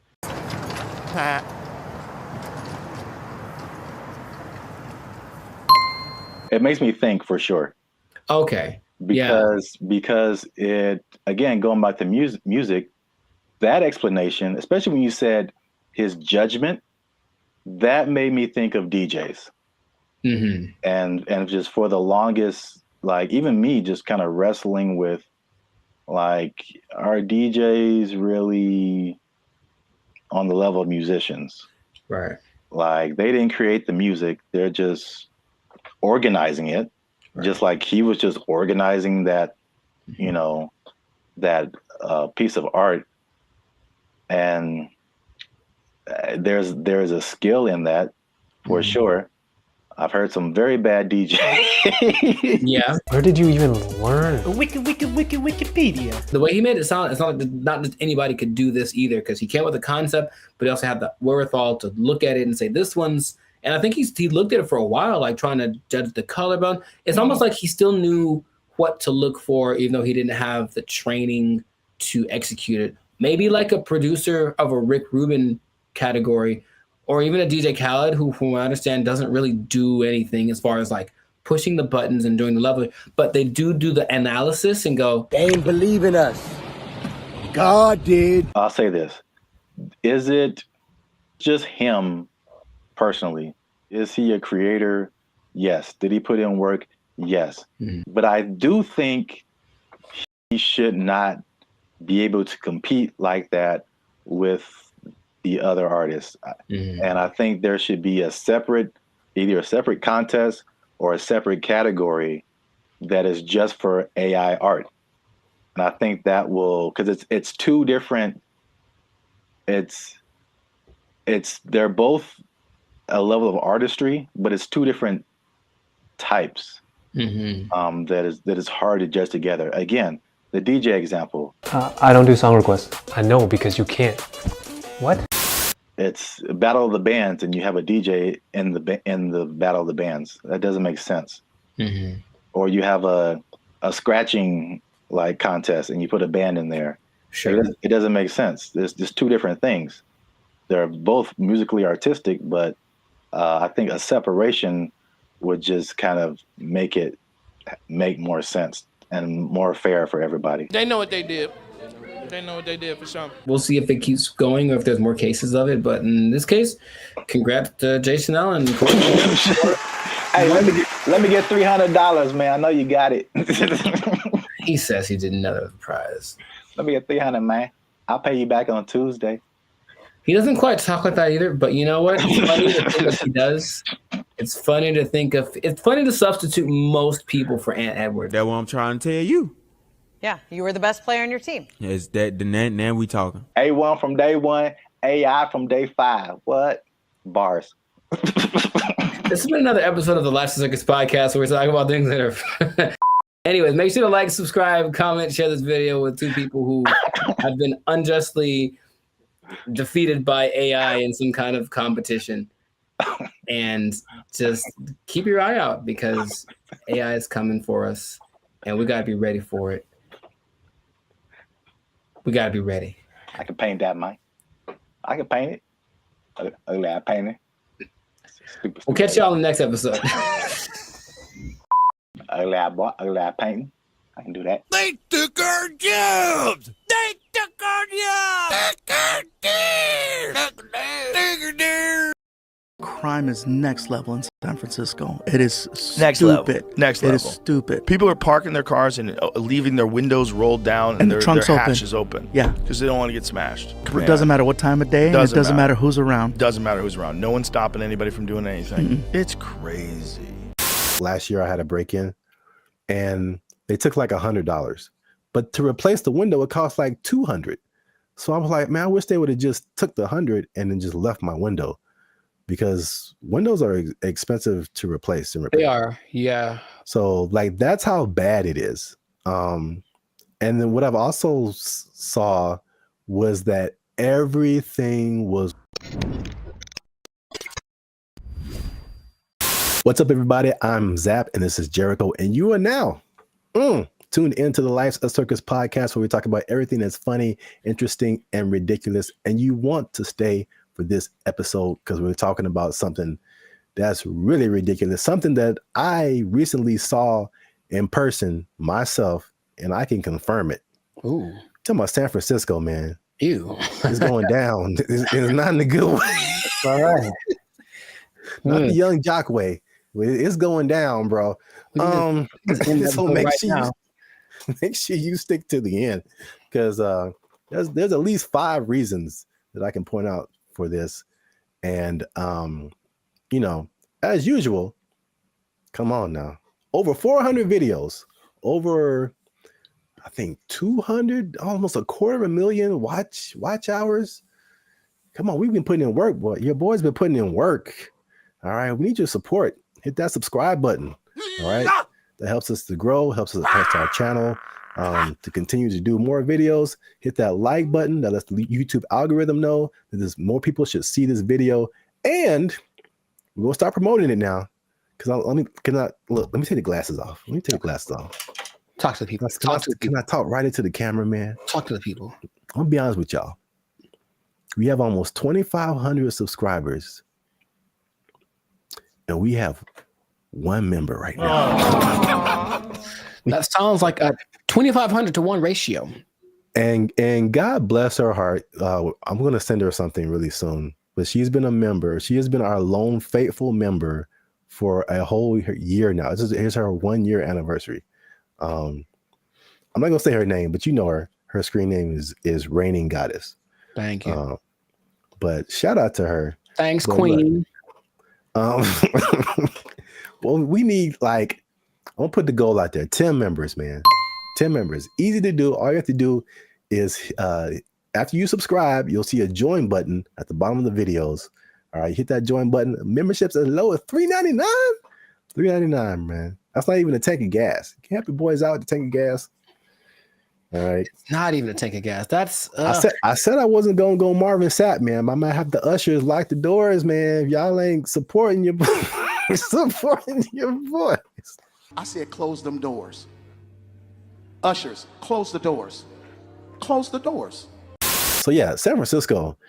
I could just say don't go there and then end the video, but we could talk about something. Yeah. I was recently there a couple of weeks ago, and it's bad, man. Okay, let's rewind the tape. We've hinted at something that we've never really fully talked about on this channel, and that was our trip to San Francisco. Sure. It was like what, a couple of years ago? It's like a repressed memory by now. I don't like to bring it And I will publicly take the L on that one. That was a good part my fault, because this is what happened. We were looking for hotels. I'm like, man, this hotel is really cheap. I'm like, we're gonna save a lot of money. And then we got there and we found out why. It was, yes, go on. dude, is by far the worst hotel I've ever been in. Like, I still feel bad to this day for putting you in that situation. That's okay. Just don't let it happen again. We won't let it happen again, Mr. Mackey. Okay? Okay, that's fine. What was happening, you ask? Yeah, I'm glad you. All the things. Yes. All the bad things were happening all at once, and it was a lot to take in. You care to share any? Okay, look, I didn't sleep under the mattress. Okay, that's one. I did not sleep under the mattress because I was afraid of catching all of it. Or under the sheets. Well, I didn't want to do either one. I didn't want to touch them. I was hoping I could find a way to like just float above it like a vampire or something. But under the sheets, like it had cigarette holes on it. I'm sure there was a stain on there. I was like, someone died in here for sure. Ugh. I'm sure there were interactions of drugs going on all throughout the night. Somebody tried to come in our room. Someone tried to jiggle the door vividly remember that. Or like, so we were just chilling, and then someone banged on the door really, really hard. And we just looked at each other, and you were like, "Don't open the door." For the love of God, don't open that door. A problem if you open the door. So it was just such a. And then I walked outside late at night because I wanted food. That was a mistake. Yep. And so I'm walking around. There's human feces everywhere. Brother, ugh. And then there was just this like scene where you round a corner, because you see it in movies, and I round the corner and it's like all of a sudden there's just all of these people just drugged out in this one area, but it's like almost like they're moving in slow motion because like I got there and it's kind of like, oh no. Yeah, zombie. Kind of a zombie apocalypse kind of vibe. And they looked at me and it's like, well, they were going to chase me. And if it was one of those movies with the fast zombies, which is still terrifying, like zombies are supposed to be slow. I don't know who invented fast zombies, but you know, I just had to get out of there. So it was such a bad time. And everyone that lives there is like, yeah, we know. French fry when you pizza, you're gonna have a bad time. Yeah, I was recently there, and I mean, compare it to LA, because I think I have a good perspective. Because you see a lot of stuff on the news, and they're like, you know, California is this, and Hollywood, like all of California isn't Hollywood. All of California isn't San Francisco. These are like the biggest cities, you know. But it's like sometimes, and you see news from other places, and they like sensationalize stuff. Yeah. They do not do that with San Francisco, bro. It's crazy. And it's coming from someone who's lived in like the heart of downtown LA for years. Patrolling and trying to catch me riding dirty. I feel like LA is more concentrated. Like you have Skid Row where like it all goes down. And then every once in a while you on a corner, you'll see somebody here and there. Yeah. But I feel like the extent, and there's a specific area called Union Square in San Francisco that's been hit like the hardest. But it's just like, it feels like it's everywhere. Like it's not just like a little skid row. It extends everywhere. So I mean, we've obviously mentioned the drugs. That's the homelessness and the drug epidemic, which is like mostly it's mental health and addiction issues. So it's made public spaces unsafe, difficult to manage. And this has been kind of further fueled by the high rents in the city. And then their approach to it is like this, what they call a harm reduction over enforcement. What? So it's just call it stupid. Just call it stupid. Because remember you did the video about what country was that who kind of had an open drug policy? Portugal did it, and it worked for them. But they had we will let them kind of do what they want, but also give them lots of resources so that they can fix it. And it's clinics and all that kind of stuff they can get clean. So it's kind of like they had a method to their madness. And this one's kind of like I remember watching a video about they're interviewing people in San Francisco, like, what can we do about this? And it's like they think the big problem is that approach. They're just kind of giving away needles and stuff like that. Just like, here, just make sure your needles are clean. It's like, well, they're going to just take advantage of it, and it's not working. You know, if the goal is to fix it, now the question is, are they trying to fix it? It doesn't seem like it's a good policy at all. Yeah. And what makes me nervous is like, I feel like San Francisco is the prototype, and it's kind of trying to make its way to LA. Like the I feel I can see LA turning into that. Because even recently, I've been taking like the metro more, the trains and stuff. It's just been kind of helpful for me. And literally, I got off on a stop, and they have all these different people, ambassadors for the metro, whatever. And this lady made an announcement, and she was promoting this app that you can get on your phone to like report incidences on the metro and help you whatever. And she literally said like, oh yeah, we've been having a lot of drug overdoses on the train, so we don't want anybody to die. So make sure you get this app. I'm just trying to get to work, and I'm just like, what? What? A little too chill for me, a little too common. This is the discussion that we're having. Like, it was just really weird, man. That's suspicious. That's weird. I was driving the other day, and I was in like out by Venice, I think, and I saw like 3 homeless guys in a row. I felt like, oh, good, tic-tac-toe for me. And because I almost hit them all, because they all just kind of like, they did that thing again. Maybe fast zombies are becoming a thing where they're like kind of standing still. So I see them, and I don't think they're moving. And then as soon as I start driving, they start moving really fast in the direction of where I'm about to drive. So I was like, all right, well, that sucked. And that happened 3 times in a row. I don't know if they planned it. Maybe it's a weird kind of choreography that got going on. Maybe flash, those flash, whatever things are coming back, flash mobs.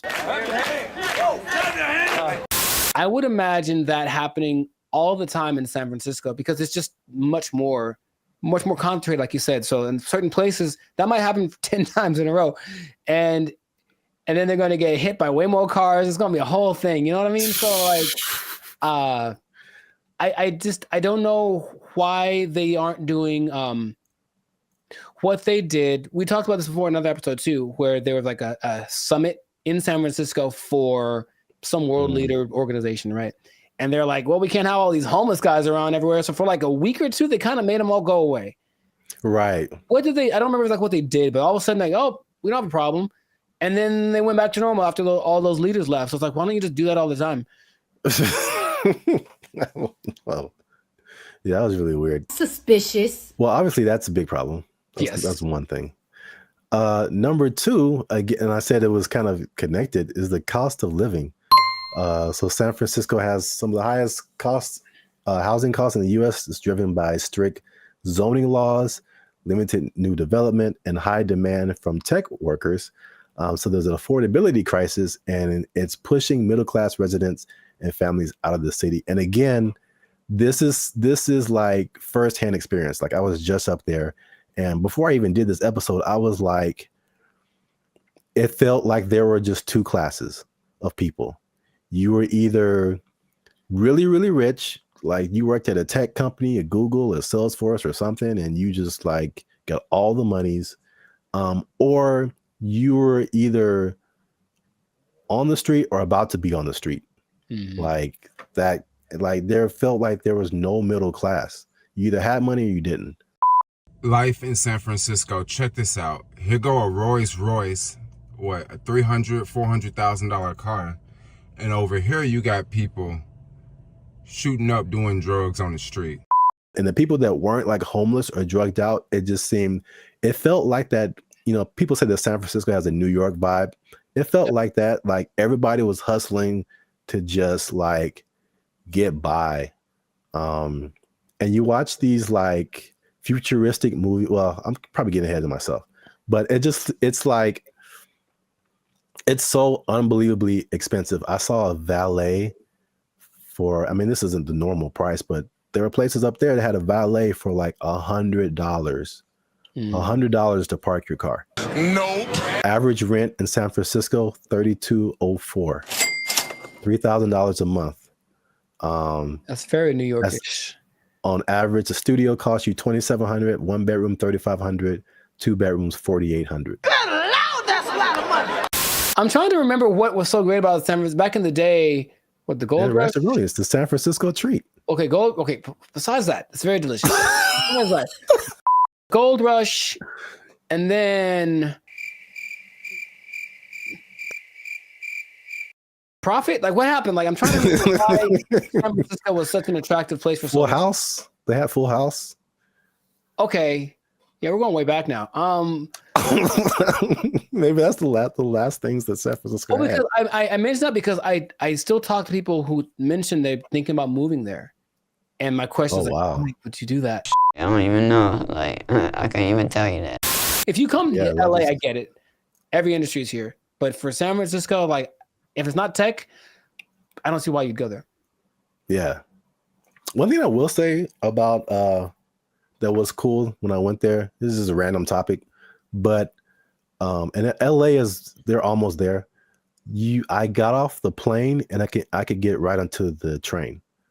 Like the metro system goes into the airport. So you can just hop off the plane, get on the train, and go right into the city. I thought that was pretty cool. LA, you can almost do that, but it's still, they haven't finished the track yet.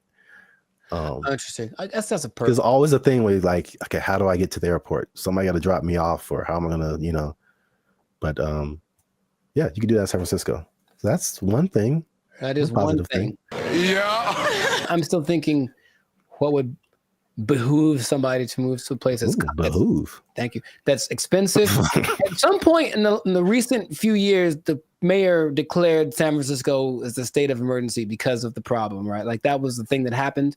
And yeah. But again, what are they doing to fix it? Because I just keep hearing about bad things and it's getting worse. And it's okay, well, do something. Like, it just feels like they're like, yep, that's how it is. So come on down and get some money, I suppose. But wait, there's more. Oh God. So we talk about the homeless and drugs. We talk about the unaffordability. As you do. On top of that, third thing is crime and retail theft. Something again I saw firsthand. Nice. So there's obviously rising crime, shoplifting. I saw this Joe Rogan clip where he said, and again, personal experience, he said that people are literally, and I didn't see this, but he said it. People are leaving their windows in their cars rolled down and their trunks open. Crime is next level in San Francisco. It is Next stupid. level. Next level. It is stupid. People are parking their cars and leaving their windows rolled down and the their trunks hatches open. Yeah. Because they don't want to get smashed. It doesn't matter what time of day, and it doesn't matter who's around. Doesn't matter who's around. No one's stopping anybody from doing anything. It's crazy. It sounded weird until like last year I had a break-in and they took like $100. But to replace the window, it cost like $200. So I was like, man, I wish they would have just took the 100 and then just left my window, because windows are expensive to replace and repair. They are, yeah. So like that's how bad it is. And then what I've also saw was that everything was on lock. I went to like a CVS, I went to a Target, and it was like everything was under lock and key. Ironically, I went to buy a lock and key. Yeah, they had like these lockers, but I didn't have a lock for it. So I was like, let me go to CVS and get a lock. And I had to get someone to unlock the case so I can get a lock. Mm-hmm. And there was like a bunch of random, usually like every once in a while you see like high priced electronics, or used to be like power tools or something like super expensive, but it's like everything was locked up, and you had to press a button and you had to call somebody to go get the thing that you wanted. And it just like, from a person who doesn't steal, it was just like psychologically, it was just like, this sucks, man. It's like the shopping experience. I couldn't like, because you go into a store, the benefits of going to a physical store, you can pick the item up, you can feel it, you can read the back, and it's like, I can't even see what I'm really getting. Mm-hmm. And if I don't want it, I got to call the person back and have them put it like, but it's because a few people just keep taking stuff. Like everybody suffers, and it's just like, it was really, if I could use a word to describe my experience there, it was just uncomfortable. I didn't feel unsafe, like I'm a big dude. I could take care of myself, but it just felt like it could go down anytime, basically. Well, I just didn't want to be there. Like, I don't want to be here. Like, this is not, it's not inviting. I think that's a good word. It just wasn't inviting. Wait. Since 2019, 47% of businesses in that Union Square area have left. Yeah, that makes a lot of sense. I think all of them, all of them leave to turn into like a park, or call it Hobo Land. Make it like that. Remember during the pandemic, no one talks about this, but during the pandemic, there was this one time in Seattle that just said this part of like, Seattle. It was like, you know what? It's ours. So F the police and everything. And they just like kind of took it for like months. Like, it was kind of their area. And it's like a long. Yeah, I remember that. Yeah. Remember that? They should just do that and let it go, and then maybe burn it. I don't know. But let's let it, count your losses and just let it go. Because why maintain such a volatile area, But it's crazy. I mean, I don't like to make videos about, crapping on other people's cities, man. But it's just like, especially after we went like a few years ago, and then coming back to it now and seeing like it's worse. And I talked to some people there, and they were like, or I talked to some people who live there, and I talked to some people who used to live there and then came back for the thing I was doing. And they were saying like, yeah, man, it didn't used to be like this. And it's just like, it's just bad. But we're out of time. So let us know what you think in the comments. Have you been to San Francisco? Like, do you just read the stuff on the news and like kind of, I don't know, hypothesize what's going on, how to fix it? Do they need policy changes? Is it like an economic thing? Let us know what you think in the comments. Keep the conversation going. And also, if you have someone who you think might be interested in this topic, hit that share button, man. Don't be greedy. Don't keep it to yourself. And look, man, 47% of businesses, you know what that means, Jericho? That it's not enough. Is that what? 47% of businesses closing down and moving out of San Francisco? That's heavy. That's Union Square. That's a big number. You know what that means?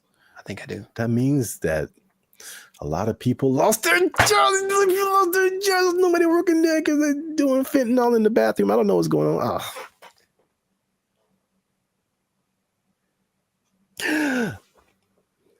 Cocaine is a hell of a drug. Doing fentanyl. Yeah, God. They took our jobs. They took our jobs. This is for our ancestors, Jericho. No, it's not. No, it's not. For all the cotton pickers, for all the slaves, for everyone who marched in the Million Man March. I don't think this was the dream that Dr. King had in mind.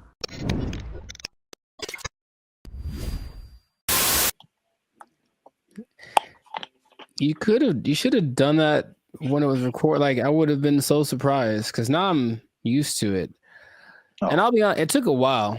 It took a while to get the yogurt experience acclimated to my. It's just never. I don't think I've seen a person eat yogurt in years, man.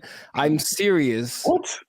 Yeah, I don't hang around yogurt eaters. Like, not like there'll be yogurt on the side if you go to a Mediterranean place or something, but not yogurt just in a isolated incident. In an isolated incident, someone ate yogurt today. Gold is up 10 points.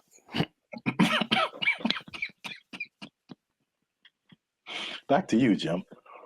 All right.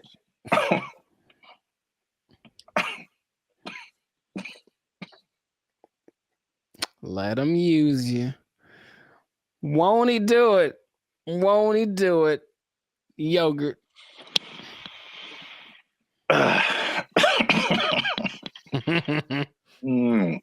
Okay.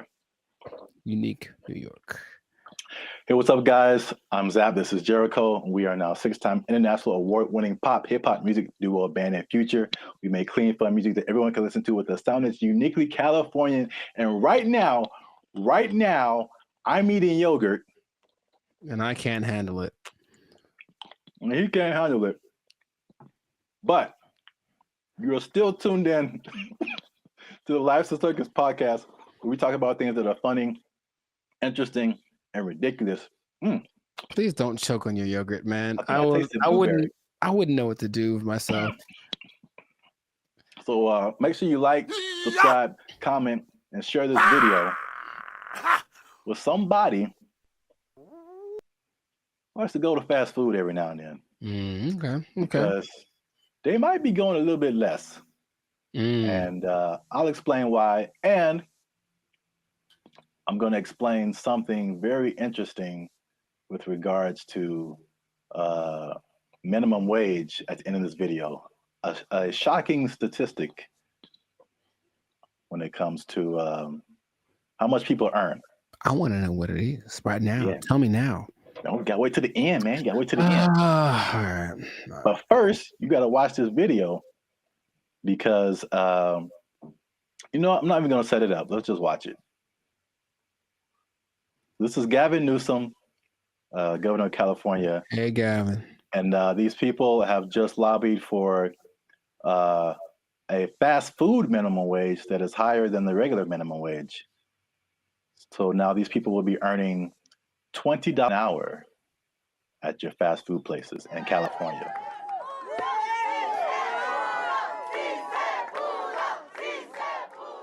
Boy, these were some tough mountains. This wasn't easy. 100+ hours in the last few months negotiating this referendum off the ballot. That was a tectonic plate that had to be moved. Wait for it. That lady had a lot more to say. This is for my ancestors. This is for all the farm workers, all the cotton pickers. Wow. This is for them. 557,000 people at 30,000 locations. This is a big deal. $20 an hour. 80% of the workforce in these fast food places, 80% are people of color. 2/3 are women. The majority are breadwinners. And we have the opportunity to reward that contribution, reward that sacrifice, and stabilize an industry in turn. What a remarkable moment. So it's going to be a lot better now. Well, right now we're going to have a chance to at least, maybe decide to save some little money or, pay all their bills or credit card debt. This is going to help continue to pay our bills, help some people get out of eviction, help us catch up where we need to catch up because we haven't recovered from COVID just as of yet. So this is just the beginning of our wins.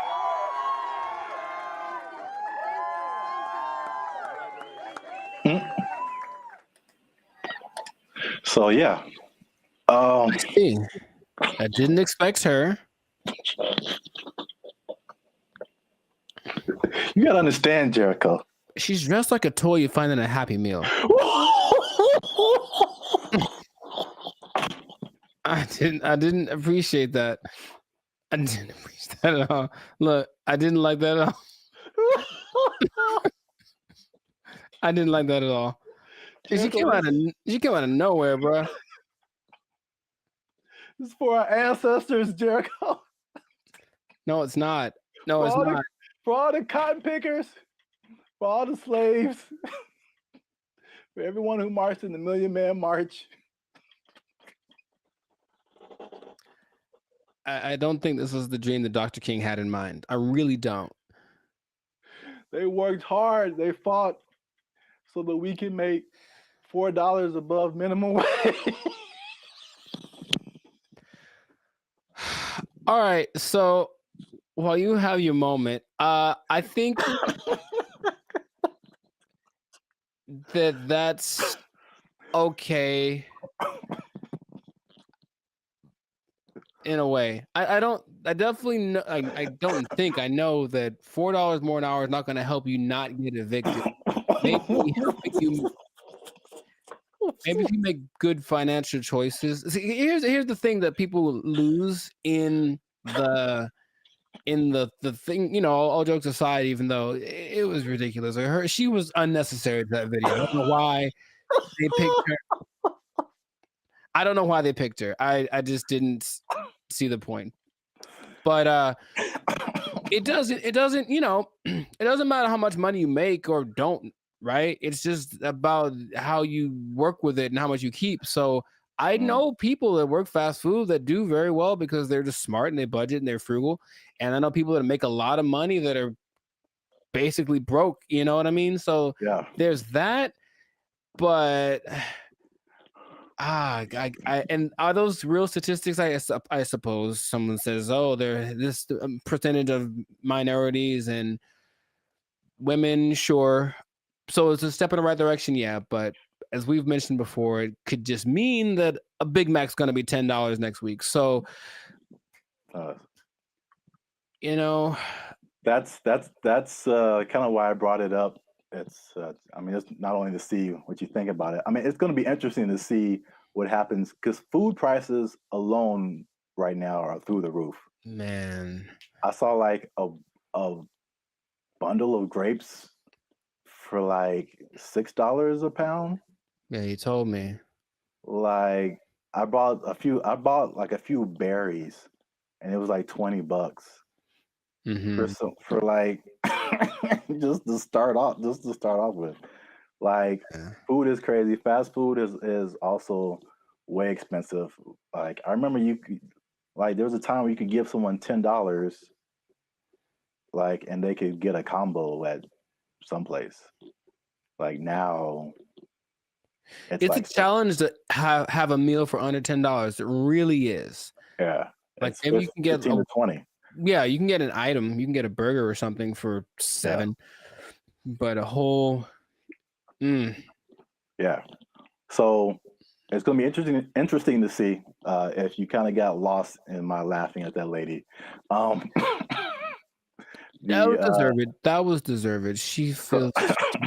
I feel like she makes a lot of bad decisions. That's just my honest opinion. I've never met her. Maybe she's wonderful. I hope she's doing well. I hope she sees this video and she likes Bandit Future. But I think her presence was a bit distracting to the whole experience. But yeah, so this is a very weird situation that I haven't really heard of because basically the government is involved. Right. They created this like separate task force for like fast food worker wages, which I haven't really heard of before. Where like I mean, it's not the government setting it, but the government is like an intermediary in this. And I mean, are fast food workers specifically unionized? I don't think so. There was a couple in the more educational videos that I passed over to play this one. Oh, good choice. No, trust me. Good choice. Good choice. There was a talk about some different unions, but it isn't like a fast food worker union. It's some kind of, I think it's a service worker union. Okay, So that makes sense. I think that's fast food is maybe under that umbrella, but it includes a lot of different services. But yeah, so it's the government involvement. It just makes it kind of weird, and then also it's like, I mean, fast food has been minimum wage for like as long as I can remember. So to go above that, they were saying that this is like a 30% increase.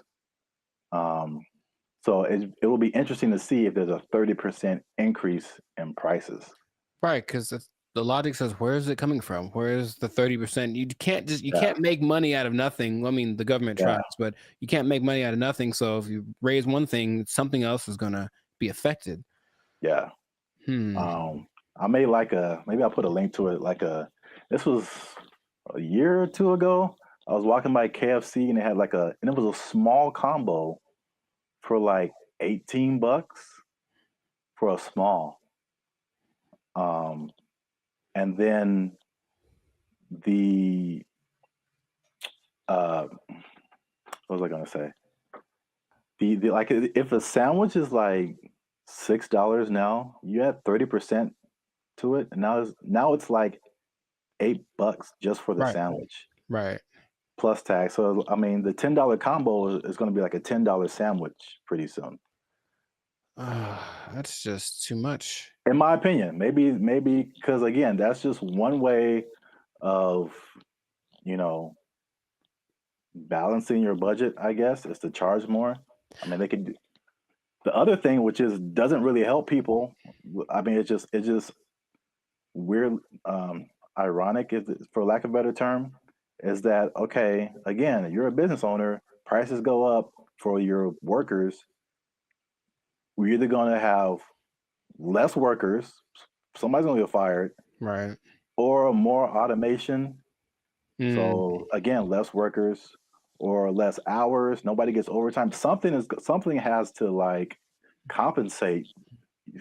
I mean, it's like people think they just pull minimum wage out of thin air, and it has to come from somewhere.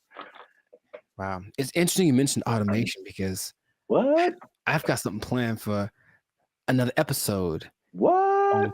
Boom, boom, boom, boom. Anyway, but yeah, it's just we synchronized today. That's all I'm saying. Oh man. Well, let me. What was I teasing before? Oh yeah, the minimum wage. Oh, this teases for something else. Whoops. Oh, maybe I can come up with another one. It's kind of anticlimactic, but I appreciate the tease. You have an interesting fact about minimum wage that you give to the people? No, I do not. Well, that's been another episode of Life Service Podcast.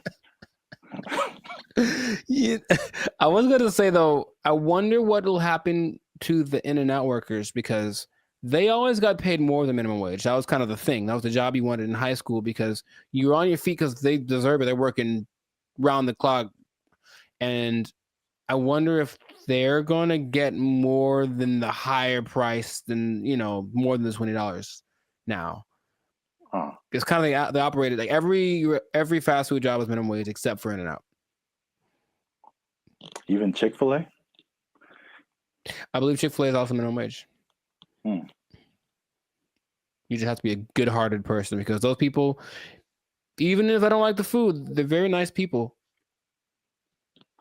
Very nice people working at Chick-fil-A. Yes. Well, I'll give this nugget. Maybe people don't know about this. If you ever want to own a Chick-fil-A, you have to start at the bottom and like work there for minimum wage. So there you go. I gave him something. You can't just walk. You just can't just walk in a no matter how much money you have. Like You got to start at the bottom. So let's say I just barge in. I'm like, I'm LeBron James. I still got to work the shakes and fries. LeBron James got to be peeling those fries back there, man. Oh, man. That's crazy. All right. I'll tell him. Yeah. He asked me to ask, so I'll tell him. Yeah. All right. Well then. That was cool.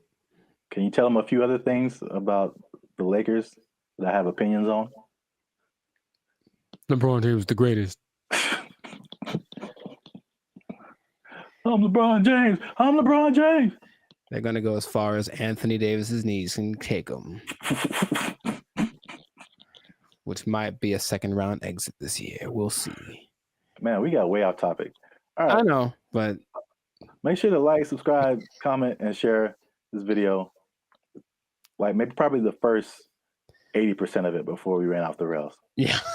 And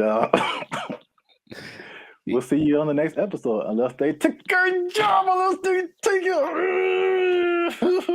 minimum wage on LeBron. They took our jobs! They took our jobs! But it stayed on its feet. That was crazy. Okay. I guess I'll just save all the comments for the.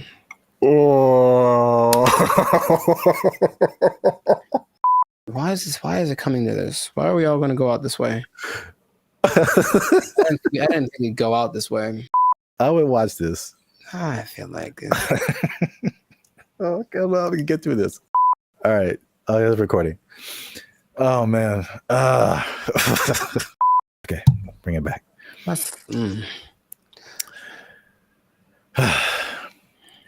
What's up, everybody? I'm Zap. That's Jericho. And this is Bandit Future. And I found this on the internet, man. In true human form, Jericho, we've been blessed with this gift of robotics and AI. And what are we going to do with it? We're going to make it fight each other. The world's first kickboxing tournament exclusively featuring humanoid robots just took place in China. Here's everything we know about this first of its kind robot rumble, and of course, all the best highlights. 6 different robots slugged it out for the top spot, each with a team of human operators outside the ring, giving robots commands via remote control. The robots were armed with several different combat moves that Unitree says came from external even experts. Look real, man. That's crazy. Oh my god. It doesn't even look real. Remember those little things that you'd have like way back in the day? Those little, I guess a board game, but it was 2 real robots and each person. Yeah. What were those called? Like Sock'em, Rock'em, something like that. Yeah. It's just that, but times 1,000. And this is so great. I love this so much. I don't want this to. Gosh, he's gonna kick it. And it's gonna remember him, get him in like a decade. Anyways, just keep going. I feel like we do this to ourselves, and then we blame other people. That's what I feel like is gonna happen. We just start building these things, and our first thought is like, "Hey, let's have them punch each other and kick each other." Nah, that's entertainment. That's our second thought. The first thought was sex robots. Oh, well, for for sure. But this is a close second, I would say. Yay, humanity! Are these the G? These are the G ones, right? I think you were talking about. Like yeah, these are the Unitree G. We have another video about that. I put a link to it. And the guy, man, these comments. You guys comment whatever you want, but there was a guy like trying to fight us, like, oh, it's not as good as the Tesla bot, and blah blah blah blah. I have not seen the Tesla bot do this. Nor have I. Nor do I want to. And it's, I know the Tesla bot is like more advanced. It does. These are 2 different things. But the main thing about this particular, the G ones, like you were talking about, is the agility. When they get up, it doesn't look real, man. Like that looks crazy. These moves include straight punches, hooks, uppercuts, a roundhouse kick, front knee, and what looks to me like a front kick or push kick. Martial arts experts, let us know down in the comments which one you think it is. The robots are also... So you can do all of those punches. I can still pretend this is fake until I see it in person. At least I have a happy place in my head that says somehow this isn't real because it doesn't look real, and I can just pretend. Until I see it, I'll pretend that it's not real. Jericho, it can roundhouse kick you in the face if it wants to. I know it, but I think it wants to. That's the thing I don't like. I think it wants to. I think it's like take all comers, bro. It's just gonna keep getting more crazy. This is already crazy. Yeah. Let's watch some more. Able to pivot and move around, as well as stand up from a fall. In the opening match, it was blue versus purple, with the other robots standing in the corners of the ring, cheering on the robot-on-robot carnage. While it's humans calling the shots from the sidelines, the robots themselves must maintain their balance, while taking punches and performing kicks and knees that sometimes force them onto one leg. Unitree says this was achieved by a combination of sensors in the robot, which feed it information on its body position, as well as AI reinforcement learning performed in simulation. It's impressive. What was that? It's impressive, those little steps that they take to get their balance back. Yeah. That's gotta be really hard to replicate. The next round saw the black-clad robot named AI Strategist facing off against the robot in pink, known as the Silk Artisan. While it took these robots a second to find each other on the battlefield, eventually they locked in, resulting in one of the most devastating clashes of the entire event. AI Strategist took the first fall when a kick threw it off balance, but it was back on its feet and taunting its opponent in no time. In the next round, the Silk Artisan got its leg caught on the AI Strategist, causing it to stumble, but it stayed on its feet. That was crazy because check it out, for a human, that's a torn ACL right there. You see that? And it was just like hated it, and then just kept moving. That's so Wait a minute. That was in no time. In the next round, the Silk Artisan got its leg caught on the AI Strategist, causing it to stumble. But it stayed on its feet. Both sides landed some good. That's wild. In the next round, Black delivered a devastating knee to Pink, but it wasn't enough to keep the Silk Artisan down. The face-off came to a brutal conclusion when Pink went for a right hook as Black went for the knee, throwing the Silk Artisan off balance and sending its legs all over the place in a finisher that looks like it belongs in a Mortal Kombat video game. AI Strategist celebrated the devastating blow by falling face first over the Silk Artisan in a nail-biting conclusion to a thrilling match. In the penultimate bout, Power Core Guardian in green went punch for punch with Armored Mulan in red. The fight began with a clash of kicks. Robots traded blows back and forth. Green took the first fall when a kick went wrong, but it was back on its feet. They're all the same in no size. They're both the same size. And I guarantee what's going to start to make these more interesting is the modifications, or I guess whatever within the parameters of the rules. They can have bigger legs or smaller, whatever it is to kind of make them a little bit different, but that's when it's going to get kind of crazy. The final round saw AI Strategist facing off against Power Core Guardian. Once again, we saw the robots get stuck together and need to be separated.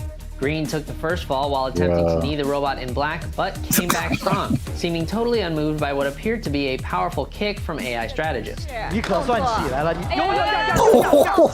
For this, I feel like it's going to be more similar to like MMA or boxing, where like they're the same weight and size, and then but you can train them to, because right now it looks like they have like, I don't know, 6-7 moves that they can do. Yeah. But what if you train it to like where it has, you know, all these different combinations? It's like a video game, a live action. I just want to know if those controllers are the same as like Street Fighter, like down, down, up, up, roundhouse, like something. And then I hope so. AI Strategist took home the top prize at the China Media Group World Robot Tournament, Mecha Combat Arena. The G1 humanoid robot comes in several different models, and so whoa, what's that? That's a little bit extra. Like they're not doing that. The intro? No, just right there. That robot that just did like this World Robot Tournament, Mecha Combat Arena. Yeah. The G1 humanoid robot comes in several different models, I don't like and that. for this competition. Yeah, man, it's getting real. These guys, oh my goodness, they can't jump. Seems not yet, not great, but they'll be able to. Yeah, I don't think I've seen any of them jump. I've seen videos of robots that can jump, but it seems like they're just jumping back and forth. But like, imagine these things being able to jump and do like, there's nothing that'll stop them from being able to jump 20 feet in the air. Like, you know what I mean? Like, it's going to be impressive. Spectacle of it, is it worth our safety? Is it? Internet? Is it? I mean, well, if someone just programs a bunch like 10 of these to just come to your house, yeah, man, that's gonna be a problem. Yeah, can't take but all. for now, yay! Look, it's fun. Yeah, let us know what you think in the comments. The first ever humanoid robot kickboxing tournament. I can't believe that's a sentence that I'm saying. That's a sentence that I'm saying in the year of our Lord 2025. Share this video with anyone you think might find it interesting. And I don't know what to say, y'all. I just found this on the internet. We out. I think that's my catchphrase. I think that's it. I see you. I don't know what to tell you. I just found it on the internet. Everything works. You know, I've been able to text you or call somebody or search the internet. Like, it all works. That's the good. The bad, Okay. Let's talk about it. Let me just say this. What's up, everybody? I'm Zap, and this is Jericho, and we are the now 6-time international award-winning pop hip-hop music duo band in Future. We do clean, fun music that everyone can listen to with a sound that's uniquely Californian. And right now, you are tuned into the Life's a Circus podcast, where we talk about everything that's funny, interesting, and ridiculous. But wait, need you to help us out, support our channel, because YouTube pays our bills. Not really, but hopefully in the future. Look. Yep. I don't know your life.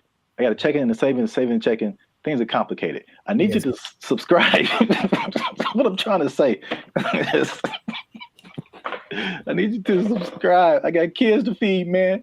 Y'all ain't been subscribing. I need you to subscribe, man. I didn't know you had kids.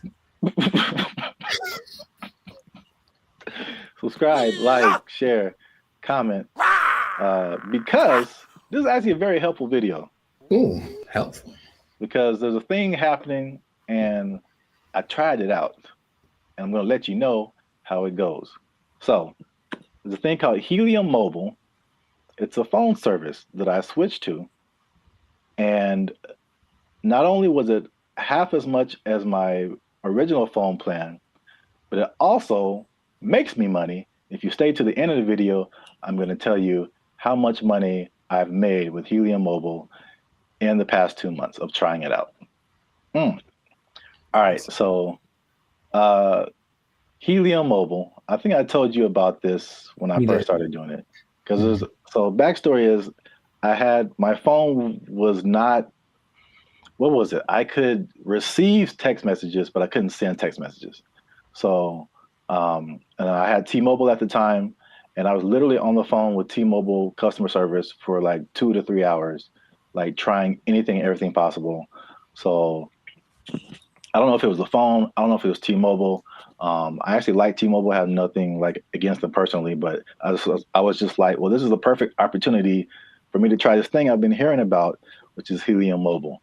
Now, Helium Mobile is in the cryptocurrency world. So that's something that I've been kind of looking into for the past few years now. And so I'm kind of in that world. I kind of know how it all works. So it might be foreign for people who have only been on like major carriers like T-Mobile or Verizon or something. But Helium Mobile is, the parent company is called Nova Labs. And they started what I think is the first kind of crypto-centered, crypto-based cell phone service. And so they did a trial of this in Miami, and the results were interesting. The service worked, but they were giving the phone service for $5 a month. And the people who liked it thought it was cool, but what they found out was that, like, with it being $5 a month and it being crypto related, people would be like, I don't know. Like it, but like psychologically, that's so interesting because it doesn't cost enough. So like that's kind of weird. Yeah, and like it didn't cost enough, and I was like, I wish that wasn't the case because I would love to pay $5 for my phone bill. So they bumped it up to $20, which is comparable with like the I would say second tier phone services. You know, not the major ones, but like the Mint Mobiles and the Cricket Wireless, like that kind of stuff. They have services for like $20 a month, $25 a month. Once they finished the Miami test, they went to like I think it's everywhere now, or at least nationwide in the U.S. So just off of that beginning, I think I mentioned it to you. You may have been skeptical. What do you think about transferring from your existing phone service to this new like crypto phone service that pretty much just started this year? I think two things happen to do. One is the idea of just leaving something that you're used to. I honestly think a lot of people fall in that category. Like, well, what I'm paying doesn't suck. It's not bad. So I don't want to change. Like, that's all. It's like, I already found my thing that works, so I don't need a new thing, even if it's better. But also, there's the lack of confidence from a new thing. That's all. So you have a service, like I've had AT&T since forever, right? So honestly, thinking about it, my brain goes, but what if it doesn't, you've been going to this place the whole time and it works just fine. Why go try something else? What if that doesn't work? So I think there is that doubt there. And honestly, the third thing, just associating with crypto, which is the new thing, it's like, what does that mean? How does that work? There's a lot of questions that surge as opposed to having hey, I have a phone service, AT&T, they do phones, boom, got it. Yeah. I mean, that's the crypto part, especially because it's gotten better, but it's still very much the wild, wild west. Right. Like there's all kind of stuff going on. And if you're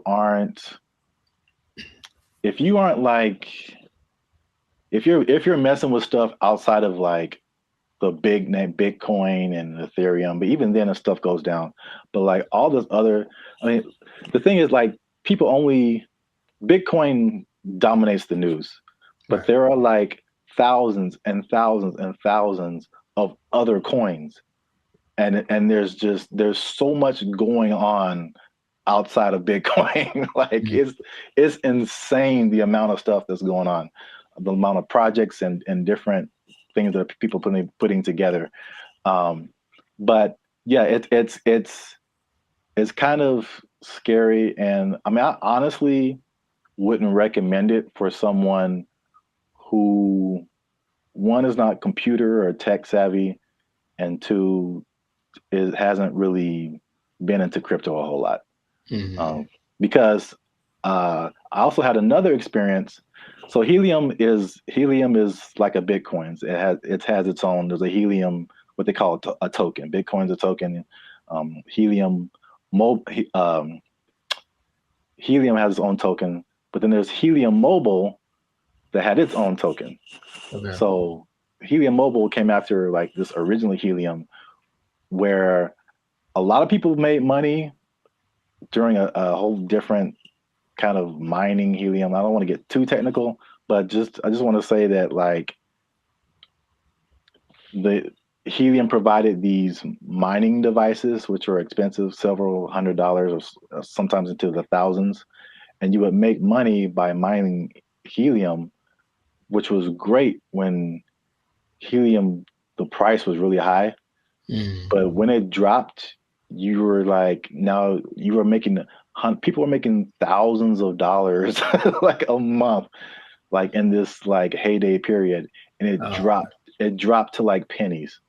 So that was like a few years ago. And that's something that I tried, and I spent like $500 on a device, and it was like making me a little bit of money. And now it makes me like 10 cents a month or something, maybe. Like it just like plummeted. But that's the crypto world. The prices, it's like the stock market on like acid. It's just nuts. I mean, you're rich one day and broke the next day, but I digress. So anyway, because I'm crazy, I tried out Helium Mobile. It's not bad. All right. So at least for me. So my original bill was like $50 a month, unlimited. And then you know how they have like unlimited and then it like throttles after a certain gigabytes, whatever. So I had the same thing with Helium Mobile, My original one's throttled after 50 gigabytes. This one throttles after 30. So I only pay $20 a month plus tax, so it's 21 something. And then, everything works. I've been able to text you or call somebody or search the internet. Like, it all works. That's the good. The bad, Okay. Let's talk about it. let me just say this. Unlimited is, when it throttles, man. It's just like zoop. Like, you are, once you hit that cap, like, you pretty much need to use another phone because your data is just so incredibly slow. Okay. But that's just kind of what it is. So the slowdown after the 30 gigabytes is insane. The app that you have to download to use it constantly crashes. You open it and there's a blank screen. You have to open it again or maybe restart your phone. There's constant updates and rule changes. Because again, it's like crypto, things change so much. And what I mentioned before, the price fluctuation. Right. So like you earn this cryptocurrency token, but it could be worth a certain amount one day and it could be worth half of that the next day.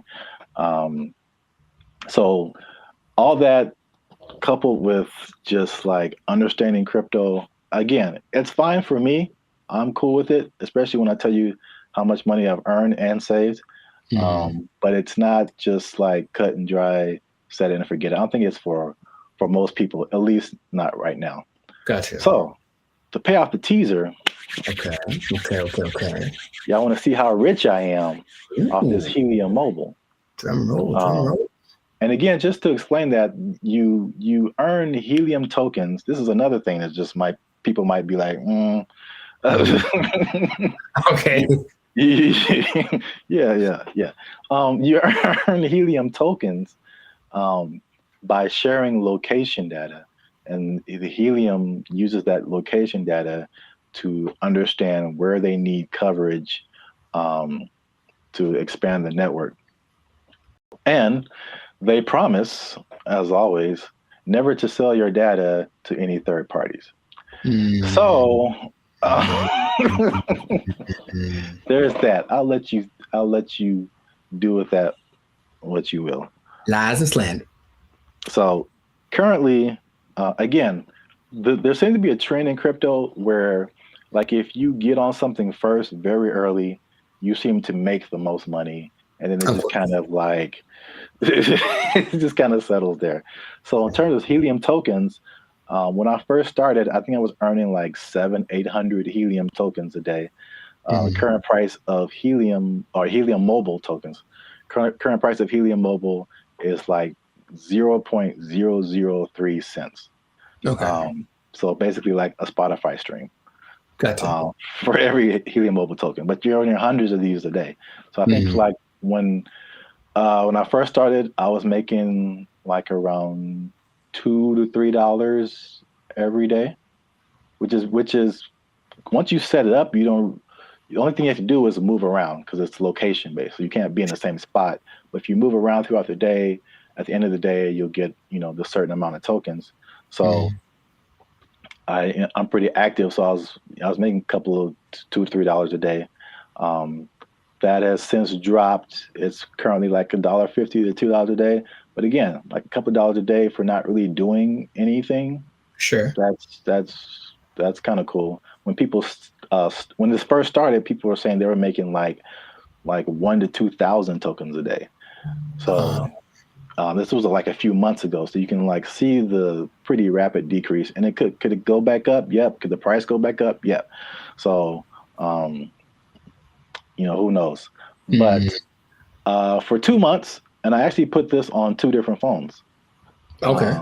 So in 2 months, and this is after paying my phone bill, my $20 phone bill each month, which you can also pay with a Helium Mobile token. I was gonna ask. Okay. Yeah. So you can take. So basically, there's no money coming out of my bank account now, which is great. You earn the token, you take a little bit of it and pay for your phone service, and you keep the rest of the tokens. You can sell them. You can keep them, hope they go higher, whatever you want to do.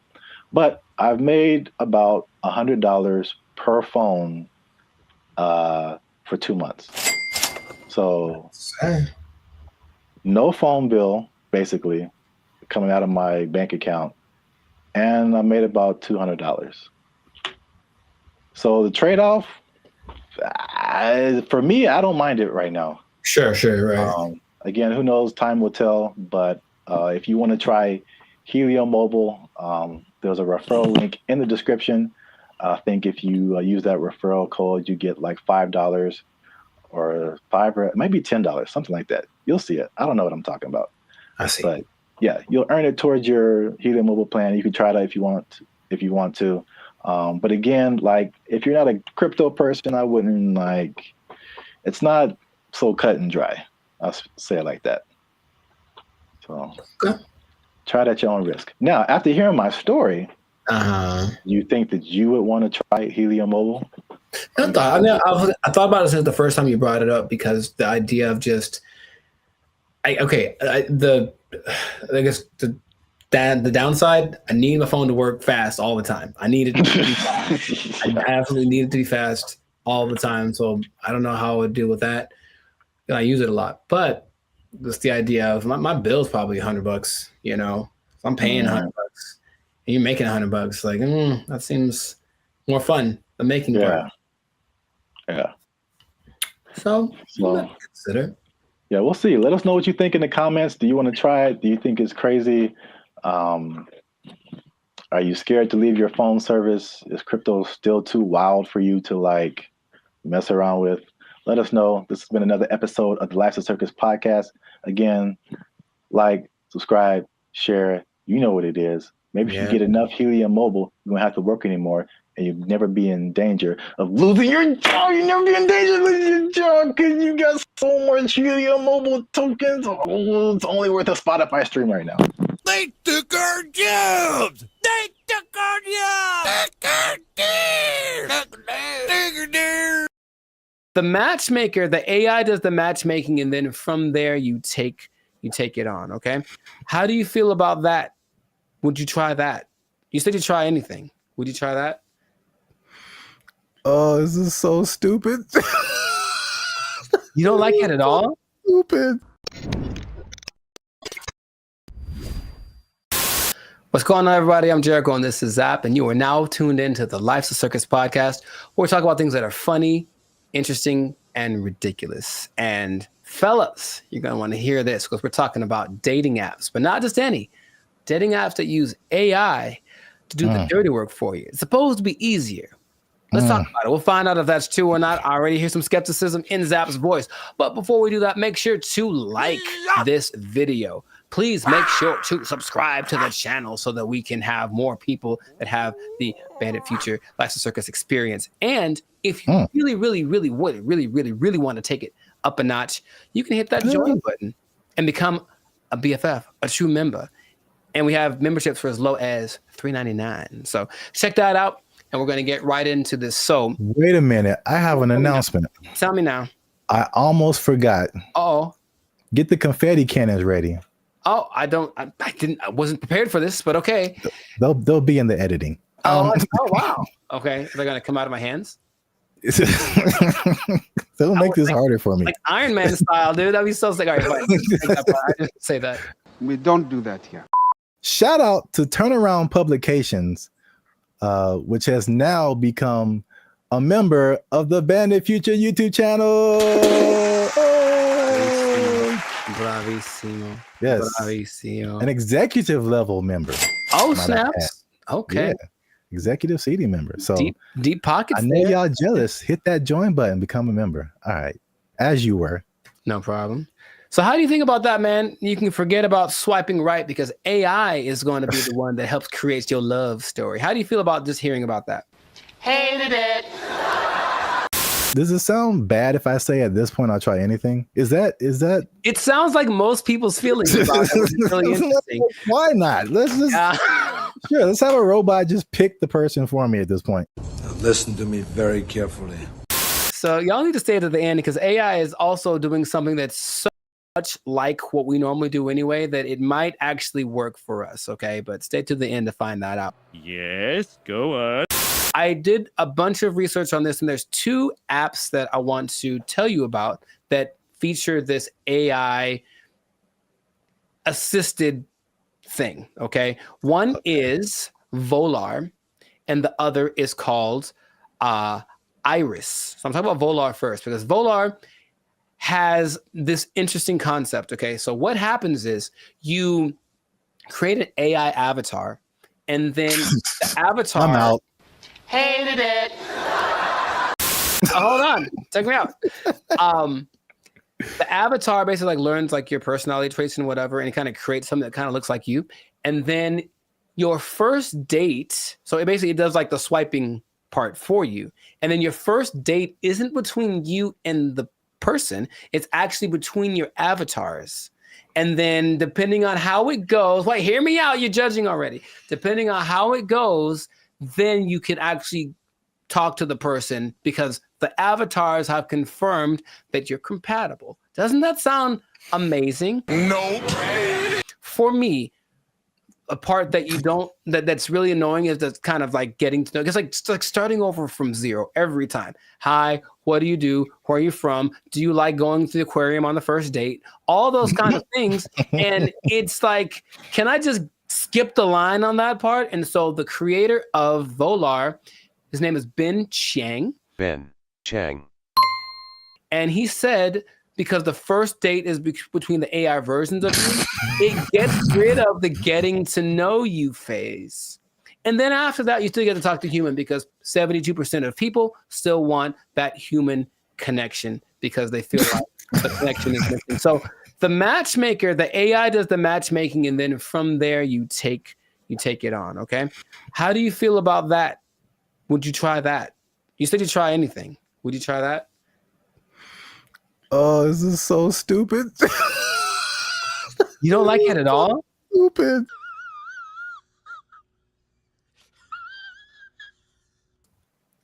Ben Chang, he did this for you. He did it for you. This is so stuck in. Hold on, here's more. But wait, there's more. Okay, so Jessica Giles is a writer from 5280.com. I think that's in Colorado. And she said she tried it out to see what she felt because her opinion is that surface level chit chat is what people are tired of. It basically makes this kind of fatigue factor. And so people want something that will just help you get past this initial stage so you can just get to the good stuff, if you will. And in a study organized by Singles Reports, they found that 80% of participants ages 18 to 54, they reported feeling some degree of emotional burnout because of every time, like I said, starting over. So at the very least, once you put your information in, the AI is doing the work for you. And when you receive a match, there has been someone that went for you like the best wingman in the world saying, hey, this girl is good for you. Good night, girl. I'll see you tomorrow.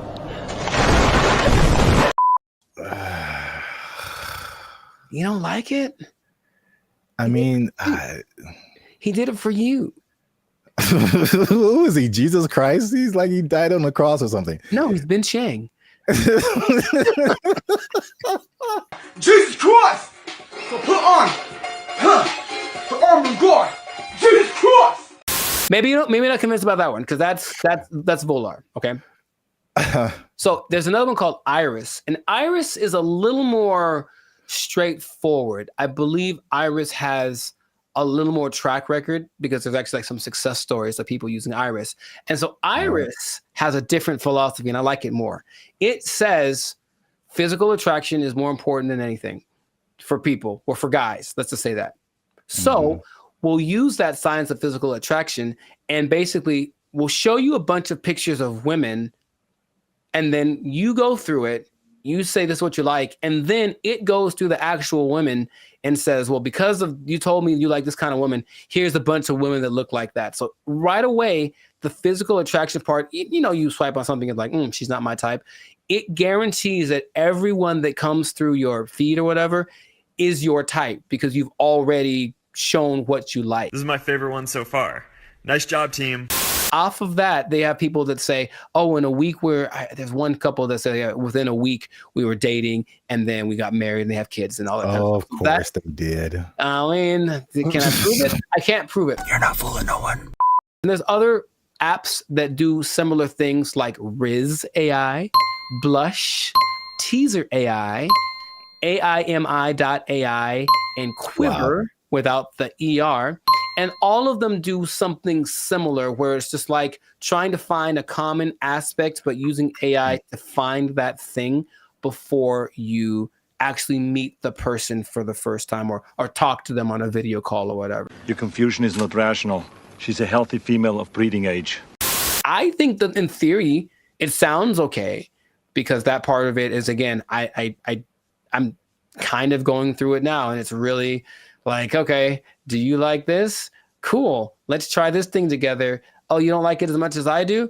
Okay. Okay. Easy one for me is tattoos. I like tattoos. I have a lot of tattoos. But if I meet a girl who has eyes that are tattooed, and it's a little too much for me. So even then, I have to I can't just base it off of I like tattoos. So you have tattoos. We should go together, right? Hi. Okay. Can you think of any? Okay, let's just like objectively, any pros, any cons to doing this, to letting an algorithm basically select the love of your life? I mean, I don't know about pros or cons. This is just like how good will it be? Because I mean, you've told me this random stories about a person just kind of happenstance. That's a word, right? You know what? My mother should be here. She would tell you. But I don't know. I don't know why that came into my head. You know, like fighting. I don't know, like never know. You know, like. Yeah, they were at a thing and the girl was there, and it just happened, and there was no rhyme or reason. Like, yeah, those things happen. The second app I think is better, at least for what you mentioned about like the physicality. That makes sense. I get a lot of people that are just like physically not attractive to me. And it's like, why did you send me this person? Well, in theory, okay, so here we go. Let me try to advocate for that. In theory, every person that you see is someone you like physically, and they're also anyone that's being shown to you that means that you are what they like physically. So even if you got a message from one you haven't seen, they've seen you and they go, yeah, I like you. So it's trying to do that as best it can. And it has... That's just a speed thing, because eventually that's what you do. That's why you swipe on someone. Yes. So like, that's a speed thing, but does that make the relationship better? Not necessarily. It's just going off of the idea that maybe attraction is anytime I've ever talked to a girl on the streets because I said, oh, she's pretty, let me go talk to her. And then who knows what happens. So just a foot in the door, maybe. But here's the interesting thing. Okay, so I mentioned you got to stay tuned to the end because it's doing something, the AI doing something that you would imagine any person would do. Hey, y'all, come look at this. The specific one is the Volar one. And so it can create unique and interesting personas based on like what you put into it. But what starts to happen is that after a while, the AI realizes I'm basically trying to be a wingman for a really boring person or a really unattractive person or something. So the AI starts lying for you. And in your profile, it will fabricate information or even make your avatar look more attractive than you actually are. I'm here to tell you right now, we don't care. Let me tell you. We don't care. You might get someone who you think is, some girl posted a picture of a guy. He looks good. And then she found an actual full size picture of him. And he was a little person and she's not into that. So she, I guess she said, nope, she canceled their date or whatever.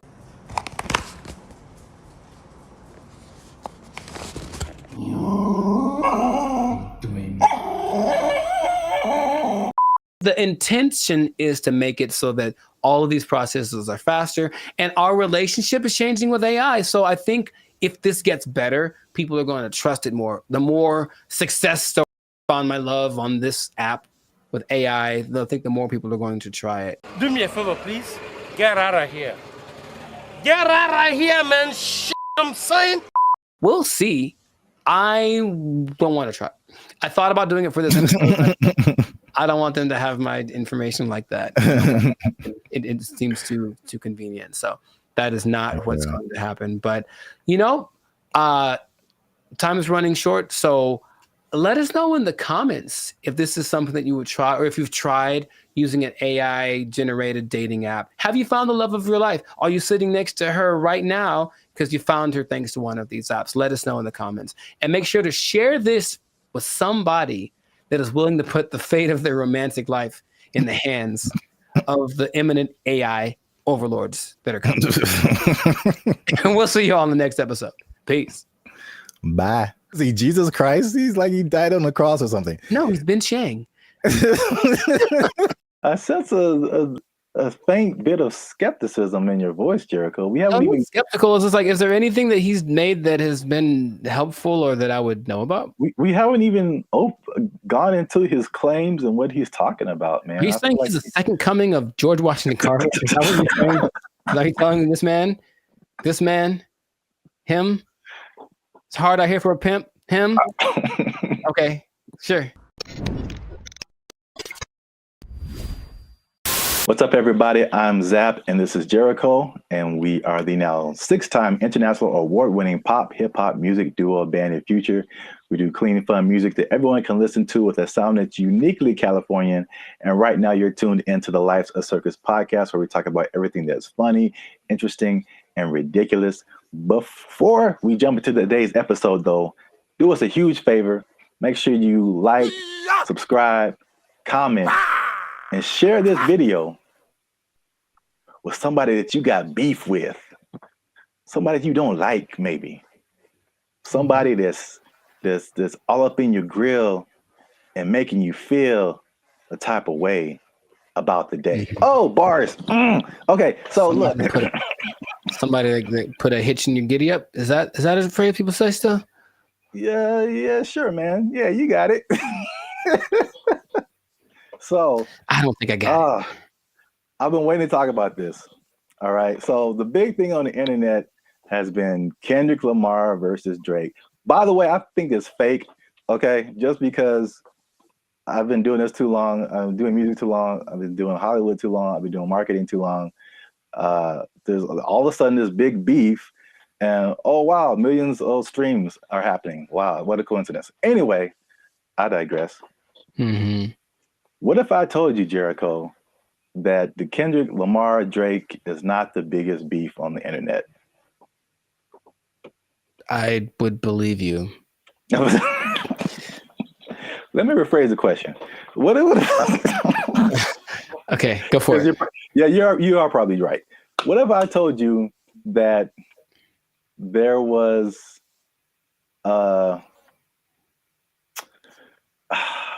there was a better beef that I don't think has ever happened before? Better beef. Sounds like an Arby's commercial. Okay. I'd be curious to know what that would be then. Hopefully it's between... Never mind. Okay, go for it. Okay. Let me before I'm gonna get to it. One last thing. Jericho, and this just straight up answer. Mm-hmm. All right. You don't have to add anything or make it complicated. Okay. Jericho, what is 1 times 1? It's 1. Do what? It's 1. No, it's 2, son. It's 2. All right. 1 times 1 is 2. According to Terrence Howard. That's right. Terrence Howard is rewriting. I know what you're talking about. That's the dumbest thing I ever heard. All right. He went on for a long time about this. He thought about this. Wait a minute. What was his explanation? Like you can't time something by something to get the same something, right? That was his argument. 1 is 2, son. I'm gonna make a shirt. 1 times 1 is 2. Team Terrence, what's up? I don't think he's had work in a while, man. He's just trying to be relevant. Like, seriously, that's crazy. But go for it. I mean, I guess math needs innovation. Let's just start that. Birds aren't real, and 1 × 1 is 2. Whatever. What revelatory information do you have about this gentleman and his theory? So for people who don't know, Terrence Howard recently went on the Joe Rogan podcast, which I guess I kind of realized, but I kind of didn't, that his thing goes for like 2 and 3 hours. Yeah. Like, we talked for 15 minutes, and it's hard, man. It's hard. They have a lot to talk about. And then, of course, the people that has on there usually have had a lot of things they've done, so there's a lot to explore. Yeah. And I only, when I watch it, I only see clips of it that people made. So I'm thinking, oh, that was the podcast, and it just, then I see the whole thing, and it's like 3 hours. I'm like, who watches the whole thing? Yeah, watch a 3-hour podcast, but that's intense. Yeah. But anyway, yeah, Terrence Howard went on there, and it gave me Cat Williams vibes, like that level of like, well, this just came out of left field. It's just like shocking. But he was talking about things, complex theories, scientific thoughts, things about the nature and universe, matter and energy, mathematics, and just like all this stuff that has nothing to do with acting. And there was a lot of, I definitely didn't watch the whole thing, so don't use this as a video to like sum up everything. But I didn't know that he was even into all this stuff. So smart guy. Yeah, but I mean, there's smart, and then there's like talking about the theory of relativity smart. Like, that's just he's like Jaylen Brown smart. Rewriting mathematical equations, and I'm just like, all right, cool. We got to have a couple black geniuses, him and Jaylen Brown and Kanye. Well, anyway, hashtag too soon. So Howard holds 97 patents. Do you know that? No, that sounds like something that he would tell people at a party. I sense a faint bit of skepticism in your voice, Jericho. We haven't even skeptical. It's just like, is there anything that he's made that has been helpful or that I would know about? We haven't even gone into his claims and what he's talking about, man. Are you saying he's the second coming of George Washington Carver? Is that what you're saying? Are you telling this man, him? It's hard out here for a pimp. Him? Okay, sure. 97. I didn't know that about him. That's cool. It's 97 to patent things. It is. So I guess that acting money helped out. But he believes many of these patents will, of course, change the world. Some of his notable patents include advanced designs in metallurgy, I think I'm saying that right, chemical engineering, and innovations in flight technology. So at the very least, the man is doing things. Yeah, sounds like it. So, but what really shook up the internet was some of his claims. All right, so we're just going to go through a few of them that this is kind of tough to talk about, because he's talking about things that are beyond most people's comprehension. Sure. And so there's a lot of things that he said, or a lot of words, even words that he used, that are just not in common vocabulary. But I tried to pull together some synopses and just kind of put it in more lay terms, I guess. Okay. Some of them are just straight up, you can just tell, like, Let's see what Mr. Hustle and Flow's got. I don't know if you saw this part of the podcast, but his first claim is that prenatal memories are real, which most people don't think are, but he debates it, and some other people have debated it. But he said he remembers being inside of his mother's womb. Don't make me laugh. He described detailed memories such as seeing his hand in utero, and he said he remembers being circumcised as well. I feel like that there's some truth to that, and without having ever studied it, just because it's one of the questions I ask a lot of people when I meet them and I want to break the ice. I ask people what their first memory is. It's just a curious thing because it feels like literally at some point our brain just started hit record. Like this is hitting record. It's all of a sudden like we were playing and nothing is, and all of a sudden something happens and boop, and now it's on, right? So for some people, it's a lot further back than one would think. I don't think I've ever spoken to anybody that said like in utero, but super young breastfeeding, like they remember stuff like that. They remember this. So I don't know if with the 8 billion of us that there are, if some of us aren't capable of remembering that kind of stuff. I guess my question is like, okay, so then what does that mean? Is there something that leads to? Because that's what will interest me. If that means, that means we can turn on the access point of the brain. If that's not, if it's just something to talk about, then I'm like, okay, that's cool, I suppose. Well, I don't think any of his stuff is just stuff to talk about. I think from the overall thing that I got, and then we go into some more of his claims, but it's just what I thought was interesting was just the way he sees the world, especially as a creative. It's just a different. It's challenging what has always been like the norm, and just different ways of looking at things. That's cool. So at least on that one, you were kind of like, that's not too far-fetched. Not too far-fetched. Okay. The next one is it might be a little bit beyond me, but again, I still kind of understand and relate. But his next claim is that the universe is built on waves and not particles. He says the fundamental building blocks of reality are not particles but waves. He says this perspective aligns with some interpretations of quantum physics, and his fascination seems likely to stem from the works of physicists like Niels Bohr and Erwin Schrödinger, something like that. Sure. So again, like he's not alone in this. He might be a minority, but people who deal with quantum physics feel like this could be true.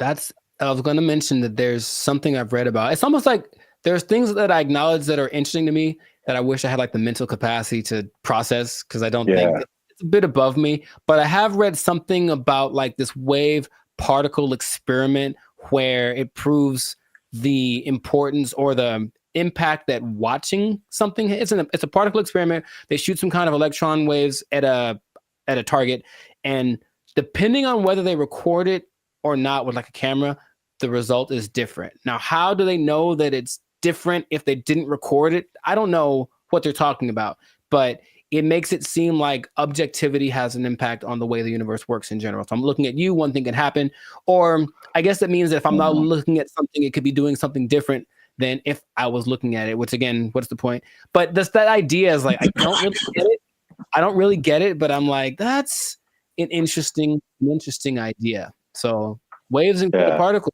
would that make the universe?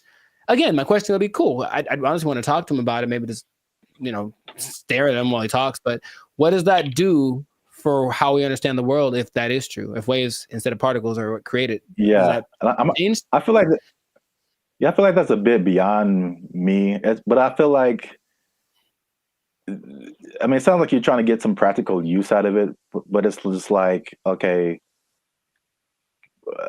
The things that we know about gravity and aerodynamics and stuff like that, by learning that stuff, we can fly planes and helicopters and stuff. Sure, yeah. And so there's some kind of use, I think, in saying it's waves and not particles. I don't fully know how to interpret all of this stuff and to make it like, oh, okay, we can do this now. But I'm sure like that's a kind of genius level, sure, right, kind of thing. Once you know it and then can do something with it. Right. If it means I can surf to Mars, I'm down, bro. That'd be so sick. Yeah. They'll just hit your knees with waves and not particles, and that'll heal them. I'm down for that also. Does anyone out there have answers for knees? Your boy's going through it right now. So yeah, let us know. To continue on this is probably it's probably the last one that just I kind of still didn't. It's too far above me. Mm-hmm. You said gravity is fake. So he said that there's an inward and outward force that shapes planets without relying on things like gravity and dark matter and dark energy.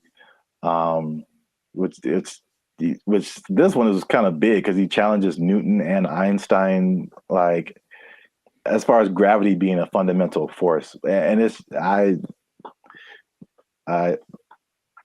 know what you're doing. I know what you're doing. I know I know what you're doing. It's fake. Fake news. Fake news. That did not fall. Okay, people. Okay. That did not fall. That was fake news. Gravity is fake. Okay. All right. I'm not going to do it again. I wouldn't even know where to start with that. That is an interesting idea. If there's another force that's not gravity, then what is that? What is that inward force? Because to me, that inward force is what's called gravity. Is it not? I don't know, man. Okay. I don't know, but I really want to understand. I really want to, because there's stuff, even like the 1 times 1 thing, like I don't know how I feel about it, but I can at least understand why he would say that. Once we get to that one, but the gravity is fake thing, it's just like over my head, I think. Yeah, no, I wouldn't even. But when he talks about an inward and outward force, for any anime nerds watching this, I thought about Pain in Naruto, and he has like that universal push and universal pull. Yeah. And I like gravity. Yeah. Yeah. So maybe the answers are in Naruto. Maybe they believe the same thing. I don't know, man. This is just, I just find it funny, obviously. Yeah. Sure. It's interesting. I wouldn't know where to begin with that. Just someone coming out of nowhere and just challenging everything and everyone like we've ever known. It's like, you all are wrong. Gravity isn't real. I mean, it helps me that I only think about him as the Hustle and Flow character. Yeah, that adds another layer. He's stuck in that role to me, so he can say all he wants, but he's saying this. I only saw a portion of that podcast, so I know what he talks like. To me, he's still talking like that character on the podcast. So. Yeah, he definitely has that like typecast, or like his role in Avengers was like, was it War Machine? I forgot he was in that. Yeah, he was like the first War Machine. It's like, War Machine said there's no gravity. For the record, I prefer Don Cheadle. Just saying. I thought they were both good. Oh, okay. Well, I don't remember Terrence, but okay. Next one is that straight, again, along with gravity not being real, also straight lines are not real, Jericho. And this is the one I can understand. All right, so this is his explanation. He said, when you view something from the correct perspective, or you view a straight line from the correct perspective, you'll see that it's not straight. So he gave an example that if you put like you draw a straight line, perfectly straight, at least to our human eyes, but if you put it under a microscope, you'll see all the tiny like inflections that don't make it look straight anymore. So basically, these are all conceptual things. He's basically trying to get us to rethink geometrical concepts. Again, why I don't know how that applies. That, yeah, that I would say. How does that help us? Terrence, how does this help us specifically? I don't think it does. Look straight to me. It works for me. I'm gonna accept. I'm gonna take into consideration 2 of his ideas, and then for me, gravity and straight lines are pretty much going hand in hand. I will go find a straight line and drop it to celebrate my acceptance of straight lines and gravity. So we're 2 and 2. Yeah. So you can kind of see where he's coming from with the prenatal. But I like the idea of not him trying to be controversial, just saying, hey, think about stuff. We are told things from an early age, and most people, for everything they've been told, that's just how it is. And any idea that something might be different can be scary. It's like, oh, it's the truth. What is? But so I appreciate his effort. But that's what I got out of it. All right, so we're 2 and 2, which is perfect because we're coming to the last one I have here, and that is that multiplication is a lie. But I mean, does he say it exactly like that? No, but that's just funny to say. Anyway, he said that one time. This is the middle. He said that one time. One is 2. Okay. So he said this is why, because if you combine 2 unique things, all right, you can't end up with the same thing. Which I hear where he's coming from. You got one, like, because I remember like algebra, like you're always trying to solve for x, and you basically you got this side of the equation, you try to balance it out. So if you have 2 1s on this side, like how are you going to have a 1 on this side and it still be the same thing? So like I still don't know if I agree with it, but I totally understand what he's trying to say. I don't appreciate that one. Side of it. And I'll try to be. I haven't taken math class in 2 decades, but I'll try to explain. He said 2 unique. If you combine 2 unique things, to me, I'm like combining in my simple brain an object. This is a guitar pick with a concept, which is a number of these that I'm thinking about. Right. So if I have one of these, this is my object, and I take a number that represents how many of these I could have. If I go times 2, I will then have 2 of these, right? Hey, look what happened. Now I have 2. If I take this one object and then I multiply it by a concept that is singular, nothing changes. Because here's the other thing. I think I can bring a narrow to this also. I want to figure it out because usually there's like, or this might be Avatar. It's like, okay, there's like good or bad. So something has to be one or the other, positive or negative. And then there's a guru, the guru on the mountain that made him drink the banana onion juice. He said there's also a neutral. That's the third option, and people forget about that. So yeah, does this have to change if I multiply it? No. It could go bigger, it could go smaller, or it could stay the same. And the stay the same is the times 1. So that is my argument, Mr. Howard. I had like one of those chalkboards on the back I could draw on with all the numbers and everything. Yeah. The hot to crazy chart. You remember that one guy? Oh, nice. I appreciate that, man. So I don't agree with that at all. National treasure. I don't think I do, but I want it to be a thing. I got you. That's deep down. I want 1 times 1 to be 2. If enough people talk about it, it'll become something.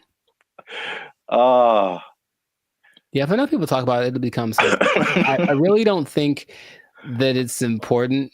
Again, it's just like what? Look, they're ready to change math with that Common Core stuff. Oh yeah, everyone's all messed up. But the kids nowadays are gonna be just so stupid. All the math is wrong, and so now they're gonna throw this in there. Like, by the way, 1 times 1 is 1 or 2, and then what? Because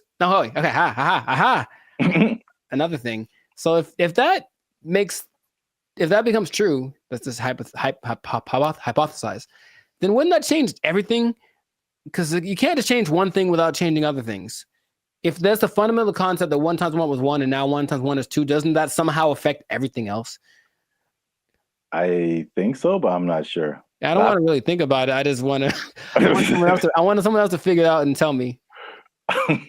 on the internet. Not just ask ChatGPT, but no, Yeah. 1 times 1 is 1. Since forever and ever and always, one thing can stay one thing. I am 1 times 1. I should make that my counter. Make a shirt. I am 1 times 1, and I just stand boldly, holding a flag and like a bowl of rice pudding. Oh, wow. I don't know why the second thing. All right, so that's two and three. 2 and 3. All right, so we might end up with a tie here because this is a bonus one. Okay. And this is probably of all these things, this is the coolest thing. At least one of the coolest things I think he said. Okay. Was just like kind of opened my mind a little bit. And he said that the periodic table is structured incorrectly. I mean, again,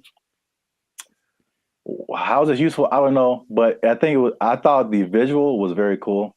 Okay. And I should have tested this before I started, but take chances. It's real life. Just take chances. Let's see what happens.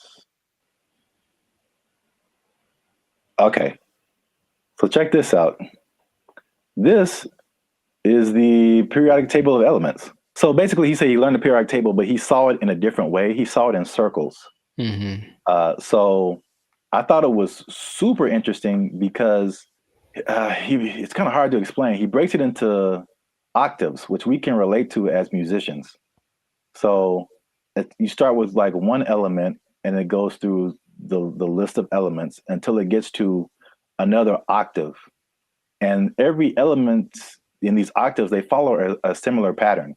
Like in the middle here, you start at helium, in the middle would be carbon, and then at the end would be neon. And then all of the beginning and the ends of these octaves, all of these elements relate to each other. They have like something in common, as well as all the elements in the middle of these octaves, which is crazy to think about because it's the same shape as music. And I kind of wish I would have learned the periodic table like this. In music, there's the, and at least in Western music, you have like the 7-note, 8-note scale. I mean, Sure. you would go back to the primary note, but like A, B, C, D, E, F, G, and then you start over A. But like key of C, right? Helium would be C, D, E, F. Like where you get to carbon would be like 4th or 5th. Uh-huh. And then you go back up 6th, 7th, 8th would be neon. It's crazy. I don't understand what he's saying, but I understand it from a musical perspective. That all of these elements between helium and carbon are passing tones to where you get to carbon, which is like a perfect 4th, perfect 5th. And then nitrogen, oxygen, these are all passing tones until you get to neon. And all of these elements relate to each other based on their positioning here. It kind of gives me vibes more of, or the way I'm trying to process my mind is more like the harmonic series. Yeah. Only in the sense that stuff's getting like kind of bigger as it goes higher or lower. Yes, it's the same thing. I mean, it's and that's what he's trying to say. Basically, it's like everything is interconnected. And so he even gave these. This is getting like super nerdy, but every note has a like a measurement to it, basically a measurement of vibration that we measure in hertz. So, the 100 hertz, there's 400 hertz, there's 800 hertz. And so each one of these elements, like he gives a hertz number to it. And he says it's the same thing with colors. These are all they have a color associated, they have a sound associated to it, there's a vibration associated to it. And this is just like a visual representation to see like all this stuff is all the same thing. Mm-hmm. Music, color, light, element, everything around us is these octaves, these spirals, these circles. We just keep going in circles. So where like there's certain notes that go together in music and there's certain notes that don't. And the same thing happens here. There's certain elements, like if it's the 1st and the 5th or the 1st and the 4th, like they go together. But you have like tritones in here, the elements that like don't mix or, like oil and water kind of stuff.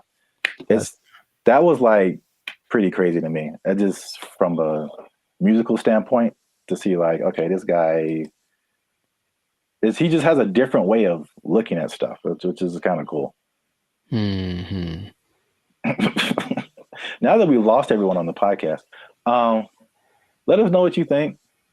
Unless you want to comment on that, Jericho. I'm 2 and 4. I understand it, and I didn't like it at all. I don't know what to tell you. It's really weird. The second you put it up there, my brain went ugh. So, maybe if it looked, I think it's more of an aesthetic thing. For some reason, the way that looked specifically made me go, I don't like that. Really? Yeah, I don't like it at all. I would have loved this in school because I can like, it was just music, and then I get it. I didn't really like science. Oh well, I never did. You have to learn the periodic table? Yeah, we had to memorize it. I don't think they cared that much in California because I think we kind of glossed over that. I remember we had to learn a couple, but not like the whole thing. All right. Well, let us know what you think. This has been another episode of the Life Circus podcast. Is Terrence Howard crazy or is he a genius? Is it somewhere in the middle? I forgot to talk about the beef. He has a beef with Neil deGrasse Tyson. I didn't bring that up, but it's a thing. Oh, are they gonna do like a Jake Paul, Mike Tyson thing? Man, I would love it. But I should have brought that up because he basically sounded the stuff to Neil deGrasse Tyson, and Neil deGrasse Tyson was like, "No." Basically, I would trust Neil deGrasse Tyson more than Terrence Howard for sure. So on the podcast, he said that Tyson attacked him by saying no, but it was probably the most polite diss track that could ever be put out because he just basically even complimented him in his, rebuttal of his theories or whatever. But I'm sure he respects the fact that he's trying. I think that helps. Yeah. He basically disagreed with everything, but he said like, yeah, this is cool. You have a certain level of whatever. Mm-hmm. It was very complimentary diss. So I don't know where he got the attack part from. But let us know what you think. Is he right? Is he wrong? Is this a cool way of thinking about stuff? Did you know all this stuff about Terrence Howard? 97 patents is crazy. Yeah, leave a comment. And 1 times 1 is me. Imagine. In a shirt. Yeah, let's just go with that. 1 times 1 is me, or 2, depending on who you are. Bye. They took our jobs! They took our jobs! I mentioned that there was this kind of a weird coincidence when you brought this up because I don't know this, or I don't know if y'all know this, Bobby, but I've been reading sometimes. And the book that I happen to be reading at the moment is called... What's up, guys? I'm Zap. This is Jericho, and we are the now 6-time international award-winning pop hip-hop music group Bandit Future. We do clean, fun music that everyone can listen to with a sound that's uniquely Californian. And right now, you're tuned into the Life's a Circus podcast, where we talk about everything that's funny, interesting, and ridiculous. But before we jump into it, make sure you help us out. Like, subscribe, comment, and share this video with somebody who likes plants. Or vegetables. Throw them in there too. They're plants. Because vegetables are murder. And I'm bringing it back because there's some news, man. So before we had a couple of videos actually about the carnivore diet, if you remember. And it was just like basically the opposite of vegetarianism or veganism. So instead of not eating meat, you're not eating like vegetables and plants. It's kind of weird. Joe Rogan was all into it. He said it worked for him. Right. But I don't know if you remember, you mentioned a lady who said that plants kill you from the inside. Do you remember her name or like what she was talking about? Her name, no. But she was saying like plants, it was like a defense. Well, yeah, but plants basically as a defense mechanism secrete things that basically make the person who eats them feel bad so they don't keep eating them. Which is the thing that some plants, honestly do. Yeah. Any, creature, but I don't remember her name. Okay. No, it was funny at the time, and I kind of halfway believed it, but there's more evidence that has come out now. So there's been a recent study in Japan about plants actually talking to one another.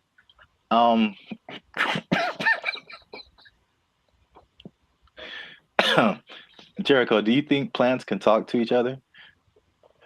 Yes. Okay. Well, that was an easy sell. But here's the thing. I mentioned that there was this kind of a weird coincidence when you brought this up, because I don't know this, or I don't know if y'all know this, Bobby, but I've been reading sometimes. And the book that I happen to be reading at the moment is called The Secret Life of Trees. And it actually is all about plants and their communication. I mean, kind of the evolution and why they're important to the planet and all that kind of stuff. But it does mention how they talk to each other, warning warning each other of threats. The bugs are over there. Don't do that. The sun is over here. Lean this way. Like, they've done studies about that says that they do talk. So I believe it based off of one book that I've read halfway through. That is pretty crazy, because that's kind of what they did in the study in Japan. Like, they already knew that, but now they used this some kind of fluorescent light to kind of see a visual representation of the plants communicating. And they said the same thing, that plants, that even though it's not like, because some people are like, oh, plants have feelings, and that's kind of different. like they don't get sad or happy, or I don't think, so they just kind of do things. But you disagree because it's in your book. The thing. In Japan, because I like to say it that way, because there's one anime I saw forever ago that said it like that, Japan. So I like it.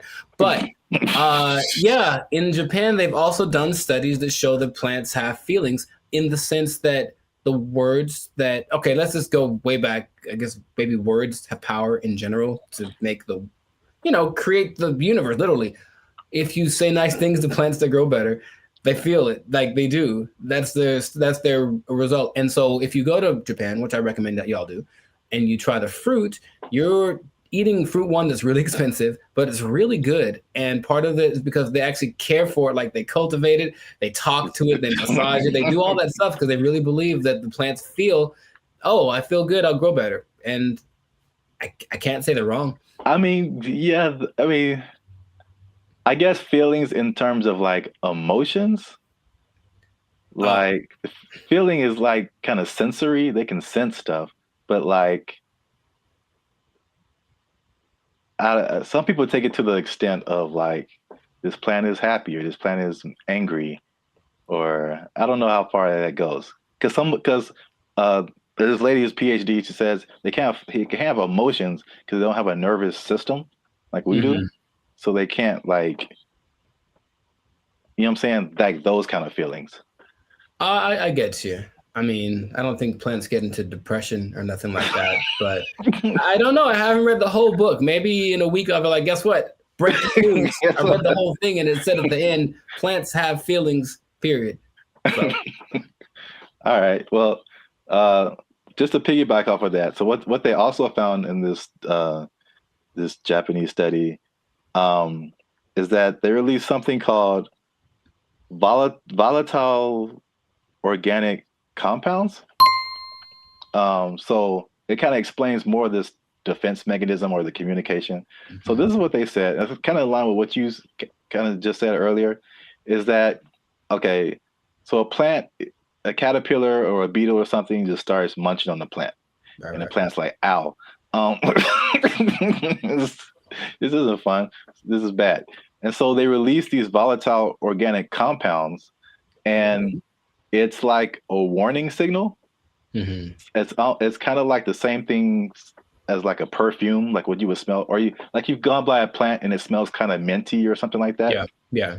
And so they release this stuff, and it's kind of like a signal, and it signifies the things they eat bugs. and it's just like, hey, come eat the bugs because they're eating me, and make it stop. no joke. And so like birds and all kind of other animals are like, ooh, bugs, and they like take the bugs away from the plants, and the plants is like, I got them, and so that which is like a crazy layer of the universe that I had no idea was happening. Like entire defense mechanisms. And all those relationships between like bugs and plants, which the book talks about, and I've always thought about, like, I don't know how that starts, but a lot of them feel so perfect. You know, the plant does this for the bug does this for the plant, you know, and it has to be something to it. It's like, because they talk about insects, bugs, animals, baby trees having instincts, but I think there's some level of thinking or communication in there. I figure there has to be something that says, hey, if you do this for me, I'll like, it's not just random. So I feel like there is something to that. It's just weird to think about, you know? Yeah. And it's even to the extent of like a bug is attacking a plant and then he releases that stuff. And then like all the other homie plants are like, yeah. And they start helping each other out and releasing all that stuff and trying to like get the bugs away. And another version of that is like the concept of nicotine, which is found in a lot of plants. And that's like that goes back to what I was saying earlier, or what you were saying earlier, that lady said that they release like the nicotine. That's like another defense mechanism to where like they killing you from the inside. Y'all stop eating plants. They gangsters out here. You think it's a nice flower and it's trying to murk you. I'm saying plants are nice. They got flowers. They have, I can't remember any parts of the stamen. Maybe they have parts. Okay, that sounds right. Yeah, sure. Stamen, bark, right? Like 7th grade, maybe 7th grade botany class or whatever. They got rings. You can tell how old they are. That's cool. You know what I mean? But yeah. So the moral of the story is plants are a gangster and crazy. So don't mess with them. Eat chicken. Plants have feelings. Yeah, plants. Put that on his shirt. They'll get that VOC on you. That what do you call it? Volatile VOC. Organic compound. Yeah. VOC, son. Yeah, VOC represent. Gang, gang. If you see VOC spray painted on a redwood, don't hear it. Yeah. But that's it. That's been another episode of the Lifestyle Circus podcast. Make sure you like, subscribe, comment, share this video. Let us know if you've been ganged up on by a plant or if you've seen a plant talking, because people will think you're strange, but we might believe you. Feed me, Seymour. They took our jobs. They took our jobs. All I'm saying is this is a sign. Let's not put them in control. Let's not make them faster. Let's not make them responsible for more people at one time. Let's not make it so they can fly. Let's not do any of that stuff. Let's kill it now. Let's kill it now. What's up, everybody? I'm Zap, and this is Jericho, and you are now tuned into the Life's a Circus podcast, where we talk about everything that is funny, interesting, and ridiculous. And you want to make sure that you stick around for this video, because this is ridiculous. We're talking about two robots, two different scenarios, robots going rogue. This happened recently, and one was an accident, and one was actually on purpose. So we're going to talk about both of those situations. So make sure you still stick to the end so that you can find out about that. But before we get started, help your boys out. All right. It's 2025. I'm trying to get some cheese on my Whopper. That's what I'm saying. You're going to pay $8 for Whopper? Yeah. It's now $8 just for the sandwich. No fries, no drink. $8 is where we start. And then it goes up. I'm furious. Breaking stuff. I like it. Hit that subscribe button, man. That helps the channel, helps us to grow. And while you're down there, hit that like button, because that lets the YouTube algorithm guides know that Bandit Future is dope and more people should see them. All right. Intro. Boom. Done. So I'm going to start off with the question. No. Because I got a couple of videos to show you. The answer is no. No. I'm so mad about this. So stop.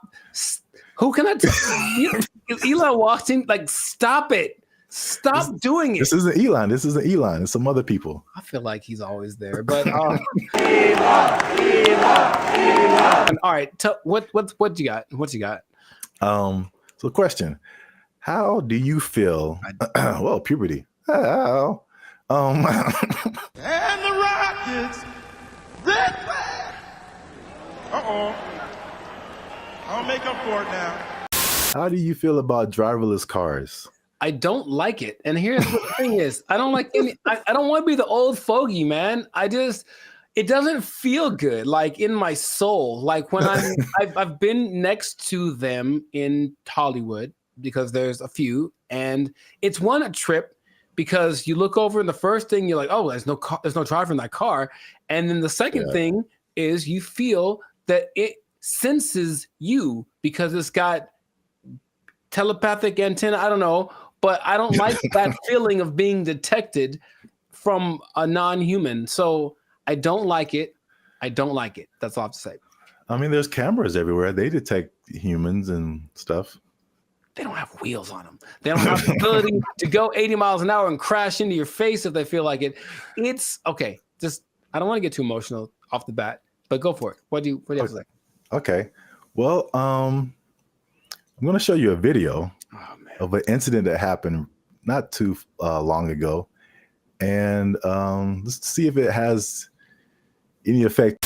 I'm in a Waymo car. Connected to rider support. This call may be recorded for quality assurance. This car is just going in circles. Hi there, Mike. This is Gab. I'm calling from Waymo support. I'm just calling because I received a notification that your car might be experiencing some routing issue.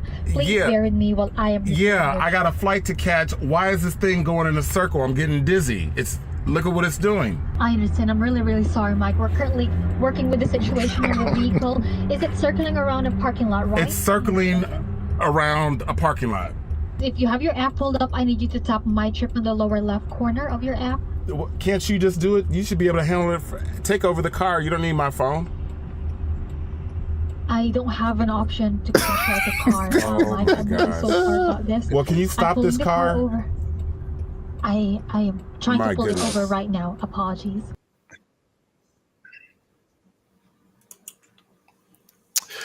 Yeah, man.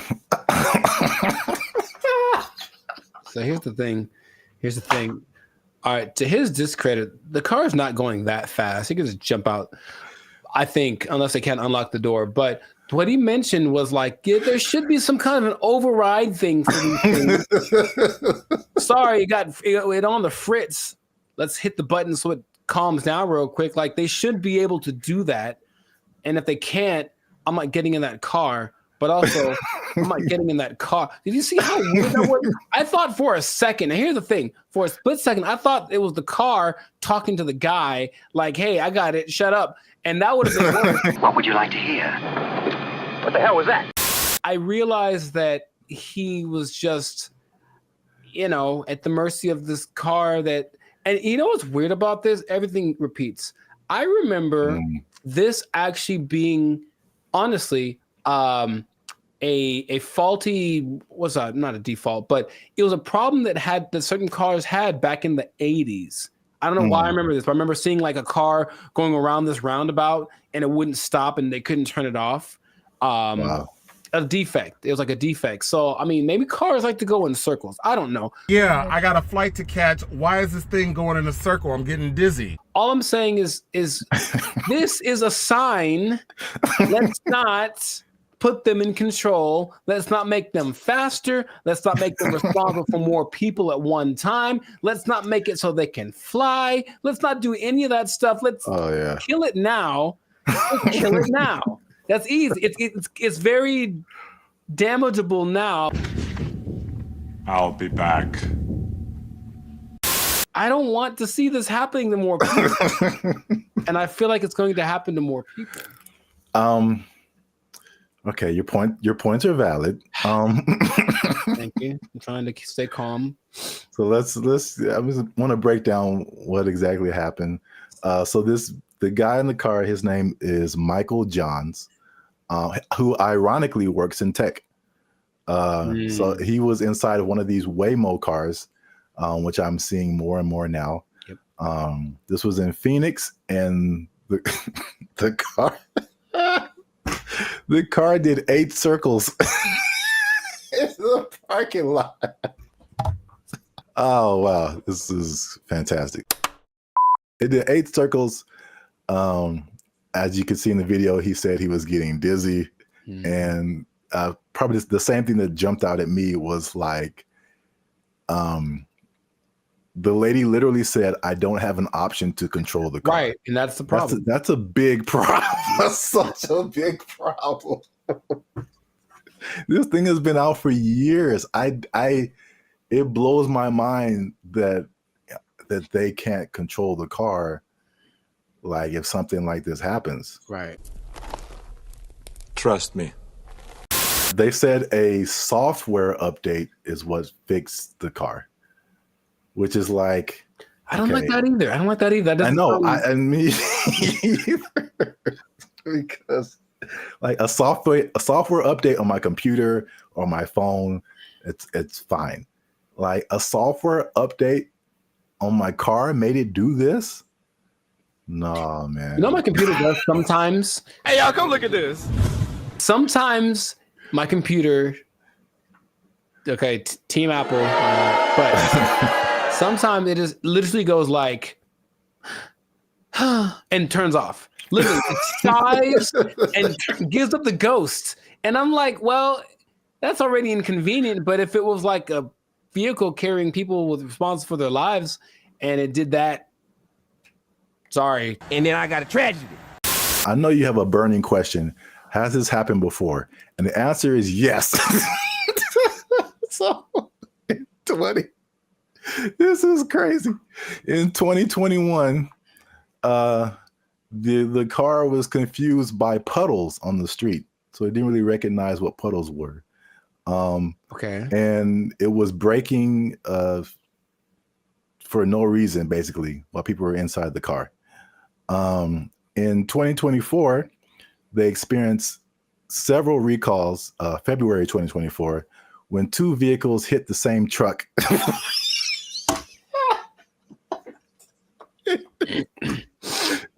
They hit the same truck minutes apart. And this, along with other incidences by another robo-taxi company called Zoox, began a federal investigation into erratic driving. I don't get why. I don't get it. In June of 2024, they recalled almost 700 Waymo cars to make them, and I quote, less likely to drive into poles. That's not something I would have made public knowledge. I'll be honest. That doesn't sound positive or uplifting or reassuring or anything like that. Oh my God. But yet people are voluntarily just getting into these things. I mean, well, this is an interesting thing too. Do you know who owns Waymo? I do not. It's Google. I'm not surprised. Yeah, I didn't even know that until I started looking this up. But it's ironic because I don't know if you remember, like the very beginning of Gmail, people had to invite you to have a Gmail account. Yeah. Do you even remember that? Mm-hmm. Okay. So it's the same thing with Waymo. I don't know if they're kind of like rollout marketing strategy or whatever. Maybe it's like, it's like the club that you can't get in, so it just makes you want to be in it more. But like that one thing that was big during the pandemic, that one like. Oh yeah. What was that called? That's crazy. You can't even remember the name of it. What is your name? I told you it doesn't matter what your name is. Yeah, it's the same way with Waymo. You have to be invited. So I'm like, why don't I see a whole lot of people doing this? You have to be invited to try Waymo. So yeah, that's their marketing strategy is tell all the people you don't like to try this thing out, and if they die, you didn't like them anyway. So that was a crazy story. Well, I thought it was a crazy story until I saw this. No, don't. Apparently in China. I'm just gonna drink my water and be peaceful. That's what I'm trying to live like over here. Just a water drinking peaceful human. Apparently in China, a small AI robot attempted to kidnap several larger robots, and it was successful. So that's a little robot on the ground there. Yeah. It's talking to a couple of the larger robots. And then I'll go through the whole conversation after the video finishes. Okay. So I do not know Chinese. Yeah.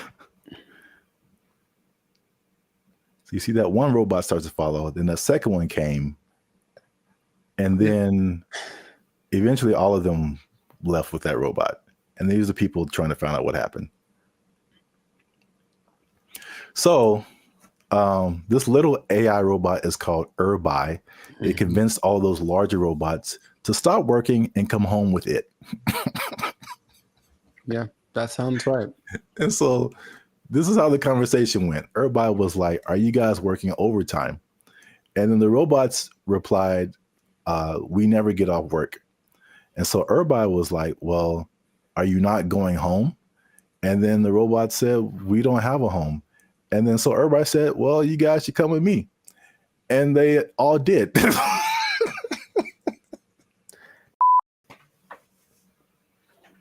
I don't have any more water to drink and be peaceful.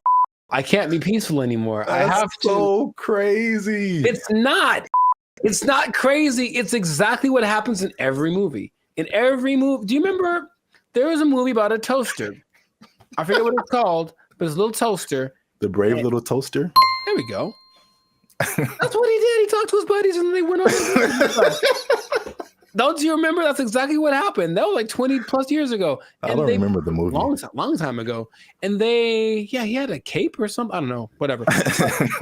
All I'm saying is that nothing should surprise these people from what they're doing. They're trying to give these things the capacity to reason and make decisions that we have without expecting them to do the things that we would do if you gave us the capacity to make decisions. Shut up! Yes or no? You want to die? Yes or no? I got the job done. What the hell do you want? Didn't answer the question. It's what's going to happen. It's what and the Chinese. I have love for the Chinese people.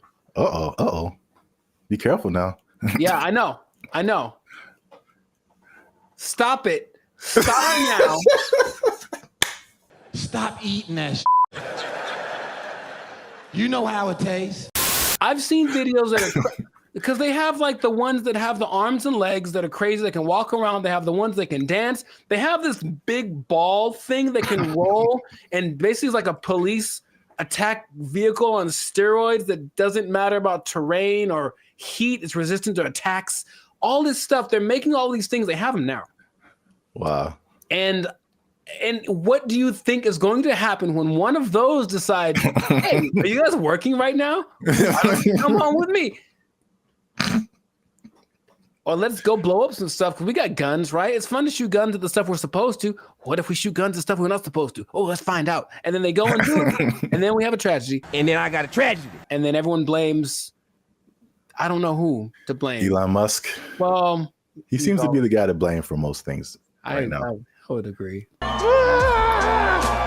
But the thing is, do you not see it as clearly as I do? To the people that develop these technologies, that's what's going to happen all the time. Your Uber is going to take you home, and then halfway it's going to be like, oh, you know what? I have other things to do, and just take you off to the desert to meet up with its group of friends. So the thing is, you didn't really have to explain that, you can kind of get it's kind of like a Mr. Bean thing, just with like little gestures and whatever. It kind of like had like a nod thing going on, and then you just take it, and then yeah. I could. Well, here's the caveat to this second video. Okay. The Waymo car was an accident. This second video, well, first of all, it went viral on social media. Sure. So I mean, apparently, with AI and all kinds of things now, you're like, did this really happen? So the person who posted the original video and the company that built the robots, or companies, actually 2 companies, they verified that the video was accurate. That's a thing that happened. But the caveat to that is that they planned that. So basically, it's 2 different companies, the company that makes the little robot and the company that made the bigger robots.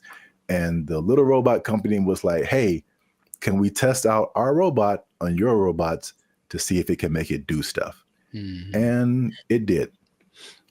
So I think, as funny as that is, I think they are aware that stuff like that can happen.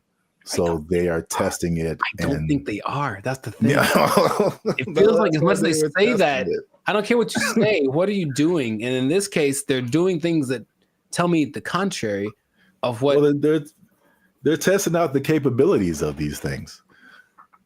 So, I mean, eventually it's going to be like, okay, let's program it to not do this. Start kidnapping people. That's one of my mission parameters. So yeah, fun times. This has been another episode of the Lives of Circus podcast. I don't like it. If you like this episode, make sure you hit that like button. That helps us out. And don't keep it to yourself. Don't be greedy now. Share this with at least 2 people that you think might find this interesting. And because the robots, man, they're coming, man. You need to hold on to everything you got. I mean, they're here. Hide your wives, hide your kids. So y'all need to hide your kids, hide your wife. Hold on to your job. Hold on to your job, because you're going to need a little job. And the robots going to take it over. They're going to kidnap everybody out. They took our jobs. They